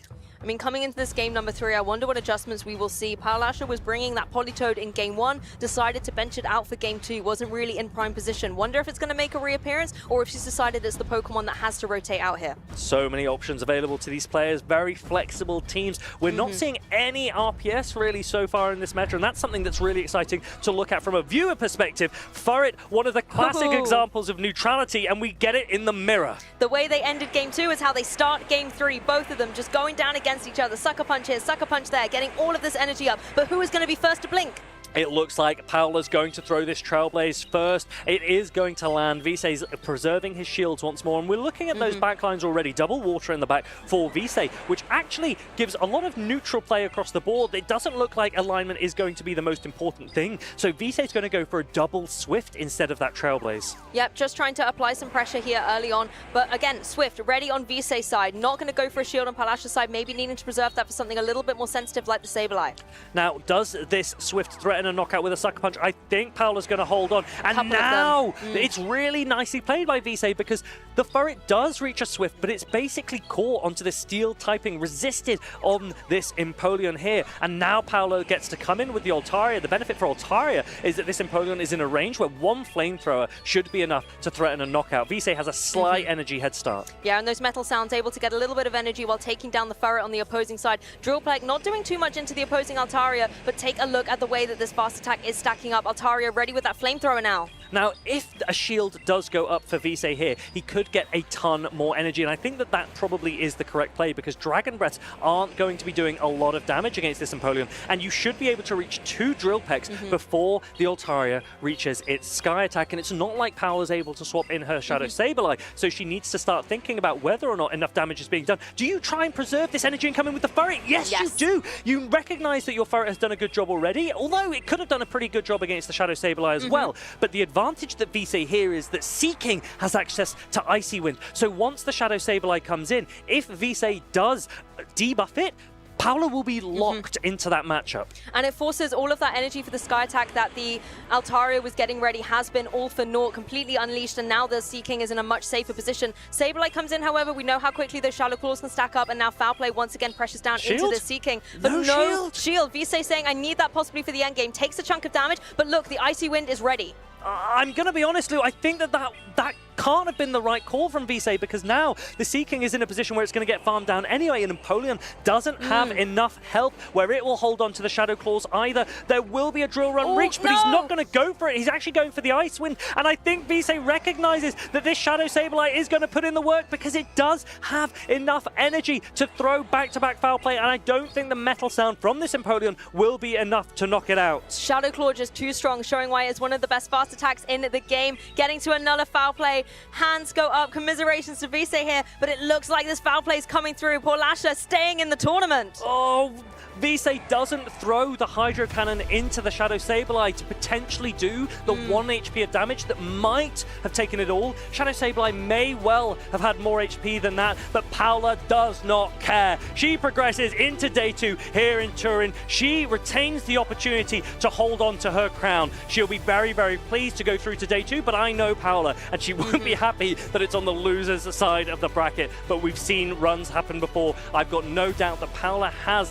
the ability to do it here again this weekend. And I love seeing the camaraderie and team spirit between these two trainers, the hug, the acceptance that was a closely fought match. A lot on the line for both of these trainers. Commiserations to Visay. Like you said, the endgame win conditions were in sight, but just weren't quite meant to be in this fairy tale. Yeah, shield could have been key again there, and actually that's a story that we've been saying a lot in this meta. Alignment a lot of the time hasn't actually mattered, but when you use those 2 Protect shields could be really, really critical. That Seeking is probably begging. He's like, please, can you protect me? Like I really could do with it. But Paula takes full advantage, and Shadow Sableye with Wigglytuff out of the picture, it looks like it's a really, really strong option for these players. In a way, the match kind of hung on the balance of Seeking in every single game, and depending on whether it was in a position to give momentum to or against its trainer, really did kind of spell the storyline that we looked at the end. In case you're just joining us, the recap of this match, Polasha really coming through towards the end game to hold on to the chance to keep her title here in Turin. Now, there is one moment right at the end there that we did mention, but I would just like to reiterate it for many of you at home that might not know how it works, and that is when you throw a charge attack, a Protect Shield doesn't protect you from all of the damage. It reduces the amount of damage to 1 HP. Now, Empoleon and Shadow Sableye, they have pretty similar attack stats. If Shadow Sableye runs a lot of attack, then it might overtake an Empoleon, but generally speaking, Empoleon wins charge attack priority. That means that if Visay had thrown Hydro Cannon on charge attack priority in that endgame, if Shadow Sableye were on 1 HP, the Protect Shield would not have mattered. It would have been knocked out, and then Visay might have had the opportunity to Metal Sound down the Altaria. All good in hindsight, but definitely one to note down and take away the next time you play. This is honestly one of the things a lot of our veterans and champions do say. As much as your wins are meaningful and they show you all the things that you did right, a lot of the things that you learn the most are from your losses. If you can look back, reflect, identify where win conditions could have been won or positions could be optimized, those are ultimately the learnings and the teachings that can set you up for success in the future. So Visay, as disappointing as it may be, will hopefully learn and grow from this experience and not make that mistake again. Yeah, I'd really be excited to watch him perform more next season. He played in a few events already. I haven't personally watched him on stream, but I think there's a lot of potential there. I really like some of the way that he played that Furret and that Seeking, but I also really like how he's showcasing both of those Pokemon as great neutral options in this meta. Exactly, and again, coming up against a veteran like Polasha, you know it's already going to be a formidable match, but you can see how much it means to these trainers. They're battling out through a grueling day of day one, and things were so close at so many points in time, but this moment here, the final turn of the match, the foul play landing must have been such a relief for Polasha. Paula proceeds, and we've got some other regional champions that still are in this tournament looking to put their names into day number 2 as well. We're really excited to see some of them. I think next up we've got Arceus Aurelius, fellow caster, fellow player, and he has actually traveled pretty last minute to this event because he's on the precipice of qualification for the World Championships. I think before this event he mentioned that he is 65th. Now, just 65 players will qualify from Europe to the World Championships, but that doesn't include the direct qualifications from those golden tickets we've seen from players that have won events or placed in the top 4 at international championships or the World Championships. So Arceus Aurelius is doing well already to get to this stage of the tournament. Vital points, but now he must be getting slightly hungry because we know him. He's a champion and he'll want to keep going as far as he can this weekend. You don't want to be rolling the dice and hoping that you qualify for that prestigious World Championships. You want to be completely locked in. And this has been the most interesting team that we've seen from him in a while. This Stunfisk, a blast from the past, the Galarian form, has been really well demonstrated with those rock slides, doing repeatedly good damage, and Earthquake showcasing its recent buff that it's had in the new meta. Galarian Stunfisk back to its best. Earthquake received a damage buff in the Forever Forward season. It's being paired with that Seeking that we've just seen showcased, and Arceus Aurelius will be looking to take it forward. And he's then paired it with some pretty popular Pokemon as well. You've got the Licky Shadow Sableye core that we're seeing a lot of. Altaria, I think, is one of the most flexible and neutral picks in this meta with the decrease in Fairy-type Pokemon, and then Jumpluff. Access to a much cheaper Energy Ball has completely changed the way it plays, and I think overall it might be an interesting team, it might be a spicy team, but let's see if it works. I think Jumpluff was a Pokemon that Arceus tried to use in the previous game, but unfortunately it just wasn't able to get him the victory. And interestingly enough, there's a Jumpluff apiece in this matchup, Farid. We've got one on the opposing side as well here for Borgia, paired up with, again, some of the new faces that we've got in the meta, the Ninetales with that Energy Ball that it's had unleashed as well. Critically as well, Diggersby is back. Diggersby and Clodsire on the same team. I haven't seen this since I last ran it in Baltimore near 2 years ago, but they are so bulky and they can put out a lot of pressure. Both of them have super effective play back into Jumpluff. but let's see how Borja chooses to use them. Yeah, let's jump straight into it. Here we've got our losers finals. Looks like Arceus Aurelius is like, no, let's build the anticipation a little bit more, please. One moment. We need to get the stage ready. He's got to get the extra calm and composed readiness for this match. I love this from Arceus Aurelius. No, doesn't count. Let's go again. Give me a moment, please. These players are going to re-lock in as they prepare for their losers finals. Let's remember that the winner of this match will proceed to day number 2. The loser, that will be the end of their run here in Turin. That's the thing, once you're down into the losers bracket, your back really is up against a wall. There is no margin for error. You have to keep winning to stay within the tournament. Obviously, these trainers want to battle out to be in day 2 phase of the competition in tomorrow's side. But back with a flash, we are here in this losers finals. It's going to be Furret versus the Licky Licky. Furret and Licky Licky, 2 normal type Pokemon, 2 very, very flexible Pokemon. But the advantage of the Furret on the side of Borja is it's running Brick Break. That will do super effective damage, but it also guarantees a drop to Licky Licky's defense. So Furret definitely has the advantage in this lead matchup. Yep, and that Brick Break coming through as well. Super effective damage and critically getting the debuff as well. Licky Licky can retaliate with that Body Slam. That rollout enables it to charge to very, very quickly, but Furret's not afraid of that.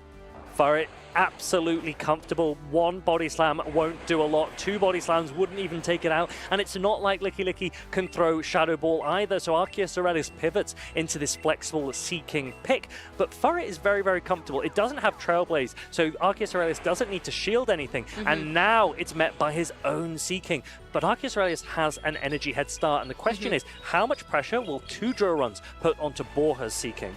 Well, let's see how much damage it does. That is a significant chunk, probably just under about a third. So if you can keep going for these pecks and get it within range, there's potential a second one will be able to get the knockout. Looks like Borja's reading from the same playbook here, can retaliate with a drill run of its very own, but critically into the shield here on Arceus' side. And let's remember that Peck received a buff a few seasons ago. It does a lot more damage now. It generates more energy as well. And drill runs plus the Pecks might start to threaten a knockout. So Borja puts up his shield as well. Doesn't want to risk it. Goes for that last second shield to keep the Seeking in the game. As the Licky Licky rejoins the field on Arceus Aurelius' side, all of that energy stored up and can go for one of these Body Slams, connects down onto the fish, but is able to hang on. An aggressive swap, but Borja's also going to bank the energy that he had on that Seeking. As Furret reaches a Brick Break and it throws it, I think that looked like charge attack priority. The question will be, will Licky Licky hold on to this and manage to throw this Body Slam? It doesn't. It goes down. That's a lot of energy lost. And now Arceus Aurelius has to come in with his Altaria. It will take a Swift, but Altaria is a bulky Pokemon. Yeah. And potentially this energy could be more impactful.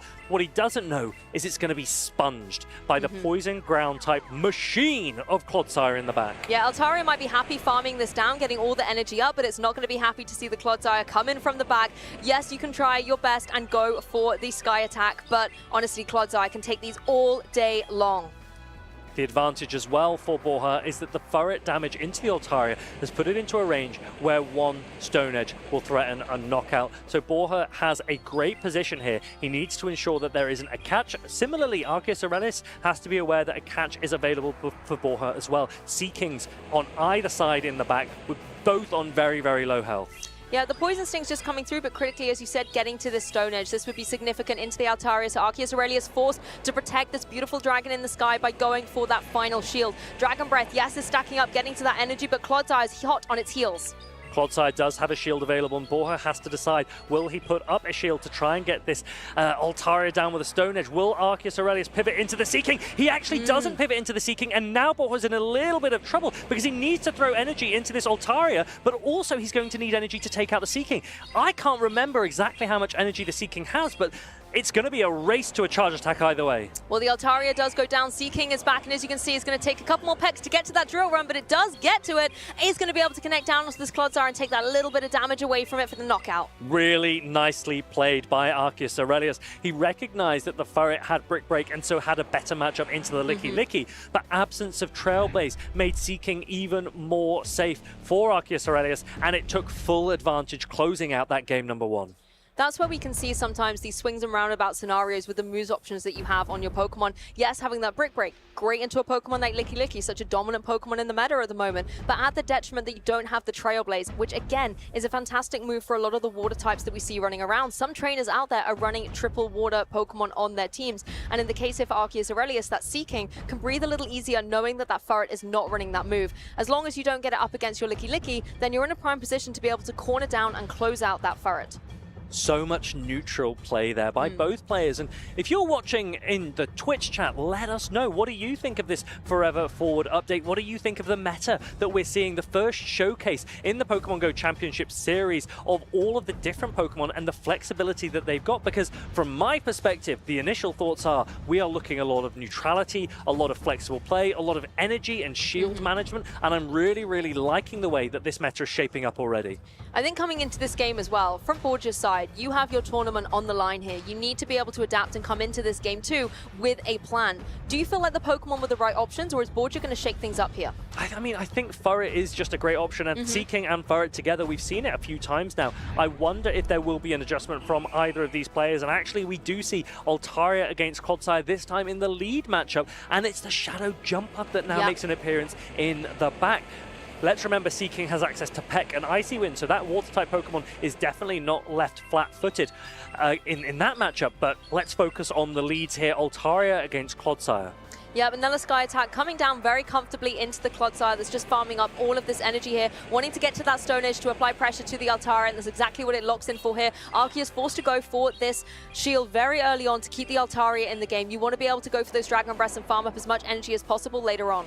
Clodsire comfortable in the zero shield scenario. Altaria throwing the second Sky Attack before the second Stone Edge is reached. If this lands, which it will put Clodsire into a range where it might be able to be Dragon Breath down. And Altaria is going to dip out, not have to worry about a Stone Edge as Licky comes in to sponge all of this energy. This is the Earthquake coming through, recently got a buff in power, so we'll be dealing an additional amount of damage into that Licky, but it's going to be able to still take it reasonably well as that Furret comes back in. Sucker Punch is desperately trying to get it to the Brick Break to apply pressure to the normal type across the field. And Arceus Aurelius will be desperate to try and reach a second Body Slam before the Brick Break potentially knocks out the Licky as he goes up for it. Here comes the Brick Break. No, actually, we're going to let a Body Slam come through. I think Borja's happy to keep optimum timing, let this attack go, knowing it doesn't knock out, and charge up as much energy as possible. Maybe even trying to apply extra pressure with a back-to-back Brick Break, but instead first we're going to see the Body Slam, and Arceus Aurelius lets this come through. Licky with his bolt going to be able to take this, but it has to contend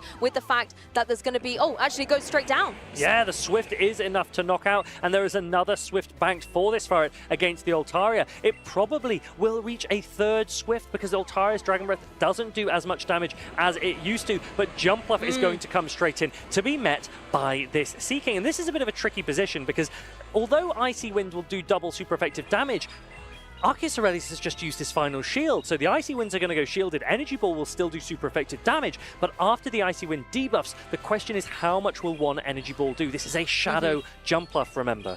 And this is the thing, even if you do go for the Protect Shield, you don't take the damage, but you cannot find a way to avoid that debuff coming through, which means that the Energy Ball will be less threatening going down into the Seaking. And you can see the Fairy Wings are really doing absolutely nothing. Seaking can take those all day long. Now with the debuff, let's see how much this Energy Ball will be doing. It does a lot of damage, but Seaking has some bulk to it, and I don't think that the Fairy Winds are going to be able to threaten a knockout before Seaking reaches another attack. So the option for Borja is either to throw more energy into the Seaking or to switch into a different Pokemon to try and take the Seaking down. That's what he does with this Furret, which not only comes in, but actually also is able to reach a Swift against this Altaria. The Swift will come through, but if Altaria can hang on here, it can easily go for the Dragon Breath and farm down this opposing Furret, getting all of that energy back up, takes it comfortably in the red, but now got both of his charge attacks ready for whatever Borja wants to bring in from the back. And the advantage here for Arceus Aurelius is that shields are down, Sky Attack is super effective. Can you Dragon Breath down this Clodsire? I don't think you can, but do you know how much energy it has? He doesn't need to worry about that. Goes immediately for the Sky Attack against the Jumpluff. How much damage will this do? Is it enough to get a knockout? Jumpluff's very, very bulky,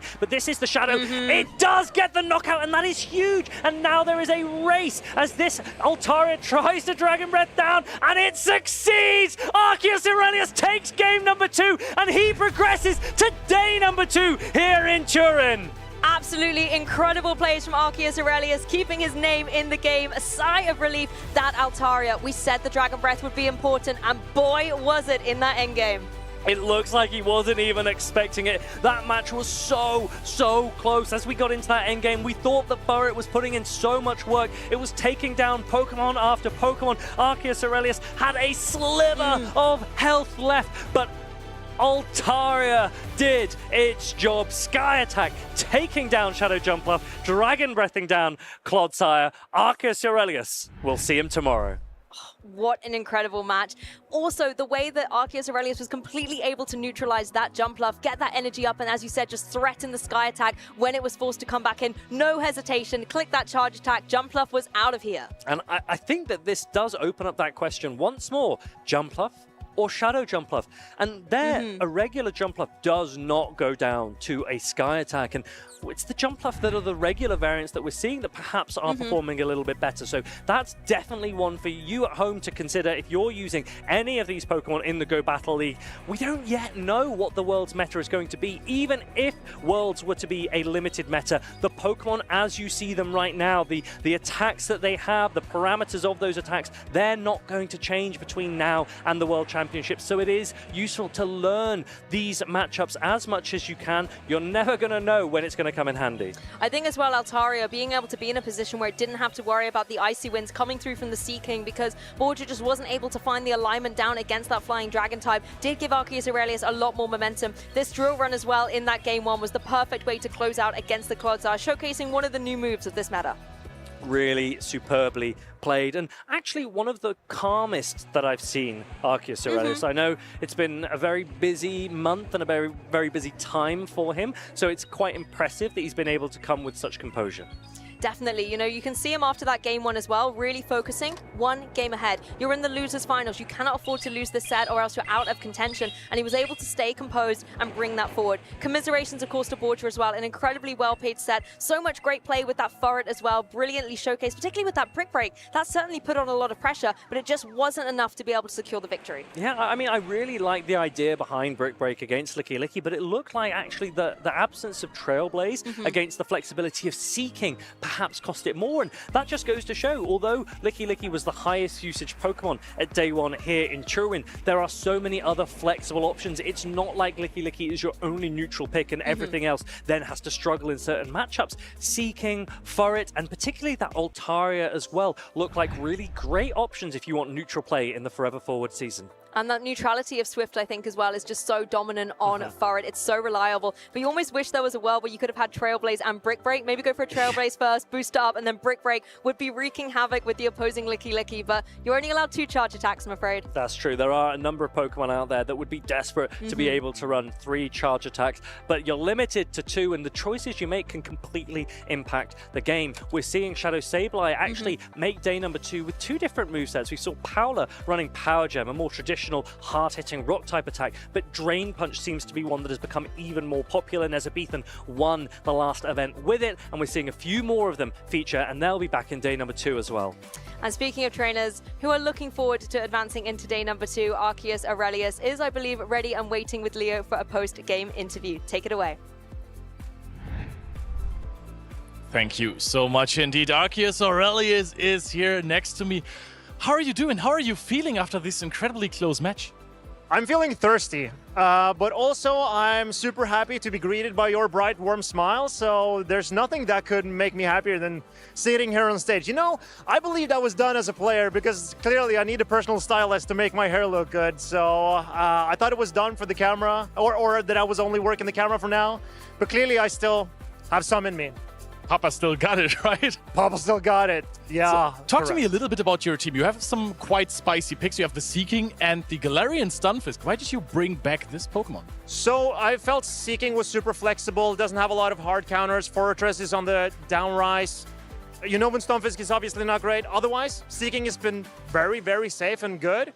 Galarian Stunfisk, I had an issue with Empoleon with the Unova Stunfisk, as I mentioned, and Florges and Guzzlord. And those 4 was hard to beat in one Pokemon, but Galarian Stunfisk did it, and it fit my team like a glove, so that's why I put it in. Now, people have overlooked the Earthquake buff a little bit just because it takes so long to get to this attack. How do you think did it change the meta? Well, I'm not sure it's going to change the meta that much. I think there's not that many good users of it. Maybe it lets Licky Licky pivot away from Shadow Ball into the Earthquake, but that makes Corviknight just impossible to hit. So for me personally, I think Shadow Ball is still the way to go. But so Earthquake, I'm not sure it's going to impact the meta that much, but you see Clodsire everywhere all of a sudden, so maybe it does impact the meta. But I guess, yeah, G-Fisk and Clodsire. Marcus, one last fast question. You're already a champion from Dortmund back in the day. Can you do it again? Well, if it's for my daughter at home and my fiance waiting for me who let me go, I'll give it a shot. All right, you heard it here first. Arceus Aurelius might have it again. Thank you so much, Marcus. Good luck for your next rounds tomorrow, and we're kicking it back to the caster desk. Huge shout out to Ina, who's waiting at home for Marcus with their 3-week-old daughter. And Marcus, actually, he said to me before today, he goes, look, I haven't had a huge chance to prepare, but this was my opportunity to qualify for what could be my last ever World Championships. And he goes, if I go out early, I'm going to fly home. I want to spend time with my family. Sorry, we're going to keep Marcus for one more day. He has progressed to day 2 in Turin, but we hope you're really proud of him. Yeah, I'm sure all of his friends and family are proud of him watching this incredible performance. But the competitive Pokemon is not done yet for day 1. We still have some trainers battling it out for their contention to make it through to day 2 of the competition. So far, honestly, it has been such a stellar tournament. I've been so inspired by the Forever Forward meta and the new Pokemon that are coming to the fray. It's not just been the same 6 Pokemon. We've had such a variety here. So let me ask you, at the beginning of today, you were a huge fan of Kanto Ninetales. I still am, but yes. Are there any other Pokemon that you've watched that have really started to shine that you're looking forward to seeing more of for the rest of today and also tomorrow? You might spot a little bit of a kind of canine theme, but the other one that's really jumped out to me is the Shadow Mightyena. You know, Padaman was running it earlier, one of my favorite trainers, always a source of inspiration for me, but being able to see him showcase it so beautifully, being able to use that same type attack bonus Sucker Punch in contrast to the Furret using Sucker Punch that we see everywhere, I think has been a really interesting thing to behold. I think that there are so many really spicy options for these players, and there are so many spicy Pokemon that are available. Let's remember that these players have not had a huge amount of time to prepare. The Forever Forward season update landed earlier this week on Tuesday. This is the only regional that we're going to get to see this season, this meta in full force, but there are still locals being played, more opportunities to use these Pokemon, more opportunities to get championship points. If you're not familiar with locals, then pay attention to this. Hey, do you want to play? Yeah.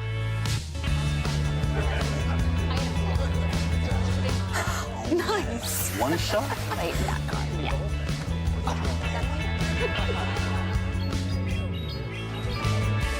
I'll use twin cannons.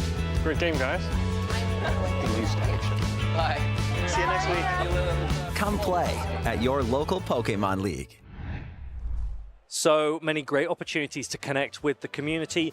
We've been in this space for a long time, and the friendships that we've been building year after year are friendships that, you keep forever. Lou, I was actually speaking to you earlier. You've been casting and playing and been involved in this scene for so many years now, and you must have been to locals early on in your Pokemon career. Yeah, I'm definitely a fossil when it comes to the competitive Pokemon realm. I'm approaching a decade in this game, but you're right. My very first Pokemon event was a competitive Pokemon local.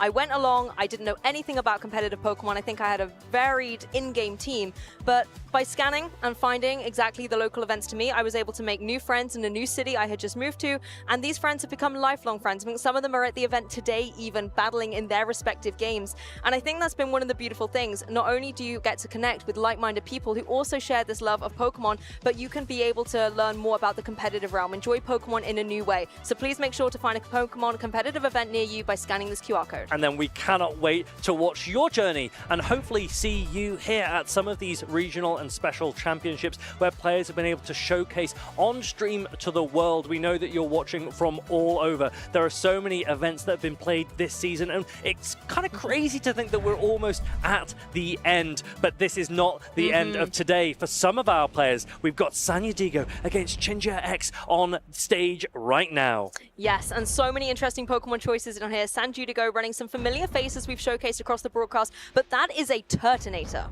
That is a Turtonator, a Pokemon that perhaps some players had experience with earlier this season at LAIC. But San Diego very famously was a pilot of Turtonator even before the LAIC meta. He was running a really, really spicy team. It actually had a Toedscruel on it at the time. He subbed that Grass-type Pokemon out for Jumpluff, which seems to be a really, really great option in this meta. And yet again, we are seeing neutrality in Licky Licky and Seeking. And critically not running that Shadow Jumpluff Jumpluff. We were just talking earlier about how sometimes that Shadow variant with the detriment you take to your defenses in contrast for your ability to deal even more offensive pressure can sometimes mean that you don't survive those big damage KOs. So making sure that you are able to have a little bit more flexibility on the field is why maybe some trainers aren't running the Shadow variant of that Jumpluff. Now, we've seen a couple of Ghost-type Pokemon so far this weekend. Shadow Sableye, I would say, has been the most popular option. There is a Galarian Corsola, and it needs to watch out for the Licky on the side of Chinja X. Yes. Chinja X has actually opted for a Shadow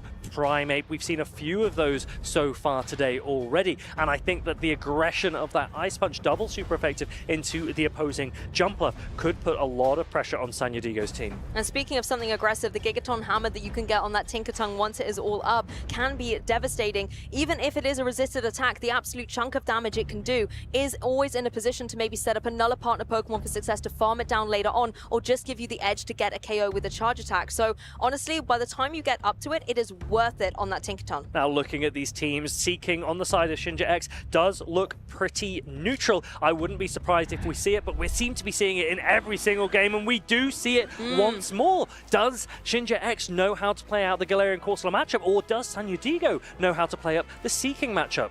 The Astonishers coming through from the Galarian Corsola, stacking up against this Seeking, already getting ready with something like a Nightshade, but look at the energy transfer between both of them. Peck getting ready straight away with this Drill Run on at the Seeking side.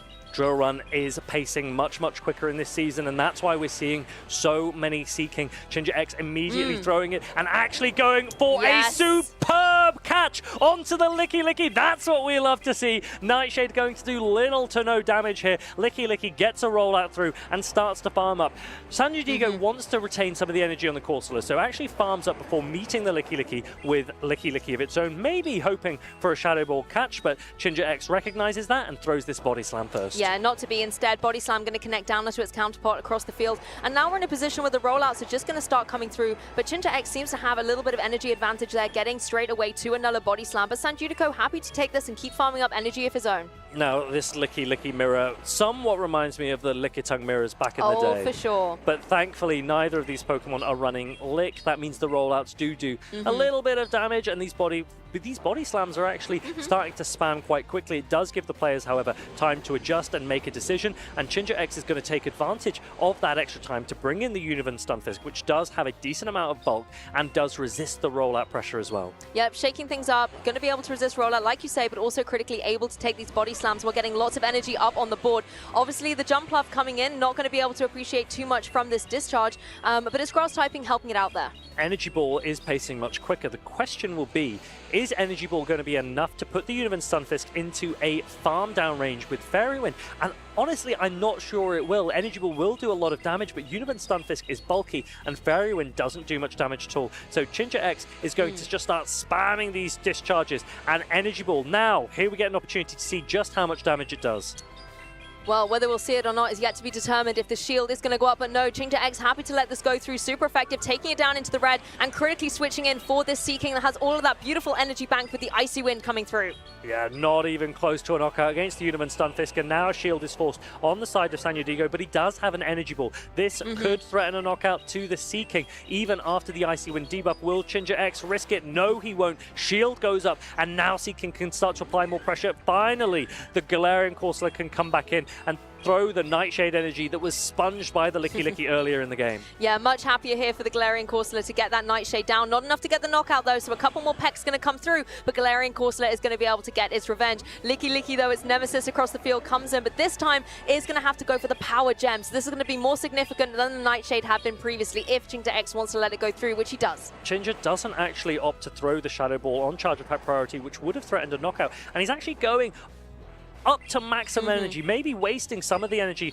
from that last rollout. He's going to go full excellent on this Shadow Ball. It will guarantee a knockout, and now he's got energy to throw into the opposing Licky. He maybe doesn't want to let go of this energy, but he needs to be calculating how he's going to try and take out the Jumpluff in the end game as well. So the Univan Stunfisk is going to come in, and it's going to be met by this Jumpluff. Will 2 discharges be enough to take it out? It might not actually come to that, because San Diego still has a shield available. That's the thing, your shield's up in this scenario, you can go for the discharges here and start chipping away, but critically the Fairy Winds and an Energy Ball are going to apply a lot of pressure to this opposing Stunfisk. Another discharge is not going to be anything that the Jumpluff has to worry about, but San Diego may be thinking for the end game, I need more HP remaining on this Jumpluff in the face of the Licky Licky in the back. I think this is a really good shield from San Diego because it would have been left in a range where Rollout would have taken it down, and now instead San Diego is going to get a little bit of an energy head start. 3 Fairy Winds, and now 1 Rollout could go through, but it's not going to really be enough because we've got to also try and take out the Licky Licky of San Diego, and I don't know if it's in Body Slam range as well. This could get really close. There was so much energy on Ginger X's side. There's another Body Slam ready, but I don't think it's going to be enough. The timer did pop up very, very briefly, so the question for Ginger X is, can that timer expire before San Diego reaches an attack? No, it doesn't! San Diego gets to the Body Slam just before the timer expires. This will be enough to knock out. I think that he had more health than... I think Ginger X had more health, so if that timer had expired beforehand, maybe Ginger could have had the victory. That was a really good game from these players. Talk about bringing it right down to the wire. So close in that final match. The two Licky Lickies facing down against each other. I have to say, I don't think I've ever seen the Galarian Corsa look so unhappy, more unhappy than it possibly could when on Ginger X's side, there was that fantastic catch bringing in the Licky Licky of his own, but San Diego was still able to adapt and bring it back home. Yeah, one option earlier in that game for Ginger X to throw the Shadow Ball into the Galarian Corsola. Instead, he took the Power Gem, which did a decent amount of damage. And it's difficult to keep track of energy when that Pokemon switched out so much earlier in the game. Some of these players, they'll take a pen and paper, they'll try and note down the energy that they can remember. But as you're in this game, it can get so tense and it's so fast-paced that it can be really difficult to keep track. I think as well the Stunfisk on Chinga's side was never able to really get going. The Thundershocks and the discharges really were just only chipping away at the opposing Jumpluff as opposed to putting it into a very precarious situation that could be followed up by a partner Pokemon. So I'm not sure if that's going to be the prime Pokemon for this next match. You saw the amount of bulk on show from both of these players. We had Univan, Stunfisk, Licky Licky, we had that Jumpluff as well, and there was just a lot of opportunity to sponge damage, switch in and out. So a lot of neutral play, a lot of flexibility. Will the players go for the same strategies as they prepare for game number 2, or will we start to see some more aggressive options? We know that there's Empoleon on the side of San Diego and that Shadow Primeape as well on the side of Ginger X. I'd love to see at least one of those Pokemon hit the field. And the thing is, particularly with that Empoleon you mentioned, the Metal Sounds can charge up a Hydro Cannon so very quickly and they can just keep coming through again and again. That could be potentially, you know, chipping away at an opposing Pokemon or forcing those shields to come through earlier from Ginger X. The players look locked in. Game 2 is kicking off. We see the shiny Jumpluff on the side of San Diego up against the Univan Stunfisk. This is a positive matchup for that Jumpluff. Yeah, Jumpluff quite happy to see it, but now we're going to see an adaptation on both sides of the field. Empoleon and the Licky Licky are here. Licky Licky gets that energy advantage and is already ready with the Shadow Ball. Shadow Ball will take Empoleon below half health. The first one is actually going to shielded immediately by San Diego. On the other hand, 2 Hydro Cannons will be enough to threaten a knockout against the Licky Licky. It looks like San Diego is very, very comfortable maintaining alignment, and I wonder if the play for Ginger X is to allow shield advantage to be his friend, because Seeking in the back has a lot of play when it has shield advantage. Well, that was one Hydro Cannon down, and here comes the second one. Ginger X allowing this to go through, however, into that Licky Licky that will secure the knockout. So one Pokemon down, but now you have the opportunity to bring in your Stunfisk for free, being able to go for these Thundershocks into the water type, really nice positioning, but now you have to worry about a third Hydro Cannon coming through. Puts a huge amount of damage onto this Stunfisk, and the Stunfisk will be able to take out the Empoleon, but you want to maximize as much of your energy. Perhaps 4 fast attacks later, and then you can throw. Discharge should be enough to knock out this Empoleon, and then I wouldn't be surprised to see a pivot into the Seeking. Well, going to be going for the shield on San Diego's side, not wanting to go down to this particular discharge, but as you can see, there's another one primed and ready to go. Ginger X having to use the shield here in order to keep that energy in the game and not make it worthless.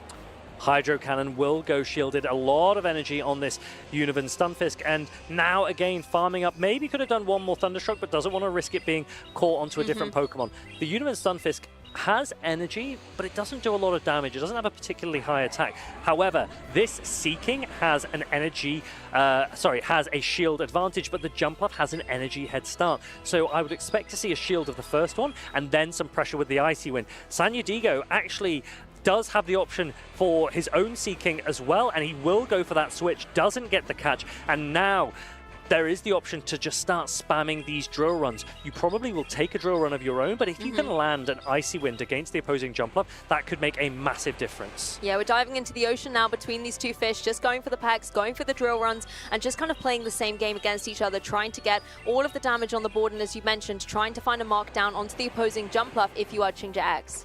So here we go, farming up, trying to take full advantage. Now the drill run will come through. There is an Icy Wind available to the Seeking as well as the peck damage. Fairy Wind doesn't do a lot of damage. Seeking won't go down to Fairy Winds alone very comfortably, especially after this Icy Wind lands. Let's remember there's also a discharge loaded on the Univan Stunfisk. How can Chinja X try and close out this endgame? Well, the Icy Wind does do a significant amount of damage, and if there's enough fast attacks coming through, the discharge isn't going to be enough to be able to get it, but if you can follow up, maybe there's a way to break through this jump bluff. If the jump bluff can get up to 2 energy balls, it will win this game. The problem is discharge does win charge attack priority, and that was the only way that Chinja X could win. Sanjudigo recognized that he had to reach 2 energy balls, so needs to let this go. Chinja X gets game parity. We are 1 apiece. Game 3 will decide it all. I do love a game 3. It's really particularly in the loser side of the bracket where their backs are against the wall, everything is on the line, 1 game determining who will go home and who will advance into the next stage of the competition. Really tense moments. I've not seen a huge amount of Chinja X in the championship series before, but he's definitely showcasing that he knows what he's doing. Sanjudigo's such an experienced player. We've seen him time and time again for years, even back to grassroots pre the official championship series. Sanjudigo has been a name that we all know and recognize, but can he rely on that experience here? Can he win game number 3 and take him to the next day, tomorrow, Sunday, here in Turin? We did see some adaptations there on Sanjudigo's side of things, and I think coming through into the game 3, you have to make sure that you're getting those leads right to get a confidence boost straight away into your opponent's mind. It's not only about playing the Pokemon on the field, but making sure that you're able to get that edge, try and get your opponent working on their back foot, and having to adapt to your strategy rather than adapting to theirs. Players are going to take their time. As you say, everything is on the line in this game number 3. Win, and we'll see you tomorrow. Lose, time to go home. Exactly. This is Chinja X's first ever event in the official championship series. Wow. And he is already doing so impressively. If he can get into day number 2 on his debut, that will be a massive achievement for this player. But he has a great player up against, and that jump bluff can put out so much pressure. The energy ball into the Seeking, into the Univan Stunfisk, the acrobatics pressure as well into the Altaria, the Shadow Primate, and even into the Licky Licky means that jump bluff is a really flexible pick. Does that invite Chinja X to think about that Tinkaton? Because that is a Pokemon that has so much potential with the Gigaton Hammer, like you mentioned, but it's not something that we're currently seeing in this match. True, but it might be able to have that additional bit of damage to try and swing the momentum. But here we go, trainers. Game 3 here in this losers finals. Licky Licky out front and center against that Univan Stunfisk. We see again a very, very bulky team from both of our players and a lot of flexibility as well. It doesn't look like alignment is going to be the most important part, so let's pay attention to energy management and shield decision making. Every single bit of damage I think is going to be critical in this match. The Stunfisk going for all of that energy, unleashing the Mud Bomb down into the opposing Licky Licky. Can take that reasonably well, but look at the energy here. 1 Shadow Ball ready, and it's not going to be long for that second one. A lot of time and opportunity to think. Univan Stunfisk can sponge this Shadow Ball very comfortably. It can actually sponge a number of attacks from the Licky Licky, so there's still plenty of opportunity to either bank energy and switch out, or to just let this lead matchup play. Yes, another Mud Bomb coming through. Once again, just doing exactly what it does best. Getting up that energy, firing off the charge attacks. Both these trainers trying to put a dent in the other. But Sanjudigo keeping this Licky Licky in play, and there's so much energy here. There's a Shadow Ball unleashed, but I believe there's a second one ready to go as well. I think a Body Slam might be really, really close for the Licky Licky. The question is, will it hold on to the attack being thrown by the Univan Stunfisk beforehand? Discharge doesn't do as much damage as Mud Bomb, but it might be enough to get the knockout here. So Discharge will connect down from the sky into the opposing Licky Licky and get the KO. Sanjudico does one Pokemon down, but now you can bring in this Jump Up that can try and Fairy Wind up as much energy as possible, but now it's facing down these rollouts. I really like this play by Chinja. He's going to preserve that energy, which is much better used into the backline of Sanjudigo, which we can see is a Seaking. It might also have been Empoleon or Turtonator as well that takes super effective. And Licky Licky can just come in and sponge a huge amount of energy. Acrobatics, however, does do a massive amount of damage. This should put Licky Licky into the yellow health if it lands. Yeah, Sanjudico has been favoring those water-type Pokemon in this set, so Chinja X, I think, wisely assuming there's going to be one in the back that those electric types are going to help. However, now it's all about the Licky Licky going for these Shadow Balls, is forcing a shield up on Sanjudico's side, trying to keep this Jump Up in play. Sanjudigo really relying on this Jump Up here. It's a Pokemon that he's very comfortable with. He's used it for a very, very long time, even prior to the Energy Ball buff. Shadow Ball locked and loaded again for Chinja X, and this one will land. It puts Jump Up in a position where some more rollouts and another Shadow Ball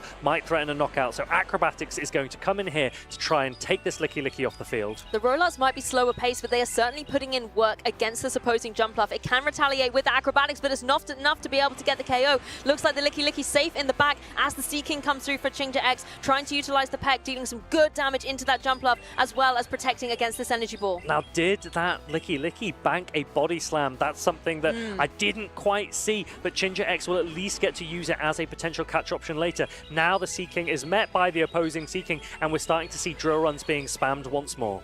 Yeah, we're back within the ocean and looking what these Pokemon do, but Chinja X has the energy advantage there, getting the first drill run out in play. Sanjudico now able to have to take another one here. There's no Protect Shields remaining. Chinja X really going all on the offensive here.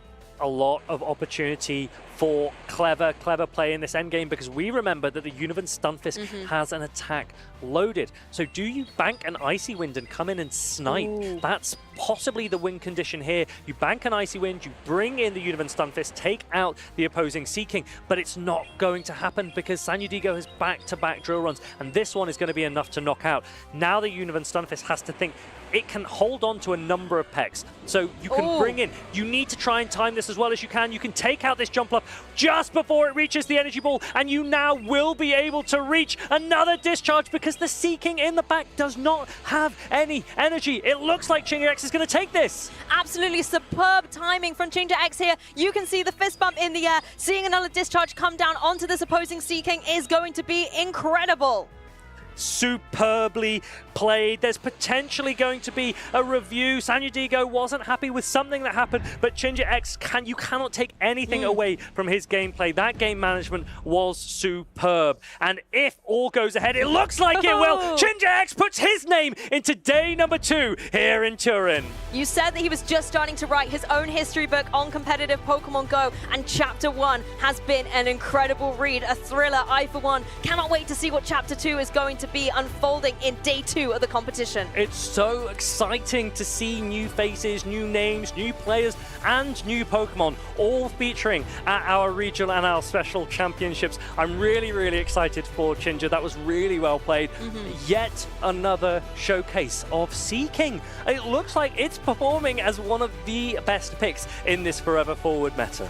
I think in the past, I always associated Seaking with Tonton Batus. That was a trainer who I always had that Pokemon partner paired with. But now, there's so many names out there picking it up and showcasing it to perfection. Now, if you want to build a Seaking, you no longer have to worry about an elite fast TM for its fast attack, but you do need, I think, 2 elite charge TMs for Drill Run and for Icy Wind, but it looks like it's well worth it in this season. Such a neutral Pokemon, such a flexible pick, and also options to tailor the way that you build it as well, because it's got a high enough attack that if you run some attack on it, you can overtake some charge attack priorities, or you can opt for bulk, and that might be the way, because we saw that Seaking holding on in some of those matchups, allowing it to reach another Drill Run or another Icy Wind can make all the difference as well. And I think it was the flexibility of those different charge attacks as well. The Drill Run for some really nice consistent damage, particularly onto the counterpart Seaking, but also being able to have that Icy Wind pressure onto Pokemon like the Jumpluff. Sanjudico was able to pilot that Pokemon so beautifully, constantly getting it into good positions and applying pressure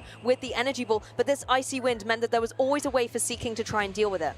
really, really smartly played. And I do think that even the Univan Stunfisk, it's not got a huge amount of damage output, but its bulk was really helpful in this game as well. And actually, despite seeing Pokemon like Shadow Primeape on the side of Chinjax, it was actually the bulk and the neutrality that these players opted for in this game. And I think the opportunity to be able to do that with the teams that you've built gives you so much variety in the way that you approach each match. First ever tournament, and he's made day 2 superbly played. And this Stunfisk as well was really one of the superstars. Chinjax was able to pilot it so beautifully. I mean, in that end game, not only was it the energy conservation, but it was the timing of when it came back onto the field to get those discharges in play is what made him a worthy winner of this game. Talk us through that sublime end game. It was really, really tight. Sanyadigo had energy, but he had to offload it to take out the opposing Sea King. And Chinja had banked that discharge, and it's something that we'd seen earlier. He recognized, look, I can stay in this matchup, but I know that my discharge might be more useful later. Even though the discharge ended up being thrown on that Jumpluff, it was the threat of the discharge that forced Sanyadigo to throw another drill run into the opposing Sea King, and then Jumpluff just couldn't do enough because the Univan Stunfisk comes in and clears the way. And that certainly was a way to close out the game. You can see the celebration, what it means to our trainers. Of course, commiserations to San Judico as well, a veteran of the competition, incredibly well played, but he can also acknowledge when an opposing trainer has been able to get the edge, and that's exactly what we saw come down in this losers finals. Yeah, he really is a great sport, Sanyadigo. He's a player, like we've said, we've seen him so many times, and he's always brought a lot of very interesting picks. Turtonator isn't one that we got to see today, but it's definitely one that we've seen before, and that's a really, really fun pick. If you don't have a Turtonator, they actually spawn at these events. Ah, one of the regional ones. Yeah, and they can be shiny as well, so if you don't have one, then get catching. I think I'll make sure to add that to my list of what to do in my next break. But what we have coming up for you next is actually an insight to what it takes to be a champion. Nezabethan was the winner of the Utrecht Regional Championships, and you can take a look here at his key to success. My name is Andrew. I play for a group of friends. We call ourselves Tea and Pizza. My in-game name, Nezabethan. This is the first time I've won a European regional. Getting gold. All bow for the Emperor. Nezabethan and Napoleon are your Utrecht Regional Champions! For the first time in Europe. Feels good. I won once before in South America, but this is closer to home. And this time was also on stream, so people get to see more of my battles. It was more publicized. I played an extra round, so this win does feel especially good. Steps I took in this tournament, I had a smooth run, which made it easier. I went through the winner's bracket. I had some close wins. Not all of the wins were easy. On the way, I had some tough opponents. The matchups I faced, on day 1, I faced quite a lot of teams where Sableye was neutral, which made it much easier to run. Then, once I made it further in the tournament on day 2, I was having to deal with some Wigglytuff teams, which was a lot more scary for me. So my matchups against ZZ Zuelas and Sir Corey, I had to worry much more about alignment. And I also felt I had a tricky matchup against Anacor because his Mandibuzz Medicham was a good core against me, but I identified that in advance and I was able to RPS it, rock, paper, scissors in one game and carry through the same line into the second game as well. Did I have any special picks? Obviously, Celio was very low usage, and that was a Pokemon I had success with in this tournament and the last one. I used it a lot. Sableye was also low usage, and we managed to have success with me and 2 of my teammates, both making it to day 2 with the Sableye, and it formed a decent core with the Celio, so they were my 2 special picks. How have I felt playing for so long in the game? I have been through all of the play Pokemon seasons, although the first one I didn't do many tournaments. On the way, I've had some peaks. I've had some more mediocre tournaments. Currently, I'm on good form, but a lot of the time it's just been fun to go to the events, spend time with my friends, watch the stream. All of the production value around the events, it has been a good experience. Do I plan to go to Worlds? Yes, I will go to Worlds again. This will be the 4th time I've been. The first time went reasonably well. I made day 2. I don't really have any expectations for Worlds. It is hard. You don't know what opponents you're going to get because the seeding works differently. So I'm just going to go there and enjoy myself with no expectations.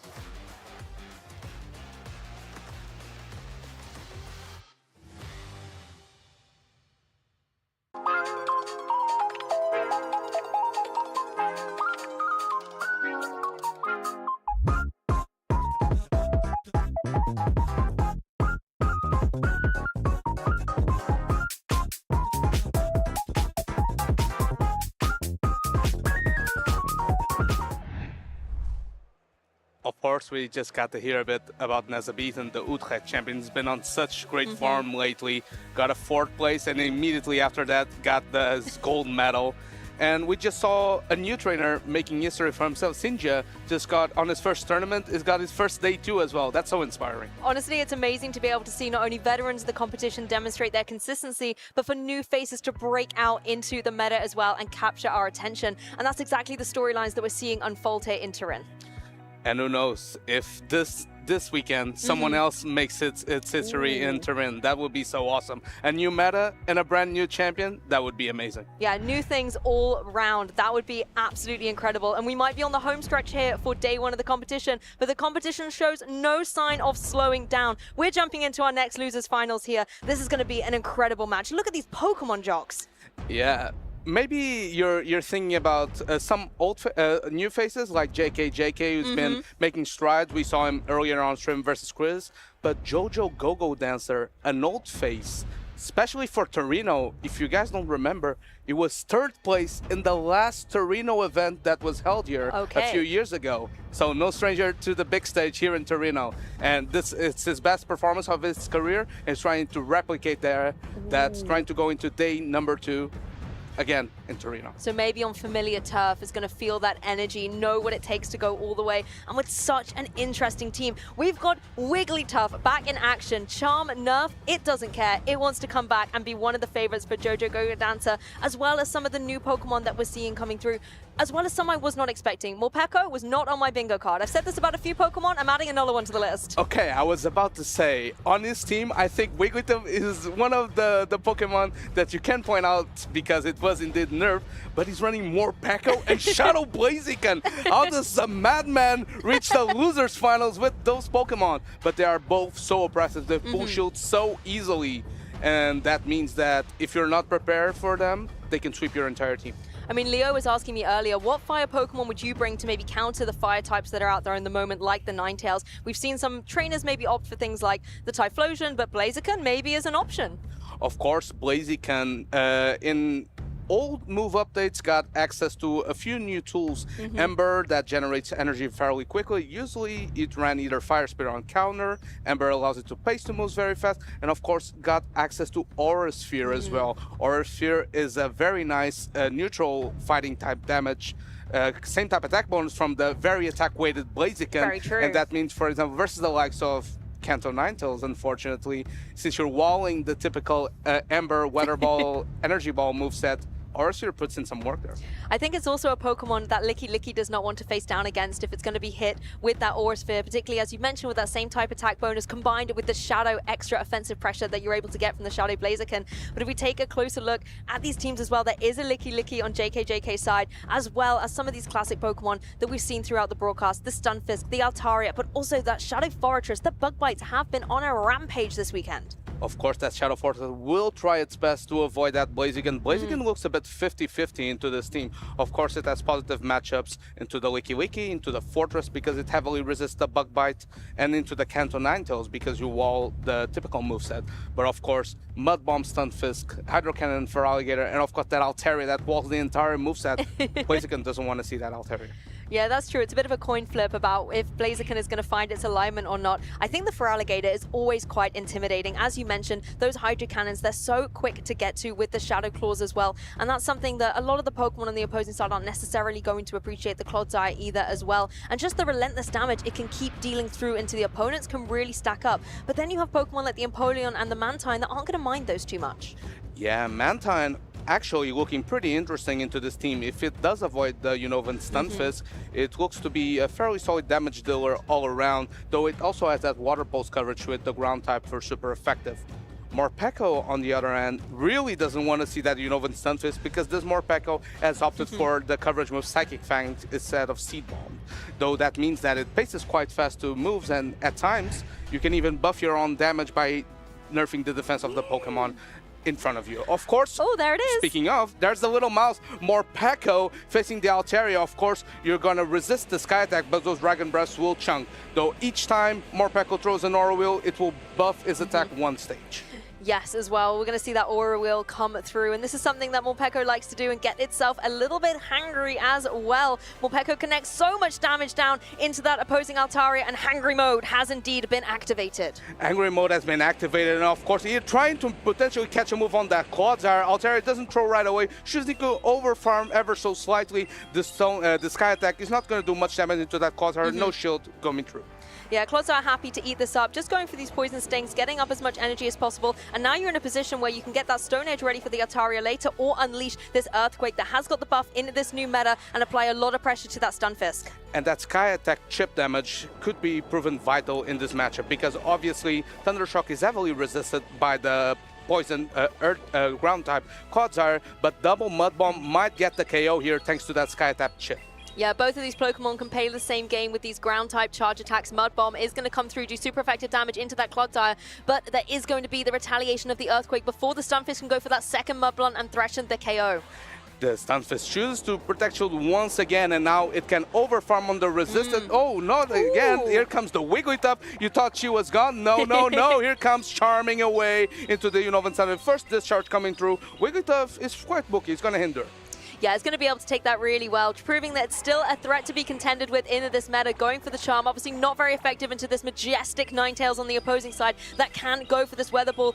Jojo Go-Go Dancer letting this come through. And of course, now that the Weather Ball has been chipping away at this Wigglytuff, the first Swift is going to come through, but I believe Kanto Ninetales will be able to endure the Swift and go for a full Ember down. Let's see if the Wigglytuff can race to another Swift, because Ember doesn't deal that much damage. Yeah, its defenses have been weakened by the fact it is that Shadow variant, and you can see the charms actually stacking up, so another Swift will be putting it into that KO range. I believe this is so very close to KOing. Can the Ninetales endure the Swift? No, it cannot. Wigglytuff is a Fire-type counter, apparently, and it's ready to go. Morpeko doesn't have quite enough air. Here comes the Unova Stunfisk back again as that Mud Bomb ready. Not before Psychic Fangs comes through from the Morpeko. Yeah, this was the move you were highlighting earlier in Team Preview. This will connect down into the Unova Stunfisk, get a little bit of chip damage on the board, and once again, of course, enter that hangry mode, meaning business. Ferocious here in this losers finals. And of course, here Morpeko behind 2 Protect Shields, and that means since it changed form, its aura will be Dark type, and since there was a defense drop on the Unova Stunfisk, it will threaten a knockout. It will be so close to KOing, not before Unova Stunfisk reaches another Mud Bomb,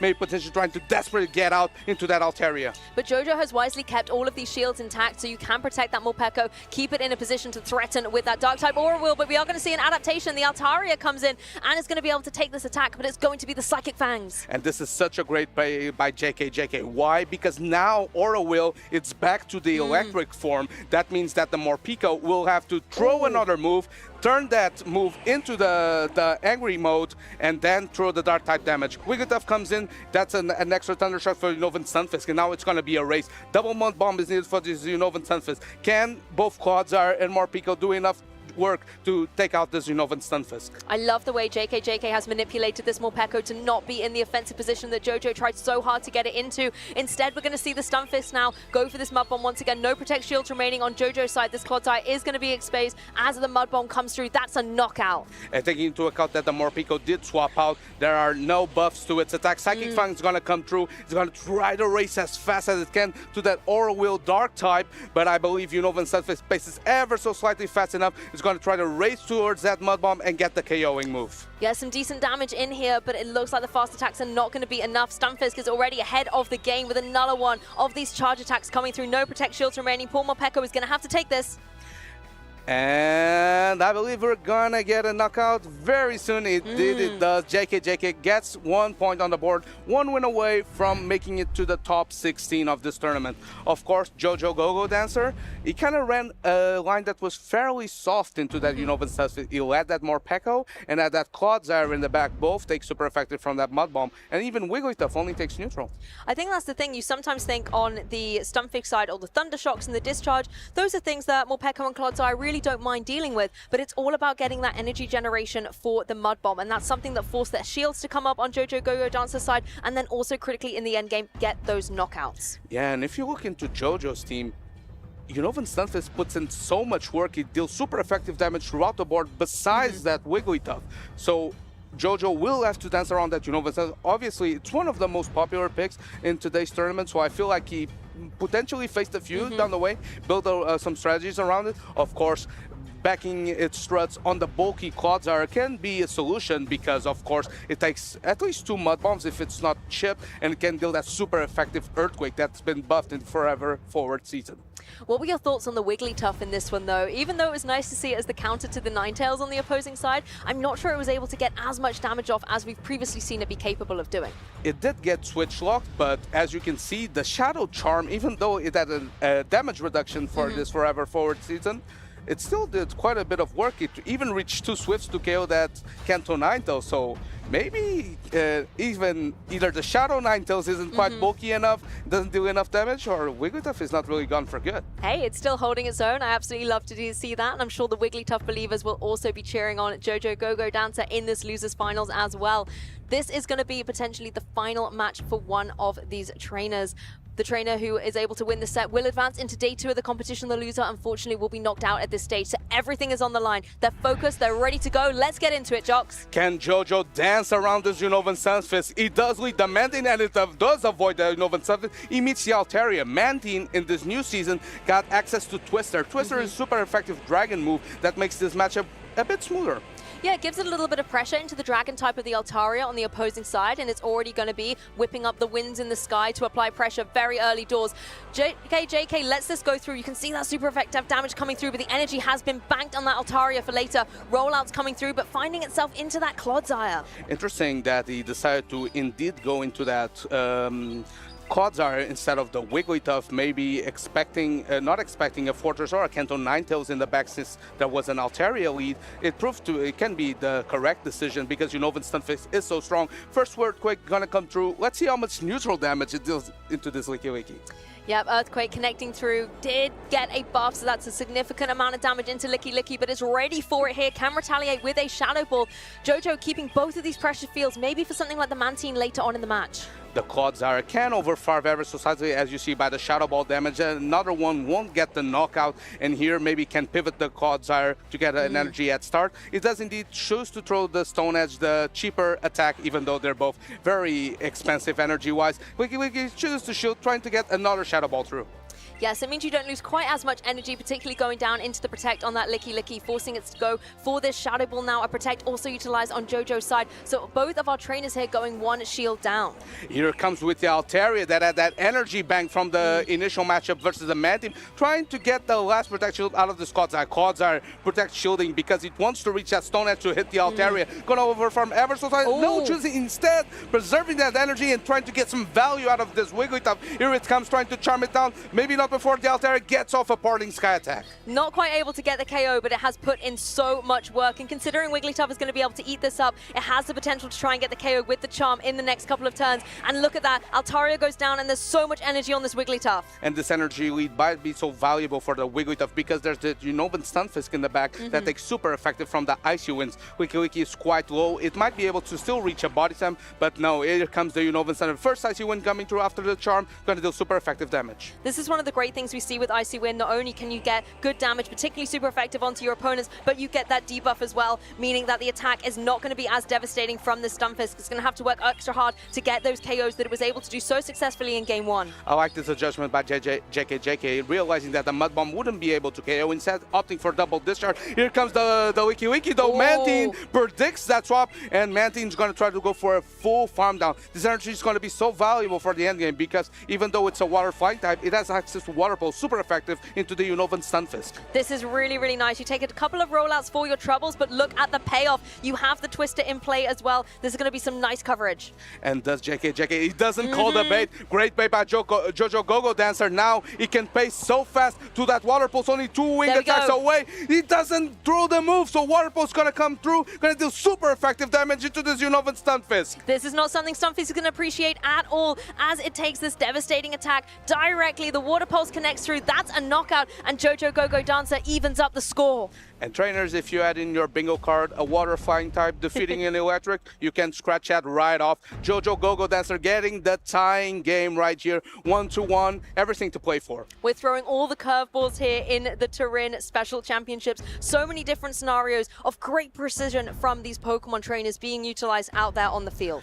And I really appreciate the gutsiness from JoJo because Unova Stunfisk put in so much work into him game number 1. And what does he do? He leads a Mantine in the next game. JK probably not expecting that. And Mantine put in enough work where he chipped the Altaria, but also got the KOing move on the Unova Stunfisk. And I think as well for JK's side, knowing you had the Stunfisk in that team, but not in the lead, often can be a little bit devastating. I love as well how at the end of game 1, I called out Wigglytuff a little bit. I was like, okay, maybe, hey, it wasn't quite your day. And then JoJo has just brought it back in the second game, charming down against that Altaria, eating up all of these attacks and proving why it's still a force to be reckoned with in this meta. Yeah, and of course, maybe JK, after seeing the Ninetales being aligned on that Wigglytuff, wasn't counting on it as much. But then JoJo had such great patience in not throwing that Stone Edge energy, preserving it instead, going into the Wigglytuff, being able to farm down that Altaria completely at the cost of some HP, but that energy to boot to throw at that Unova Stunfisk. Super effective IC win coming in clutch. I think I might be biased here, don't blame me, but I think I'd possibly quite like to see that Ninetales come back into the fray as well. I think the pacing it can get with Ember just is really significant, and then being able to apply that same type attack bonus, Weather Ball down, can be really, really nice into some Pokemon like the Wigglytuff, for example. If you're not counting on the Blaziken, I really agree with you, actually. I think Ninetales could be a very solid damage dealer all around. Even versus the likes of Mantine, you do outpace it towards that Energy Ball. So you can get the edge. Yeah, so you can get a bit of an edge, but Mantine is quite bulky, so non-stab Energy Ball sometimes can prove to be costly, though. We have a Fortress into a Clodsire. Clodsire obviously heavily resisting the Bug Bite, but Santum is going to come through and going to take out this Clodsire bit by bit. And hey, check out what's in the back. It is that Shadow Blaziken, so maybe I'm quite happy to not see the Ninetales on JK's side, but that Fortress is not going to appreciate it when it is unrevealed. For now, however, it's just got to face down with this Clodsire. The Santum comes through, does some really good damage, and of course critically gets the drop. So we're going to see a switch. JoJo Go-Go Dancer revealing that Blaziken and adaptation on JK's side in contrast. Unfortunately for JoJo, JK has the perfect answer for that Blaziken. The Altaria is able to eat a few of these Blaziken, but though it does significant chip damage, Sky Attack is gonna come through. Blaziken already in the yellow, that's how frail this Pokemon is, and JoJo said, Blaziken, you did your best, go back to your Pokeball. Exactly, Sky Attack comes down and rolls away that Blaziken, but now it gives you the free opportunity to bring in this Wigglytuff that can charm down against this opposing Dragon type. It's locked in with that timer, so JK doesn't really have the utility to get away from it. It can go for the Sky Attack all at once. We know from the previous game, Wigglytuff isn't going to mind this at all. And I wonder if this was a strategy by JoJo, wanted to use the Blaziken as a decoy, trying to get some energy on that Wigglytuff. Interesting play. You're throwing the Icy Wind, trying to reduce the offensive prowess of this Fortress, maybe potentially trying to go into the Clodsire back. He does indeed do that as an Earthquake already banked. This is going to try to knock out. Does the protection come from JK, or will this Fortress say goodbye? Oh, it's going to go for the shield here, so the Earthquake isn't going to come through. And I was just thinking, how do you deal with this Fortress? Now your Blaziken is down. But if you can get that energy back up on that Clodsire, particularly if you've dropped the attack of the opposing Fortress with the Bug Bites are going to be doing even less damage, then these Earthquakes are going to be able to reign supreme. Santum coming through, but you see the HP of that Clodsire coming in so clutch. Those Bug Bites didn't even put it in the red HP yet. A Stone Edge is already loaded. And will this Fortress being invested? 2 shields behind it. It's going to reach another Santum rather quickly. This will pressure the Clodsire. Will he pull up the first protect shield? Yes, indeed he does. There we go. 1 shield coming down on this Clodsire that's been putting in so much work against this Fortress, but Fortress trying its best to try and fell its opponent here. As you can see, these Poison Stings coming through, not doing too much damage, but it's all about that Earthquake, but it's the Stone Edge catching this Altaria as it jumps into the sky. JoJo maybe didn't want that energy to go into the Altaria, but the Altaria was still fairly healthy, so a Poison Sting down would have been very hard. Wigglytuff has a bit of energy to boot this Fortress is a bit chipped. Here comes the Swift. I believe it's barely not enough to KO. It will be so close, Lou. Let's see if this Wigglytuff can indeed pull through. The Swift connects, but it's not enough to be able to get the KO. Fortress still in the game and unable to go for this Santum. And I believe the Wigglytuff will have to indeed use the last Protect Shield out of JoJo. And this means that the Unova Stunfisk can deploy those Mud Bombs without any Protect Shields behind that Wigglytuff. Wigglytuff, though, trying to race into that Icy Wind, though. This Unova Stunfisk is so bulky, it's going to take it no problem. It's so bulky, so healthy, but that's why JoJo Go-Go Dancer has to get to these charge attacks. Lickety Split is able to go for this Icy Wind down onto the opposing Stunfisk, will do a significant amount of damage and get the debuff. But, of course, the discharge is ready to be retaliated retaliated, and there's such low HP remaining on that Wigglytuff. Charge attack priority means this Wigglytuff can't run away. Now it's going to be a race. Can this Quagsire outspace Unova Stunfisk to the Mud Bomb? I don't believe it's quite there yet. Mud Bomb coming through. JK proves is no joke. Gonna lock in a place on the top 16. Once again, the Stunfisk showing why he's one of the MVPs of this tournament. JK able to win a best-of-3 thriller against Jojo Gogo Dancer to advance into day 2 of the competition. And of course, JK, I believe this is his best performance so far. I've seen a bit of his track record. He did very well in Bologna in the past. And again, in the Italian regional, he does his best ever performance so far. He's top 16 now. Can he go even further? I'm sensing a little bit of a theme here. The Italian events are strong for JK as well as those incredible Pokemon by his side. Congratulations, commiserations, of course, to Jojo Gogo Dancer being knocked out of the competition at this stage. He put up an epic battle. He did do well in Torino in the past, and he did do well in Torino now. It's his best performance for a while now, and we're hoping to see Jojo Gogo Dancer in the future regionals to come. And it was nice to see the Blaziken. I know in Game 3 it didn't really get a lot done, but I know the crowds and the fans will definitely have appreciated seeing that unique Pokemon choice showcased here on the broadcast. I'll be honest, that Blaziken did like maybe 25-30% to out there for a resisted move. That's pretty good. Yeah. But those Dragon Breath had so much was already at 50% HP. Maybe not set up correctly. If it met that Fortress, though, it would put in some work. Well, Fortress really was the star in the end there, and once the Blaziken went down, it was Fortress's time to shine. As a recap, however, from this Game 1, the Wigglytuff really was able to eat up all of these attacks and prove why it's a Pokemon still in contention. The Ninetales, however, one of the top favorites coming out of this new meta, facing down against the Wigglytuff. Yeah, and Wigglytuff proving it's still got some hands because it's going to get the KO here on the Canine, and Morpeko also put in some work. Interesting showcase here. A very unique team composition by Jojo Gogo Dancer, and I think he could be very proud of himself for this run. And I think the Morpeko, you could see the idea going for that Dark-type Aura Sphere to gain more momentum and get KOs, but JK was just able to play around that so beautifully, forcing that Morpeko to have to revert back. You know, make it eat a snack, it's not hungry anymore, and then only have that electric type, it was Aura Sphere instead. And sometimes those mechanics can prove to be very useful. For example, when you're an electric type and you're facing a Unova Stunfisk, you kind of appreciate that dark type coverage. Aura Wheel, one of the most efficient moves in Pokemon Go so far. But of course, if you have to rely on throwing the electric version of the Aura Wheel, you're not going very far. And this end game as well of Game 2 was not one that we were expecting. The Mantine taking down a Stunfisk, not something you see every day. And in Game 3, as mentioned before, it really was about the Fortress coming through. The Clodsire certainly put in a lot of work. It got lots of Earthquakes off, but fortunately they were into protects on JK's side. And this was a showcase how one-turn moves are so easy to play against, because you can't really avoid those catches. So the Bug Bites were coming through, chunking away at that Quagsire. Oh no, I'm getting so low. And then there comes the Altaria to catch that Stone Edge. I think teamwork really does make the dream work in a lot of these matches, particularly when you keep a very close eye on that switch timer. If you can get the perfect moment to bring in a Pokemon either to eat up an attack or use all of that beautiful energy that have been banked so beautifully, that can be what really swings momentum. And we saw that a couple of times come through in this match. And I don't think this will be the last we see of Clodsire. Clodsire kind of benefits from that Earthquake buff from this new season, but it's such a great generalist. That rock ground coverage time and time again has been proving to be very clutch. We've even seen some trainers using some alternatives, like for example that Dunsparce from Steel Leonardo as well. It has such great coverage versus the Flyers and the Electric types, the Steel types, all of those. But of course, we have another Losers Finals for your viewing pleasure. We have MW, who has been on stream earlier today, versus Bowley, a first time here on stream, and is a very well-known name, especially on the GBL leaderboard on the grassroots, and he's trying his best to make it to day number 2. Well, it sounds like we're going to be in for another thriller of a showcase with these two trainers out there on the field.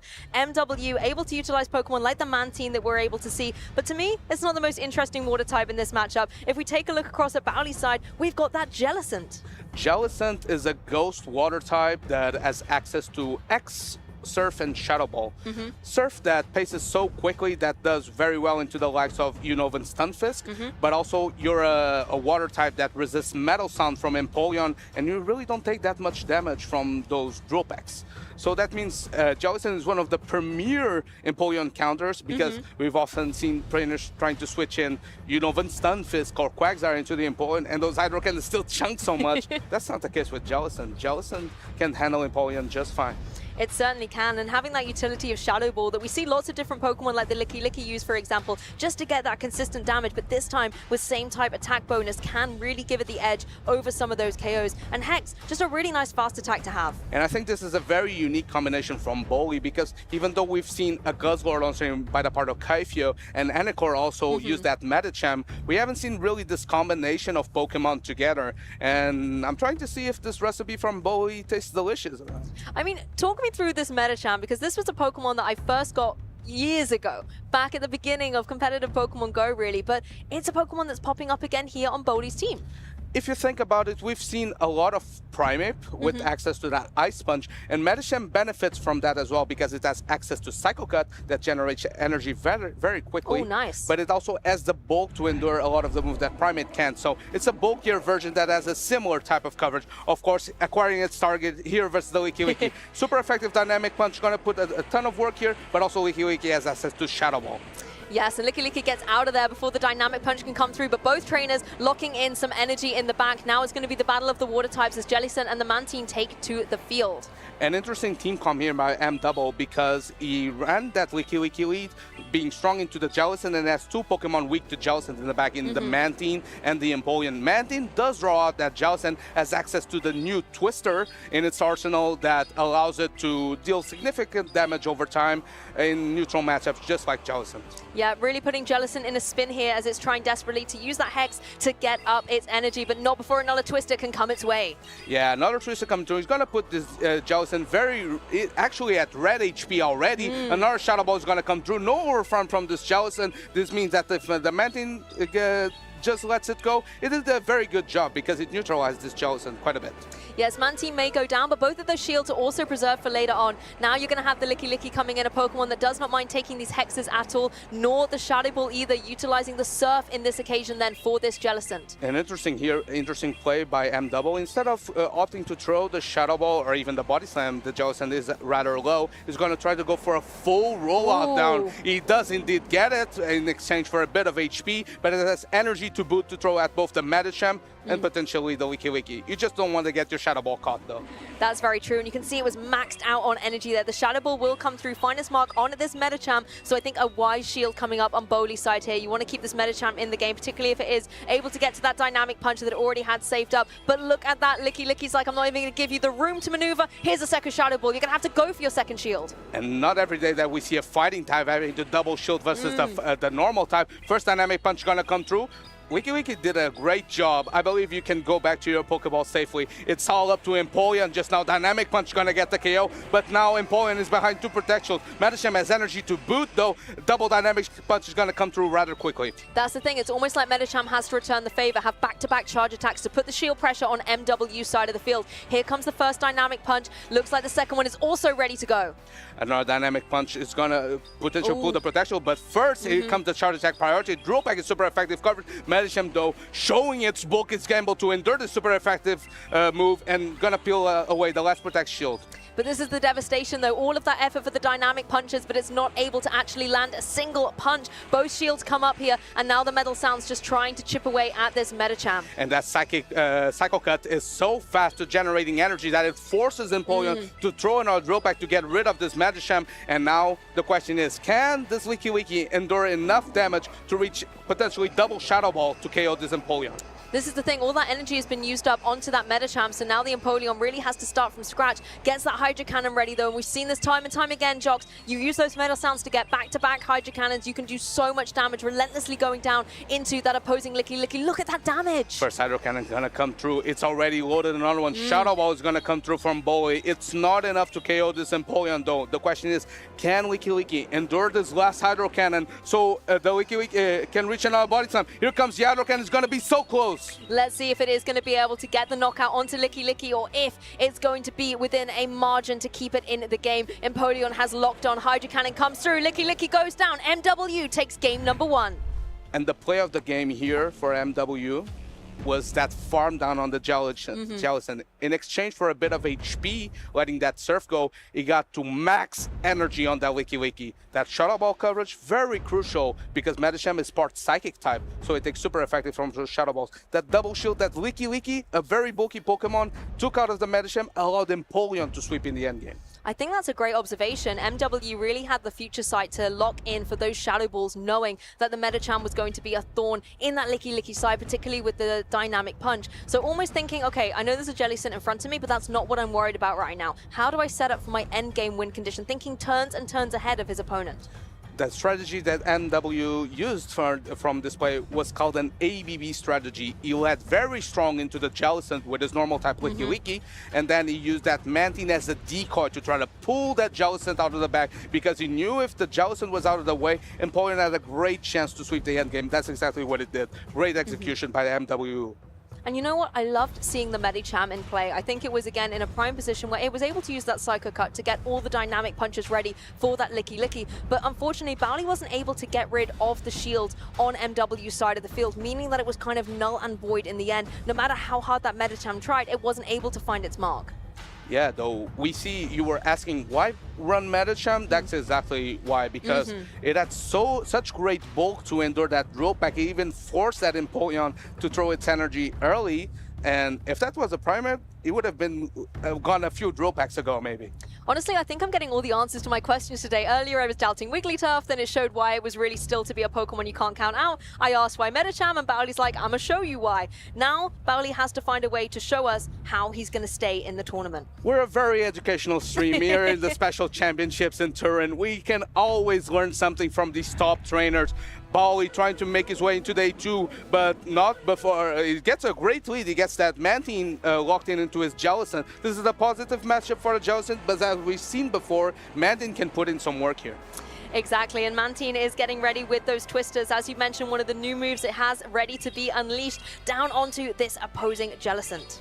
Yeah, and before Aerial Ace didn't do that much damage. I reckon Twister does slightly more, tries to catch that Shadow Ball on the Licky, but Bowley, ever so patient, goes into the Medicham. Not before this Licky has a bit of an energy head start. Is going to be able to reach potentially double Shadow Ball. Does he throw the energy? No, it's going to be charge attack priority, dynamic punch coming through. MW, knowing his Licky, it will be able to endure, but to do significant damage. Once again, the race was on, Shadow Ball and dynamic punch, but this time Medicham is able to find his mark. MW letting that go through, but so is Bowley on the opposing side with this Shadow Ball. Medicham will be able to endure this non-stab Shadow Ball, though. Another one is ready. He's going to pressure the protection. No, just a no-shoot. Maybe instead wants to get energy on his own Licky, because you can't really hex this down. I think as well, once you got that one dynamic punch down, you maybe can find a way through that Licky, so you want to keep that shield for a little bit later on. Licky a piece, though, however, for both of these trainers in play. I think what Bowley is doing is he saw MW just investing on the Licky at the cost of some HP to get a farm down. I think he's trying to do exactly the same. Look at this reverse farm. No, instead, he chose to throw the body slam. He said, oh, double up is quite enough. I have energy for my secondary matchup. Get rid of this Licky. Yeah, let's just get rid of you off the field now. Right back into your Pokeball. Bring me another opponent. And that Stunfisk is the one it's going to have to face down against. That Shadow Ball is primed, though. And MW letting this go through. Stunfisk, we know, going to be able to take this. That overfarm proved to be very good for Bowley, because now that Jellicent also has that max energy, it's going to throw this super effective surf, going to peel away the first Protect Shield out of the MW. Yeah, no surprises to see the shield come up here on the Stunfisk. One of those down, and an adaptation coming through. Mantine, a Pokemon that's more primed to take those surfs, but instead, it's going to be the Shadow Ball. Bowley again and again showing so much patience. Didn't throw the surf quite at the time that MW expected. A Twister is loaded already. It won't threaten a knockout, but it will put this Jellicent dangerously low. I believe we need this Jellicent for the backline, so he does pull up the first Protect Shield. Once again, Twister's trying to put a spin in the game, but this solid, consistent damage is not able to land thanks to the shield in play. But a second one is going to come through. Is Bowley going to have to use the second shield? Yes, as you said, the Jellicent is critical for the end game situation here. Non-stab, and we said it was a negative matchup, but Mantine putting in so much work versus this Jellicent doesn't quite trust that the surf will get the knockout, so he indeed throws a heavy hitting Shadow Ball, and now Jellicent has a bit of an energy head start. Can it pull away the Protect Shields out of the Unova Stunfisk to potentially allow Licky to sweep the end game? That's the thing, there's one shield utilized, and it is now gone on this Stunfisk. Not going to be able to take damage from the surf, but if Jellicent is able to pace to it quick enough, it can apply that pressure. But look at this Stunfisk, so much energy being able to chip away at this Jellicent. Unova Stunfisk unfortunately can't quite Thunder Shock now, and Jellicent is so fast to those surfs that forces Unova Stunfisk to throw the energy. It already has Mud Bomb loaded now with this Thunder Shock after the rollout. Gonna get the chipping on this Licky. Licky, I believe it has to land a Shadow Shadow Ball and a Body Slam at least to get the knockout here. And Stunfisk is going to have to pace up to another Mud Bomb in order to get the job done. But Licky Licky in these rollouts so far, so furious. There's the Body Slam. And is it going to be able to get to the follow-up Shadow Ball before the Mud Bomb can come through from the Stunfisk? Let's see if it does 50% of the remaining out. It would be enough. It doesn't quite do that. I don't believe the rollouts had up quite enough. This departing Mud Bomb, I believe it's going to get the knockout. And MW is going to lock in his place into the top 16 of the Turin Special Championships. There goes the Mud Bomb. MW will advance through. What an incredible set coming through. Such composure, such calmness as this battle went through. Commiserations, of course, to Bowley. Some great positioning, some great plays, but it was not meant to be his story at the end of the day. Of course, still a great showing, almost making it to day 2 in such a tough field of competition. MW, though, showing that he has what it takes to go even further in the Turin Special Championships. And I loved seeing that Jellison. It was a little bit of a blast from the past. I remember Maximilian P winning the Birmingham Regionals with that particular Pokemon as well. Great to see it in utility, but I think it just didn't have the right placement in this match. His opponent was just constantly able to have an answer for it, particularly that Licky Licky.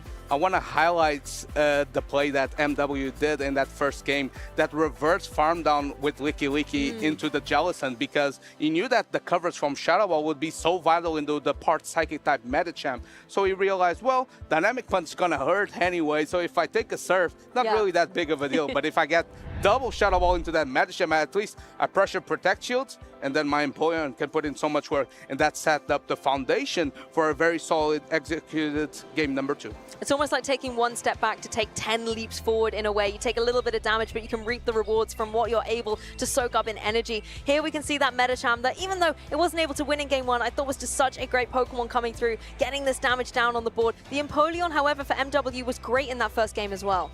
Yeah, and Empoleon here showing again and again that it is so reliable into Licky Licky. I feel like people always say, well, Licky Licky doesn't really have hard checks. Empoleon can two-shot it, and it takes a Shadow Ball no problem. You kind of have to throw double Shadow Ball to get rid of it, so maybe Empoleon usage should be on the right, because Licky Licky is here to stay.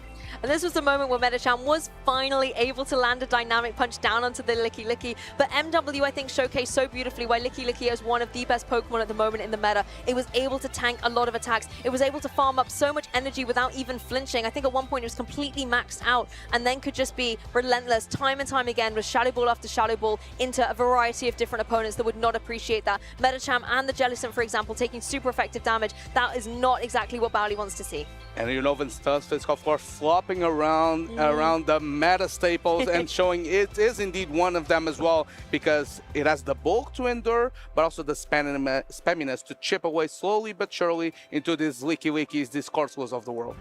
Again, I think Stunfisk, one of those Pokemon that visually kind of looks really unassuming. I mean, it's meant to surprise you, right? You're supposed to overlook it, not see it coming, and then it pops out like surprise and gets lots of good damage out there on the field. Yeah, it's not quite hidden in the sand when those Mud Bombs leading for super effective damage come through. And yeah, it's been putting in a lot of work.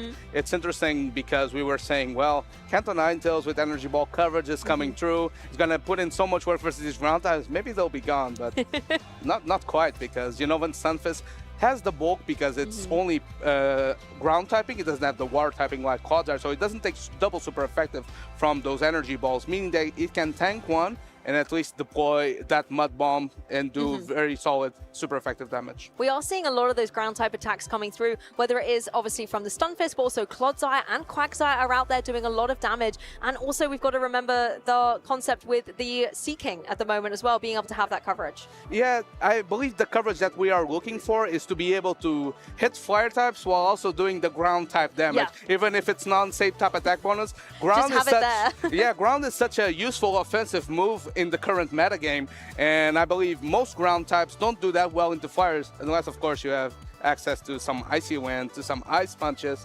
I mean, one of the Pokemon that got buffed this season and hasn't really been making any waves in the tournament was Seismitoad, because it got access to Icy Wind into its arsenal and has access to the Earth Power that got a slight buff in this new Forever Forward meta. Though people still opting for the Quagsire. I guess Quagsire is still ever so pacey, ever so reliable. Maybe it's not Seismitoad's time to shine quite yet. I'm still keeping my fingers crossed for you, Seismitoad. I'm a believer. I think it's got a lot of great utility. And I think a lot of the times these conversations between the community are always really interesting when a new meta evolves. And a lot of these events like Pokemon Go Fest as well are where a lot of these trainers can connect, catch Pokemon and start, deciding to look at what the future may hold. Yeah, of course, if you're into PvE, if you want to do some raids, even catch some spawns, get some dust for these events, of course, you have to participate in the Go Fest. Chicago Go Fest is going on this weekend. We're going to have a stream for you for your viewing pleasure tomorrow. That's going to be good. I believe it's going to be hosted by Speediest Chief, one of our loving co-casters, and Gabby Snyder as well, who formerly hosted Go as well, so a familiar face.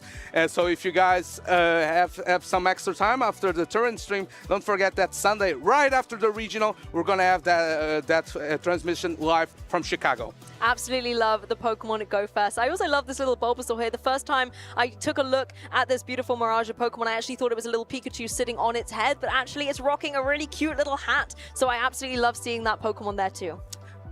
Yeah, I believe it's very interesting. And also I want to highlight the Tauros, because Tauros, the Paldean version, has 3 different forms, I believe. Even potentially, is it 3?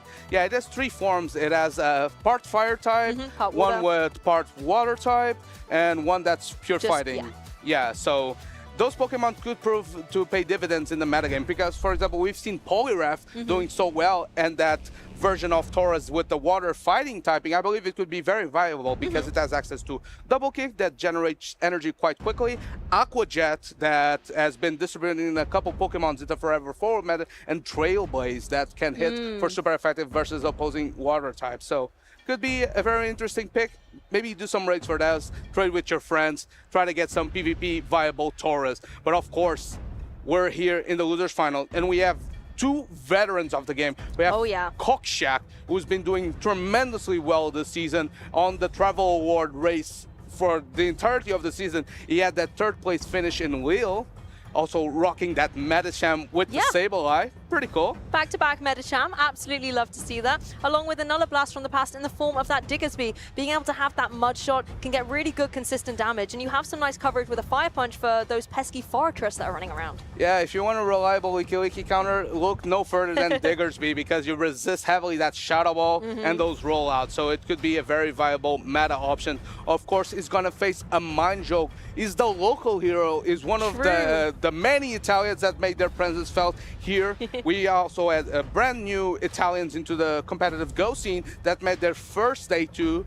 And a Mind Joke is no stranger to they do it. He's at almost every tournament. It is always a threat to do very well. Here he's running a team that I believe it's fairly similar, if not the same as Paulasha actually, because running that Shadow Politoed with the Clodsire, and of course Sucker Punch Ferret makes an appearance once again. Yes, I absolutely love to see the Sucker Punch Ferret, particularly with that Swift and Trailblaze. Swift for that really nice neutral coverage, but that Trailblaze you were just mentioning that can be good into a lot of different Pokemon. Not only gets damage on the board, but also gets that guaranteed attack boost. And the same way we've seen on Pokemon like Primeape get attack boost, sometimes the Ferret can really benefit from that as well, being able to have more damage on those Sucker Punches to chip away at opposing Pokemon. Yeah, we even saw earlier on stream, I believe it was Visa Potentia facing against Paulasha, where in the end game he had a Ferret with Trailblaze versus a Sableye, 2 shields for each part. He just boosted all the way through, and Ferret has already won a couple of championships earlier on the season. He was gone for a bit, but maybe back, because these water types are still around, and Trailblaze needs to be hit on those water types. Yeah, it can be all systems go when Ferret gets the ball rolling, but we're going to see the leads coming out, and it's going to be the Empoleon versus the Shadow Sableye. Of course, this matchup depends on charge attack priority. Usually Empoleon does win that. No access to Drain Punch on the Sableye from a Mind Joke. Empoleon does win the charge attack priority, both going for the move. Pulls up the first Protect Shield out of the Shadow Sableye. I'm always in awe of how quickly the Empoleon can get to these Hydro Cannons. A wise shield on the Sableye side of things as it can retaliate with a foul play. Of course, a shield has to come up on Cogsy outside as well, wanting to keep this Empoleon into the game for as long as possible, not taking devastating damage from a foul play. And to be able to get a 0-turn switch into the Politoed, the charge attack priority was very useful. Here comes the Drill Peck from the Empoleon. It's going to deal neutral damage into this Politoed. He's able to endure one of them, so he's going to no shield. And these Mud Shots are adding up.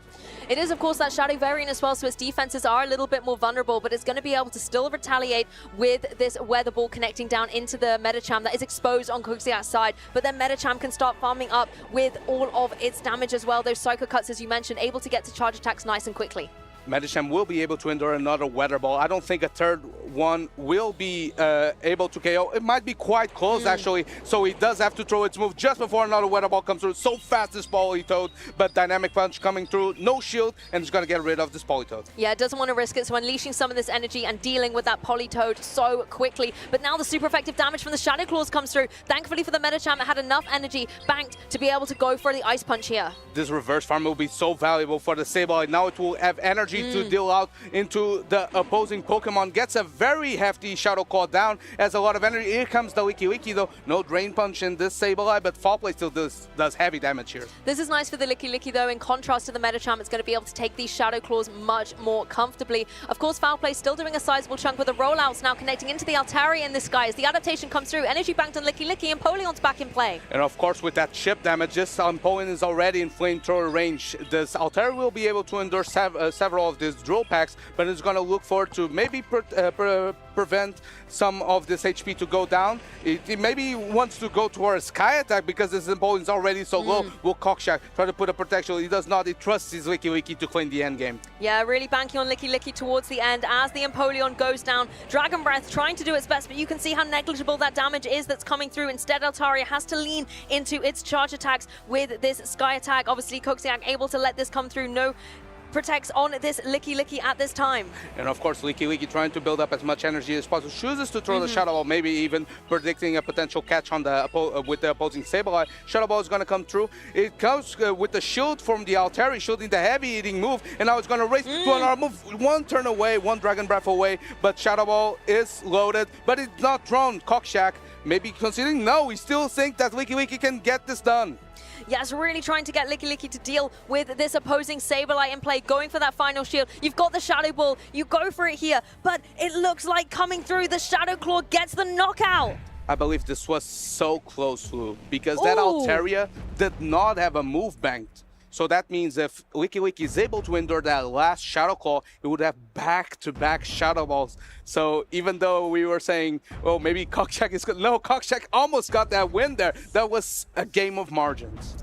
That came down so close. You could see all of that energy on Coxiac's side as well, you know, not only within the Pokemon, but within the player. He was ready for that victory as well, but it just slipped away. That Shadow Claw just got the edge onto that Licky. Cockshack, ever so expressive, has a stern look on his face, trying to figure out, how do I defeat a Mind Joke in his home country? This must be, if there's same type attack bonus for Pokemon, there has to be for Pokemon Go trainers as well. Let's see if a Mind Joke can close the job, or can Cockshack continue his dream season and reverse sweep right here for the last slot, I believe, in our top 16. That's the thing. This is going to be our last match of coverage here on day one at the Turin Special Championships, and it's certainly shaping up to be a highlight of the event so far. A Mind Joke staying so composed, wanting to really represent Italy in day two tomorrow. Coxiac, again, an incredible veteran of the competition, wanting to make sure that his name is still on that leaderboard tomorrow, on our roster and on our standings. And I reckon the reverse farm that a Mind Joke got with that Sableye was so valuable. It was able to get so much energy to throw, to put into that Licky and the other Pokemon on Coxiac's team. So Coxiac has to pay some attention, because even though he has two normal types, the Sableye is so dangerous. It certainly is, and we've seen how relentless it can be as well with those Shadow Claws, farming up all the energy. Even if the Shadow Claw isn't doing too much to the Licky, the foul plays are still putting in a sizable amount of pressure. And there's also Pokemon on Coxiac's side in the form of that Sableye and the Medicham that do not appreciate those Shadow Claws coming through. And it makes it extra hard when a Mind Joke has such a safe pick into a Cockshack's team that is that Shadow Politoed. It has super effective mud shot into the Empoleon, that it's the only thing that walls its energy, and versus everything else, either super effective coverage or very nice neutral damage. And we have to credit the damage that the Weather Ball was able to do as well. You know, you're also running that Shadow variant, you're doing that little bit of additional damage as well, and into Pokemon like the Licky that can be an absolute wall that you have to take down. Every little bit of damage helps, and those Weather Balls were putting in some work. We got some lock-ins here very soon. We're gonna have the Sableye lead from a Mind Joke once again into that Altaria. This is a fairly neutral matchup, but let's not forget the Sableye has access to the super effective coverage move, Power Jam.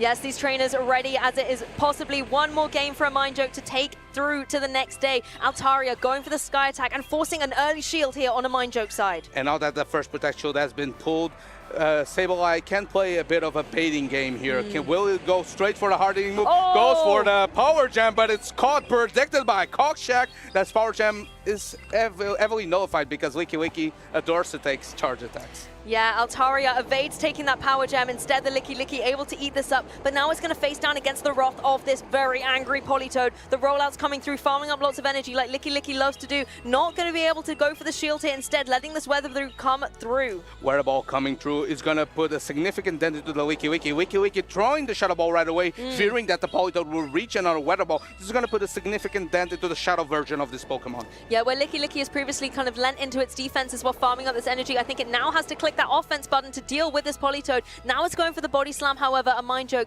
possibly wanting to utilize a shield here, or instead letting it go, but no, the shield is here, Politoed is here to stay because you've got that Weather Ball, you've got all of that energy, and a Mindjoke wants to unleash this. A Mindjoke decided that the extra farm would be viable for this Politoed, choosing to throw the last party move on the Licky. Isn't quite able to farm it down, and he's without Protect Shields for the remainder of the game. Cockshack, on the other end, has 2 Protect Shields and an Empoleon. Empoleon proves to be such a great generalist, especially behind 2 Protect Shields. Here comes the Ice Beam trying to peel away the first Protect Shield out of Cockshack, pulls the Protect Shield right away. I mean, if the Protect Shields can keep the Altaria in play, avoiding these devastating Ice Beams, it's in a prime position to start Dragon Breathing down this Politoed. It's exactly what we see. It's got some energy in play, and now against the opposing Altaria, both of them Dragon Breathing, taking this battle right up into the sky, but the Sky Attack comes first from Cockshack's side team. And of course, since the Power Gem was thrown by Sableye, that means that it doesn't have quite as much energy to keep up with this Altaria. First Sky Attack coming through is gonna pace so fast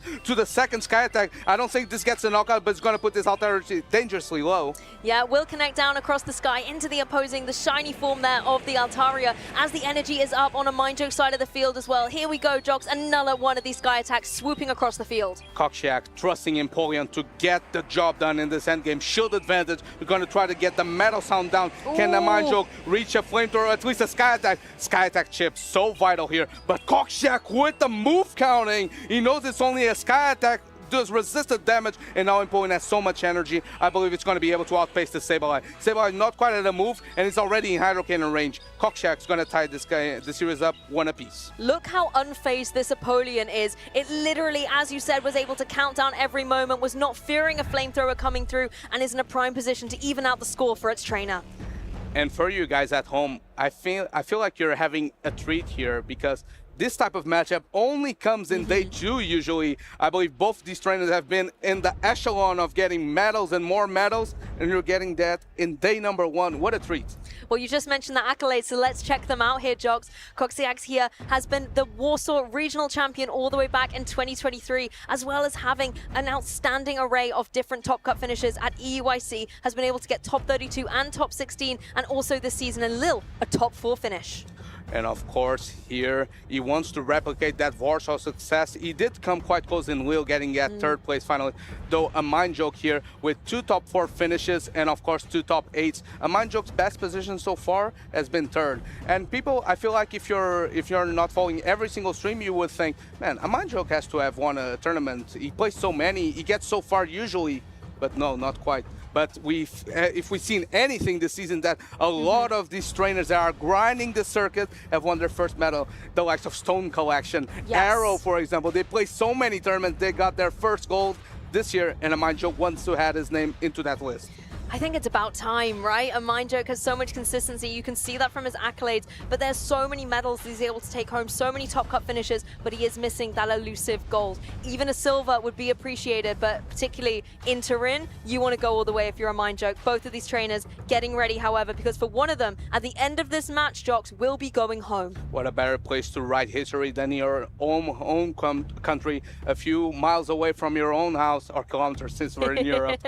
But in the back of that Shadow Politoed, a Mindjoke trusts. It's so safe into Cockshack's team. I feel like it's the prime position for it to shine. Of course, Shadow Sableye also putting a ton of work for a Mindjoke. Let's see if he can pilot them into a win here versus Cockshack, or if Cockshack will continue his dream season. Let's get into it. Losers finals here. The last game of today's coverage. It's going to be the Tinkaton versus down against the Altaria. And this is such a good play by a Mind Joke. What a great prediction, because it's obviously very good into the Altaria as a fairy type, into a dragon type, but also Licky Licky doesn't really want to face this fairy steel type because this Gigaton Hammer hurts. Oh, and look at that. That's a big amount of damage into the Altaria. Not enough to pull it from the skies. However, it can still go for these Dragon Breaths. Even though they're doing negligible damage, this is the one that you want to go for. Trying to get this Flamethrower down onto the Tinkaton. But no, a Mind Joke can see it and goes for the shield. A Mind Joke reading that potentially Cockshack is weak to this Tinkaton in the back. So choosing to invest the protection in it. Goes for another Gigaton Hammer, not trusting that the Bulldoze would be enough to KO. Gets the KO here. Altaria did pull a protection, but this Tinkaton is so healthy still. Yeah, at the expense of a lot of energy, but as you said, the HP preservation has been masterful on a Mind Joke side. Now we're going to see the Politoed come in. Again, just going for these weather balls, but this one strong Empoleon isn't going to worry about this at all. The Superstar that even scored for Coxiax is now in play to go for one of these Drill Pecks in retaliation. And this is very good for a Mind Joke because it's thanks to both charge attacks being thrown, the switch cogs are being misaligned. That means this Tinkaton can potentially avoid the Empoleon into the end. And here comes the Licky Licky safe swap. Tried and true, being so reliable for so many trainers. Not before this weather ball comes through. It's going to put a nice chunk into its HP. No need to worry about a shield at this point in time. You can just keep going for these rollouts, farming up a lot of energy, and now you've got this Shadow Ball in play. A Mind Joke actually opting not to shield this. And of course, he knows that the Tinkaton can now get a line into this Licky Licky. Of course, the chip damage made by the Politoed means that Gigaton Hammer range has been reached. Gigaton Hammer is already loaded, but he's choosing to overfarm as much as he can. Shadow Ball is going to come through, but a Mind Joke knows that Tinkaton is so bulky that it can endure. Yeah, Tinkaton really doesn't mind anything that this opposing Licky Licky can throw its way. But we're going to see the switch come in here, the Empoleon in the position. But no, it's not going to be the Gigaton Hammer coming through. Instead, it's going to be this Bulldoze. And I feel like that mud shot damage from the Politoed added up so much. Look at that Bulldoze damage, even though it's a non-same type attack bonus move. It does a significant chunk into the Steel type. Here comes the Empoleon just before getting knocked out, gets up off a parting Hydro Cannon. And the feisty little Furret is now in play for a Mind Joke, going for these sucker punches, trying to get some knockouts. Looks like the Empoleon has gone down. It's now just the Licky Licky you have to contend with. Interesting here that a Mind Joke chooses to go for the Swift. I think Cockshack sees the writing on the wall. He's trying to potentially concede this matchup because this Ferret is so healthy. Here comes the Shadow Ball, recognizing that a Mind Joke got him this time. A Mind Joke is able to seal his place on the top 16 in his own country regional. Is it his time this weekend? Furret is able to close it out with the Sucker Punch, and that secures a Mind Joke into day 2 of the competition here in Turin. Of course, a Mind Joke bringing a side of relief because, honestly, you don't expect to face someone like Cockshack in the losers final. You're expecting him to face him maybe in the winner's semi, trying to get into that grand finals, that winner's finals. But of course, that's how the bracket rolls sometimes. Here in Europe, the field is so stacked that sometimes your viewers back at home get to see some treats of matchups here in the losers finals on day number 1. And look at that energy, the celebration, the joy. That's something that's infectious and is coming through to us behind the caster desk. Hopefully you viewers at home as well are able to soak up some of that energy because this truly means so much to our trainers. We're at the end of the 2026 season on the European roadmap. So in order to try and etch your name into the history books for this particular season of our level of events, there's only one event left, and so all these trainers want to be there. Of course, this is the last regional level event here in Europe. Of next week, we're going to have NAIC, the true last event where you can get championship points. I believe some of these trainers will travel across the pond to try to get their name in the history book, but for a lot of these trainers, this is their last opportunity to get themselves higher on that leaderboard and try to secure a qualification for the San Francisco World Championships. And it is a difficult task, not only the qualification itself, but the fact that as we are in this forever forward meta that's brand new, a lot of trainers have had to adapt and innovate in a very short time frame, being able to test, identify different synergetic pairs, and then now having to showcase it here on this special championship stage. Yeah, and of course here, Cockshack tried his best to take out this very interesting team comp by a Mind Joke. I feel like he had some mold breakers, some Pokemon that were tried and true in the past, like that Furry that won a couple championships back early in the season. But of course, Politoed, it was first piloted by Dunebug, I believe, and Rarjev earlier in seasons prior, and it's been having success both for him and for Palasha. So maybe Politoed is a water type to consider in the future. And I mean, hey, if a trainer like Dunebug is utilizing it, I'm certainly going to sit up and take note of that Pokemon. But really, for me, a Mind Joke coming in with so many great Pokemon that worked so well together. This Sableye, for example, was so ferocious with these Shadow Claws, particularly in the game one, just being able to get the edge over the Licky Licky. This was an endgame I don't think we saw coming. That was so crazy because Cockshack, he made this game so close. Maybe a difference of one turn could have made everything change, and we would say that Cockshack is making it today too. But this is a game of inches. Every tap counts, so you're not just tapping your screen, you're tapping it mindfully to try to get some wins here. It's always interesting how little increments of damage maybe earlier on in the game can be what lands that windfall in the end. For me as well, this Altaria was such a superstar. Earlier in this game as well, we saw Altaria versus Altaria, but right in the end game here, the Sky attacks coming down, getting that damage on the board was just so well placed. As well, this Tinkaton, this was a really nice adaptation for a Mind Joke. That was such a great read. He realized that Cockshack was relying so much on that Altaria Licky Licky core, and what else than the bulky Fairy Steel type with access to pretty much a delete button, that Gigaton Hammer. It's proven so clutch, did such massive damage on the Altaria, and of course that shield investment early on, sniffing out that there's something weak to that Tinkaton in the back if you're staying in with Altaria, proved to be key in this matchup. Even versus Empoleon, and it did get lined up, Bulldoze did so much damage. You're right though, you can get a sense for how an opponent is playing about whether they have a weakness to your line or not. Little Furret, however, coming in the end game here, going for these adorable little sucker punches as it does a twirl of victory, a celebration worthy of its trainer itself to advance into day 2 of the competition. You can see how much this means to these trainers, and the Mind Joke has such a great array of accolades, and it still means so much for him to make it to day number 2 once again.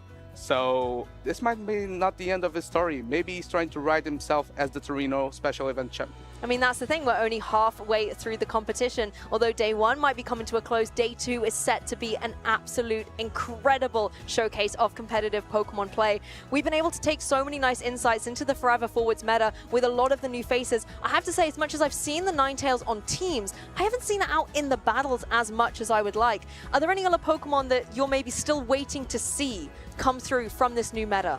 I mean, we did mention Seismitoad and Starmie Shadow that didn't really make an appearance, and unfortunately won't make it today too. Oh. But I want Sylveon. Sylveon is so cool. Where's Sylveon? I mean, Sylveon has such a cool range of moves in this particular meta as well. I mean, what's the whole thing where it can only be walled by a Dark type now? Yeah, exactly. It's a Fairy type that its entire moveset only gets walled by Dark type. Who in their right set of mind is gonna put a Dark type into the Sylveon? It's so flexible. But of course, trainers are gonna argue, man, I'm just gonna throw Licky Licky into it. You ain't gonna throw Shadow Ball. Side Shocks are not same type of attack bonus. They won't add as much.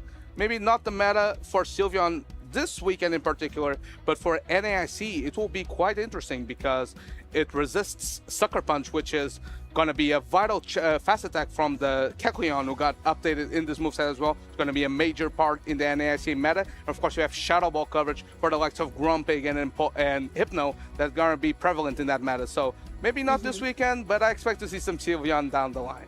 Well, I definitely want to catch up with our fellow casters and discuss all the incredible action that we have seen today. So while we go find and round them up, I think it's also important to note not only is this a very special tournament, but this year is an incredibly special event for competitive Pokemon and Pokemon itself. It's its 30th anniversary.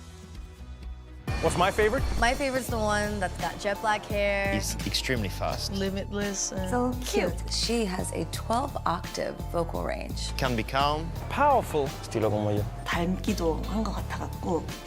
He would improvise on the spot. Just always finds a way to make it funny. We both have very fast moves. and can change the world using its mind. Jigglypuff is my favorite. Jigglypuff, Jigglypuff. Every single time you met a new Pokemon, it felt like you met a new part of yourself. He likes to sleep. Just like me. 뭔가 여러 모습으로 변할 수 있는 모습도. Sí, tiene muchas formas de superar a sus oponentes. Como mis chivias, por Dios, we love language. Sa loyauté, sa rapidité. She uses her voice to protect herself. It's homey, you know? Totally. That's why I love it. My favorite is Eevee. Mi favorito es Sira. Arcanine. Gengar. Jigglypuff. Luxray. So, what's your favorite?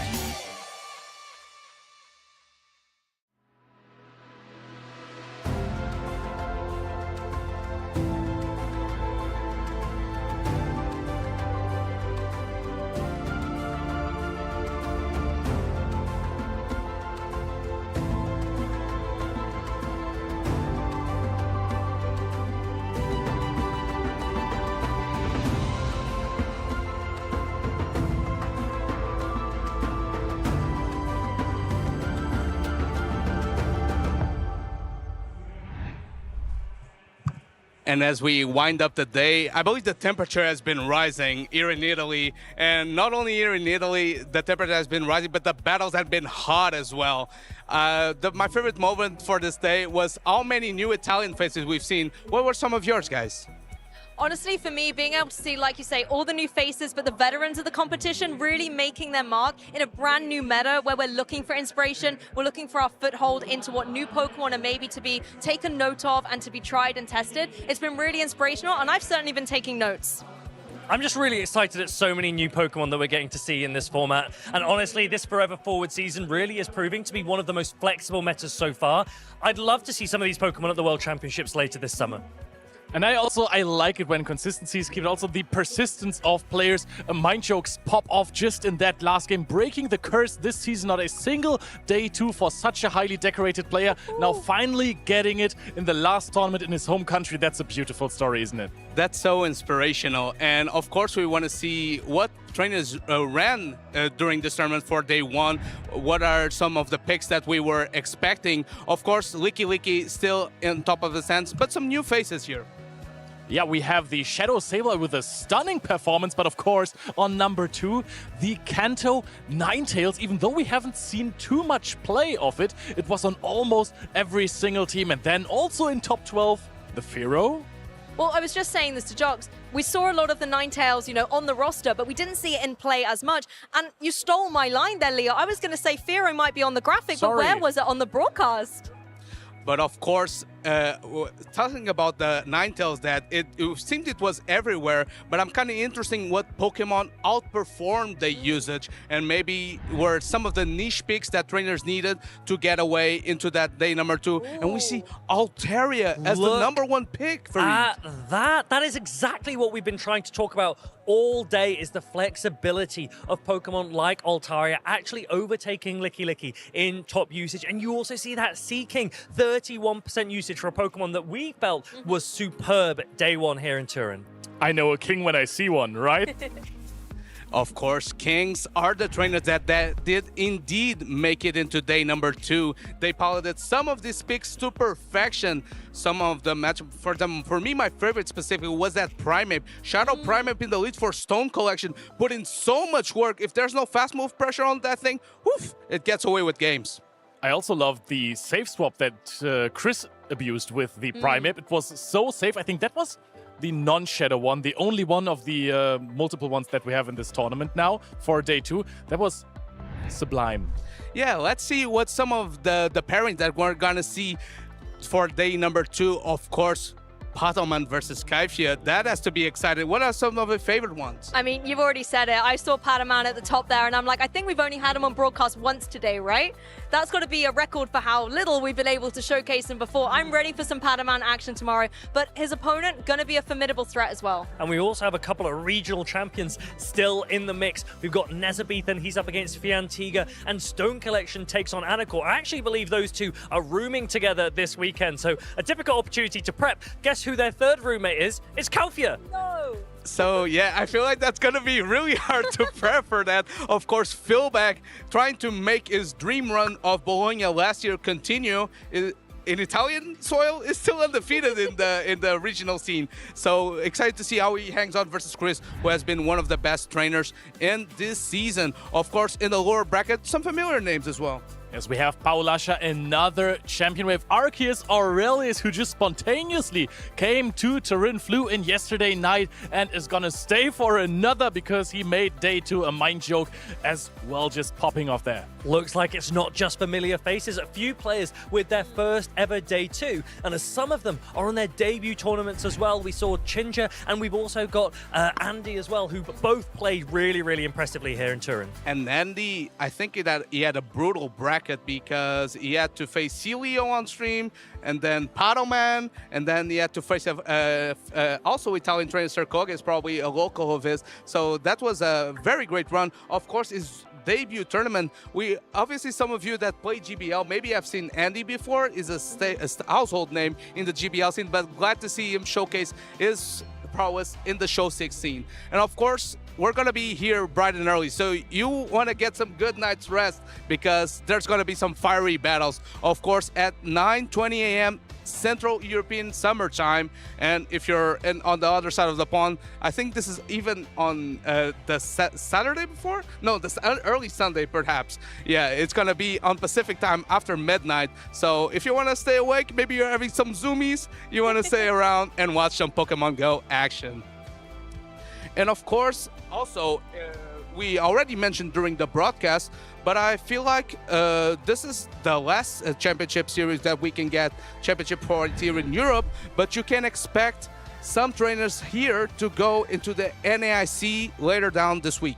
It's actually wild to think we started the season in Frankfurt and now we have so many grayed out locations on this roadmap. We're here, as you said, in the final event on the 2026 European side of things, but just around the corner is the final international championship with the North American Internationals in New Orleans. Finally then, on the end of the 2026 season, that's the World Championships. And if you missed the NAIC preview show, definitely watch the rerun that happened yesterday. That was a great opportunity to chat to some of the experts, as well as some of the players that we'll be seeing next weekend.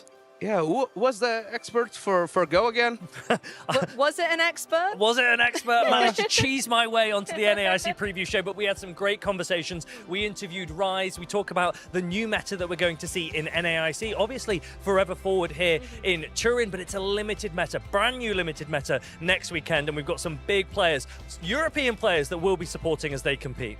And of course, not only NAIC is going to be excited, also the Chicago Go Fest stream is going to be this weekend as well, right after we finish on Sunday. So if you get to heat yourself up with some fiery battles, and then of course you get to chill, watch some cozy PvE gameplay, of course. Also, if you want to watch some Pokemon Black and White, you get to do that, and also some preparation for NAIC as we get the preview or the rerun that you mentioned. You get to see Farid once again.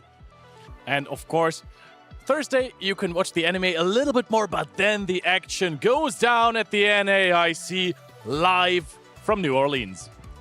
And of course, if you want to get notifications for when this content pops up, because you don't want to keep refreshing your Twitch, even though maybe you should be doing that because it's pretty good content, you can follow the channels. Go to YouTube at Play Pokemon or at Twitch at Pokemon Go. You get to follow that and get notifications when new content is coming around. And of course, if you want to know more details about all these events that we're in, maybe know when Leo is going to be shoutcasting Nas, because we all want to see some more Leo, go to Pokemon.com/broadcast to get all the information. Guys, before we let them go, any final thoughts? Anything that you're going to leave? I just think if you're not here tomorrow for the broadcast, where are you going to be? Because the action has been so incredible today. You know tomorrow is going to be even better. To start dipping our toe into a new meta, I think it's going to be a full splash tomorrow. Yeah, we've got some beautiful weather outside. I'm looking forward to getting some sun. I know our players that are competing tomorrow will be looking to rest up, will be looking to practice, because this new meta is brand new for all of us. I'm really excited to see who shines most tomorrow. I mean, today was already fantastic, but I fear that we're still seeking for a Turin Special Champion, so that's going to happen tomorrow. He's going to be here all weekend, folks. And if you missed any of the action, check some of the reels of the best moments from today, and we'll catch you guys tomorrow. Catch you soon. Take care.